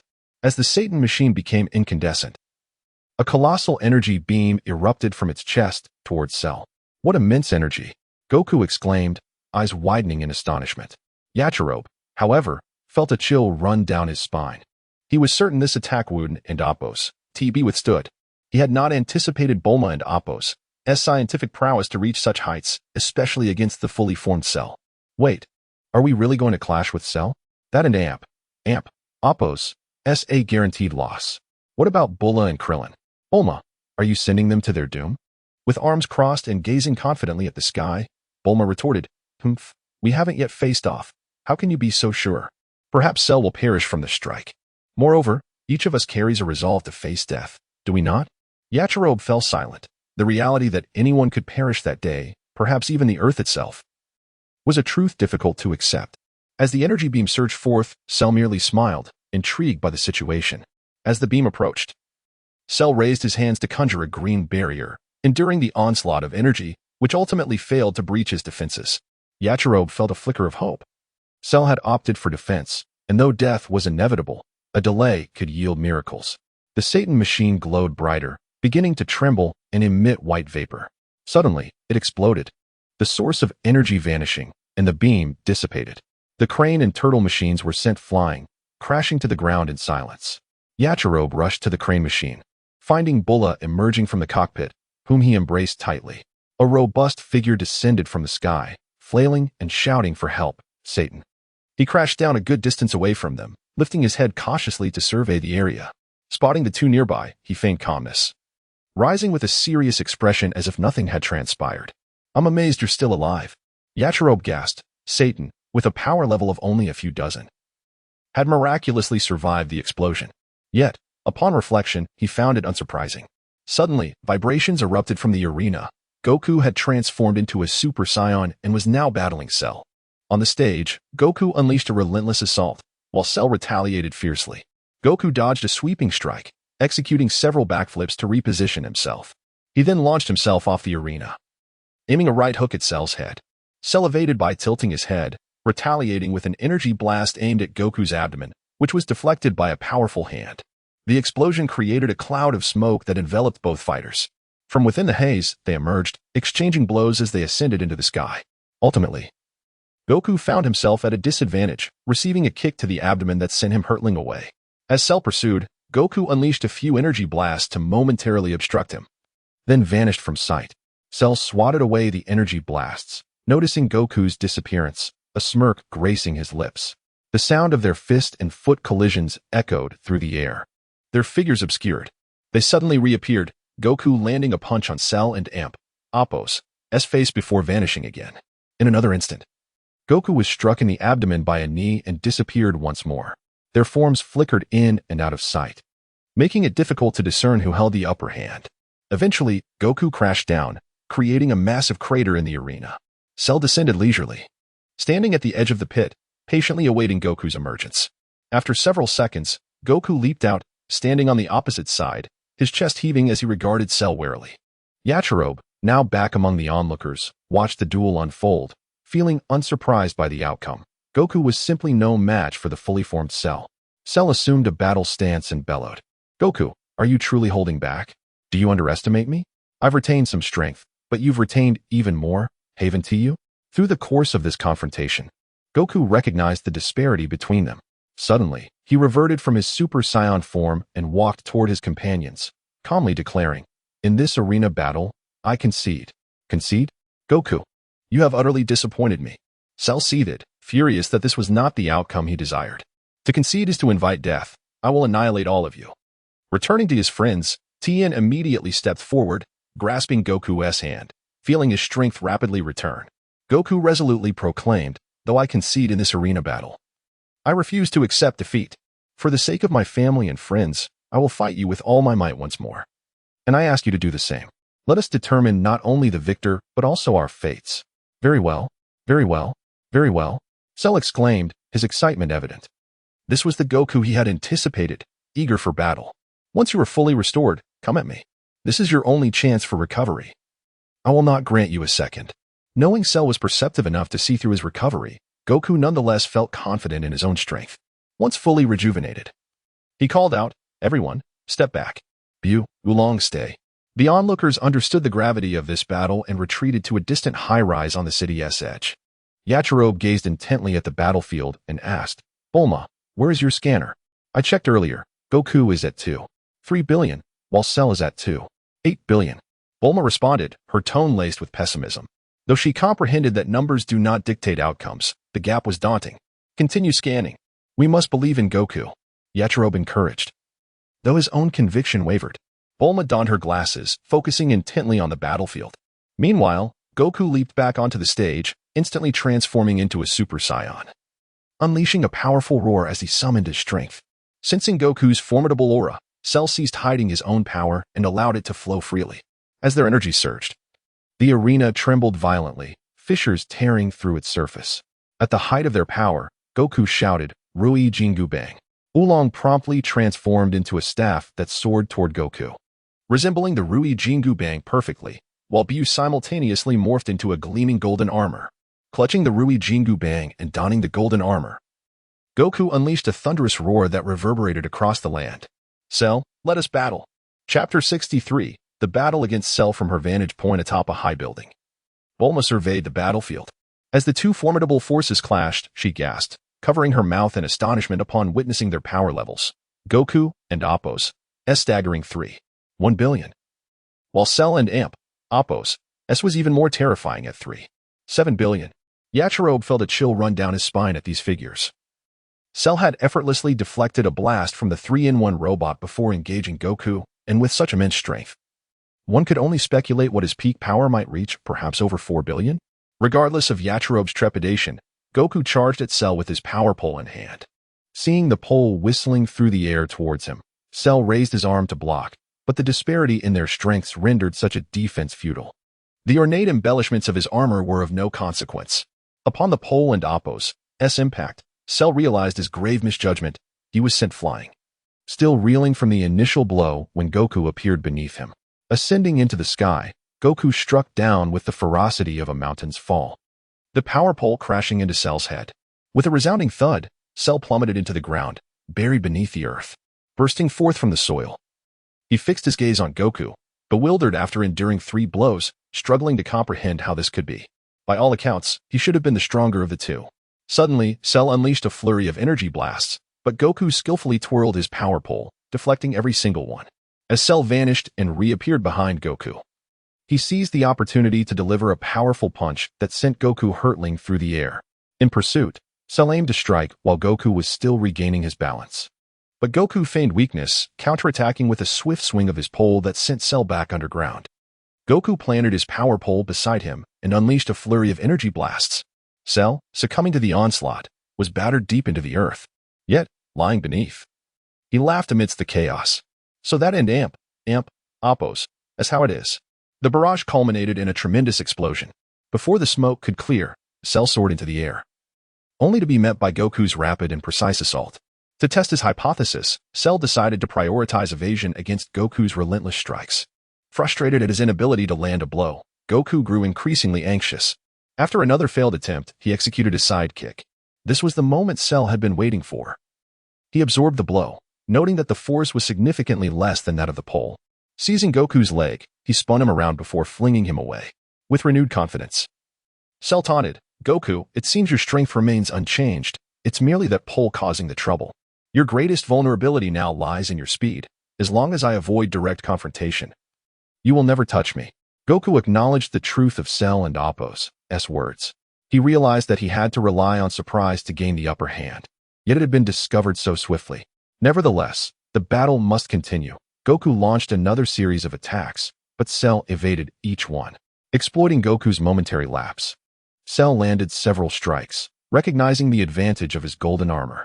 He then utilized his speed to dodge the power pole and Appo's onslaught, frequently countering with targeted blows to Goku and Appo's head. Goku fought valiantly, but after being struck once more, he resorted to instant transmission, appearing behind Cell for a surprise attack, achieving a fleeting success, yet it proved inconsequential.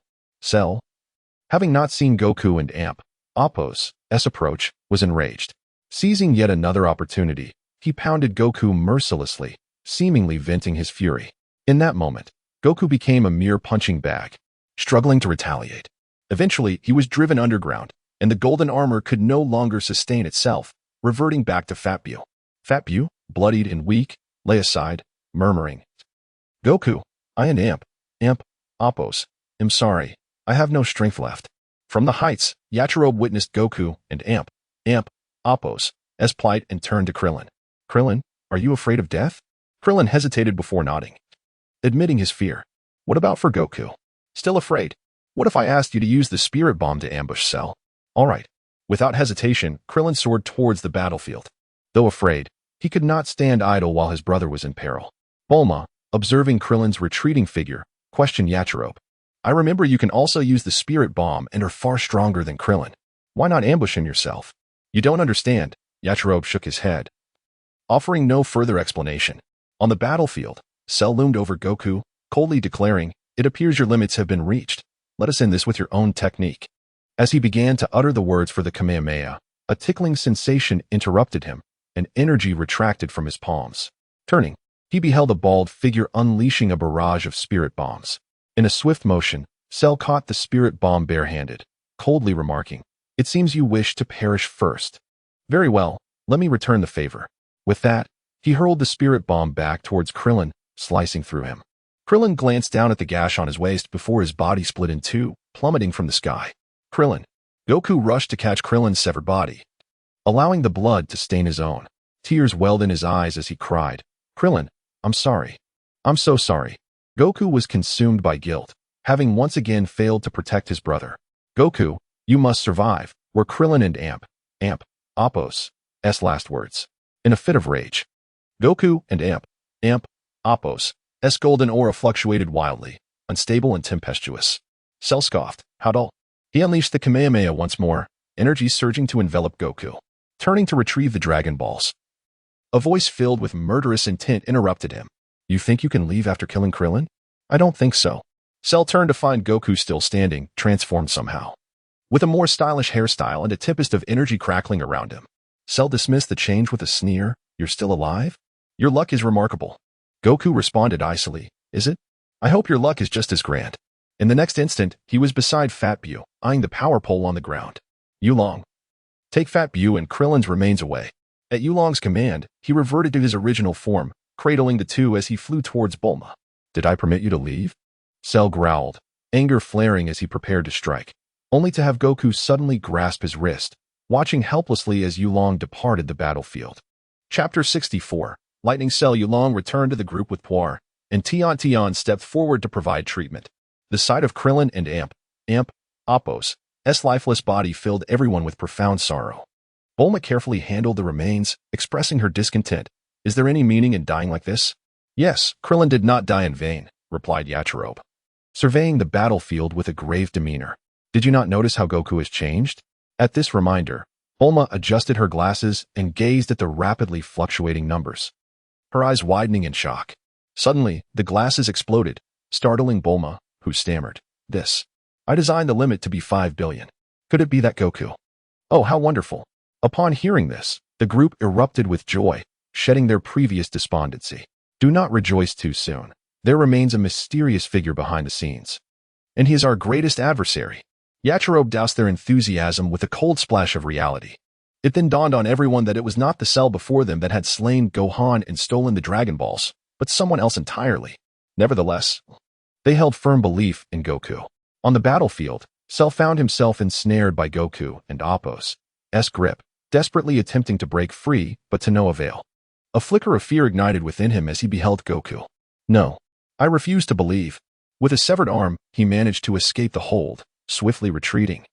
And, thanks to the regenerative capabilities of his Namekian cells, he grew a new arm. "Hand over the Dragon Balls." Goku's face was icy, filled with a murderous intent. "Haha, come and take them yourself." Cell shouted hysterically, launching energy blasts from his hands. Why am I not the one growing stronger?" Witnessing Goku surpass his limits filled him with envy and jealousy. His desperate attacks were less a final stand than a manifestation of his unwillingness to accept defeat. He had toiled to arrive in this world with the singular aim of achieving perfection, willing to employ any means necessary to do so. Yet, he could not accept being reduced back to his original form after attaining perfection, nor could he endure the humiliation of being bested by a single punch. He yearned for vengeance, hoping to surpass his limits through his battle with Goku, only to inadvertently bolster Goku's strength instead. As the barrage of energy blasts engulfed Goku, a massive energy orb struck, resulting in a violent explosion centered around him. "If you refuse to hand them over, I will take them by force." A chilling voice resonated from behind, and Cell was struck with intense pain in his torso, plummeting to the ground.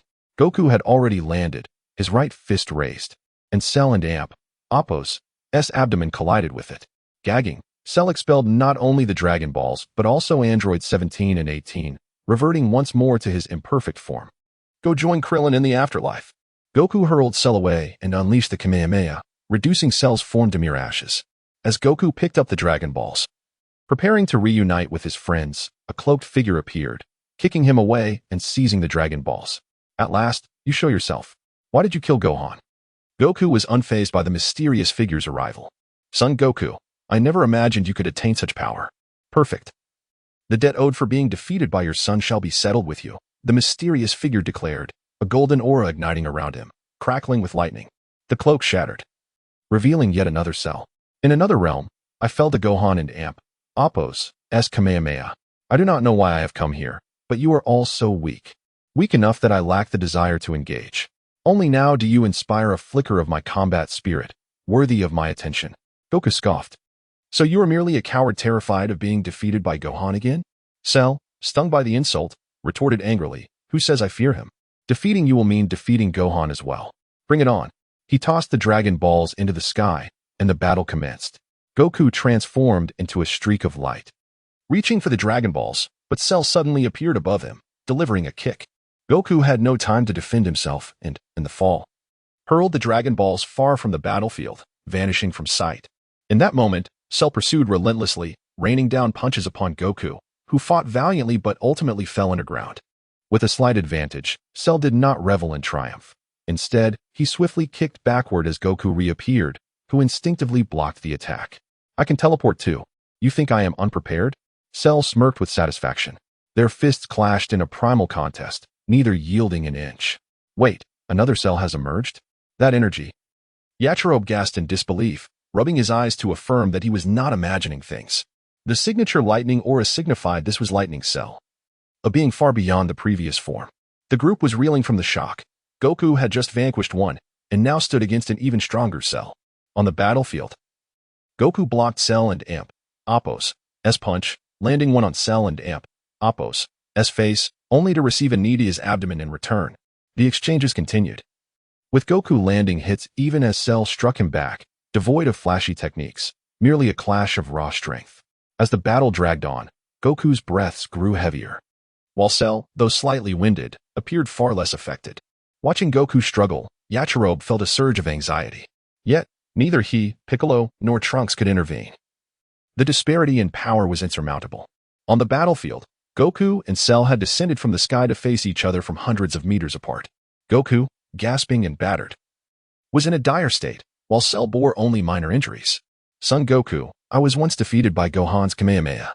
This time, I shall redeem my honor by ensuring you perish by that very technique," Cell proclaimed victoriously, glancing back at the figures atop the building with a sinister smile. "But first, I must eliminate some nuisances." In an instant, Cell teleported to Piccolo's side, leaving Piccolo pale with fear as he ascended into the air, watching Cell warily, uncertain of his intentions. Meanwhile, Yachirobe, Trunks, Puar, and Yulong also took to the skies, leaving Bulma and Tiantian trembling in a corner. Cell and Appo's gaze fell upon Tiantian. Having already discerned her abilities, she could not be allowed to remain. Tiantian was to be the first casualty. He then turned his attention to the five in the air.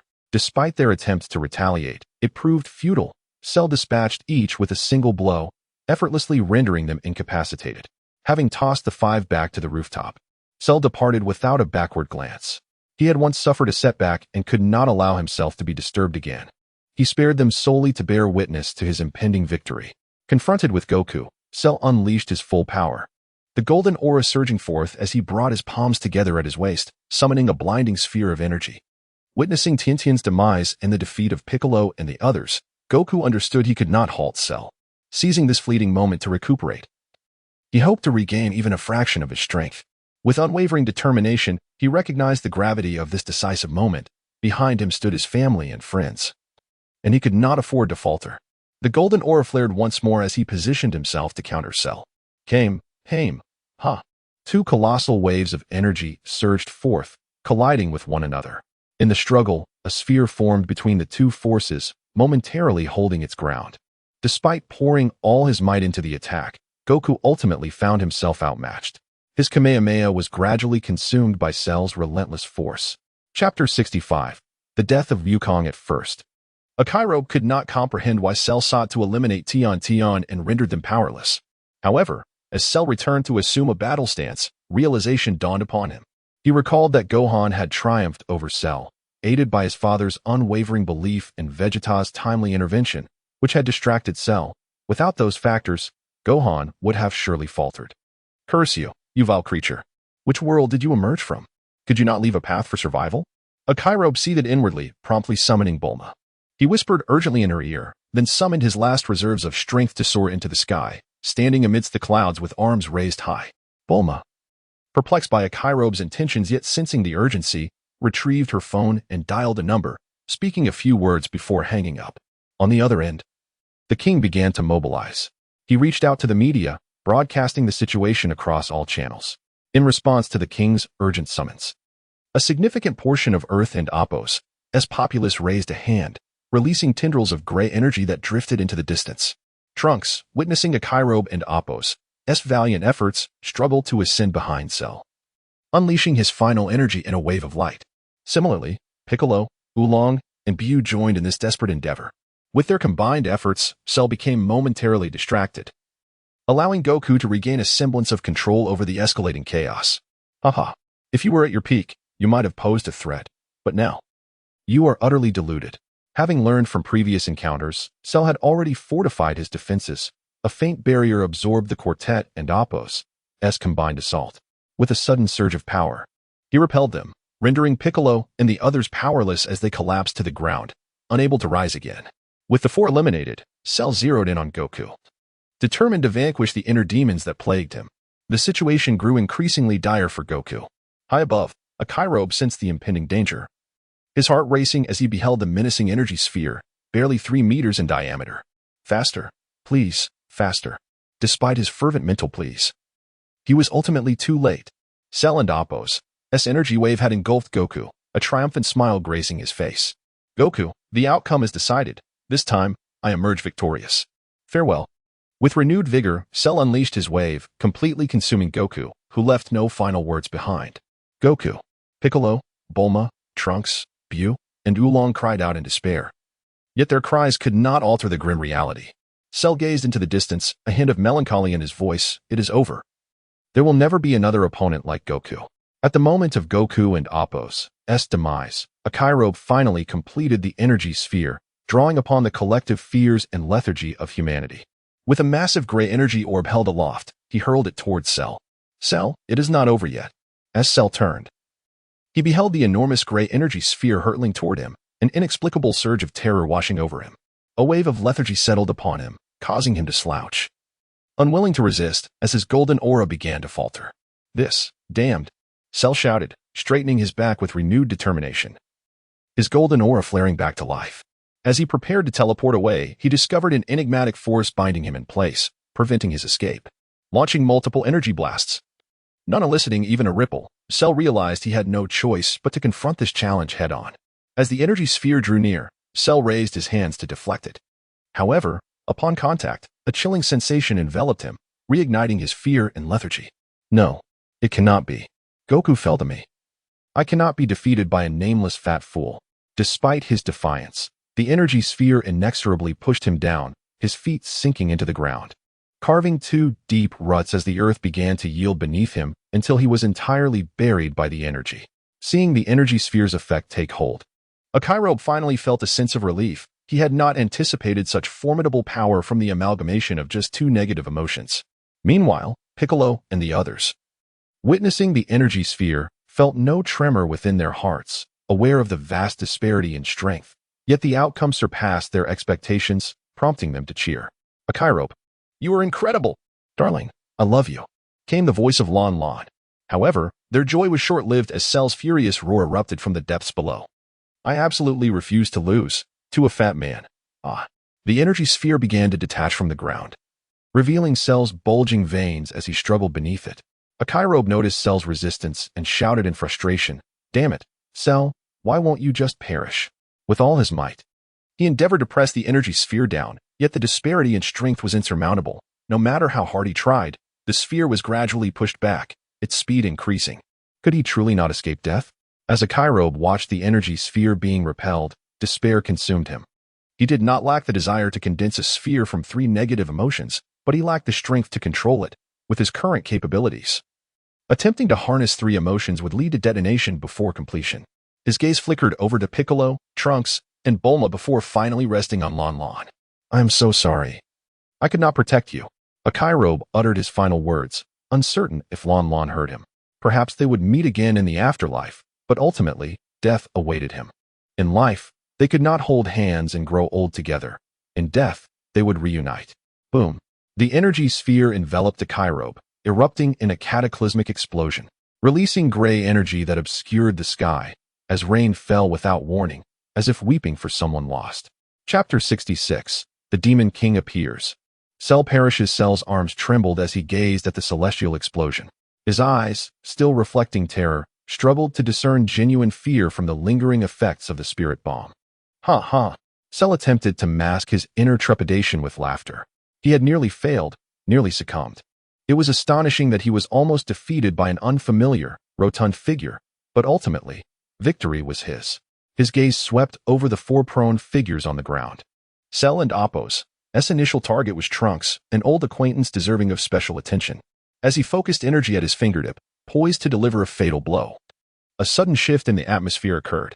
The scattered remnants of the explosion began to coalesce, swirling inwards to form an increasingly rapid vortex. Cell, his eyes wide with bewilderment, ceased his attack and rose into the air, observing the anomaly. An inexplicable dread began to creep back into his heart. Piccolo and the others looked up, equally puzzled. As the vortex contracted, the grayish haze diminished, revealing a portly figure in a deep slumber. Yajirobe. The names burst from the lips of Piccolo and Trunks. He was alive, against all odds. As the last vestiges of the grayish aura were absorbed, Yajirobe and Appo's eyes snapped open, revealing irises of crimson. A beam of gray energy shot forth from his gaze. "So, this is the demonic transformation," Yajirobe bellowed with deranged glee, before his body convulsed. He emitted a bestial roar, as if his sanity had been shattered. Prayaf. A grayish aura enveloped him as he charged towards Cell. Cell, feeling a sense of impending doom, unleashed his golden aura and braced himself, arms crossed, to meet the oncoming blow. An irresistible force slammed into him, sending Cell hurtling backwards. Yajirobe was relentless, delivering an elbow strike that sent Cell plummeting. Cell crashed into a building, smashing through multiple floors until the entire structure collapsed, burying him beneath the rubble. Aark. I refuse to believe it. Cell roared, unleashing his golden aura, scattering the debris. He reappeared behind Yajirobe, attempting a sneak attack, but before his fist could connect, he was sent flying by a devastating tail strike. Yajirobe proceeded to relentlessly pummel Cell, seizing his arms and tearing them from their sockets. Cell managed a temporary escape, fleeing into the distance. Yajirobe pursued without pause, and the two vanished from sight. Piccolo and Trunks, having recovered some of their strength, exchanged glances and gave chase. A city was in utter pandemonium, its inhabitants desperately seeking escape amidst the chaos of traffic accidents. Energy orbs rained from the sky, obliterating buildings and bridges, while others detonated upon impact with the ground, claiming countless lives. In the sky, Cell, his severed limbs regenerated, fired a barrage of energy blasts, but to no avail. In desperation, he unleashed a Kamehameha. Yajirobe, his crimson eyes fixed on the oncoming energy beam, let out an inhuman roar, pounded his chest, and charged headlong into the attack. Seeking your own demise, haha. Cell cackled. His escape had cost him dearly. Both arms and legs had been severed, and his torso pierced. Only his regenerative abilities had kept him alive. His opponent fought like a mindless beast, giving him no respite, even when he used instant transmission to hide in the city. Yajirobe had unerringly tracked him down. Knowing escape was impossible, Cell launched his final counterattack. If this failed, he would resort to his ultimate measure. Boom. The Kamehameha struck its mark, but before Cell could revel in his success, Yajirobe emerged from the explosion, wreathed in grayish flames. No. Impossible. Cell recoiled in horror before bellowing, "Then we shall perish together, haha." Cell began to swell, emanating an aura of destruction. Piccolo, Trunks, and the others arrived just in time to witness his transformation. No. Cell is going to self-destruct. The entire planet could be destroyed. Piccolo cried in alarm, powerless to intervene. Yajirobe, seemingly oblivious to the danger, continued his advance. Reaching Cell, he placed his hands on his expanding abdomen, and a grayish aura enveloped Cell's body. Cell, staring at the unassuming figure, felt a surge of terror, yet he was also somewhat gratified that he would not die alone. However, his laughter was short-lived as he began to shrink. What? What have you done? There was no response. Cell could only watch as he was compressed. And at the moment of critical mass, he was swallowed whole. Boom.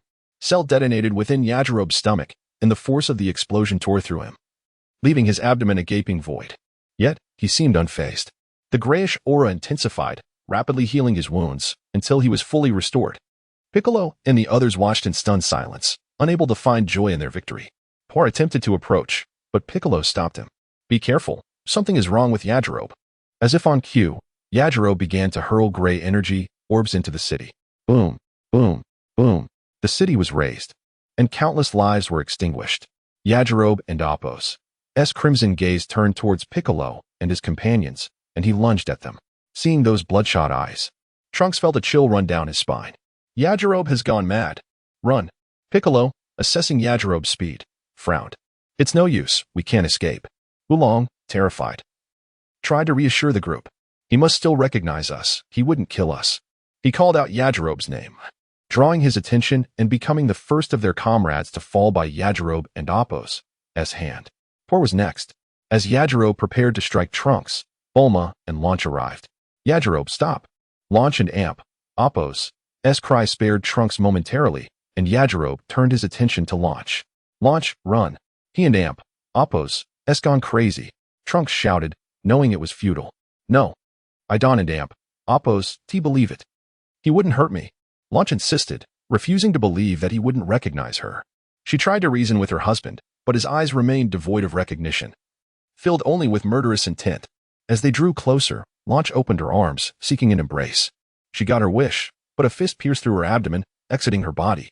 Blood splattered on Yajirobe's face as Launch slumped against his chest, whispering, "Honey, let's go home." The words died on her lips as she closed her eyes forever. Chapter 67. The reemergence of the demon sealing wave bathed in blood. As he gazed upon the woman lying lifeless in his arms, a flicker of clarity returned to Yajirobe and Appo's crimson eyes. "No." Lon, extracting his bloodied hand. He cradled her in anguish, weeping profoundly. "What have I done?" A brief resurgence of lucidity in his gaze began to fade, replaced by a primal roar as Yajirobe pounded his head in a desperate attempt to reclaim control of his body. Without hesitation, he pierced his left chest with his hand. We can die together." Yajirobe laughed, unable to bear the thought of having slain his companion and beloved, opting for suicide. However, the imagined death eluded him. At the moment he withdrew his hand, a gray aura circulated within him, initiating an automatic restoration. Damn it.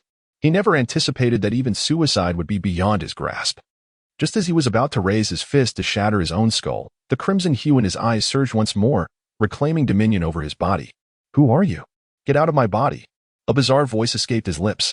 "I am the demon king of fear, laziness. Surrender your body to me." Yajirobe struggled fiercely against this intrusion, the last vestiges of clarity gradually dissipating. Suddenly, a gust of green wind enveloped him. It was Piccolo, employing the demon sealing wave, while Trunks stood nearby, holding a vial. Upon his return from confronting the black energy of Cell, Piccolo had prepared several sealing vials for unforeseen circumstances. Uncertain of their efficacy, he opted for a desperate remedy, unleashing the demon sealing wave while Yajirobe was preoccupied with the internal battle for control. Amidst the external disruption of the demon sealing wave and Yajirobe's vehement resistance, the combined forces of both elements ultimately expelled the gray aura from Yajirobe's body, successfully sealing it within the vial.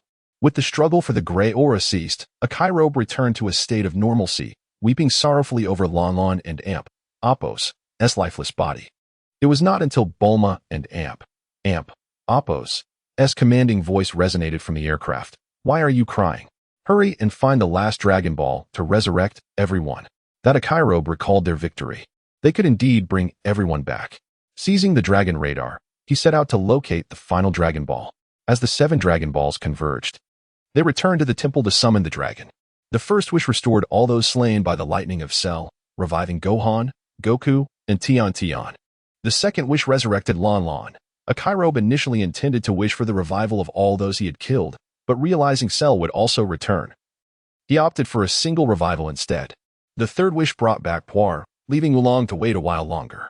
The group reconvened joyfully at the temple, while Trunks, observing their happiness, felt a pang of longing for his mother and prepared to slip away unnoticed, only to be intercepted by Bulma, who insisted Trunks escort her home. She had countless inquiries regarding her son from another world and departed the temple first. Akairobe was dragged away by Lan, who had her own grievances regarding being killed by his hand, a matter that required resolution. Goku and Gohan, under Chi-Chi's stern insistence, obediently returned home. Upon learning that Goku had died again, Chi-Chi contemplated the notion of Gohan focusing on his studies, believing that with the Tall One shielding him, Gohan need not venture into perilous situations. Others gradually dispersed, leaving only Tian and Mr. Bobo in the Divine Temple. Bulma retained Trunks for the night, inquiring about numerous tales from another world before following him back to his realm. After a year of rigorous training in the hyperbolic time chamber, Trunks' power surged, enabling him to vanquish the 17th and 18th from his world single-handedly, while the two Bulmas encountered one another for the first time. Having spent some time together, waiting for the time machine's fuel to replenish, Trunks eventually returned Bulma to her world before departing, a secret shared only between mother and son. Akairobe and Lan began to rebuild their home, embarking on a life of uninhibited joy while delving into the mysteries of their bodies. He discovered he could still transform into a demon king, mastering the ability, albeit with diminished power compared to his battle with Cell, now only enhancing his strength by approximately 5-fold. Frequently training alongside Goku and Piccolo, Gohan was whisked away by Chi-Chi for intensive studying. Had it not been for the dividends from the entire research team, Goku and Akairobe might have had to toil over daily sustenance. As none sought the limelight, Mr. Satan emerged as the public figurehead, hailed as the hero who saved Earth. Time passed swiftly, and 10 months later, Akairobe and Lan welcomed the birth of their son, whom they named Alan. A month later, Goku and Chi-Chi and Appo's second child, Goten, was born. Krillin finally won the heart of his beloved, marrying Lazuli, and under Bulma and Appo's suggestion, the two became leaders of the 749 Bureau, overseeing the entire department. For years later, with advancements in extraterrestrial technology research, Earth began its foray into cosmic exploration. Under Bulma's strong leadership, the initiative emphasized peaceful engagement, though some advocated for violence. Yet, with Goku, Akairobe, and Piccolo's support behind her, they demonstrated the true nature of force, compelling dissenters to heed Bulma's commands. Bulma effectively became the supreme leader of all scientific endeavors on Earth. As interstellar exploration unfolded, the planet experienced unprecedented development, albeit accompanied by a host of instability. Various mutants began to surface, causing considerable disruption to social order. Under the leadership of Krillin and Lazuli, the 749 Bureau transformed into a specialized department managing these anomalies.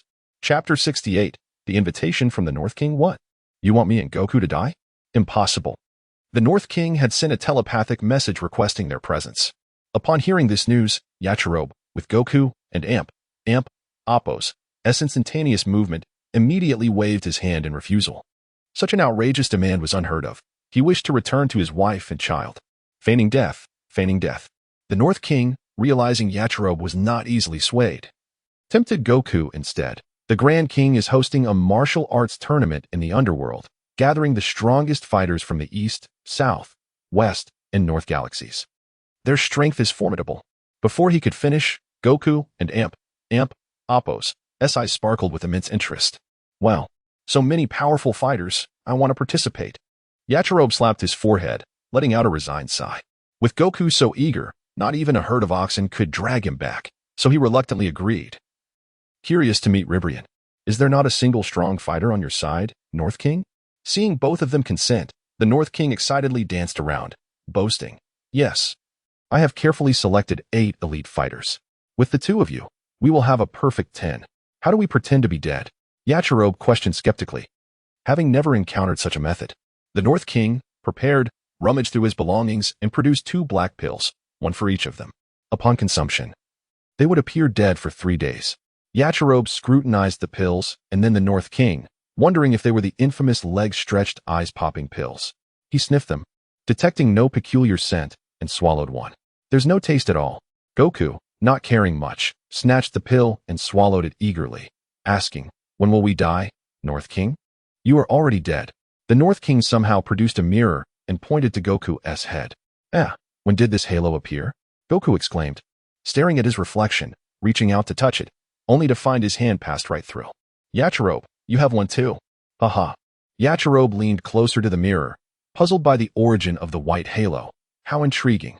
Under the North King and Appo's guidance, they arrived at the Grand King Star. The place was already bustling with martial artists of various races and appearances, each engaged in their training. "North King, you finally arrived. I thought you were too afraid to show up, haha." A short figure, resembling the North King, but significantly shorter, mocked him. The North King stepped forward, looking down at his colleague. "Humph. I shall never lose to someone shorter than me." The West King, unwilling to back down, immediately engaged in a quarrel with the North King, each trying to outdo the other verbally. Suddenly, an elderly man wearing jeans, with white hair and a white beard, appeared, carrying a speaker that blared vibrant music. Upon his arrival, the North and West Kings ceased their argument, gazing respectfully at him, for this unassuming old man was their superior. "The Grand King, why have you stopped arguing?" The Grand King swayed his head, speaking nonchalantly. We wouldn't dare." The North King was left speechless. Shifting the topic to, "Grand King, when does the martial arts tournament commence?" The Grand King, immersed in the music, replied casually, "You are a bit late, North King. Cell has been causing trouble in the underworld, and the East, South, and West King's fighters have gone to restore order. We will commence once they return." Cell?" Goku exclaimed in shock, expressing his desire to join the fray. Having perished at Cell's hands years ago, he yearned for a rematch after years of training. However, the Grand King intervened, assuring him that the disturbances had been resolved and they would return shortly. Goku felt a wave of disappointment wash over him, but quickly ignited with fighting spirit, eager to engage in battle, especially upon learning that someone had defeated Cell. Yachirobe, realizing he had been searching for Ribrian without success, finally understood she must have been dealing with the chaos. Before long, Ribrian and her companions arrived, and upon seeing them, Yachirobe was utterly astonished, rubbing his eyes to confirm he was not mistaken. No way. How could he be here? Among the trio was Ribrian, clad in a white martial arts uniform with green skin, a muscular blonde hunk named Oliver, and the shocking presence of Broly, a figure who should not have been there. Perhaps drawn by a bloodline instinct, Broly immediately focused on Goku, a flicker of unexplainable animosity gleaming in his eyes. "All right, now that they have returned, you should head to the martial arts arena. I shall change my attire and join you shortly." The Grand King issued the command, taking the speaker back to the castle. The North King led Goku and Yachirobe to the arena, where a colossal platform awaited, already filled with spectators, each adorned with a uniform white halo above their heads. A referee sporting a mushroom haircut hopped onto the stage, microphone in hand, and began explaining the tournament rules. On the first day, preliminary rounds would select 40 martial artists from the 4 galaxies, drawn randomly into groups of 5 for chaotic battles. The last fighter standing on the platform would be declared the winner and advance to the top 8. On the second day, the 8 finalists would be paired off randomly, with surrendering or being knocked off the platform resulting in a loss, while victors would move on to the top 4. The final 4 would then be randomly matched to determine the top 2. The third day would host the finals, with the victor receiving personal training from the Grand King himself. A wave of cheers erupted from the crowd, for receiving guidance from the Grand King was a dream come true. As the drawing concluded, Yachirobe noted that the individuals he was interested in had not been matched against each other in the preliminaries. He was in the first group. With the mushroom-headed referee announcing the entry of the first match, Yachirobe stepped onto the arena, scrutinizing his 4 opponents. An emaciated old man with a bare upper body, a creature resembling a mantis wielding 2 sickles shimmering with green light, a dinosaur-like being towering 7 to 8 meters tall, exuding a fierce demeanor, and a stunningly beautiful woman, exuding an undeniable allure. As the referee declared the start of the match, the atmosphere on the platform grew palpably tense.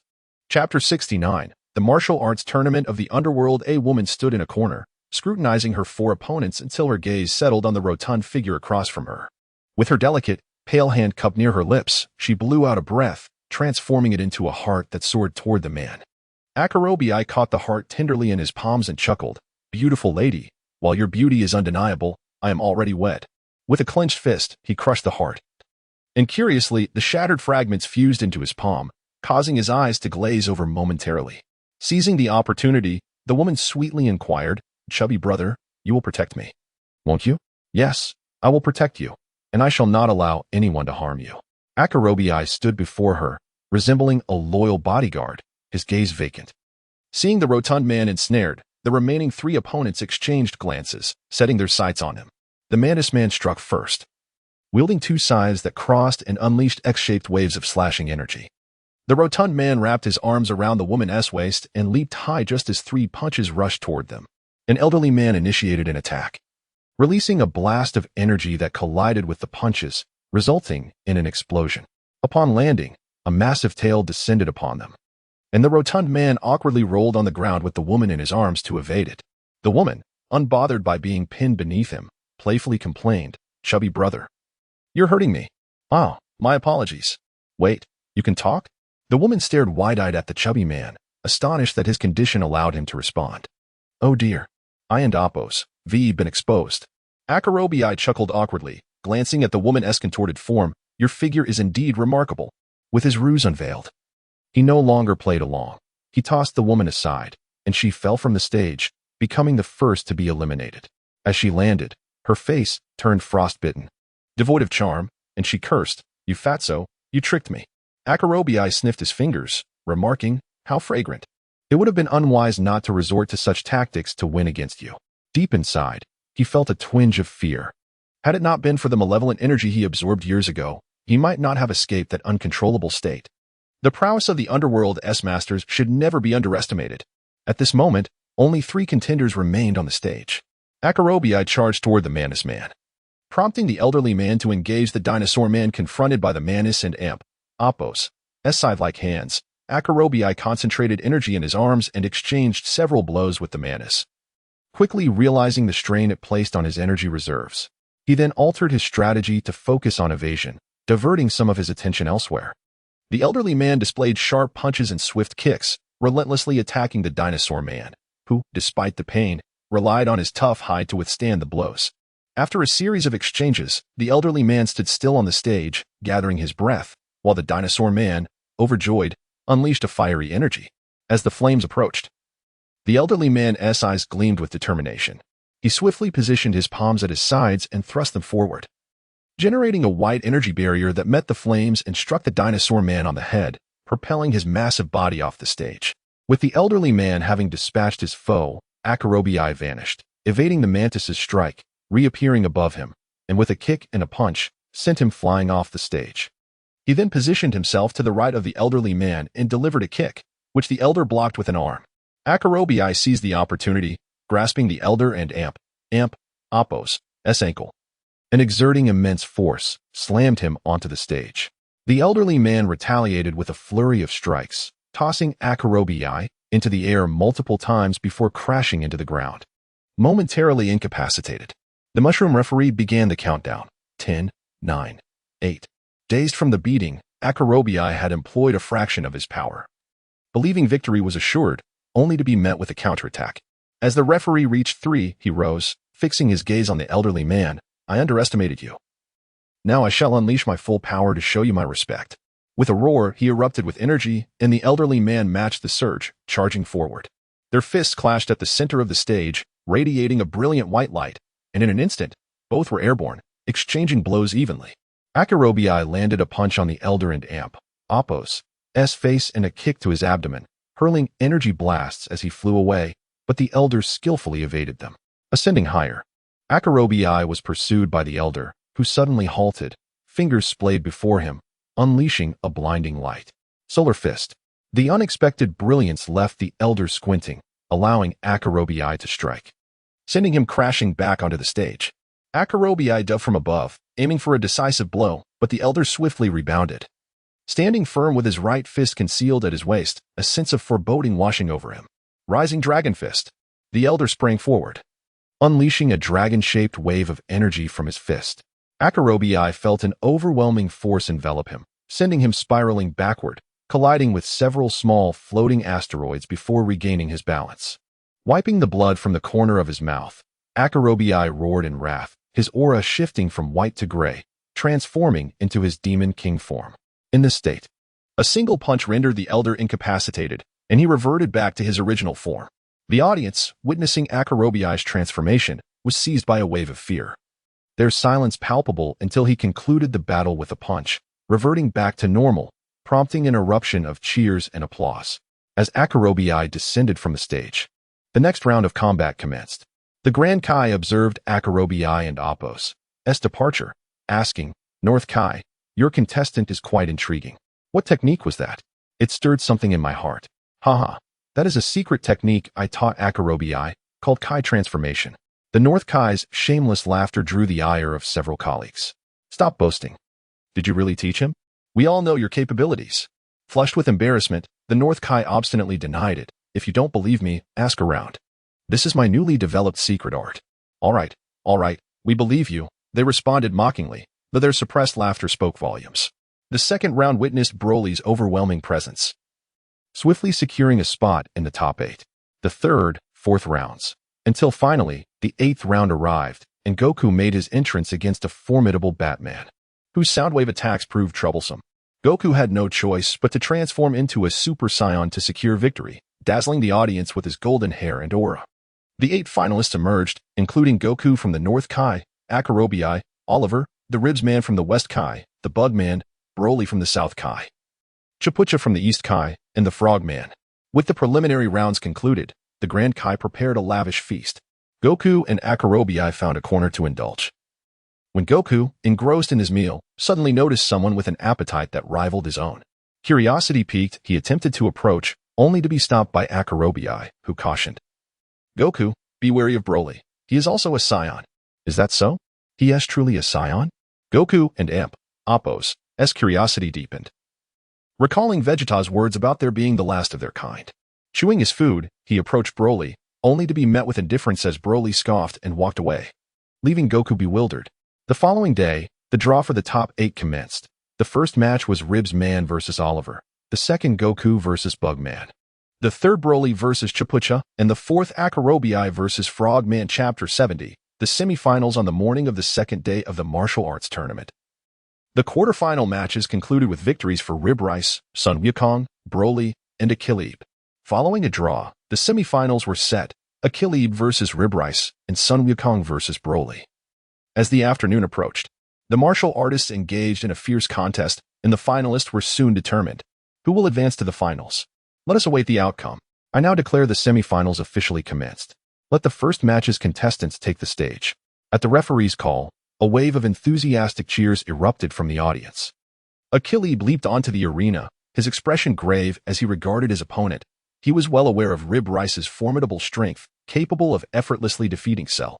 In the past, he had vanquished Cell while in a transformed state, but the version he currently employed was a diminished form, enhancing his power only 5-fold. Years of relentless training alongside Wukong had allowed him to surpass Wukong's strength, reaching an astonishing 1.5 billion. This body seemed to have no limits. With a burst of gray energy, Akilib transformed, unleashing his full power from the outset. Rib Rice, remove your weighted attire and fight me with all your might. Otherwise, you stand no chance against me. Recognizing the strength of his opponent, Rib Rice humbly complied and shed his weighted garments. Come on.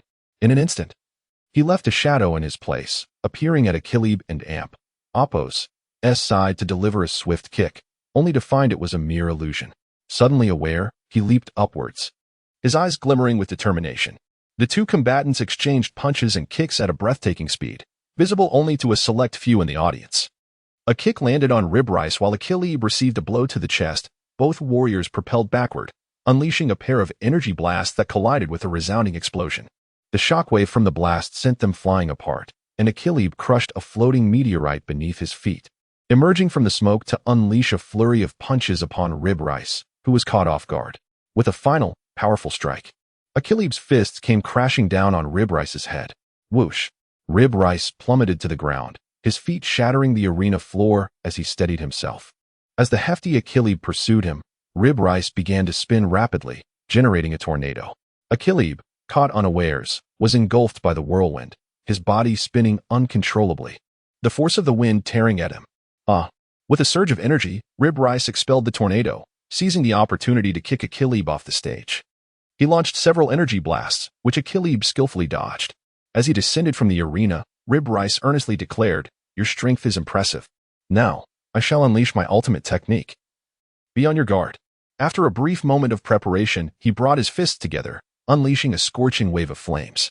Realizing the stakes were high, Achillebe conjured two lifelike swords of energy in each hand, their hilts intertwining as they spun rapidly, generating a fierce wind that propelled numerous smaller blades towards Rib Rice. This was one of the three techniques he had developed over recent years, immensely taxing yet remarkably effective, having never lost to Wukong in their many encounters. Utilizing the sharpness of the swords, he aimed to disrupt Rib Rice and Appo's energy integrity. Rib Rice, astonished, watched as his own technique was turned against him. Boom! A tremendous explosion erupted, sending Rib Rice hurtling off the stage. As he fell, the mushroom-headed referee appeared from nowhere, loudly announcing, "Congratulations to Achillebe from the North Kai, who advances to the finals." The audience erupted into applause. Next, let us welcome the contestants for the subsequent match. With the referee's announcement, Broly suddenly appeared on the stage, brushing past Achillebe as he exited, offering a warning. "Wukong, be wary of your opponent." Nodding, Wukong approached the arena with a smile, greeting Broly. "I hear you're also a scion. Is that true?" "Yes, and what of it?" "Son Wukong, you are quite irritating," Broly retorted. As the referee declared the match to begin, Broly launched an immediate assault, overwhelming Wukong with relentless blows. Each punch sent Wukong crashing down, akin to a helpless infant. Wukong's counterattacks barely registered against Broly, akin to mere tickles. Observing the devastation on stage, Achillebe sighed in resignation. Alas, I warned him to be cautious. He could at least transform into Super Saiyan. Why hold back against a non-enemy? Wukong, finally unable to endure the onslaught, transformed into Super Saiyan, his golden aura pushing Broly back. Stepping forward to evade Broly's punches, Wukong landed a solid hit to Broly's abdomen, but to his astonishment, Broly's energy surged violently, propelling Wukong away. With a furious roar, Broly and Appo's physique expanded, muscles bulging as his aura shifted from white to gold, his hair transforming into a unique shade of green, slowly levitating into the air. Flashes of light erupted as energy blasts shot from his body in all directions, creating a chaotic scene. Boom, boom, boom, boom. Explosions erupted throughout the audience, and the mushroom-headed referee cried out in terror, "Broly, cease your indiscriminate attacks on the audience or you'll be disqualified." Before he could finish, an energy blast enveloped him. The Grand Kai, witnessing the chaos, bellowed, "North Kai, this is your responsibility. Make him stop." The North Kai, trembling, flew into the air and shouted, "Broly, stop. Please, halt your attack." An energy blast hurtled toward him, and in a panic, the North Kai flailed, failing to evade. Achillebe intervened, blocking the blast just in time to save him, urgently warning, "Be careful. Broly is in a frenzy, oblivious to destruction. He cannot be awakened." The North Kai exhaled deeply, retreating hastily. The Grand Kai, exasperated, roared, "Such a minor spirit. Yet I cannot control him. Send my orders, Grand Kai. Broly is not dead. I merely brought him here by special means, hoping to secure victory," the North Kai replied. His head bowed, avoiding eye contact with his superior. "He can only remain with us for 3 days, and after that, he will automatically revive and depart. Our methods for dealing with spirits may not suffice. North Kai, you should at least possess the sanity of Wukong and Achillebe. Bringing a man in here." The North Kai's outburst was suddenly interrupted as he noticed all his colleagues staring at him, prompting him to fall silent. The West Kai, indignant, pointed accusingly at his two colleagues, declaring, "You two brought a living person here for the wager. This is cheating. They should be disqualified. And Rib Rice should be declared the winner. Enough. What a disgrace." The Grand Kai glared at the east, south, west, and North Kais as they argued, fuming. "Send my orders. Wukong, Achillebe, and Rib Rice. Unite to confront Broly. Everyone else, retreat." Broly, amidst his outburst, decimated the Grand Kai and Appo's abode, his gaze fixated on one individual, continually murmuring, Son Wukong, Chapter 71. The three heroes battled Broly in a furious barrage. The Grand Kaioken star was left pockmarked and desolate, with only Goku, Yachirobe, and Ribrian forming a triangle around Broly. My Grand Kaioken star. South Kaioken, you must compensate for my losses. The Grand Kaioken struck the South Kaioken's head repeatedly, venting his pin-up fury. The South Kaioken felt a deep regret. Had he known Broly would go mad, he would never have brought him here. Before Broly transformed, he had already caused chaos throughout the South Galaxy. Who could have anticipated there was more to come? Reluctantly, he suggested, shall we summon Lord Kaioken? The Kaioshens exchanged glances. And the North Kaioken murmured, can Lord Kaioken defeat that madman?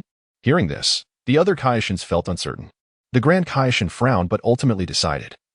Let and Amp, Oppos, let's see if the three of them can handle it. If not, we will go together to summon Lord Kaioken. The South Kaioken voiced his concerns quietly. What if Lord Kaioken cannot manage either? The Grand Kaioken delivered a sharp reprimand, stating, if he cannot handle it, I shall abandon Grand Kaioken star. And your South Kaioken star will belong to me. Now, step aside. Amidst the encirclement, Broly disregarded the other two, his gaze fixated solely on Goku. As Goku launched a close-range assault, throwing punch after punch at Broly, he realized the latter remained unyielding. Suddenly, a sharp pain in his abdomen sent him flying through the air, skidding hundreds of meters before crashing into the ground. Ribrian and Oppos' attack descended upon Broly, transforming into a tornado that enveloped him, only to discover that it had no effect on their foe. With a surge of golden energy, Broly charged into the heart of the whirlwind, and with two thunderous impacts, Ribrian was sent flying. The winds dissipating instantly as Broly casually discharged two energy blasts to finish the job. Yachirobe, having already transformed into his Demon King form, launched two gray energy spheres to intercept Broly and then attacked from behind. Aware of the intruder's strength, Broly countered with a punch, igniting a clash of power and speed. Yachirobe felt a deep anguish. Broly was indeed the legendary Scion, and after a brief exchange, he understood that their strengths were not on the same level. Goku, what are you doing? You aren't using your full strength. This shout allowed Yachirobe to be kicked away, and as he retreated, he formed a massive sword that shot forth. Broly, with a clenched fist, struck the sword's tip, causing the energy blade to dissipate, leaving a faint blood mark on his knuckles that vanished almost instantly.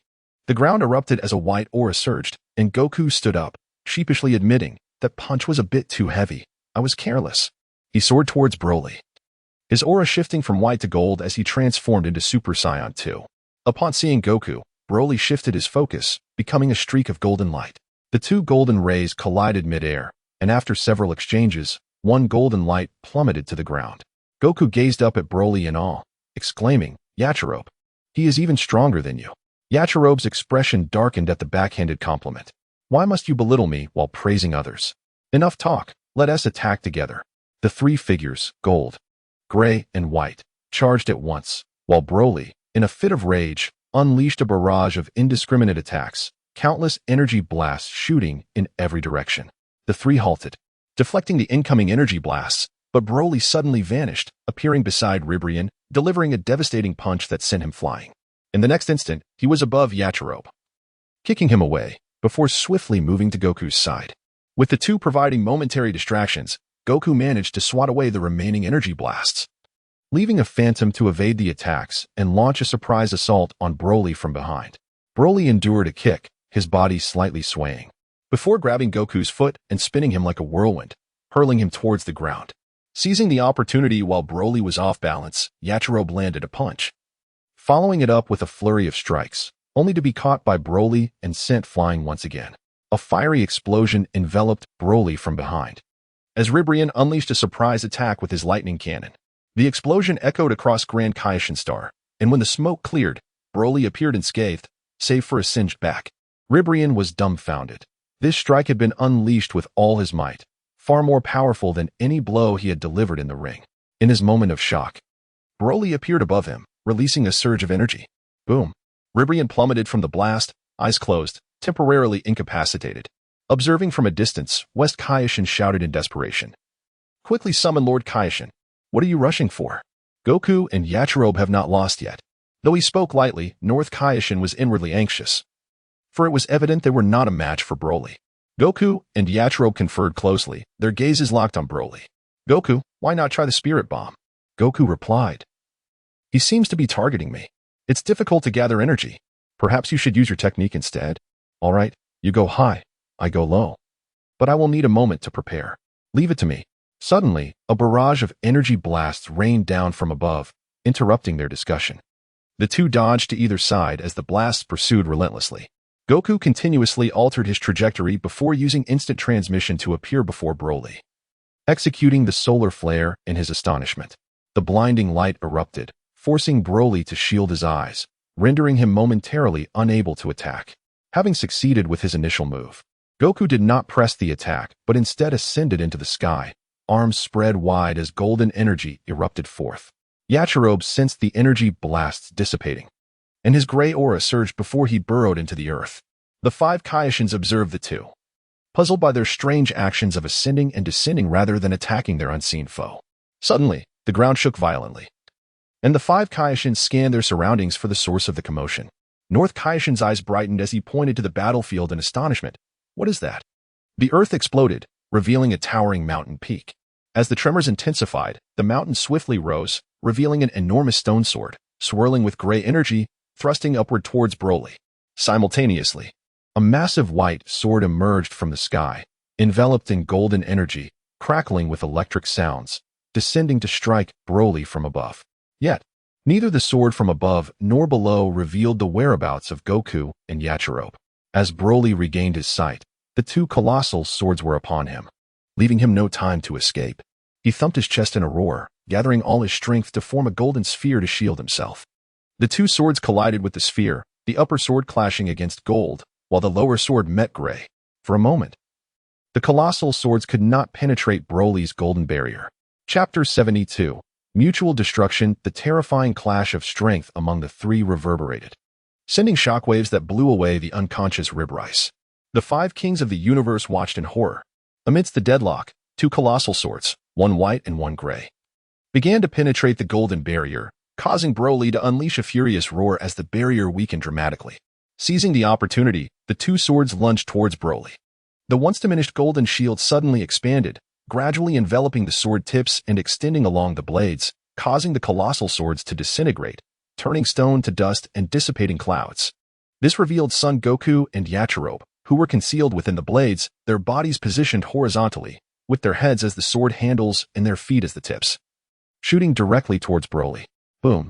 A blinding light erupted, and the shockwave from the explosion swept across the entire Grand Kai's planet, obscuring the center of the explosion from view. The five kings of the universe braced themselves against the blast, exchanging silent glances on the battlefield. Breaking the silence, the West Kai suggested, North Kai. Why don't you go check it out? The North Kai, infuriated, pointed at one individual, exclaiming, Broly was brought here by the South Kai. Why should I go? If anyone should go, it should be him. The South Kai retorted, arguing, Yachirobe and Goku are your people. You should go. As their quarrel escalated, the Grand Kai could no longer contain himself and bellowed, Enough. You two are both in violation. Go together. Upon hearing the Grand Kai's command, the two kings ceased their argument, exchanged knowing glances, and slowly made their way to the battlefield. The Grand Kai's expression darkened as he roared again. What are you two dithering about? Can't you fly? The North and South Kais, momentarily stiffened, took to the air, albeit at a sluggish pace that clearly indicated their reluctance to proceed. Unable to withstand it any longer, the Grand Kai flew behind them, preparing to give them a kick to propel them forward when three figures fell simultaneously from the center of the explosion. Goku, Yachirobe, and Broly reverted to their normal states. Thud, thud, thud. The sound of their landing echoed. Yachirobe was at the bottom. Broly crashed onto him, while Goku rested atop them.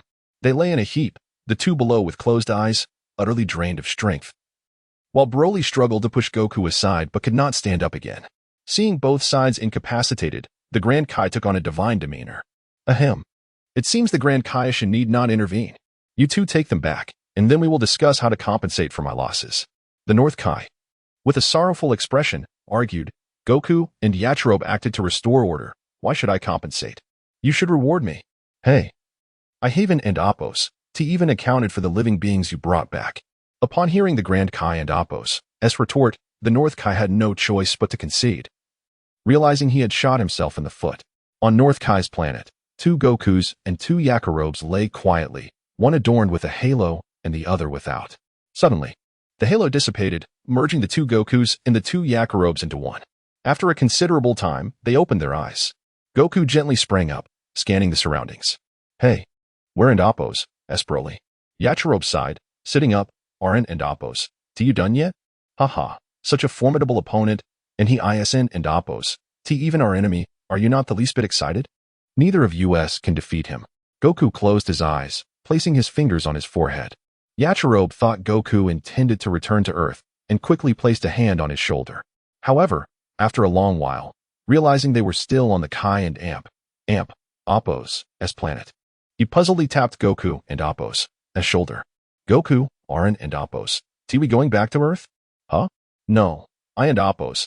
am trying to sense Broly and Oppos' key, but I can't end Oppos' find it anywhere. Yachirobe was speechless, wondering if Goku still wanted to get beaten up through the internet connection. The Saiyan and Oppos' battle instincts were truly ingrained in their very bones. Looking around North Kai's planet and not seeing the North Kai, he urged Goku to take him back to Earth. He missed his wife and children dearly. An instant transmission was incredibly convenient. Over the next 2 years, aside from training with Goku, Yachirobe spent all his time with his wife and children.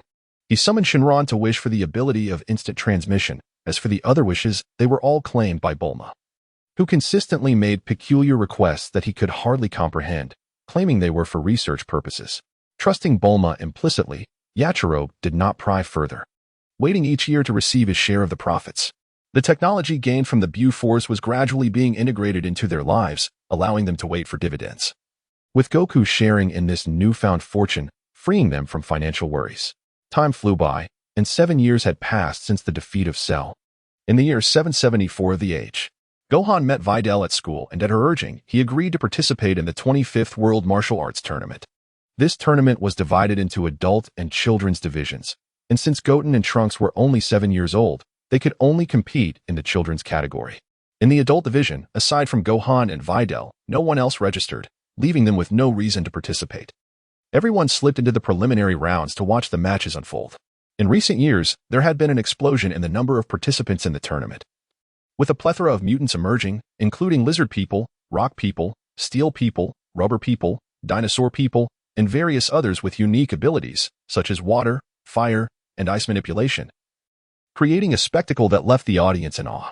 Only Bulma, Krillin, Android 18, Android 17, and Lon remained unfazed by the bizarre displays.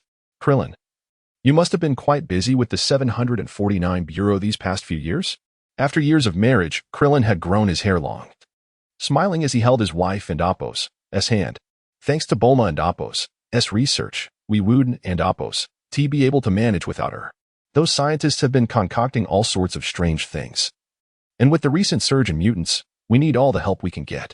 There's even a guy who likes wearing his underwear on the outside. Stronger than me, and I don't even know where he came from. My wife had to teach him a lesson before he settled down. Scientific research is inherently unpredictable. Bulma interrupted, her face stern. Every city now has third-generation intelligent robots with combat capabilities reaching 100,000, sufficient to handle ordinary mutants. Besides, with you all around, they're one and Oppos' be any trouble. Let and Oppos' just watch the matches, she concluded, steering the conversation back to the tournament. As the preliminary rounds neared their conclusion, Yachirobe and Oppos' pupils constricted as he whispered, so, it has appeared, what is destined cannot be avoided. Satan, I apologize, but you shall belong to me. Chapter 73. The 25th World Martial Arts Tournament. Two muscular men with bald heads, their veins bulging and faces contorted, ascended to their respective arenas. With a single punch, they dispatched their opponents and retreated to a corner, reminiscent of Spobovich from Yamu in his memory. Shortly thereafter, an individual sporting a white punk hairstyle, purple skin, and diminutive stature adorned with earrings appeared alongside a robust figure with white hair and elongated ears. Yachirobe instantly recognized the Supreme Kai and his attendant, Jebet, but merely cast a glance before diverting his attention. In contrast, Piccolo turned pale upon seeing the duo, sweating profusely. The first day of the preliminaries concluded swiftly, with the top 8 of both the youth and adult categories emerging. The following morning commenced with the youth division, where Aplin and Goten effortlessly advanced to the finals. Aplin bore a striking resemblance to Yachirobe, save for the absence of his father and Oppos' stout physique, possessing a certain handsomeness akin to Goten and Amp, Apos, height and build. As the finals began, two boys, scarcely 7 years of age, assumed offensive stances on the stage. Goten, eyeing his childhood companion, declared defiantly, "This time, I shall not lose to you." "Ha! You've never defeated me. The championship is mine." The two slender figures collided with astonishing speed, imperceptible to ordinary eyes. "Who would have thought these little tykes could be so formidable at just 7? Krillin exclaimed, conceding his inferiority. Yachirobe observed his son and Apos' performance on the stage with great satisfaction. His physique had been honed through rigorous training, and only after this did he realize his son's prodigious talent. Bluon was supportive of Aplin's martial pursuits, having instilled in him the principles of combat from an early age. It was only when Aplin surpassed her capabilities that she allowed him to train under his father. Though the battle appeared evenly matched, Goten was visibly gasping for breath, while Aplin seemed to be executing his moves with ease, indicating a significant disparity in strength. Aplin and Goten engaged in a series of aerial clashes, each landing blows upon the other's chest, eventually teetering at the edge of the arena. "Mom and Dad are watching. This championship is mine, Goten. You should concede," Aplin proclaimed, raising his thumb in a gesture of triumph. After a brief respite, Goten regained his composure, grinning broadly as he said, "Dad is watching too. I want that trophy. Recently, I've learned something new. Let me show you." As Goten clenched his fists, a brilliant white aura enveloped him, transforming into a radiant gold, his hair following suit. "Wow, so cool," Aplin exclaimed in astonishment, forgetting they were in the midst of a competition, rushing over to admire Goten's golden locks. "Goten, how did you do that? I want to learn." "Huh? I don't know. I just did this, and that, and then it happened." Goten gesticulated animatedly, yet his explanation remained elusive. Aplin grasped a fragment of understanding and attempted to unleash his own power, summoning forth a white aura that surged around him. However, despite his fervent cries, he felt no change and called out to his father, "Dad, why can't I transform like Goten?" Yachirobe, at a loss for words, reassured him. "As long as you train diligently and grow stronger, one day you too shall transform." Aplin nodded earnestly, convinced by his father and Apos' words, and resumed his duel with Goten. Goku watched the new battle on stage with astonishment. "Aplin is so strong. I never noticed before. He and Apos' nearly as formidable as the first time I encountered Berta." Alas, Yachirobe sighed, yet Goten is still superior. Nevertheless, he felt content with the outcome. As anticipated, Aplin was ultimately knocked from the stage, with Super Saiyan Goten claiming the youth championship. Next, Mr. Satan took the stage, engaging in a friendly exchange with Goten, which elicited thunderous applause from the audience. After the defeat, Aplin collapsed into his father's embrace, dejectedly confessing, "Mom and Dad, I'm sorry, I lost." Yachirobe encouraged him, "You are the best, my son. I look forward to witnessing your transformation one day." "Yes, I will create my own transformation," Aplin declared, shaking his tiny fist with determination, before leaping into his mother's arms, radiating childlike innocence. In the afternoon, the adult bracket commenced with the top 8 competitors. The first match featured Gohan, who faced a formidable adversary capable of generating lightning, defeating him with a single punch. The second match saw Videl square off against Spabovich from the outset. Videl unleashed a ferocious barrage, repeatedly knocking Spabovich down. Yet, he persistently rose, launching counterattacks. Leaping on Spabovich's outstretched leg, Videl retaliated with a kick to his face, sending him sprawling. However, after an intense onslaught, Videl found herself breathing heavily and bent over, her opponent once again standing unscathed and ready to attack. As Videl and Apos' stamina dwindled, her speed and strength diminished, leading to her being thrown to the ground, just as she seemed on the verge of falling from the stage. Videl executed a technique to halt her descent, soaring back onto the platform. With renewed vigor, Videl retaliated fiercely, delivering a kick that spun Spabovich's head 180 degrees. Believing victory was assured, she was taken aback when he stood once more, reorienting his head and stunning her into submission. Struggling to rise, Videl launched another attack. But her fatigue rendered her no match for Spabovich and Apos' relentless assault. Observing his future wife being overwhelmed, Gohan shouted from the sidelines for her to concede, yet she, being unwed, paid him no heed. Unable to contain himself any longer, Gohan transformed into a Super Saiyan. Disregarding the rules, he leapt onto the stage, cradling Videl in his arms. "What pure energy! Spabovich, deal with him." Upon hearing Yamu and Apos' shout, Spobovich charged at Gohan, while Yamu rushed onto the stage with an odd contraption. As Gohan clutched Videl, intent on leaving the arena, he furrowed his brow. He could not forgive those who harmed his fiancée. The Supreme Kai, witnessing the chaos, immediately commanded, Jebet, heal that woman. I will restrain him. With outstretched palms, he enveloped Gohan in a peculiar energy, while Jebet instantaneously appeared before Gohan, taking Videl into his embrace. Seeing Videl in the arms of an unfamiliar figure, Gohan attempted to reclaim her, but found himself immobilized as the assailants returned, leading him to mistakenly believe they were allies intent on harming Videl, igniting his fury. Return Videl to me, he roared, as a surge of golden energy enveloped him. Lightning crackling amidst the chaos, marking his first descent to Super Saiyan 2. Damn it, how did he grow stronger? The Supreme Kai felt the mounting pressure, exclaiming urgently, You two fools, hurry and absorb his power. Elated, Spobovich and his brother mistook him for reinforcements, unhindered as they affixed the energy absorption device to Gohan. As Gohan's resistance waned, the pressure on the Supreme Kai diminished. Goku beheld his son's transformation into Super Saiyan 2 with elation. But the ensuing events took him by surprise. Just as he intended to intervene, Yachirobe restrained him. Fear not. I assure you that both Gohan and Videl will emerge unscathed.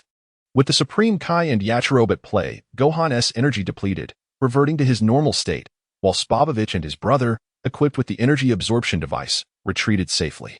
Chapter 74. The birth of Majin Buu. Gohan lay on the arena floor, his defiant gaze fixed upon Jebet. Return Bidalai to me. At that moment, Goku, Krillin, and the others arrived at the arena, surrounding Jebet. Piccolo was compelled to step forward and elucidate their identities. As Piccolo explained, Jebet utilized his healing abilities to restore both Bidalai and Gohan, which convinced everyone of their identities and reassured them that they were not allies of the two who had departed. Once healed, Gohan immediately embraced Bidalai, causing her cheeks to flush crimson in front of so many onlookers. After a moment of awkwardness, she found herself unable to escape and boldly returned his embrace. Laughter erupted from the group, and thunderous applause resonated from the audience, as if celebrating their reunion. Upon learning of the Supreme Kai and Apos' intentions, Goku, Gohan, Yachirobe, and Piccolo proceeded together, while the others remained to watch the match. The six pursued the energy signature of Spobovich, and during their flight, the Supreme Kai shared information regarding Buu. After he finished speaking, Yachirobe recalled a past event and looked at the Supreme Kai. Supreme Kai, did the North Kai contact you 7 years ago? The Supreme Kai cast a puzzled glance at his attendant, Jebet, who pondered for a moment. Yes. The North Kai did reach out, mentioning someone named Son Goku and Yachirobe who wished to meet you. You dismissed it, saying that a mere human had no such privilege. Suddenly, Jebet realized and pointed at the two. Those names are just like yours. Could it be you? Huh, a mere human? Yachirobe scoffed. So it turns out we were deemed unworthy. The North Kai even lied to me, claiming he couldn't and Amp, Apos, T get in touch. If the Supreme Kai Waren and Amp, Apos, T needed, I would have loved to give them a beating. Following Spopovich's energy trail, the six arrived in a desolate wilderness, hiding behind rocks as they observed a spaceship opening its doors, revealing Babidi and a figure clad in blue with red skin. The sight of Babidi's companion instantly darkened the Supreme Kai's expression as he explained their identities to the group, uninterested in his warnings. Yachirobe stepped out from their hiding place and waved cheerfully at Babidi. Hello, Lord Babidi. Startled, Babidi looked up to see a jovial fat man waving at him. Two fools. They didn't even notice they were being followed. Enraged, he swiftly dealt with the two lackeys before issuing a command. Dabura, kill him. With an air of calm, Yachirobe retorted, Lord Babidi, if you kill me, you won't have enough energy to resurrect Buu. Stop. You know Buu? Dabura paused, returning to his previous position at his master's command. Yes, the Supreme Kai informed me. He is right there. Yachirobe pointed at a stone, betraying the Supreme Kai. The Supreme Kai, unable to conceal his fury, shouted, Yachirobe, what are you doing? Aren't we here to prevent Buu's resurrection? That's merely your assertion. I never agreed to it. Yachirobe replied nonchalantly. Seeing the Supreme Kai and Amp, Apos' distress, Babidi, intrigued by their internal conflict, decided against ordering Dabura to attack, finding the situation amusing. The Supreme Kai turned to Goku, Gohan, and Piccolo. Majin Buu is exceedingly malevolent. He must not be released. After a lengthy exposition, Yachirobe simply stated, trust me. Caught between lifelong comrades and a recently acquainted figure, Goku and Gohan unhesitatingly sided with Yachirobe, while Piccolo, after a moment and Apos, as hesitation, also chose to support him. Therefore, we implore you, Supreme Kai, do not hinder Lord Babidi from reviving Majin Buu. You. The Supreme Kai was rendered speechless, filled with regret for bringing them along. Babidi clapped his hands, laughing heartily. Who would have thought the Supreme Kai would find himself in such a predicament? But you said you could help me resurrect Majin Buu. How will you do that? The energy you possess comes from my comrade. Yachirobe approached Gohan, whispering in his ear, just show a glimpse of your Super Saiyan 1 power. Gohan displayed his Super Saiyan 1 prowess before reverting to his normal form. Yachirobe then introduced Jebbet. This is Lord Jebbet, who can restore my comrade and Apos' power. Resurrecting Majin Buu will be a breeze. Turning his back to Babidi, he leaned closer to Jebbet and whispered, I have a method to deal with Majin Buu. Trust me, I wouldn't and Apos. Joke about life and death. He carelessly gestured at the Supreme Kai. As for him, we can wait until Buu is reborn to make him the first sacrifice. The Supreme Kai, his composure shattered, erupted in outrage. Yachirobe, you scoundrel. Babidi pondered for a moment, finding Yachirobe's logic compelling, and agreed, as long as Majin Buu is revived, everything else is trivial. We can eliminate them all afterward. He then led the group into the spaceship.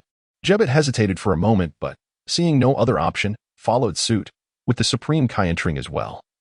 Preparing to find an opportunity to act, Babidi brought them before the seal of Majin Buu, ensuring his subordinates were present just in case. With the concerted efforts of Yachirobe and the others, the energy gauge unexpectedly reached 100. The enormous egg sealing Majin Buu suddenly emitted a cloud of steam. Quick! It seems like it's going to explode.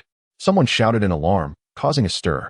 Calm down, watch me, Babidi declared confidently, muttering incantations as he waved his hand, transporting everyone outside the spaceship.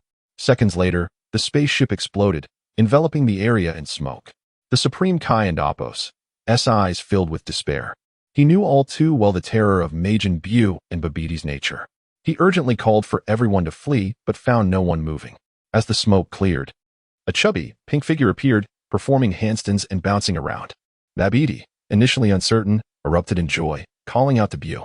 However, when Buu did not respond, Babidi was about to intimidate him with the seal, but found himself unable to speak as a large hand gripped his throat, silencing him. Lord Babidi, now that Buu has broken free from his seal, you are no longer of use. Farewell. Yachirobe used instant transmission to seize Babidi, giving him no chance to utter a word. A surge of energy erupted from his palm, and he eliminated Babidi without hesitation. The Supreme Kai was bewildered. What was happening? Whose side was Yachirobe truly on? With Babidi dead, who could seal Majin Buu again? Chapter 75. Brotherhood and Betrayal with the Demise of Babidi. Both Dabra and Pui paused for a fleeting moment, as if nothing had transpired. Sharing a glance, Dabra spat contemptuously, and Yachirobe, well aware that this was no ordinary spit, quickly recoiled. Babidi is dead, yet you continue to serve him? Serving that wretched insect? Who do you think I am? Dabra disdainfully spat upon the ground. A surge of malevolent energy proclaiming the return of the Demon King. I am the king of the demon realm, and I will slay whomever I wish. As a token of gratitude, you shall be my first sacrifice. Looks like we still have to fight, Yachirobe murmured, directing his gaze toward one individual. Goku. Please deal with him. He grasped his belly and tossed Dabra at the feet of the Supreme Kai. Supreme Kai, this little minion is yours to handle. The Supreme Kai, bewildered, exclaimed, but that's the king of the demon realm. Are you really sending Goku alone? We should all attack together. In the next moment, he witnessed Goku transformed with golden hair and eyebrows, engaging in battle with Dabra, his mouth agape enough to fit 2 eggs. Casting a glance at the adversary beneath him, he mused, unlucky you. Ignoring the battle behind him, Yachirobe approached the jovial Majin Buu and, once close, produced a universal capsule, revealing a lavish banquet. Buu, come and enjoy this feast.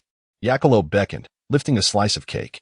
The pink, plump creature bounced over eagerly, seizing the cake and devouring it. Delicious, Buu exclaimed, his eyes gleaming at the array of food. Can I eat all of this? Yes, it's all prepared just for you, Yachirobe replied. In Buu and Apos' delight was palpable as he stuffed his cheeks with food. Buu, come with me, and I and Apos' will provide you with delicious meals every day. How does that sound? Observing Buu indulge heartily, Yachirobe resembled an uncle luring a child with candy. Really? Then I will follow you. Buu mumbled through his mouthful, suddenly squinting suspiciously. Who are you? I am Yakalob, your brother. Don and Amp. Amp, Oppos, we look alike?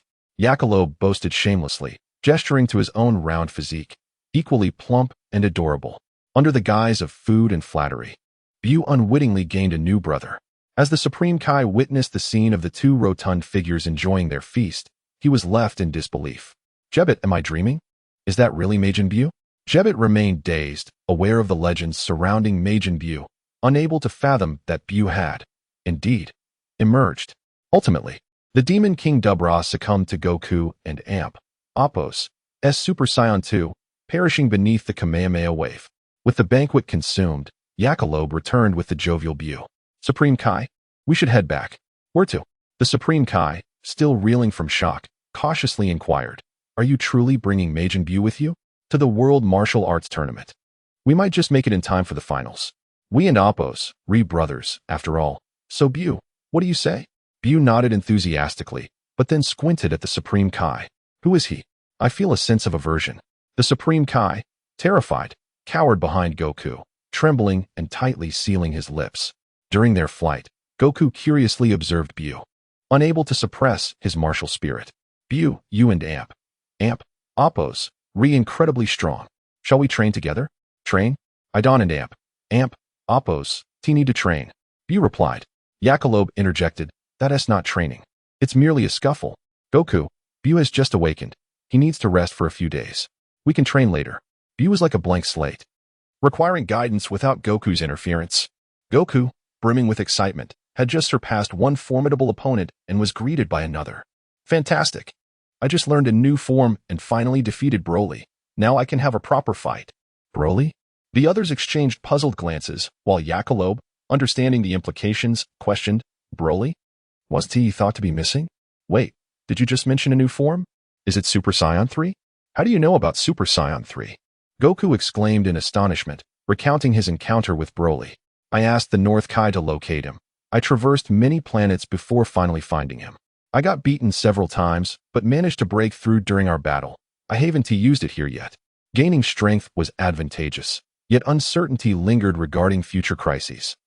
Growth felt painfully slow. Upon returning to the World Martial Arts Tournament, the awards ceremony was underway, with Satan emerging as the final champion, much to Yakalob's astonishment.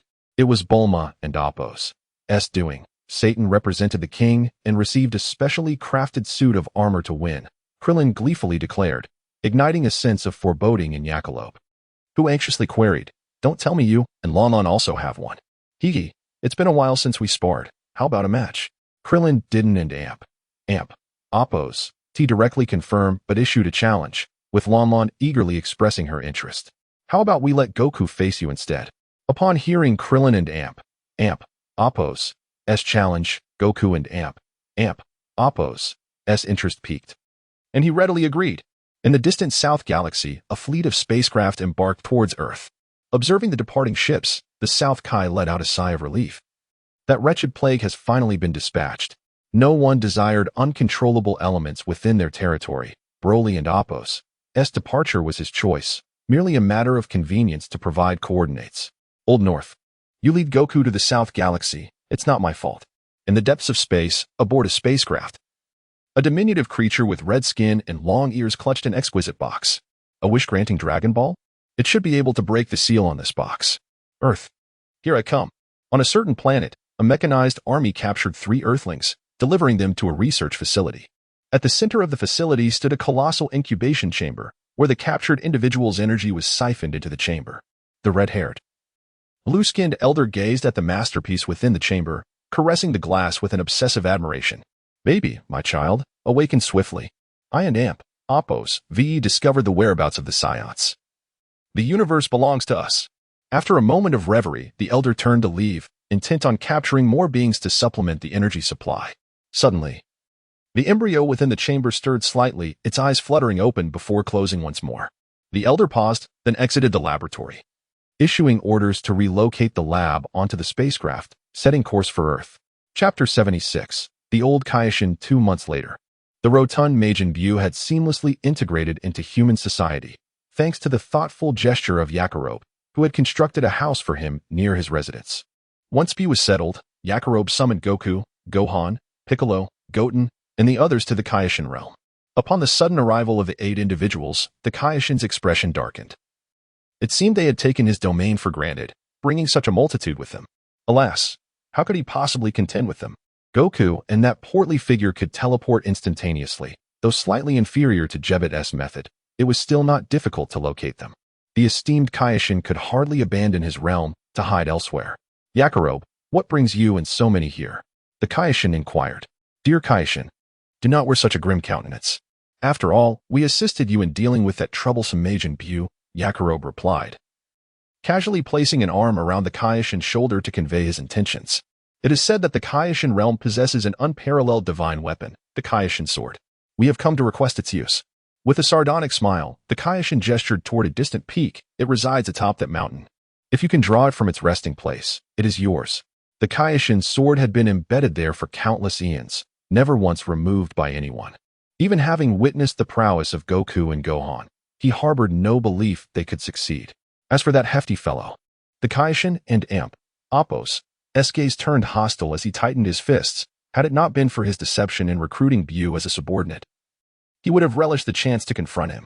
Oh dear. Kaioshin, you are far too courteous. How could we impose? Yakirobe feigned modesty, yet without hesitation. He strode toward the mountain peak the Kaioshin had indicated. A sword hilt jutted from the ground, its blade obscured by earth. With both hands gripping the hilt, Yakirobe exerted all his strength, turning crimson and straining, yet the sword did not budge an inch. This treasure of the Kaioshin realm, do you really believe a mere glutton like you can extract it? Jebbet mocked, only to stagger back a few steps in shock a moment later. No, this cannot be. The Kaioshin gasped, eyes wide with astonishment as he beheld the rotund figure before him. In a surprising turn, Yakirobe, unable to draw the sword, transformed into his demon form, exuding a grayish aura. With newfound strength, the sword began to tremble, fissures cracking the ground beneath it as the blade gradually emerged. With a triumphant cry, the Kaioshin sword was finally liberated. However, the Kaioshin's expression was devoid of joy as he pointed accusingly at Yakirobe. Goku, Gohan, let us vanquish this demon. All eyes turned to the Kaioshin. Aside from Jebbet, who loyally responded to the call, the others remained motionless. With the sword propped against the ground, Yakirobe turned slightly to regard the Kaioshin with a cold stare. Who do you deem a demon?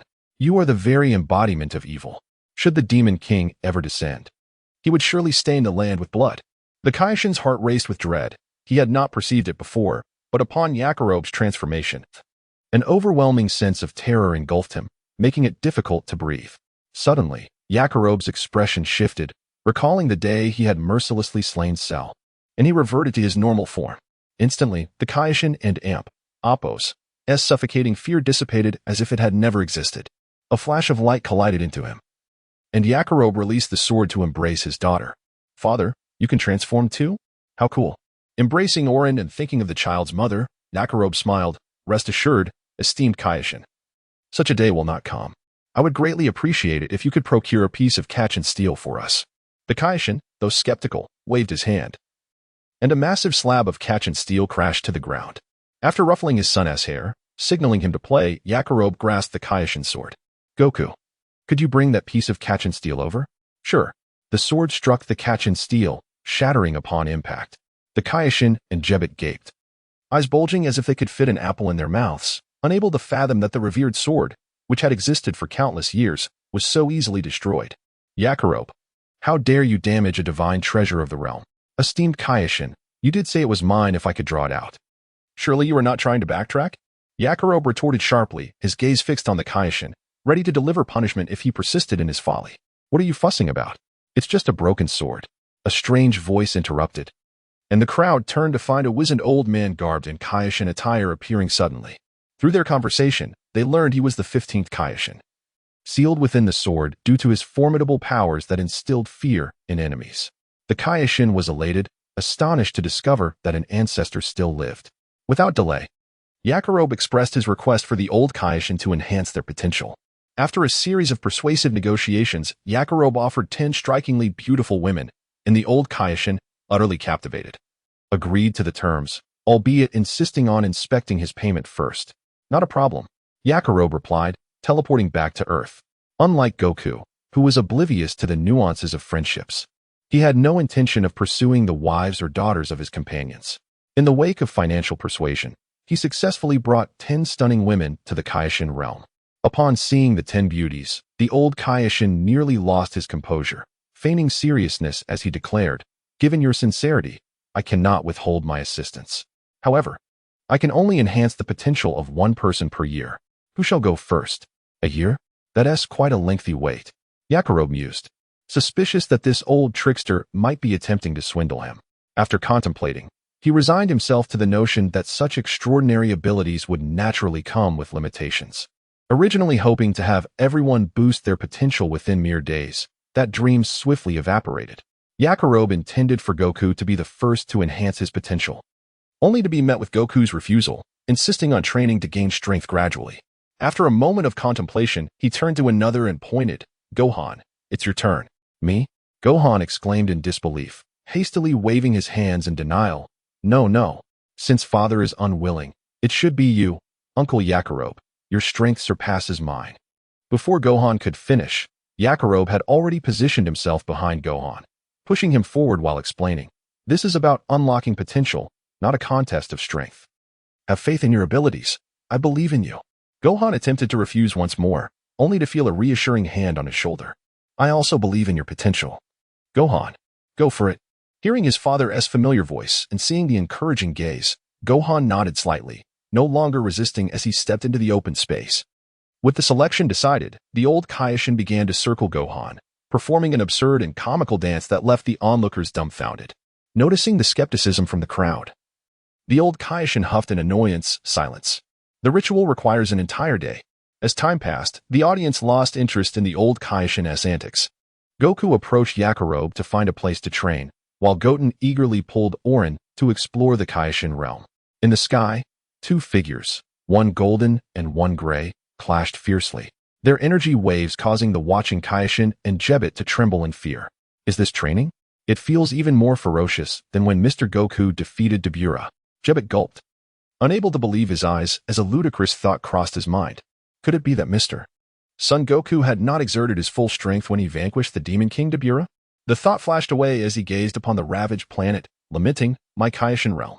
Chapter 77, Broly and Apos. Invasion of Earth. Unperturbed by the feelings of the Kaioshin, the two combatants collided once more, parting briefly before Yachirobe, panting heavily, refrained from continuing his assault. With Jebet serving as their mobile reservoir of energy, their battle had been unrestrained. They fought with all their might, mercilessly seeking to overpower each other in their third encounter. Once he regained his breath, Yachirobe observed Goku, who had transformed into Super Saiyan 2, and with fervor, issued an invitation.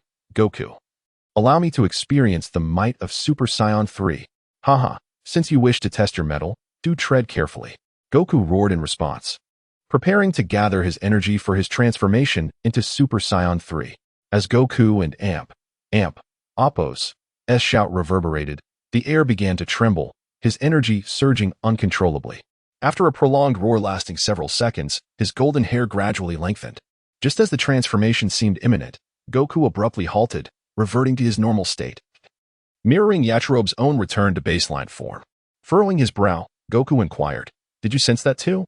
"Indeed, it's Buu's energy, accompanied by another presence that feels somewhat unfamiliar." Yachirobe replied, his brow furrowed deeply. Though he was on the Kaioshin and Apos' planet, he could distinctly feel Buu's energy emanating from Earth, indicating it and Apos' Broly. "I didn't expect him to arrive so swiftly. Earth is in peril. We must return at once," Goku elucidated, having traced Broly's energy across the cosmos during his training sessions, which facilitated his transformation into Super Saiyan 3. "Broly? It's truly him. How has he grown so powerful as to contend with Buu?" Yachirobe expressed his astonishment, acknowledging that even from a distance, he felt he would be no match for Broly. Fortunately, Buu was still on Earth. Otherwise, the consequences would be dire. Without delay, Yachirobe and Goku sought Jebet's assistance for healing and energy restoration, briefly informing the Kaioshin of Broly's incursion before teleporting back to Earth. Meanwhile, the following morning, as Goku and Yachirobe departed Earth, a fleet of spacecraft approached the planet. The 749 Bureau immediately detected this anomaly. As the Bureau's director, Krillin observed the formidable fleet on the screen, eager to notify Goku. However, a thorough search revealed no trace of Goku's energy, nor could he find Yachirobe's, or even Gohan or Piccolo's. Panic began to set in as he felt increasingly lost and unsure of what to do. Suddenly, a sharp sound resonated above him, followed by a jolt of pain. After years of serving as director, no one had dared to strike his head. Who had the audacity to do so? Clutching his head, ready to unleash his ire, he turned to find a beautiful and familiar face before him. Instantly, Krillin wilted like a withered vegetable, left only with a foolish grin. Hee. When did you arrive, Android 18? Bending down until their faces were mere inches apart, 18 exhaled softly. Am I not allowed to strike your head? Of course. Of course. Krillin stammered, utterly captivated. Even after years of marriage, he could not resist 18 and Appo's allure. Just as he was about to succumb to her charm, another wave of pain jolted him back to reality. He had been struck again. Why do you keep hitting me? Krillin protested, tears welling in his eyes. Though he dared not let them fall. The pain from his wife's blows was truly intense. With a snort, 18 approached the monitor, scrutinizing the imposing fleet with discontent. You were once a martial artist. Have you grown so complacent after years of peace that you fear these fleets? Without Goku, would you not fight? How could I have married you? Ah, haha. Well, that is because we have you and our child now, Krillin replied awkwardly, then took 18 and Appo's hand, his expression turning serious. Then let us stand united against our foes. Though filled with fervor to battle, Krillin remained cautious, focusing intently on the approaching ships. He sensed the energy within them as they neared the atmosphere, allowing him to form an initial assessment of the enemy. Despite the sheer number of adversaries, their combat prowess appeared mediocre. However, one individual instilled fear within him. In a moment of concern, he donned a pair of treasured glasses, gazing toward the ships. A single number surged, escalating until it stabilized at 200 million. A combat power of 200 million, it was no match for 18. Even in the absence of Goku and Yachirobe, this situation seemed manageable. With his anxieties alleviated, Krillin issued a command from the control center. As the orders were dispatched, a man and woman soared from cities around the globe, vanishing into the sky. On board the warship, a white-haired elder with a scar on his left cheek sat in the center, eyes closed in meditation, emanating an air of authority. Lord Paragus, we have arrived above Earth. Shall we commence full-scale war to conquer this planet? The elder, Broly's father and commander of the fleet, slowly opened his eyes upon hearing his subordinate's report. Find an uninhabited area to land. Do not act hastily. Await my command. With a dismissive wave, Paragus rose and departed. In truth, he had not wished to traverse the cosmos to this distant planet.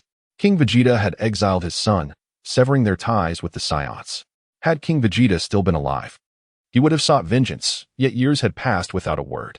Moreover, having witnessed the Saiyan named Goku defeat Broly, he was increasingly disinclined to provoke further conflict.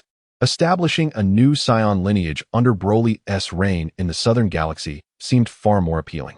However, unable to withstand his son and Appo's desire for revenge after his breakthrough, he had traversed the universe to this remote planet. Upon entering a chamber, he pushed the door open to find his son. Paragus and Appo's stern gaze softened with paternal affection. Broly, we have arrived on Earth. How shall we locate the Saiyan known as Goku? Broly paused, recalling that the South Kaishin had only mentioned the Saiyan's presence on this planet without specifics. Yet, he had his methods of locating individuals. Coldly, he declared, conquer this planet, and I fear we shall have no trouble finding him. Paragus nodded, returning to the command center to issue the order to invade. Suddenly, the ship erupted in red light. Warning! Warning! A large number of unidentified entities are approaching rapidly.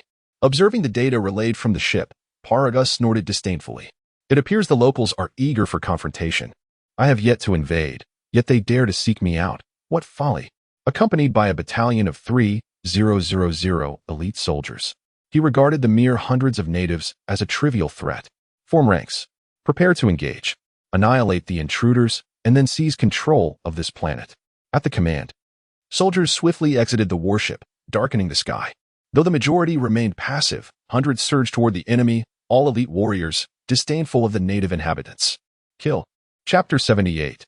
Number 18 captured Klin summoned 600 robotic clones, designated as Number 17 and Number 18, stationed in various cities. Under Bulma and Appo's enhancements, each possessed a combat power of 500,000.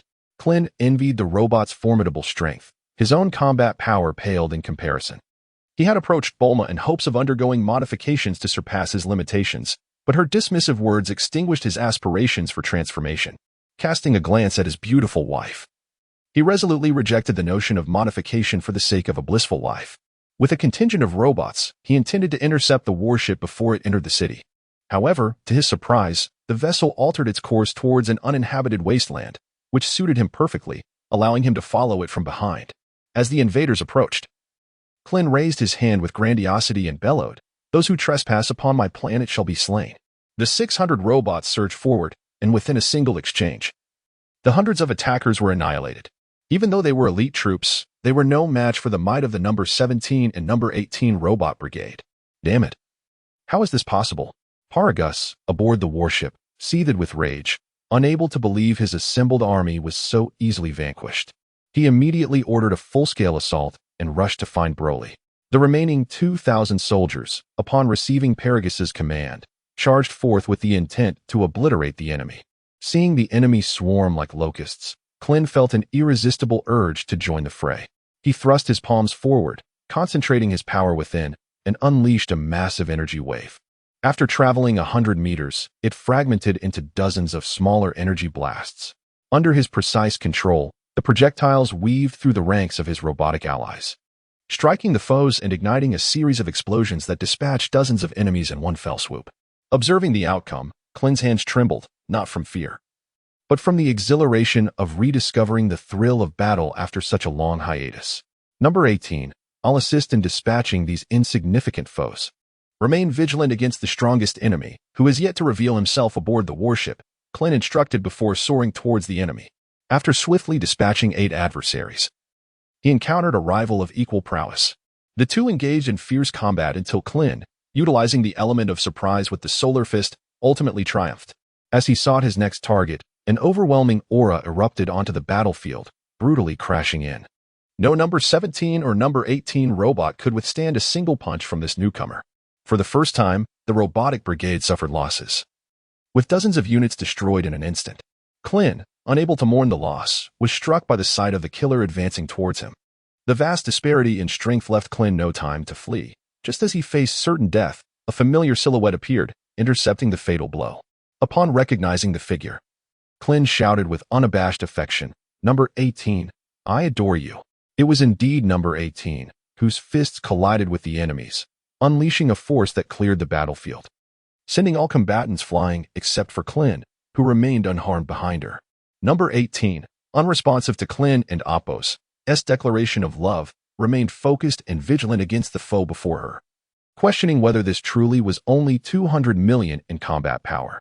At that moment, facing the enemy felt akin to confronting a wild beast, the feral aura enveloping her with a sense of impending doom. Her instincts screamed that this opponent was far from ordinary, prompting her to urgently command, "You must leave immediately. This place is perilous. Find a way to contact Goku or Yachirobe." "Dare to engage me and remain distracted?" Broly chuckled coldly, seizing the opportunity to kick number 18 into the ground.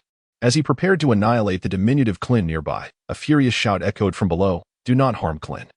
Number 18 erupted from the earth, launching dozens of energy blasts directly at Broly. Klin hastily retreated, hearing the explosions behind him, secretly reveling in the thought that the enemy might finally meet their demise. However, as he looked back at the epicenter of the blasts, the smoke dissipated to reveal Broly, unscathed. Impossible. He possesses only 200 million in combat power. How could he withstand number 18's attack? Is the scanner malfunctioning? In disbelief, Klin rechecked the readings, which still confirmed 200 million in combat power. Damn it, what is happening? His energy hasn't changed. How could this be? Klin murmured to himself, a sense of unease creeping into his heart. Meanwhile, number 18 clashed with Broly, exerting all her strength, yet no matter how fiercely she attacked, he effortlessly countered her efforts, heightening her anxiety. Paragus observed the battle from the warship, satisfaction swelling within him as he watched the woman engaged with his son. With the scion race extinguished, he sought to establish a new lineage for his son, yet suitable candidates had eluded him. The absence of female scions left him discontent, but this woman seemed promising. With this thought in mind, Paragus amplified his voice through the ship, commanding, "Broly, capture that woman alive. Do not harm her." Upon hearing his father's voice, Broly furrowed his brow, puzzled by the order. After all, she was merely a woman. Nevertheless, since his father desired it, he would comply, though it would require some effort. As he deflected an incoming kick, Broly seized number 18 by the ankle and hurled her away, no longer concealing his power. With a roar, golden energy erupted around him, transforming his hair into a vibrant green. This sudden transformation elicited a sense of déjà vu in Klin. The overwhelming power felt familiar, and he realized, number 18, flee. Yet, with such a vast difference in strength, escape was futile. Number 18 barely registered the punch that struck her abdomen before losing consciousness, collapsing under Broly's might. Having surpassed his previous limits, the initial transformation no longer clouded his judgment. He glanced at the remaining foes before swiftly reverting to his base form. Witnessing his wife's capture ignited a fury within Klin, who unleashed all his power, launching a relentless assault, fists raining down as he shouted, "Return number 18 to me." Broly stood firm, allowing Klin and Appo's punches to land, their force barely registering as he tilted his head, observing the diminutive fighter and then the woman slung over his shoulder. He inquired, "Arin and Appo's, are you afraid of death?" "I fear death, but I fear losing number 18 even more," Klin retorted, consumed by rage and oblivious to the danger he was in. "Moreover, Goku will avenge me." Haha, in the next moment, Klin felt a tightening around his neck. His body lifted against his will. Opening his eyes, he met the furious gaze of Broly. Hearing the name Goku ignited a flicker of irritation within Broly, who threatened, "Tell me, where is Son Goku? Otherwise, you shall die." "So, you seek Goku," Klin gasped, his face reddening as he struggled to breathe. "Whether I speak or not, I am doomed. Why should I divulge anything to you?"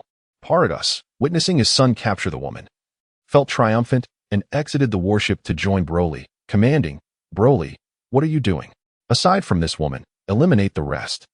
He knows Son Goku and refuses to reveal his location. Broly replied obediently, adding, "He is unafraid of death." Paragus felt a surge of delight. He had an Appo's anticipated such a gift. "Unafraid of death, you say? Then what if I were to kill this woman?" Paragus threatened, having observed how much Klin cared for her. Klin, undeterred by the threat, responded dismissively, "What does death matter? To die alongside number 18 is enough for me. If Goku defeats you, we can still be revived." Haha. Chapter 79. The compromise of Paragus. With a swift motion, Paragus struck Krillin and Appo's face, a cold smile playing on his lips. "If you wish for death, dream on. The road to the underworld is yours alone." The Scion race was nearly extinct, and the hope of finding a pure-blooded female Scion was slim. This woman possessed formidable strength. Keeping her alive to bear my son was a commendable choice. Upon hearing the term Scion, Krillin's suspicions were confirmed. He had not anticipated the existence of other Scions beyond Goku. Was Goku truly capable of facing this new foe? His eyes widened in disbelief at the words he heard. What did he mean by bear monkeys? With the last vestiges of his strength, Krillin flailed his fists against the restraints binding him, a heart-wrenching roar escaping his lips. "You scoundrels, keep your hands off her. You can't." Paragus, unfazed, issued a command, "Silence him, Broly." Tears streamed down Krillin's cheeks. He could face death, and so could number 18, but he would never allow anyone to harm her. "Goku, I'm sorry." In his heart, he offered a sincere apology to his dear friend. For the sake of number 18's purity, Krillin capitulated before Broly could make his move. "I will lead you to Goku. Just spare number 18. Huh. We and Appo's, merely seeking to conquer this planet. We need an Appo's, worry about finding Son Goku," Paragus scoffed, dismissing Krillin's proposal without a second thought. As death loomed closer, an idea struck Krillin, and he shouted desperately, "I know where to find a pure-blooded female Scion." "Broly, wait." Paragus interjected swiftly. If they could indeed locate a female Scion, this woman would lose her value. He seized Krillin, lifting him to direct a threatening glare into his eyes. "Are you telling the truth? If you can truly find a female Scion, I will release you. But if you deceive me, I will make you watch as that woman bears my son." Held aloft by the elder, Krillin felt his strength diminish. Yet the thought of the ruthless killer made him abandon any notion of resistance. He divulged the whereabouts of the Dragon Balls and the dragon, though he spun a slight lie, turning the dragon into mere legend and omitting any mention of the dragon radar. Paragus was astounded. He had not anticipated such an extraordinary phenomenon existed in this world. If he could indeed locate all 7 Dragon Balls, a new Scion lineage would surpass all previous ones.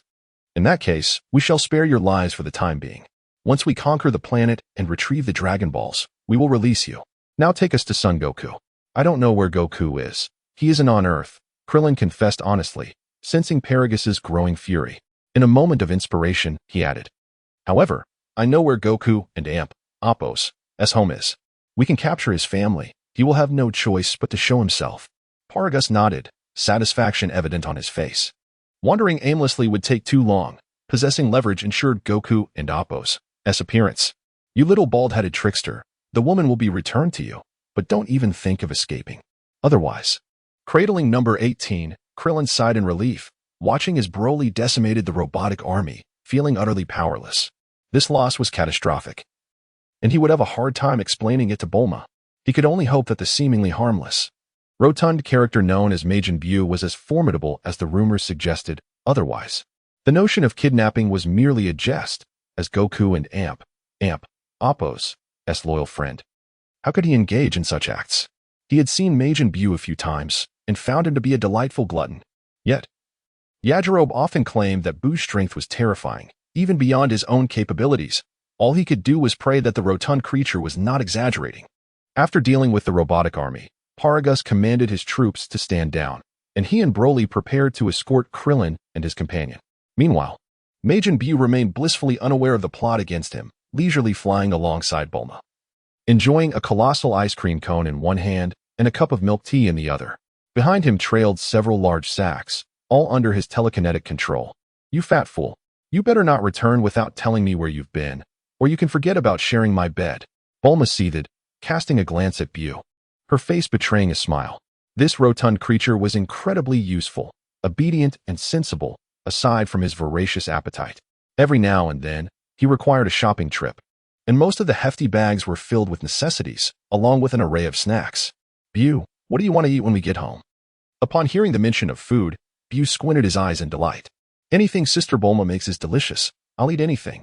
"All right, then it's a seafood feast." "Oh, what's that?" Just as Bulma agreed, she noticed 4 figures rapidly approaching in the distance. Recognizing 2 familiar faces, she halted to wait for them. "Krillin, number 18. What brings you here?" "I just bought a ton of ingredients. Come to my house for dinner." As the group drew closer, Bulma enthusiastically gestured to the bags behind her. But she noticed Krillin and number 18's expressions were off. "What is wrong with you two? Who are these newcomers?" Paragus, uninterested in their pleasantries, barked. "Are you Son Goku and Appo's family?" Broly, "Seize them alive." Bulma was utterly bewildered. When did she become part of Goku and Appo's family? Just as she stood dumbfounded, a fist the size of a sandbag appeared from nowhere. Using her martial artist instincts, she realized she couldn't and Appo's withstand this blow. Suddenly, a pink figure stepped in front of her, blocking the punch. Bulma was not one to back down. Since the opponent had struck, she would retaliate. "Buu, smash him. I'll get you an extra chicken leg when we get home." The one who blocked the punch was, of course, Majin Buu. "Big brother isn't here. So I want to let anyone hurt Sister Bulma." And upon hearing the promise of an extra chicken leg, he swung a punch. Broly, initially dismissive of the seemingly harmless figure, was caught off guard when he was sent flying by a blow he hadn't even seen coming, crashing into a mountain and being buried under rubble. Broly, Paragus was taken aback by his son's swift defeat. He shouted in alarm and attempted to rush forward, only to be intercepted by Krillin. "Get lost, or I'll kill you."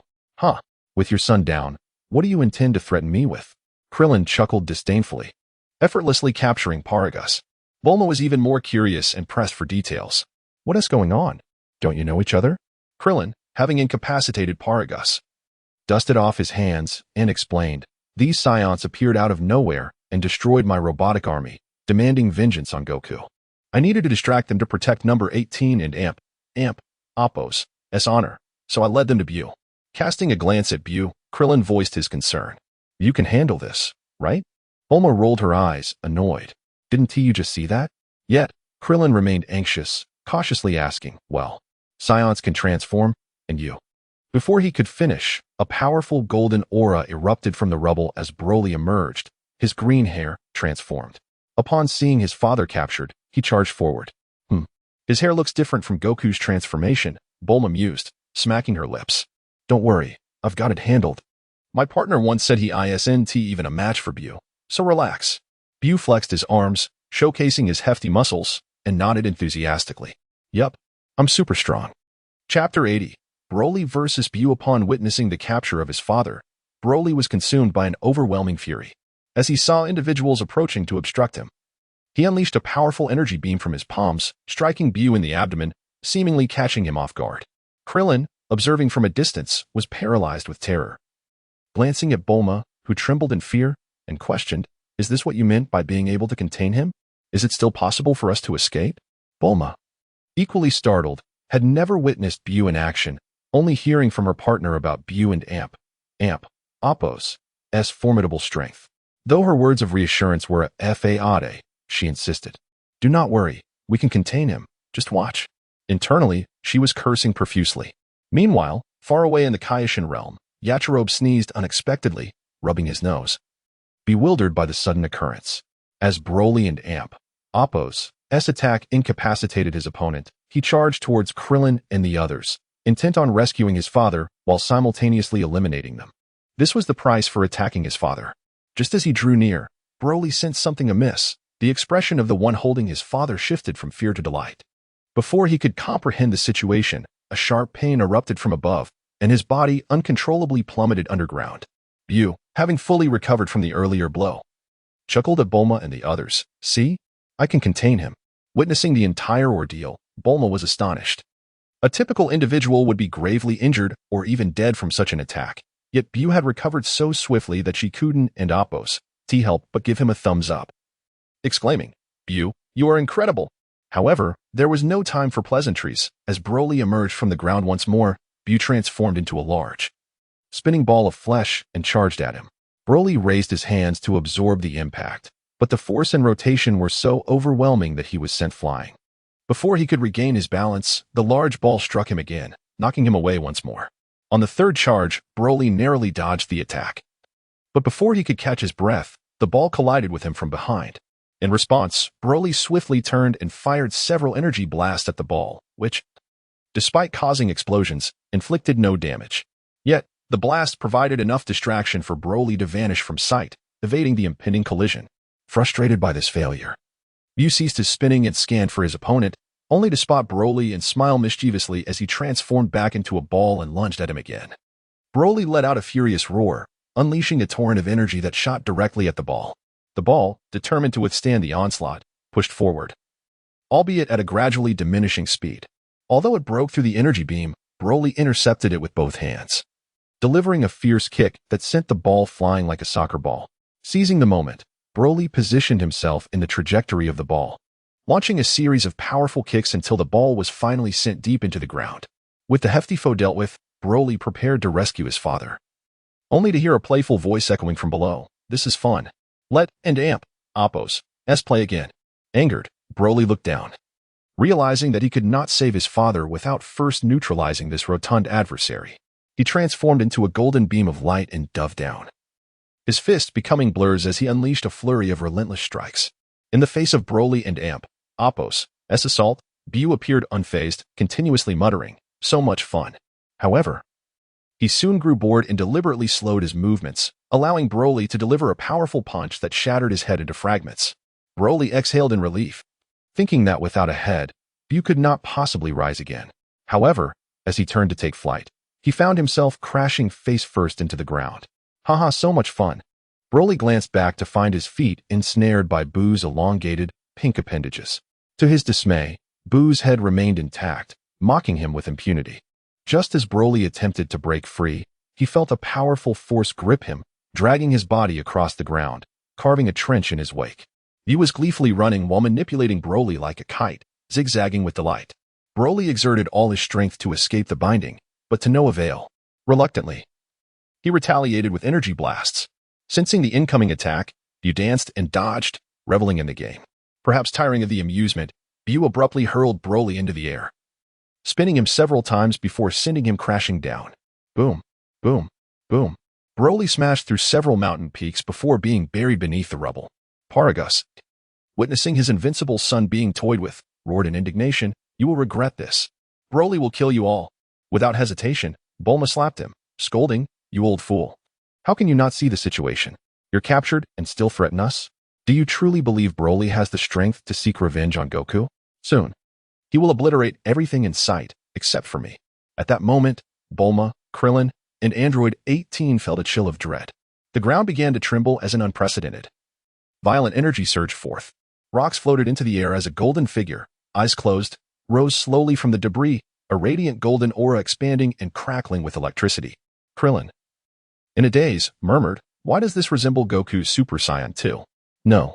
It surpasses Goku's Super Saiyan 2 by far," Android 18 replied gravely. "In fact, I believe Broly's previous transformation was already stronger than Goku's Super Saiyan 2. It was only due to Buu's relentless onslaught that we overlooked his true power. Can Buu still contain him? Should we retreat?" Krillin suggested, gaining agreement from the others. As they prepared to flee, Bulma shouted words of encouragement to Buu. At that moment, Buu sensed Broly's escalating power, shedding his playful demeanor. Steam erupted from his head as he unleashed his full strength, a white aura enveloping him in an attempt to dominate the battlefield. In the Kaioshin realm, Goku and Yachirobe felt the surge of energy, halting their training to return to Earth. Broly and Appo's power peaked, his eyes flickering with a crimson glow, filled with a frenzied, savage intensity, fixating solely on one target. And that was to kill. Chapter 81. The unprecedented Broly transformed into a streak of light, charging forth, while Buu simultaneously emerged, the two meeting midair, each unleashing a powerful punch.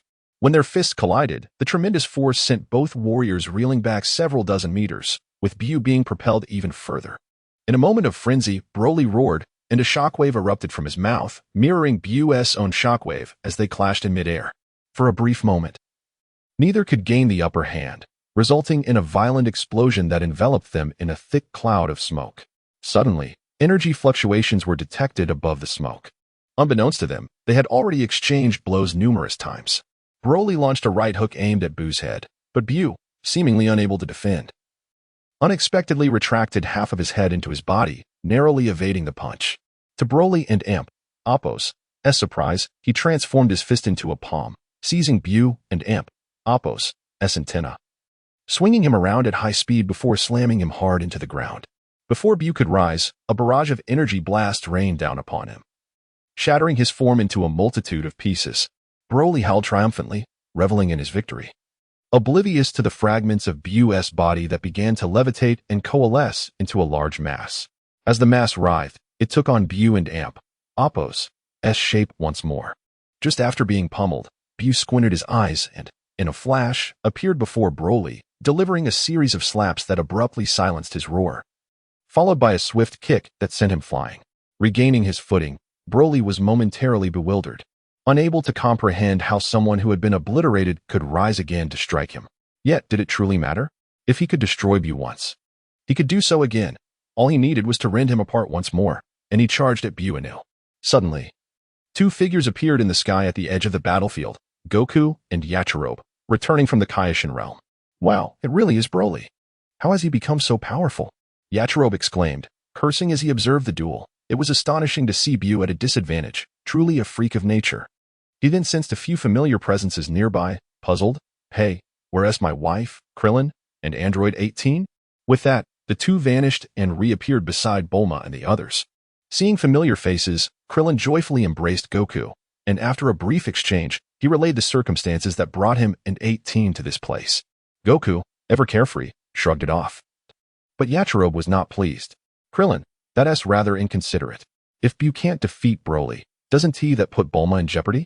Krillin, embarrassed, rubbed his bald head and chuckled awkwardly. "I had no choice. Next time, come over for dinner. I'll set up a few tables to make amends." Yachirobe, not one to let matters slide, seized the opportunity. "Buu has to come too. You'd better prepare enough." Upon hearing about the meal, Goku's interest piqued, and he insisted on joining, leaving Krillin with no grounds to refuse. After a brief catch-up, Yachirobe turned his serious gaze toward the battlefield, asking softly, "Goku, do you have any confidence?" Goku paused for a moment before providing a vague answer. "We won't know until we fight, but with Buu around, we should manage just fine. Still, I want to see how I fare against Broly alone." Yachirobe did not object. If Broly couldn't stir up much trouble, then Goku should have the freedom to engage fully. He then focused back on the battle. On the battlefield, Buu was once again torn apart, only to reassemble and rip off a chunk of fat from his abdomen, hurling it away. Broly, seeing the mass posed no immediate threat, waved it aside, only to be astonished as it seemed to possess a life of its own. Ensnaring him upon contact, and rendering him momentarily immobile. Bu, delighting in his success, grinned with crescent-shaped eyes, and his antennae flickered as they emitted a beam of light. Sensing the incoming danger instinctively, Broly unleashed a primal roar, channeling his energy to break free from the fleshy grip just in time to evade the beam's assault. After a series of 3 light beams, all of which Broly dodged, Bu grew increasingly frustrated. His antennae opened wide, releasing waves of white steam as he raised his fists, entering into close combat once more. After being shattered twice, Yachirobe and Goku appeared at the center of the battlefield via instant transmission. Seeing them, Bu became ecstatic, calling out, "Hey, Goku, join me in defeating the bad guy." "Bu, let us take a break and recharge before we deal with the villain. Leave this to Goku, all right?" Yachirobe's playful tone resembled that of a mischievous uncle deceiving a child. In many ways, Bu was like a child, even easier to trick than Goku. Yet he would never admit to being a deceiver. He was sincere in his intentions. Bu patted his belly and agreed, understanding that he needed energy to fight the bad guy. "Goku, be careful. Don't worry, he has used quite a bit of energy fighting Bu, so it should be fine." With Goku's reassuring response, Yachirobe instantaneously transported Bu away from the battlefield. Upon seeing Goku, Broly's rage intensified, his energy ominously surging, showing no signs of abating, remaining nearly as potent as in his prime. Goku felt exhilarated. This made the fight all the more thrilling. All his strength surged forth, his aura expanding as his black hair gradually transitioned to gold, lengthening until it flowed down to his waist. With each roar, he transcended to Super Saiyan 3. Meanwhile, Yachirobe, who had just departed, sensed the shift in the battlefield, his brows furrowing in irritation. Did Broly's appearance trigger an invisible bug? How could his strength increase? How peculiar. The clash of 2 golden auras erupted as the two engaged in a fierce confrontation, the collision of power and speed sending shockwaves that left Krillin observing from a distance, feeling anxious. As their fists and feet met, the battle was evenly matched, with their strengths comparable. Goku's superior technique began to tip the scales in his favor against Broly's mindless fury. Yachirobe stroked his chin, assessing the fight, forming a basic conclusion. It seemed there was no need for Bu and Appo's assistance to overwhelm Broly. Yet, Goku appeared to lack the intent to kill. What was going on? Had he grown soft? That shouldn't be the case. Lost in thought, Yachirobe suddenly turned, his expression shifting to alarm as he scanned the distant horizon, his brow furrowing. Is today a special occasion? Why are there so many intruders on Earth? Krillin, hurry back to the 749 Bureau headquarters and mobilize the robots near ZD City for support. I don't know where these intruders are coming from. Previously, Krillin had concealed the fact that the robot forces had suffered significant losses, and now he felt a bit sheepish. There shouldn't be any robots stationed near ZD City. Perhaps I should go with 18. It's not too far. Isn't each city supposed to have 2 robots guarding it? Where are they? Krillin stammered, unable to articulate the truth, until 18 interjected. We took most of the robots to snipe Broly. We didn't expect to lose the entire battalion, leaving just the 2 of us. Yachirobe sighed in resignation. Losing so many robots at once was a considerable financial loss, but he had no choice but to send them. All right, you 2 go check it out. The invaders aren't particularly strong, but they are numerous. 18's strength should suffice. Just as Krillin took off, he suddenly turned back to ask, "Wouldn't it be faster for you to teleport?" In the Antarctic, 2 unfamiliar energies appeared, one of which was particularly powerful. ZD City is in your hands now. Don't worry, we've got this covered. Krillin confidently flew towards ZD City. Before leaving, Yachirobe called out to the battlefield, "Goku, you sensed it too, didn't you?" "Well, I and Appo's, LL take care of Broly, and you handle that side." Goku responded loudly, but this distraction immediately earned him a beating.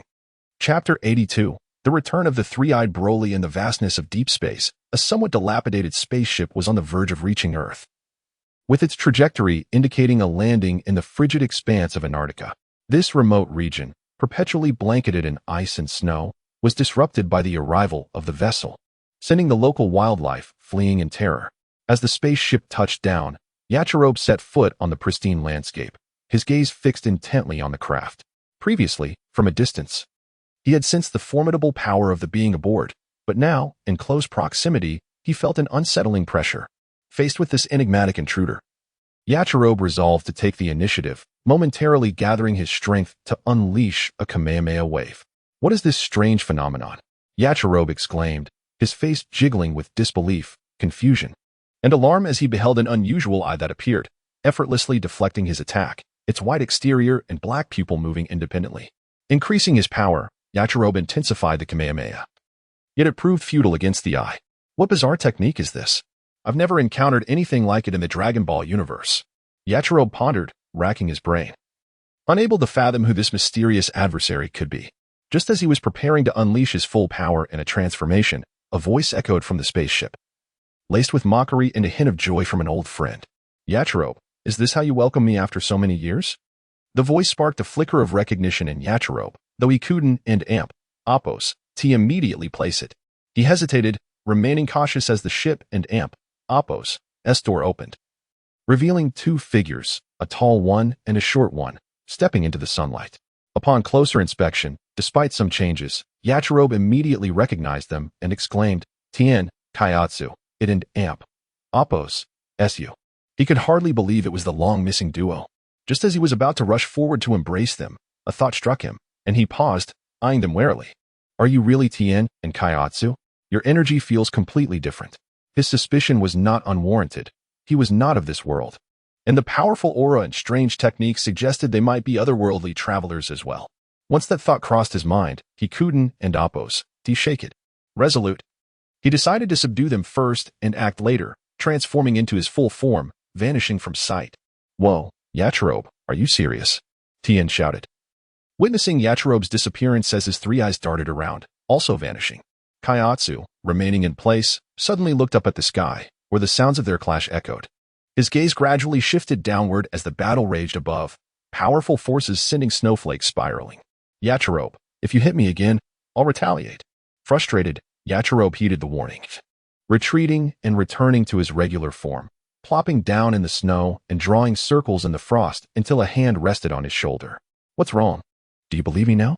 Glancing back at Tien, Yachirobe continued his circle drawing, grumbling, your power? Even in their brief skirmish, he realized Tien was indeed stronger than him. And he finally understood the source of his earlier discomfort. It was a psychological pressure that left him unsettled. It's great that my brother has grown stronger, but to surpass me is somewhat disheartening. Sigh. This story is long. Let and Oppos, let's discuss it later. Tien said, teasingly, then looked in a certain direction. Goku is incredibly strong now. Who is he battling? The commotion is substantial. Why aren't you over there? Yachirobe rolled his eyes, exasperated. With a powerful, unfamiliar intruder like you arriving, how could I not come investigate? Let us go. I'll teleport you there. Exchanging glances, Tien and Kaiatsu placed their hands on Yachirobe, and in an instant, they vanished from Antarctica, reappearing at the edge of the battlefield. They quickly spotted Goku fiercely battling Broly. After a grueling exchange with the Super Saiyan 3, Broly ultimately faltered under Goku's might, being struck into the ground. Employing a Prince S technique, Goku unleashed a torrent of energy blasts. As he prepared to deliver the decisive blow, his power suddenly plummeted, causing him to revert from Super Saiyan 3 to Super Saiyan 2. Caught off guard, Goku hesitated, unable to execute his attack. In that moment, Broly charged in, barely managing to fend off a few blows before collapsing back to his normal state, devoid of the strength to continue the fight. In a frenzy, Broly pursued Goku with the intent to kill him, but just then, a hefty figure appeared, saving Goku from certain doom. Losing his target, Broly rampaged, recklessly releasing energy blasts in all directions. After venting his fury, he noticed the trio approaching from a distance, causing Yachirobe to freeze in shock. He understood that even Super Saiyan 3 could falter, and it was more serious than he anticipated. In a critical moment, he teleported Goku to safety. Sigh. Goku, why did you hold back earlier? You could have just finished Broly off. Cough, cough. He asked the last of the Saiyans. It's best to spare him if we can, Goku replied, slowly lifting his head with a weak smile. Tien, Kaiatsu, it's been a long time. You've returned. Long time no see. That figure charging at us. Do you recognize him? Tien asked with a grin, pointing at the approaching Broly, showing no signs of tension. Yachirobe nodded slowly, casting a reproachful glance at Goku. Is this the bond forged through fighting across the cosmos? Compassionate leniency is not advisable. Thankfully, we have Bu as a backup. Just as he was about to summon Bu, someone interjected. I'll handle this. Tien stepped forward, volunteering to stop him without killing him. Perhaps I can give it a try. All right, go ahead. If it doesn't work, I'll call Bu. Yachirobe was curious to see Tien's strength after his return. so he didn't object. As Tien soared into the air, he showcased his true power for the first time in front of everyone. His energy surging rapidly until he reached Super Saiyan 2 and continued to climb. When his aura peaked, Yachirobe sensed that although Tien was significantly stronger than him, he still fell short compared to Bu. Could he truly confront Broly? Suddenly, two identical forms of Tien appeared on either side of him. Yachirobe was taken aback. It was the four-way fist? No, there were five now. Wait, this isn't the four-way fist. They lack substance, all mere illusions. For illusory Tien surged forward, colliding with Broly and triggering violent explosions upon contact. Yachirobe's expression darkened, a sense of deja vu washing over him as he slapped his forehead in exasperation. Damn, this is Gotank's Super Ghost Kamikaze attack, isn't it? Who is Gotank's? Hearing Goku's question, Yachirobe realized he had inadvertently revealed too much and quickly fabricated an excuse. Knowing that Gotank's wouldn't exist in this world. Taking advantage of the explosions, Tien positioned himself above Broly, hands forming seals rapidly. As he completed the seals, the third eye on his forehead slowly closed. Upon finishing, the third eye sealed shut, and a massive, unblinking eye materialized before him. Wow, what is this? Goku gasped, astonished at the sight of the eye's apparition, something he had never encountered before. How amusing. This was Buu's voice.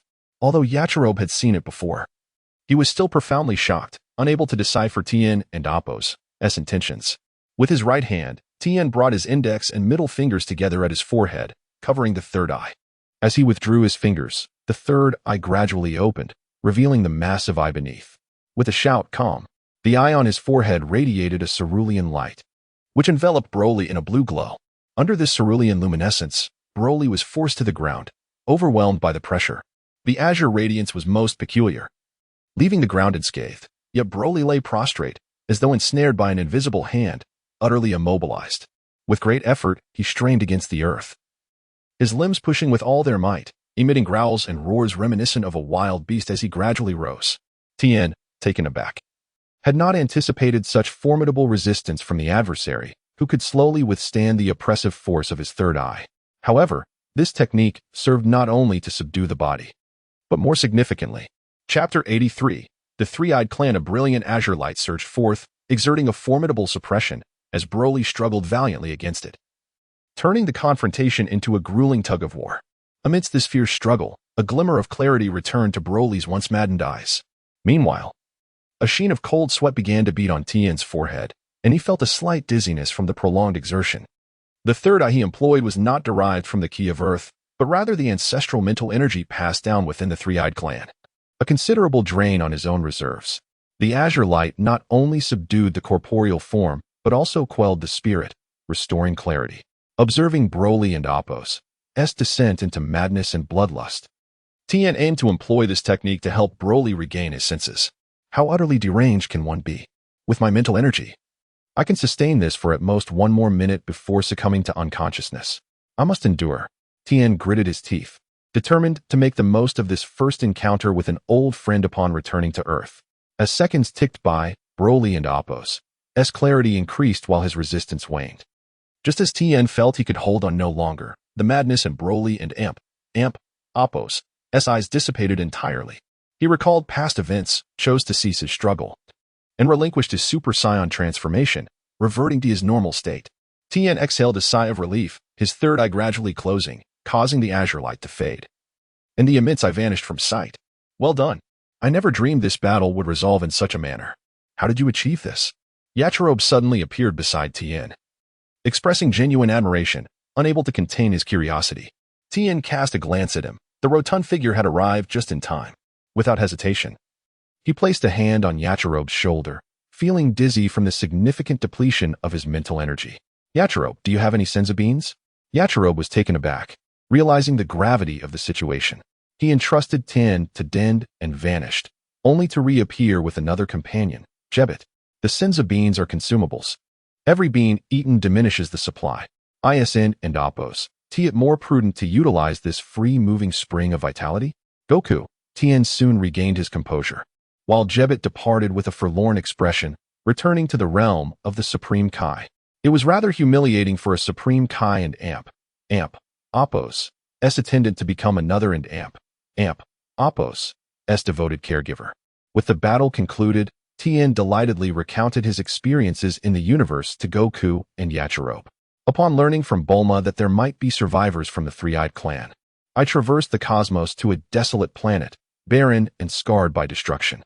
I searched in vain for remnants of the past until I stumbled upon a cave housing an unassuming, wordless stone tablet.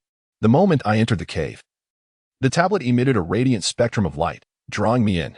Within the tablet, I encountered countless fellow members of the Three-Eyed Clan, who, like myself, honed their mental prowess and unleashed attacks through their third eye.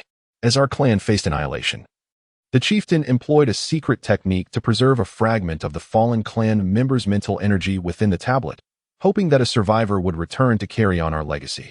My current strength is a testament to the sacrifices of countless Three-Eyed Clan members, as I absorbed their mental energy to cultivate my own. As the last heir of the Three-Eyed Clan, I naturally wield control over the tablet, allowing me to draw Dend into its depths for training. However, Dend, being of Earth, encountered limitations in his power growth. He recently achieved a breakthrough with the five-color holy light, but reached a bottleneck before returning to Earth, unaware that your own powers had also grown immensely. Upon hearing the unfolding story, Goku felt somewhat bewildered yet genuinely rejoiced for Tien. Yachirobe, understanding the parallels with the Namekian's assimilation, pondered in silence. You are no match for me in a one-on-one confrontation. Broly soared over, glaring defiantly at Goku. What brings you here? Do you still wish to fight? Yachirobe raised an eyebrow, prepared to eliminate him without concern for Goku's feelings should he dare to strike again. Return my father to me, and we shall depart. Goku. The choice is yours. Goku vanished, reappearing with an elder in tow, extending an invitation. Would you be interested in staying and training together to grow stronger? Yachirobe shook his head in exasperation. If it were up to him, he would not retain such an unstable factor. However, with Bu around, Goku need not worry excessively, especially now that Tien had joined their ranks. Broly, with a stony countenance, said nothing as he departed with his father. With the battle concluded, Yachirobe proposed they check on Krillin. The four of them vanished from sight. In ZD City, the vibrancy of the past was long gone. A third of the city lay in ruins, littered with debris and casualties, remnants of shattered warships scattered across the landscape. A bald man and a beautiful woman stood together, clearly reveling in their victory. This planet indeed hosts scions, and not just one. Yet, with my current strength, subduing them remains a challenge. I shall bide my time and grow. They will ultimately become my stepping stones. The Dragon Balls? Such intriguing artifacts must be acquired. The bald man and the woman exchanged emotionless remarks until the arrival of the four drew their attention. The bald man, Krillin, greeted them with a heavy heart. Tien, Dend, you have returned. It has been far too long. I'm sorry, we have arrived too late. Krillin expressed deep remorse, lamenting that if the robotic army were still operational, the casualties would have been far fewer. It was all his fault. I will go with 18 to find Bulma and retrieve the Dragon Radar to search for the Dragon Balls to resurrect the fallen. Wait, Yachirobe called out to them. The Dragon Balls were used a month ago and cannot be activated again just yet. Krillin, you stay and manage the situation in the city. Rest assured, 18 and I will handle it with utmost care, Krillin assured, his eyes gleaming with an unusual light, though the departing four remained oblivious to it all. Chapter 84. The lurking baby. As night descended upon ZD City, within a lavish hotel, the figure known as number 18 reclined languidly on a sofa, savoring a glass of red wine in solitude. The door swung open, and Klin entered with utmost respect, saying, Master, the entire city is under our control. Why do you not directly inhabit the bodies of Sun Wukong and his companions? It is not a matter of desire, but rather of inability. Number 18 responded with a cryptic smile, refraining from a direct answer. We shall continue our expansion into other cities. The combat prowess of the Earthlings is lacking, yet their numbers are plentiful. Once I evolve further, Sun Wukong shall merely serve as my stepping stone. Understood. Klin acknowledged and departed, leaving the room shrouded in silence. Number 18 approached the window, gazing down at the scene outside. The inhabitants of the city continued their daily routines, appearing unchanged in the slightest. Casting her gaze downward, she regarded her formidable form with discontent. This body possesses commendable strength and has allowed me to reach the juvenile stage, yet it is still far from sufficient.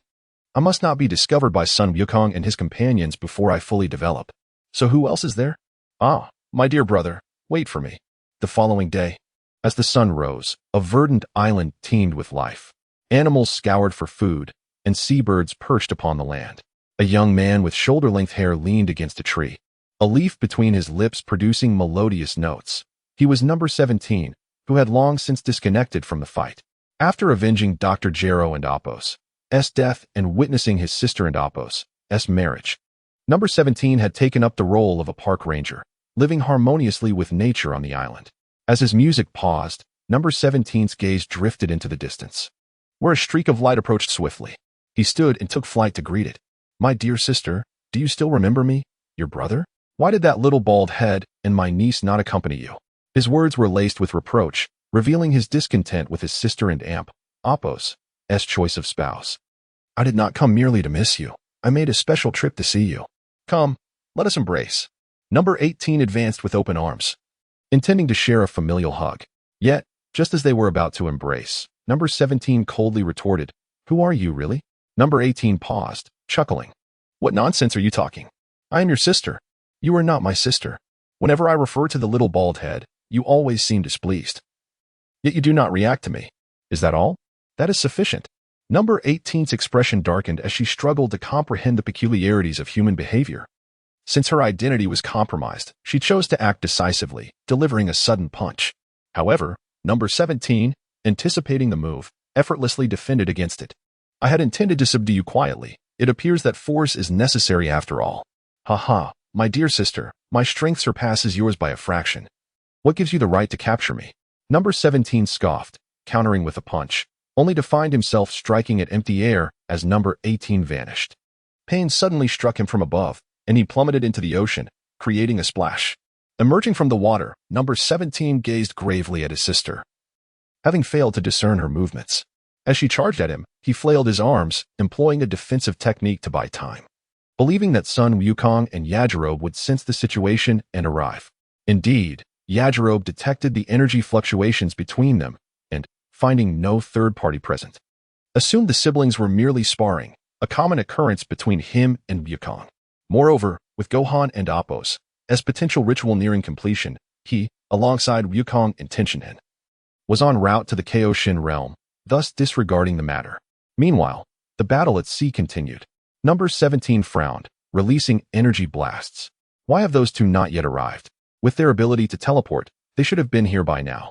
Recognizing the dire situation, number 17 attempted to flee, yet ultimately could not escape number 18 and Apos' grasp, leading them both to plunge into the depths of the ocean. Upon resurfacing, number 17 stood respectfully behind number 18, now reduced to a puppet. In the Kaioshin realm, Yajirobe and the others appeared, greeted joyfully by Tenshinhan's return. As they conversed, the topic shifted to significant life events. "Rongchi has awaited you for so long. It is time to provide her with an answer," Yajirobe remarked. Tenshinhan's face flushed, having not yet seen Rongchi since returning, and now faced with this unexpected revelation. I will seek her out once we return to Earth. If she wishes to marry me, I shall oblige." Just then, the old Kai interrupted the proceedings, proclaiming, "The ritual has concluded. Let us examine the results." In the center of the ritual, Gohan felt no discernible change in his body and cast a skeptical glance at the old Kai, as did the others. The old Kai, displeased, insisted, "Why not try it out to find out?" Only Yajirobe remained unfazed, fully aware of the old Kai's capabilities, which were why he had lured those with potential to the realm, albeit requiring patience for their turn. With the emergence of God Gohan imminent, and Bu being one of their own, Earth's safety was assured. Amidst the excitement, Gohan began to unleash his power, soaring into Super Saiyan form with a resounding cry. "What?" Yajirobe gasped, rubbing his eyes in disbelief to ensure he was and Apos' mistaken. Why is he a Super Saiyan? This is not how the script goes." As his energy erupted, Gohan soon transitioned into Super Saiyan 2, ultimately achieving Super Saiyan 3, his golden locks cascading to his waist, his eyebrows vanishing. "Wow, Gohan, you are incredible." The crowd erupted in cheers, while Yajirobe, with a furrowed brow, lamented inwardly, "My God Gohan, where have you gone?" Seizing the moment while all attention was focused on Gohan, Yajirobe approached the old Kai with a query. "Old Kai, is there a problem with your ritual? Or did you perhaps let it slide?" "Hey, you fat fool, what do you mean by that?" The old Kai glared, his annoyance palpable. Had it not been for the beautiful women, he would not have bothered with this task. After a moment of contemplation, Yajirobe cautiously inquired, "Is Gohan and Apos' potential truly limited to this? Surely he can become even stronger? The old Kai stared at him as though he were a fool, responding curtly. If you train properly, you too can become stronger. Was this old man truly oblivious, or was he merely feigning ignorance? In his quest to reclaim God Gohan, Yajirobe laid everything bare. I have heard that the Super Saiyan path is the way of evil. What nonsense! Any path that leads to victory over one's foes is the righteous one. Momentarily silenced, Yajirobe spoke, yet he still yearned for God Gohan. Meanwhile, upon witnessing his son transform into Super Saiyan 3, Wukong could no longer contain his own combat spirit and joined the fray. Wukong faced defeat, and Tenshinhan joined the battle. Yet they ultimately fell to Gohan's might. This skirmish was merely a friendly contest, lacking lethal force, yet it was sufficient to showcase Gohan's formidable strength. Observing the outcome, Yajirobe ceased his internal struggle. Whether it was God Gohan or Super Saiyan Gohan, as long as the battle power was formidable, did the form truly matter? Chapter 85. Hildergan 2 days later, within the confines of a hotel, number 18 held a peculiar box in her hands, gazing at the alien elder kneeling before her. Following 2 days of silent infiltration, half of Earth's cities had succumbed to number 18's control. By chance, she encountered an old man fervently seeking information about the Dragon Balls, effortlessly turning him into her subordinate.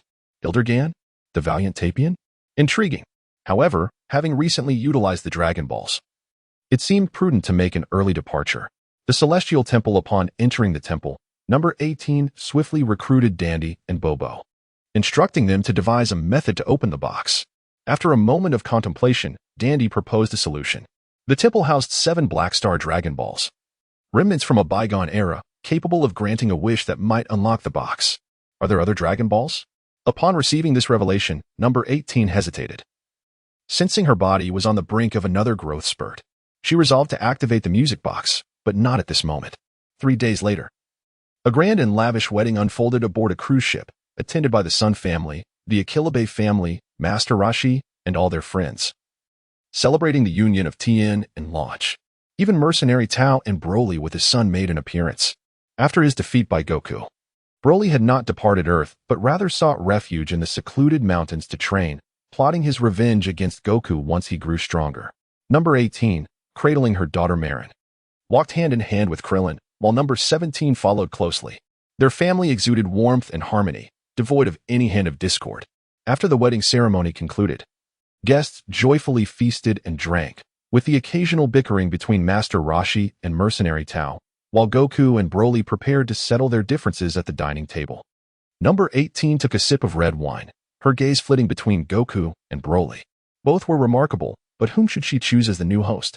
After a tumultuous internal struggle, number 18 ultimately decided on Broly as the host, after all, battling at the second stage against the third stage.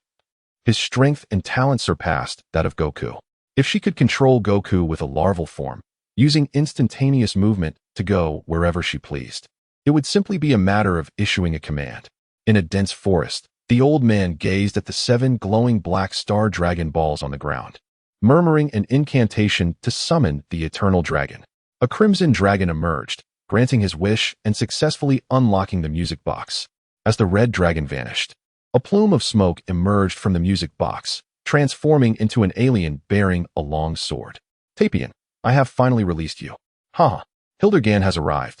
The alien named Tapian seethed with rage, having willingly endured imprisonment within the music box for a mission. He was now released and immediately drew his sword to strike at the old man, intent on reclaiming the box. The old man stood unflinching, a sinister smile curling at the corner of his lips, allowing the sword to pierce his body, blood splattering onto Tapian and Appo's face. You cannot escape. I await you. Withdrawing the sword, Tapian reached down to retrieve the fallen music box, but suddenly halted, a mysterious smile crossing his face as he thrust the sword into his own heart, collapsing lifelessly to the ground. As Tapian perished, a wisp of smoke emerged from his corpse, morphing into a disembodied form, a white skull atop a dark yellow body, grotesquely disproportionate. A chilling howl echoed, and the surrounding forest instantaneously transformed into barren earth, as if announcing its arrival, even beckoning. On the cruise ship, Goku, immersed in his feast, suddenly lost his appetite, furrowing his brow in a particular direction. At that same moment, Gohan, Akilabe, and Tien also looked towards the same point. Despite the distance, they could sense an overwhelming aura, tainted with malevolence. What new threat emerges? Can we not catch a breath? Having deceived Bu and dealt with Broly, there should be no enemies left at this juncture. Akilabe lamented internally, his body obediently vanishing with Bu from the cruise ship, while Goku departed alongside Gohan and Tien. 5 figures materialized, representing Earth's mightiest warriors, all astonished to behold the creature below, merely a disembodied torso. Hildergan, how could it be him? Akilabe was particularly taken aback, puzzled as to why this creature had manifested. Recognizing its power, he understood the urgency to eliminate it before it could reconstitute itself. Goku, Gohan, and Tien. We must vanquish this creature. Its lower half will soon arrive. We cannot permit it to unite. Goku and Gohan instantly transformed into Super Saiyan 3 and launched their assault. Goku swiftly threw a punch, but it merely passed through the creature's form, his attack proving utterly ineffective, and he was sent sprawling by a retaliatory blow. Gohan unleashed a ki blast from a distance, which also failed to affect the creature. Be cautious. This monster can shift between corporeal and ethereal states. It only becomes tangible at the moment of attack, Akilabe warned, as an eerie scene unfolded. Goku and Gohan awaited the creature and Appo's assault, refraining from making a move, while the creature, astonishingly, chose not to attack, resulting in a brief stalemate. Ultimately, Goku could no longer contain himself and attempted several offensive maneuvers, all of which ended in failure. How do we combat this? Goku was momentarily at a loss for how to proceed, the monster clearly stalling and evading confrontation. Akilabe was bewildered. In his memory, Hildergan was a creature of destruction and slaughter. How had it suddenly become so timid? Bu, try your candy beam. Upon hearing this, Bu's antennae twitched, and a beam shot towards Hildergan, yet it remained ineffective. Tien, do you possess any secret techniques from the Three-Eyed Tribe to navigate this predicament? I shall give it a try. Tien pondered briefly before ascending into the sky, forming a hand seal that conjured a colossal eye above the creature's head, emitting a cerulean glow that enveloped Hildergan. Goku, attempt another attack. Goku nodded slightly, launching a ki blast that, like before, merely traversed through the creature's body. The blue light faded, and Tien returned, expressing his frustration. The azure glow can suppress space. Even Goku's instantaneous movement would falter within it, suggesting that this creature's ethereal transformation may not be linked to spatial dimensions. Unyielding, Tien attempted the demon seal wave once more, only to find it equally ineffective. The group huddled together, exchanging exasperated glances, entirely out of options. Suddenly, a pair of colossal feet broke through the fabric of space, approaching the creature's upper half. The monster's halves are about to merge. Should we intervene? The group collectively turned to Akilabe, who had proposed the idea. How do we intervene? Akilabe shrugged, indicating their powerlessness. Unable to fathom why Hildergan was exhibiting such cowardice, where was the dignity of a villain? The eyes of the group watched as the upper and lower halves of the creature slowly converged, forming a complete Hildergan. As the halves united, an even greater aura erupted, overwhelming the warriors with its intensity. Shall we fight? Do we dictate the terms? It seems our will carries no weight. With Hildergan's ability to shift between states, the initiative was entirely out of their hands, leaving them feeling as if their strength was futilely striking against cotton. Chapter 86. Dark Sky Ripple. I aboard the cruise ship. Android 18, observing the departure of the most formidable figures, initiated her scheme. In a chamber where a mere hint of sensuality permeated, she swiftly ensnared the lecherous trio of Master Roshi, Oolong, and Yamcha, subsequently leveraging Yamcha to effortlessly subjugate Puar, sharing the bond of matrimony. Android 18 cultivated a rapport with Chi-Chi and Bulma, engaging in intimate feminine discourse that facilitated their capitulation. Through the maternal connections of Chi-Chi and Bulma, Goten and Gohan were assimilated into her dominion without bloodshed, soon encompassing the entirety of the cruise ship, save for Broly. Baby, parasitic within Android 18, achieved a significant advancement from his juvenile form. Android 18, Chi-Chi, Bulma, and Videl convened to deliberate on a strategy to confront Broly, ultimately resolving to employ seduction. Upon the deck, the quartet of captivating women emerged in swimwear, their curvaceous figures and expansive alabaster skin on full display, presenting an unadulterated spectacle of allure. Though under the sway of parasitic larvae, the innate carnal instincts of Master Roshi, Oolong, and Yamcha compelled them to involuntarily hemorrhage from their nostrils. As the floral quartet approached, Broly furrowed his brow, continuing his repast, seemingly impervious to their enticements. The women exchanged glances, whereupon 2 of their number flanked him, their live forms making contact. offering morsels from the table to Broly's lips. Broly's physique stiffened. Having matured on a desolate planet, he was unacquainted with the intricacies of amorous relations. However, his campaigns across the South Galaxy, though devoid of carnal experience, had dispelled his naivete. A surge of heat coursed through him, creating a disquieting sensation, prompting him to unleash a burst of energy, repelling the women and shattering the table. Immediately, another woman embraced him from behind, her hands caressing his chest.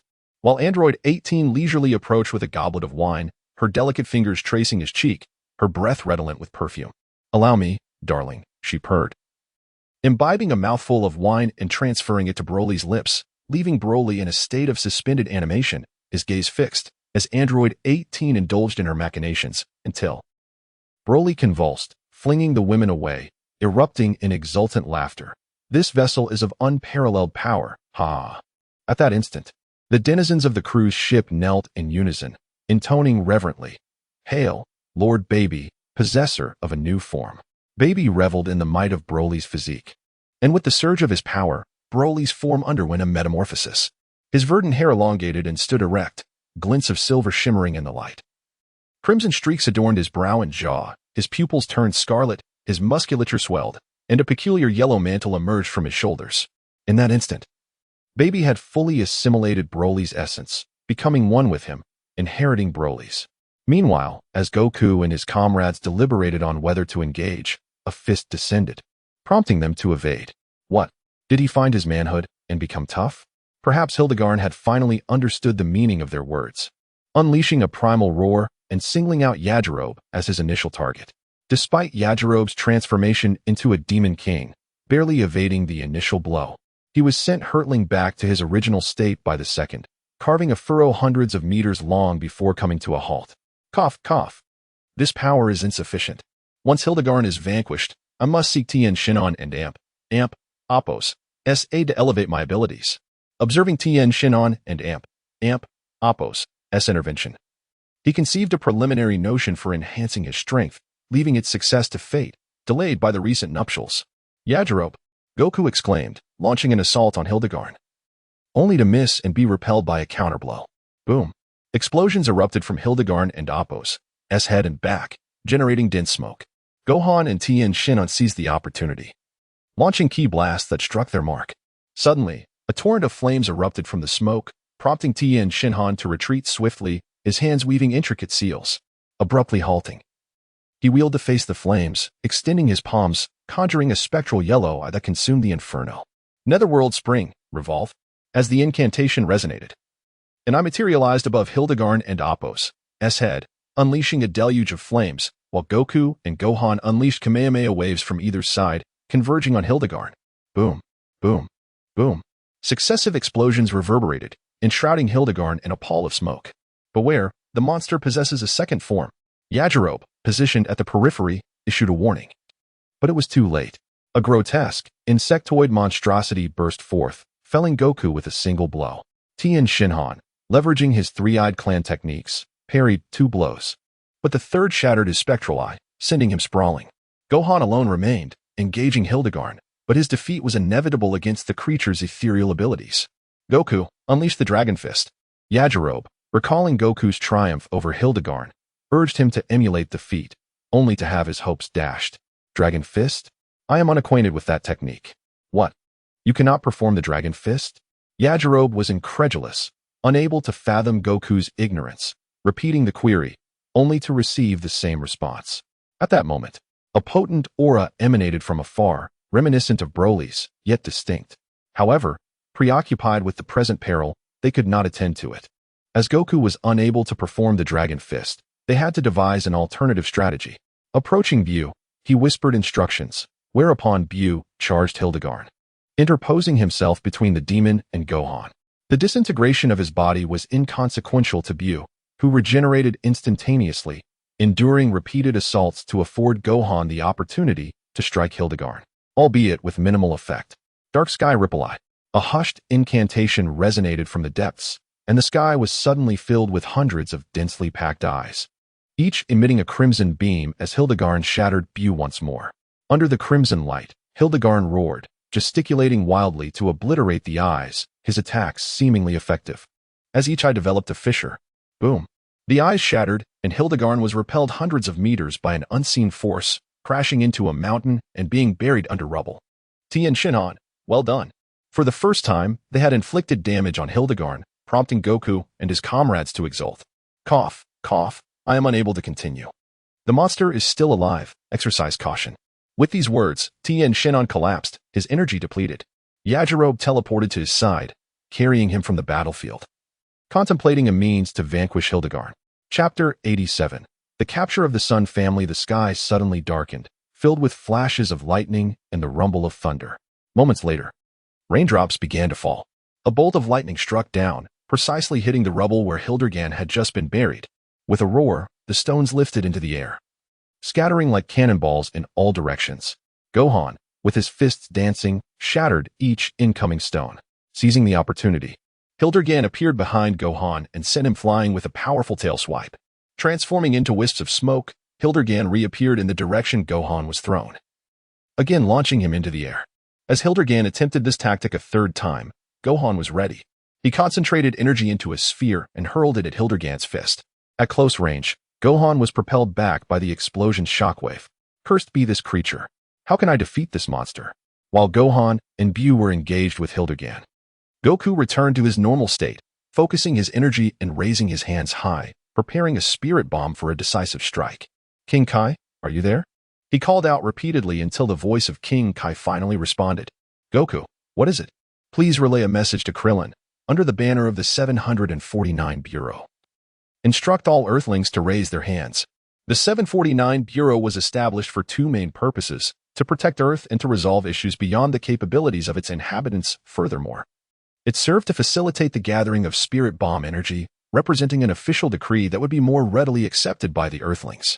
King Kai immediately comprehended Goku's intention and transmitted the message to Krillin, who, upon hearing it, agreed to act but remained motionless, as his loyalty lay solely with Baby. Who was Goku? A stranger to him. The cruise ship was filled with people, yet Baby was mysteriously absent. On the battlefield, Goku observed the spirit bomb, which had reached a diameter of several meters but had not grown further, causing him some anxiety. Yajirobe, too, frowned at the sight of the spirit bomb. Recalling that the establishment of the 749 Bureau had been his suggestion, it should have grown much larger by now. Meanwhile, after a fierce struggle, Gohan pressed his index and middle fingers together against his forehead, beginning to gather energy, while Bu served as a defensive barrier against Hildegard's assault. Though Bu was outmatched by Hildegard, he sacrificed his own body to fend off the attacks aimed at Gohan. Hildegard launched another assault on Bu, and at that moment, Gohan's power reached its peak. With his right hand extended, he unleashed a technique learned from his father, Piccolo. Special Beam Cannon.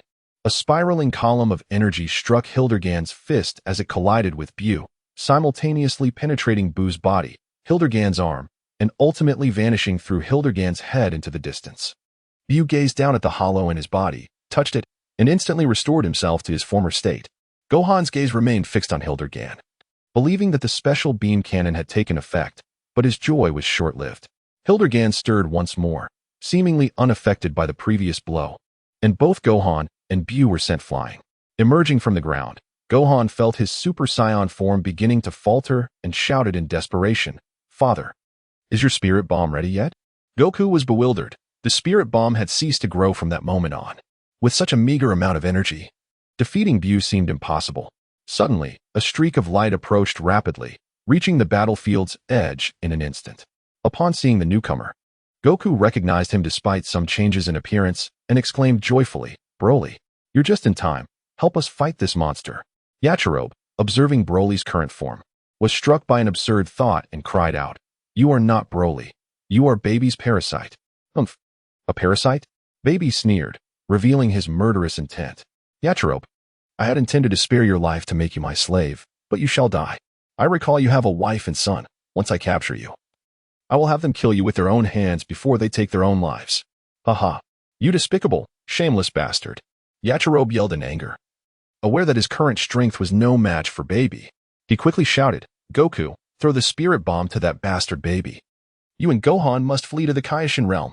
Goku trusted Yajirobe completely, and without hesitation, launched the spirit bomb. "Thinking of escaping? Have you asked me?" Baby cackled, preparing to intercept. Initially dismissive of the spirit bomb, he was taken aback as an invisible force rendered him unable to evade, forcing him to absorb the impact of the spirit bomb. Seizing this opportunity, Yachirobe teleported to Buu's side, grasping him and vanishing from Earth. After launching the spirit bomb, Goku teleported to Gohan and Appo's side, intending to escape together when Hildergan and Appo's attack struck, forcing them apart. The spirit bomb, lacking sufficient energy, could only stall Baby momentarily. Once Yachirobe had departed, Baby unleashed a full-force assault on Goku, denying him the chance to teleport. In the face of overwhelming strength, Goku was easily battered into unconsciousness. "Father!" Gohan cried, witnessing his father's peril. In a fit of rage, his golden aura surged, dodging Hildergan's attack and charging at Baby with all his might. Foolish. Baby showed no fear. Having acquired Broly and Appo's body, his power was unprecedented. Super Saiyan 3 Gohan, despite lasting only slightly longer than Goku, was ultimately injured and fell unconscious. Both Gohan and Goku were captured, leaving Baby to use them as puppets under his control. Having dealt with the Sun family, Baby turned his gaze toward Hildergan, recognizing the creature and Appo's formidable power. If he could recruit Hildergan as a mount, it would be advantageous. Seeing that his prey had been ensnared, Hildergan unleashed his fury upon Baby, launching a fierce counterattack. Baby cast the Sun family aside, his aura erupting, shaking the earth and stirring the winds. In response to Hildergan's powerful fists, Baby retaliated with a punch of his own. The two fists collided, sending Hildergan flying hundreds of meters, an accomplishment that had evaded Goku and his companions. This demonstrated the immense strength Baby now possessed, though it was likely not his full power. Baby attempted another kick but found himself striking nothing but air. After 2 consecutive attacks, he realized Hildergan's ability to shift between tangible and intangible states. Hildergan launched another surprise attack with his tail, which Baby seized, swinging him downwards. Transforming his hand into a blade, Baby created an opening on Hildergan's tail, implanting his eggs. As the eggs traveled along the tail towards Hildergan's body, they suddenly dropped. Indeed, my ability to shift between states is not invincible. When Hildergan enters an intangible state, my eggs will fall. However, Baby noted that the portion of the tail he held remained solid, indicating that it had not become intangible. So there it is, there are no invincible powers. Nearly unrecognized weaknesses. After several attempts, Baby ultimately succeeded in binding Hildergan as a mount. The only downside was that under his control, Hildergan could no longer shift between states. If Hildergan did become intangible, the eggs used to control him would fall, allowing him to break free. Nonetheless, given Hildergan's immense strength, even without the ability to shift, few could defeat him, and that was more than sufficient. Chapter 88. Seeking a method to overcome the enemy in the absence of disturbances from Goku and his companions, the Kaioshin realm remained tranquil and serene. However, this tranquility was abruptly shattered with the arrival of 3 individuals. "Yachirobe, why have you brought Majin Buu along?" The expression on King Kai and Appo's face turned pale. Despite knowing that Buu had been taken in by this rotund figure, years of fear could not be easily dismissed. "What has happened to Tien? You all appear rather disheveled," he remarked. Yachirobe scanned the surroundings, only to find the 2 generations of Kaioshins, and urgently inquired, "Where is Jebet? Summon him for healing. Earth is in grave peril." "How can that be? With you here, who could possibly pose a threat?" King Kai observed Yachirobe's genuine concern and replied somberly, "I sent Jebet to planet G9527 on an errand. He will return shortly." "Thank you." Yachirobe expressed his gratitude softly. Yet the absence of Goku and his son filled him with an ominous premonition. He quickly sought out the Elder Kaioshin, requesting him to locate Goku and Gohan. The Elder Kaioshin produced a crystal ball from seemingly nowhere and, after casting a spell, revealed a scene of the unconscious Goku. The vision soon shifted to Gohan being captured and Hilderg's defeat as he fell into servitude. Jebet had already returned to heal Tien, and together with King Kai, they beheld the unfolding images within the crystal ball. How could Broly have become so powerful? Tien, already unconscious, remained oblivious to the events that followed. He is not Broly. He is Baby from planet Tuffle, capable of possessing others and exerting control. Yachirobe recounted Baby's origins, never anticipating his premature emergence. "I was careless.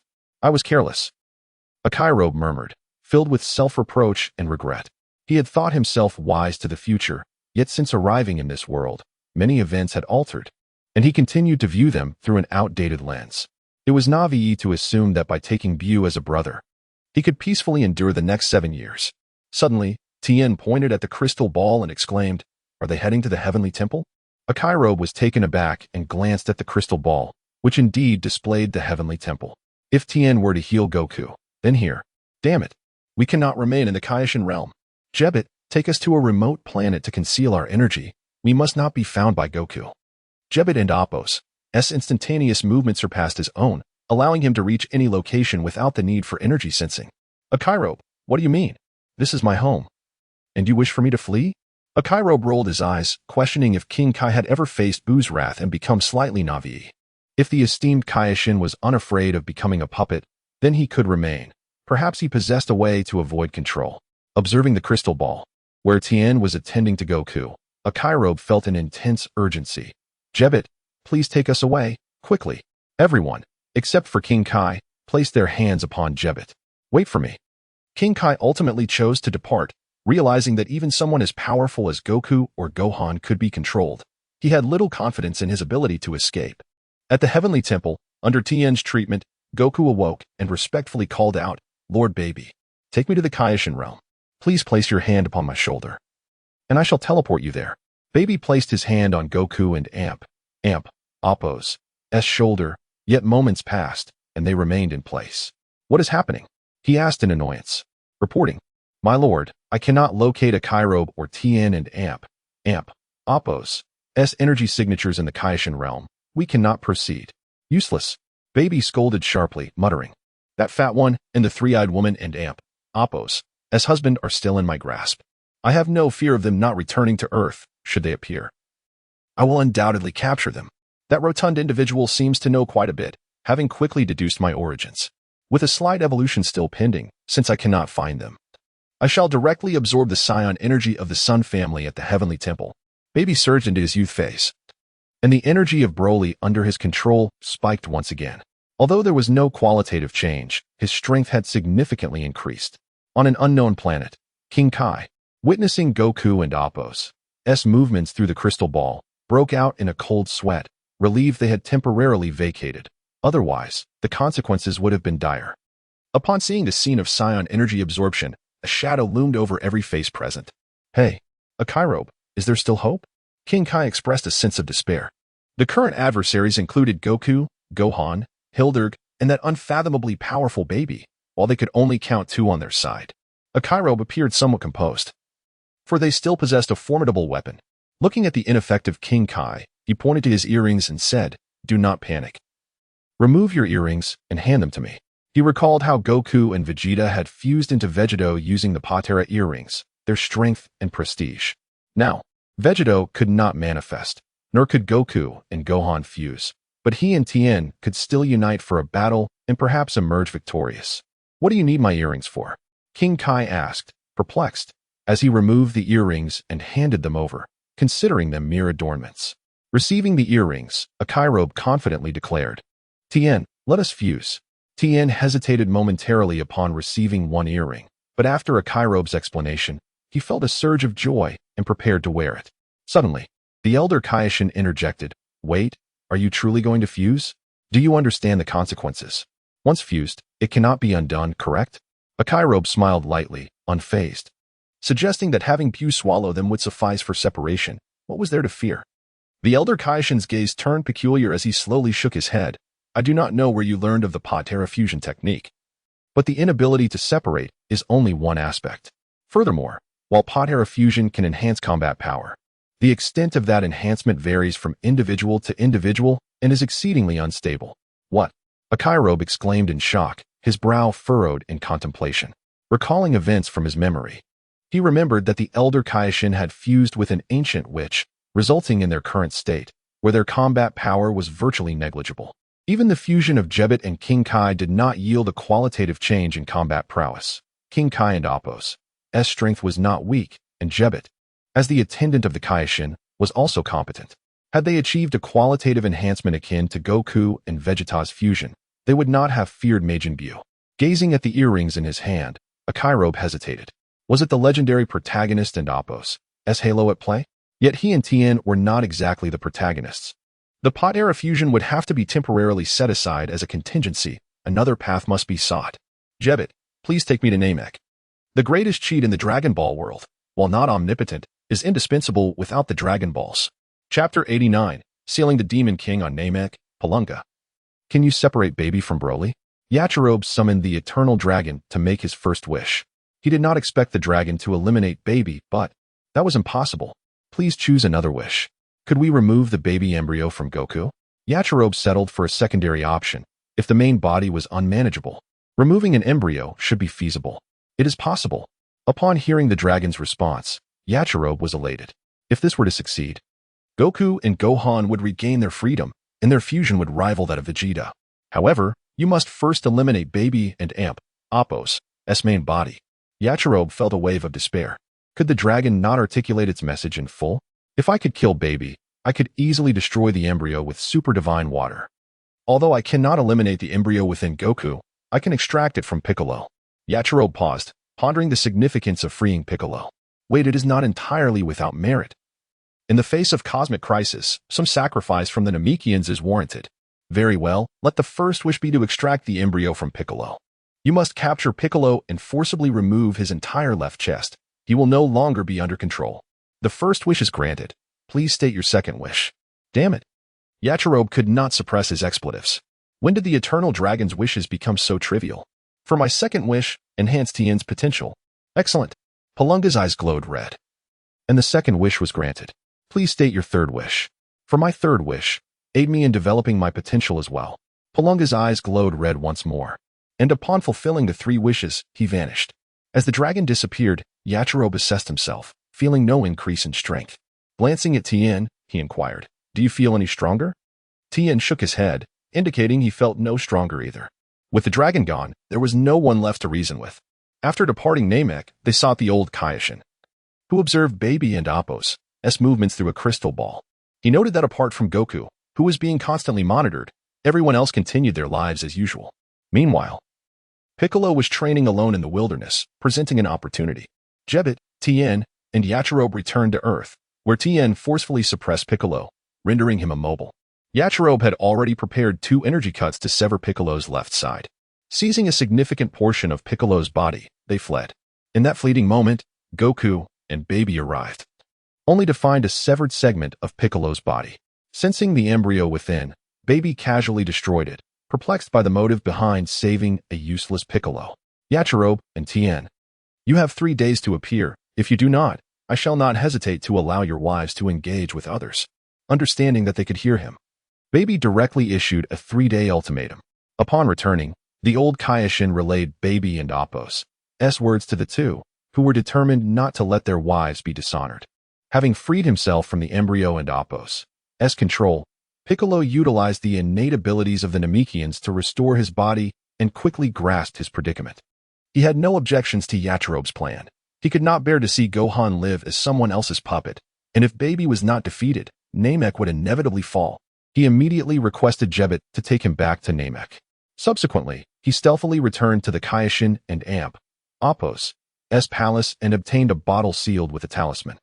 Tien curiously examined the bottle, sensing a faint aura of malevolence. Yachirobe, what is contained within this bottle? Within lies the embodiment of fear and laziness. And it is the key to enhancing my power, though I require your assistance. Ever since I witnessed Tien suppress Broly and restore his clarity, I had contemplated this course of action, but the changes came too swiftly. Finding an extremely remote planet far from Earth, ensuring Goku would not trace them by energy, Yachirobe produced his long-stored supplies. Yachirobe, you have hoarded an impressive amount, 30 sins of beans. Tien exclaimed in astonishment. He had always believed the beans were exhausted, and this chubby fellow had continually sent Jebbit for healing. Curiously, he asked, what do you intend to do with so many? Save them for when we need to slay enemies. The entity sealed within this bottle is formidable. Consume a sins of bean when you can no longer endure. Should we fail, our lives may be at stake. Tien took the sins of beans solemnly, suddenly splitting into 4, creating 3 additional Tien. Four-way punch? Yes, an improved version. Each can exert 100% of their strength, but the consumption rate is quadrupled. 3 duplicates each took 8 sins of beans, positioning themselves in the south, north, and west, while the main body stood in the east, encircling Yachirobe. For colossal phantoms of eyes emerged, surrounding Yachirobe. The four Tiens simultaneously declared, "Let us begin." Yachirobe tore the sealing talisman, and a surge of dark energy erupted from the bottle, entering his body. At that moment, Yachirobe and Apos, eyes turned blood red. And a gray aura engulfed him, swiftly transforming into black. "I am the Demon King of Fear. I have finally returned. Aha." Simultaneously, the four eyes emitted beams of light that enveloped Yachirobe, 2 beams green and 2 beams purple. Azure waves, restrain. Purple mist from the east, seal. Under the 4 beams of light, the Demon King of Fear surged with rage, fiercely resisting. Yet, against the 4 rays, his struggles appeared feeble, moving only a few steps despite expending all his might. Tien understood the gravity of the situation. He had anticipated difficulty, but not to this extent. Within 3 minutes, his mental energy was nearly depleted. Without the Senza beans, he would have succumbed. 1, 2, 3. After consuming the 4th Senza bean, a glimmer of clarity returned to Yachirobe and Apos' eyes, and his original consciousness began to awaken. As Yachirobe regained consciousness, the combined efforts of Tien and himself hastened the suppression of the Demon King of Fear. "Damn it, laziness. If you do not act soon, we will be sealed." For the first time, the Demon King of Fear felt a flicker of fear. Having just regained control of his body, he was reluctant to vanish so easily. If sealing is to be, then so be it. I can hardly be bothered to contest control of the body. It matters not to me who wields it. Yachirobe and Apos' lips moved lazily, his tone utterly lethargic, as if he were an entirely different person. The original consciousness was taken aback. Having believed the Demon King of Fear and the Demon King of Laziness to be one and the same, only to realize they were distinct entities. "You have deceived me. Had it not been for your slothful presence, I would never have been sealed. Laziness, you wretched scoundrel." As Tianjin Fan ingested the 8th Senza bean, a resentful lament echoed across the heavens. "Sloth, I despise you." Yajirobe and Apos' eyes cleared, devoid of any crimson tinge, as a black aura enveloped him. 2 sharp horns sprouted from his head, and a faint, grayish-white king character flickered on his forehead. The black aura dissipated, and the king character vanished. Yet the 2 horns remained. The quadrupled Tianjin Fan, now unified, scrutinized Yajirobe, inquiring curiously, "These horns of yours?" Yajirobe elucidated. "They are the physical embodiment of sealed fear and sloth. Only by completely devouring and integrating them will these horns disappear." But it and Apos' still insufficient. Despite his increased strength, his face lacked any semblance of joy. 3 days swiftly passed, and Piccolo finally returned, his aura drastically altered, as if hundreds of individuals had coalesced into one. The trio convened with King Kai and Apos' group to deliberate on a strategy. "Today marks the 3rd day. Are you confident?"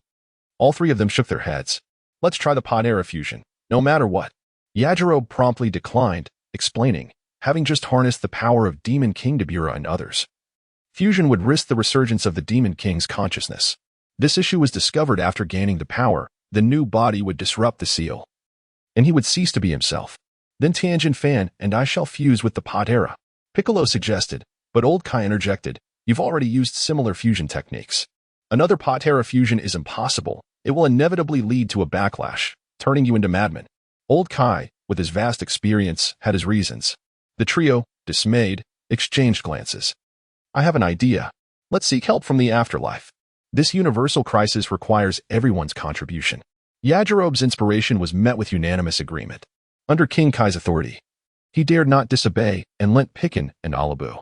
Informed of the universal peril, they were eager to help, even if it meant dying again. In the sacred world of the Kais, Yajirobe, Tianjin Fan, Piccolo, Pikin, Alabu, and Majin Bu gathered. Pikin and Alabu each donned a Pod-Era earring, instantly drawing closer. A burst of white light heralded the emergence of a new entity, with green skin, golden, wavy hair, and a slightly mismatched appearance. His features bore a 6 or 7/10 resemblance to Pikin, but he appeared more handsome and resolute. "Since I am the fusion of Pikin and Alabu, let's call me Pekanbu." Haha. Pekanbu unleashed his power, causing the entire sacred world of the Kais to tremble. On Earth, Baby sensed this formidable, unfamiliar power, his brow furrowing as he promptly assembled his 3 top warriors. Baby, Son Goku, Son Gohan, and Hildegarn arrived at the sacred world of the Kais, immediately spotting several familiar faces and a stranger. Baby chuckled, remarking, "Yajirobe, is this the helper you found?" His strength is quite impressive. Pekanbu, feeling exceptionally powerful, arrogantly taunted. You're that despicable parasite who hides in others' bodies? Prepare to be taught a lesson by Pekanbu. Let's have some fun. Baby coldly snorted, issuing orders. Deal with the others. Victory is the only option. Failure means death. As you command, Lord Baby. Goku and the others replied in unison, transforming into streaks of light. Yajirobe and his companions had already decided on their opponents, leaving Majin Buu behind for a separate mission. Tianjin Fan confronted Son Goku, whom he had once lost to in the World Martial Arts Tournament. The gap between them had widened since then, and now they had another chance for a decisive battle. Facing Super Saiyan 3 Goku, Tianjin Fan launched several ki blasts as a feint, then appeared behind Goku, delivering a swift leg sweep. However, he struck an illusion. Suddenly, a sharp pain shot through his back as Goku and Appo's fist landed again. Tianjin Fan struggled to defend, attempting to counterattack, but Goku and Appo's enhanced strength overwhelmed him. He suffered dozens of blows in rapid succession, and a powerful kick sent him crashing into the ground, creating a deep crater. A roar emerged from the depths. As Tianjin Fan burst from the earth, looking disheveled, his gaze fixed on his former ally. Goku, your strength? I owe it all to Lord Baby. Son Goku laughed maniacally, completely unlike his former self. Tianjin Fan, why not surrender and serve Lord Baby with me? Tianjin Fan remained silent, his hands forming a rapid series of seals, summoning an image of an eye before him, followed by two more, each larger than the last. Tianjin Fan, your techniques may be strange, but they are futile against absolute power. Tri-beam. Tianjin Fan brought his fingertips together, forming a triangle, from which an invisible force shot into the first eye image. Amplified by the eye images, a beam of red light collided with the Kamehameha, resulting in a stalemate. Tianjin Fan, give up. Goku roared, increasing the power of his Kamehameha, gradually overpowering the red beam. Tianjin Fan remained silent, mentally guiding a Senzu bean into his mouth. Yajirobe had given him one of the last two beans, and it instantly restored him to full strength. The red beam surged, overwhelming the Kamehameha. Despite Goku and Appo's desperate cries, he could not avert his defeat. Tianjin Fan, you and Appo's re-cheating, using drugs. Goku cried out in frustration just before the explosion. A figure with tattered clothes fell to the ground, a now powerless, normal Goku. Lying on the ground, Goku gazed at the sky, muttering, Tianjin Fan, you can't win. Lord Baby is invincible, Tianjin Fan flew to Goku's side and summoned Buu, who tore off a piece of his body and threw it onto Goku. The flesh morphed and enveloped Goku entirely, then returned to Buu's body, merging back together. Tianjin Fan, recalling Yajirobe's words, watched Buu swallow Goku, wondering if it would truly free him from control. After a few seconds, a piece of flesh detached from Buu and Appo's stomach, revealing Goku and Appo's body before returning to Buu. Goku slowly opened his eyes, smiled at the familiar face, and said, Tianjin Fan, you were holding back last time. That really hurt. Hearing the familiar tone, Tianjin Fan produced the last Senzu bean and smiled. Welcome back. Baby noticed the loss of contact with the infant within Goku's body after he was devoured. When Goku reappeared, he was free from control. Interesting, but just another ant. Baby smirked, unconcerned. Even if Son Goku broke free, it was just one more insignificant being. Chapter 91. The duel between Gohan and his father. The atmosphere crackled with explosive energy as the air was filled with the resounding booms of combat. Amidst the chaos, Gohan fixated on a familiar green figure, his lips curving into a smile. Uncle Piccolo, you've grown stronger and somewhat different. Compared to you, Gohan, my changes are negligible. Piccolo replied with a chuckle. Why not join me in serving Lord Baby? I would gladly recognize you as my father, Gohan proposed, a playful glint in his eyes. A hint of crimson crept onto Piccolo's green visage. If only Gohan were not under control to utter such words. Alas, enough nonsense. It has been a while since I truly assessed your strength, so allow me to teach you a lesson. Uncle Piccolo. You have not been my match for a long time, and this time shall be no different. Prepare yourself. Gohan's expression hardened, brimming with murderous intent as he unleashed a magical flash. You little brat. Piccolo cursed silently, yet a flicker of joy welled within him. With a swift motion, he deflected the magical flash, only to feel a powerful blow to his lower back. You strike with such ferocity, I shall awaken you with a proper beating. As he was sent flying, Piccolo bared his teeth in a snarl. He swiftly countered Gohan's advance. extending his right arm to grasp Gohan's leg while simultaneously delivering a fierce punch to Gohan's face with his left. Uncle Piccolo, you shouldn't hit the face. You're truly ruthless. Gohan retorted, but Piccolo was undeterred. Unfortunately, you are not the Gohan I once knew. There is no restraint here. After enduring a series of punishing blows, Gohan seized Piccolo's extended arm, twisting it with force and breaking free of his grip. With a furious roar, he hurled Piccolo, sending him crashing through several mountain peaks. Hovering above the shattered mountains, Gohan scoffed, Uncle Piccolo, stop hiding. I know where you are. If you want to reveal yourself. Losing patience, he unleashed a barrage of energy blasts into the ground 100 meters away. Suddenly, a green figure shot up from beneath him, bewildered by the onslaught, only to be met with a flurry of punches. After a brutal exchange, both warriors staggered back, catching their breath. Gohan, not continuing the assault, voiced his confusion, Uncle Piccolo. I sensed your energy underground, yet you emerged right beneath me. How could that be? Yes, Piccolo replied with a sly smile as he renewed his attack. As Piccolo charged, Gohan focused on his energy and threw a punch, only to be met with a shocking sight. A dozen Piccolos appeared, all mimicking the same movements and emanating identical energy. Gohan was momentarily stunned. His assured strike landed in vain, leaving him open to Piccolo and Amp, Apos, retaliation. Impossible. I refuse to believe this. Gohan roared, honing in on the energy again and launching another punch, only to miss yet again. After several failed attempts, Gohan bellowed in frustration, if my fist won't work, then I shall obliterate you with energy. Uncle Piccolo, let us settle this once and for all. With his right hand, Gohan brought his index and middle fingers together at his forehead, summoning power. This familiar gesture did not escape Piccolo and Amp, Apos, notice, and he mirrored Gohan, gathering his own energy. Magical energy cannon. They both shouted in unison, releasing spiraling beams of light. However, the anticipated clash never occurred. The beams whizzed past each other, one piercing through Piccolo's head, the other through Gohan and Amp, Apos' left arm, leaving Piccolo seemingly worse for wear. Though Gohan and Amp, Apos' left arm was rendered useless, he laughed with triumph. Huh, Uncle Piccolo, you've lost. Piccolo merely smiled faintly, as if unscathed. The injury to his head healed rapidly, and he chuckled. Baby, it is you who has lost. Though you control Gohan's body, he is ultimately not you. Gohan would never be foolish enough to think he could kill me by piercing my head. Now your left arm is incapacitated. Defeat is inevitable. Not necessarily. Gohan replied with a mischievous grin, enveloping himself in a sphere of energy that expanded rapidly, ensnaring Piccolo within. With a thunderous boom, both Gohan and Piccolo and Amp, Apos' energies vanished from the Kaioshin realm, leaving no trace behind. Gohan and Amp, Apos' self-detonation was abrupt and unexpected. Upon witnessing Goku break free from control, Baby would not allow a similar fate for Gohan, ordering the offspring to manipulate him into a suicidal attack.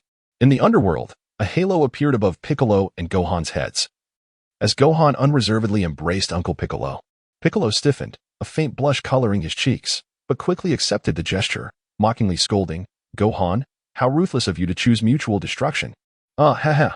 My apologies, Uncle Piccolo. That wasn't my intention, Gohan replied sheepishly, scratching his head. But I am curious. How did your strength increase so dramatically? Piccolo recounted the tale of the Namekian sacrifice. Then, with concern, inquired, will Yachirobe and the others prevail? Gohan shook his head, his demeanor bleak. I am not optimistic about the future. I can feel Baby and Amp, Apos' offspring within me, enhancing my power by a third. Built upon my Super Saiyan transformation, we have no way of knowing how much of a boost his true form can provide to Broly. Piccolo nodded in solemn agreement, having experienced possession himself. Even if Yachirobe devised methods to enhance their strength, he held little hope, resigning themselves to fate.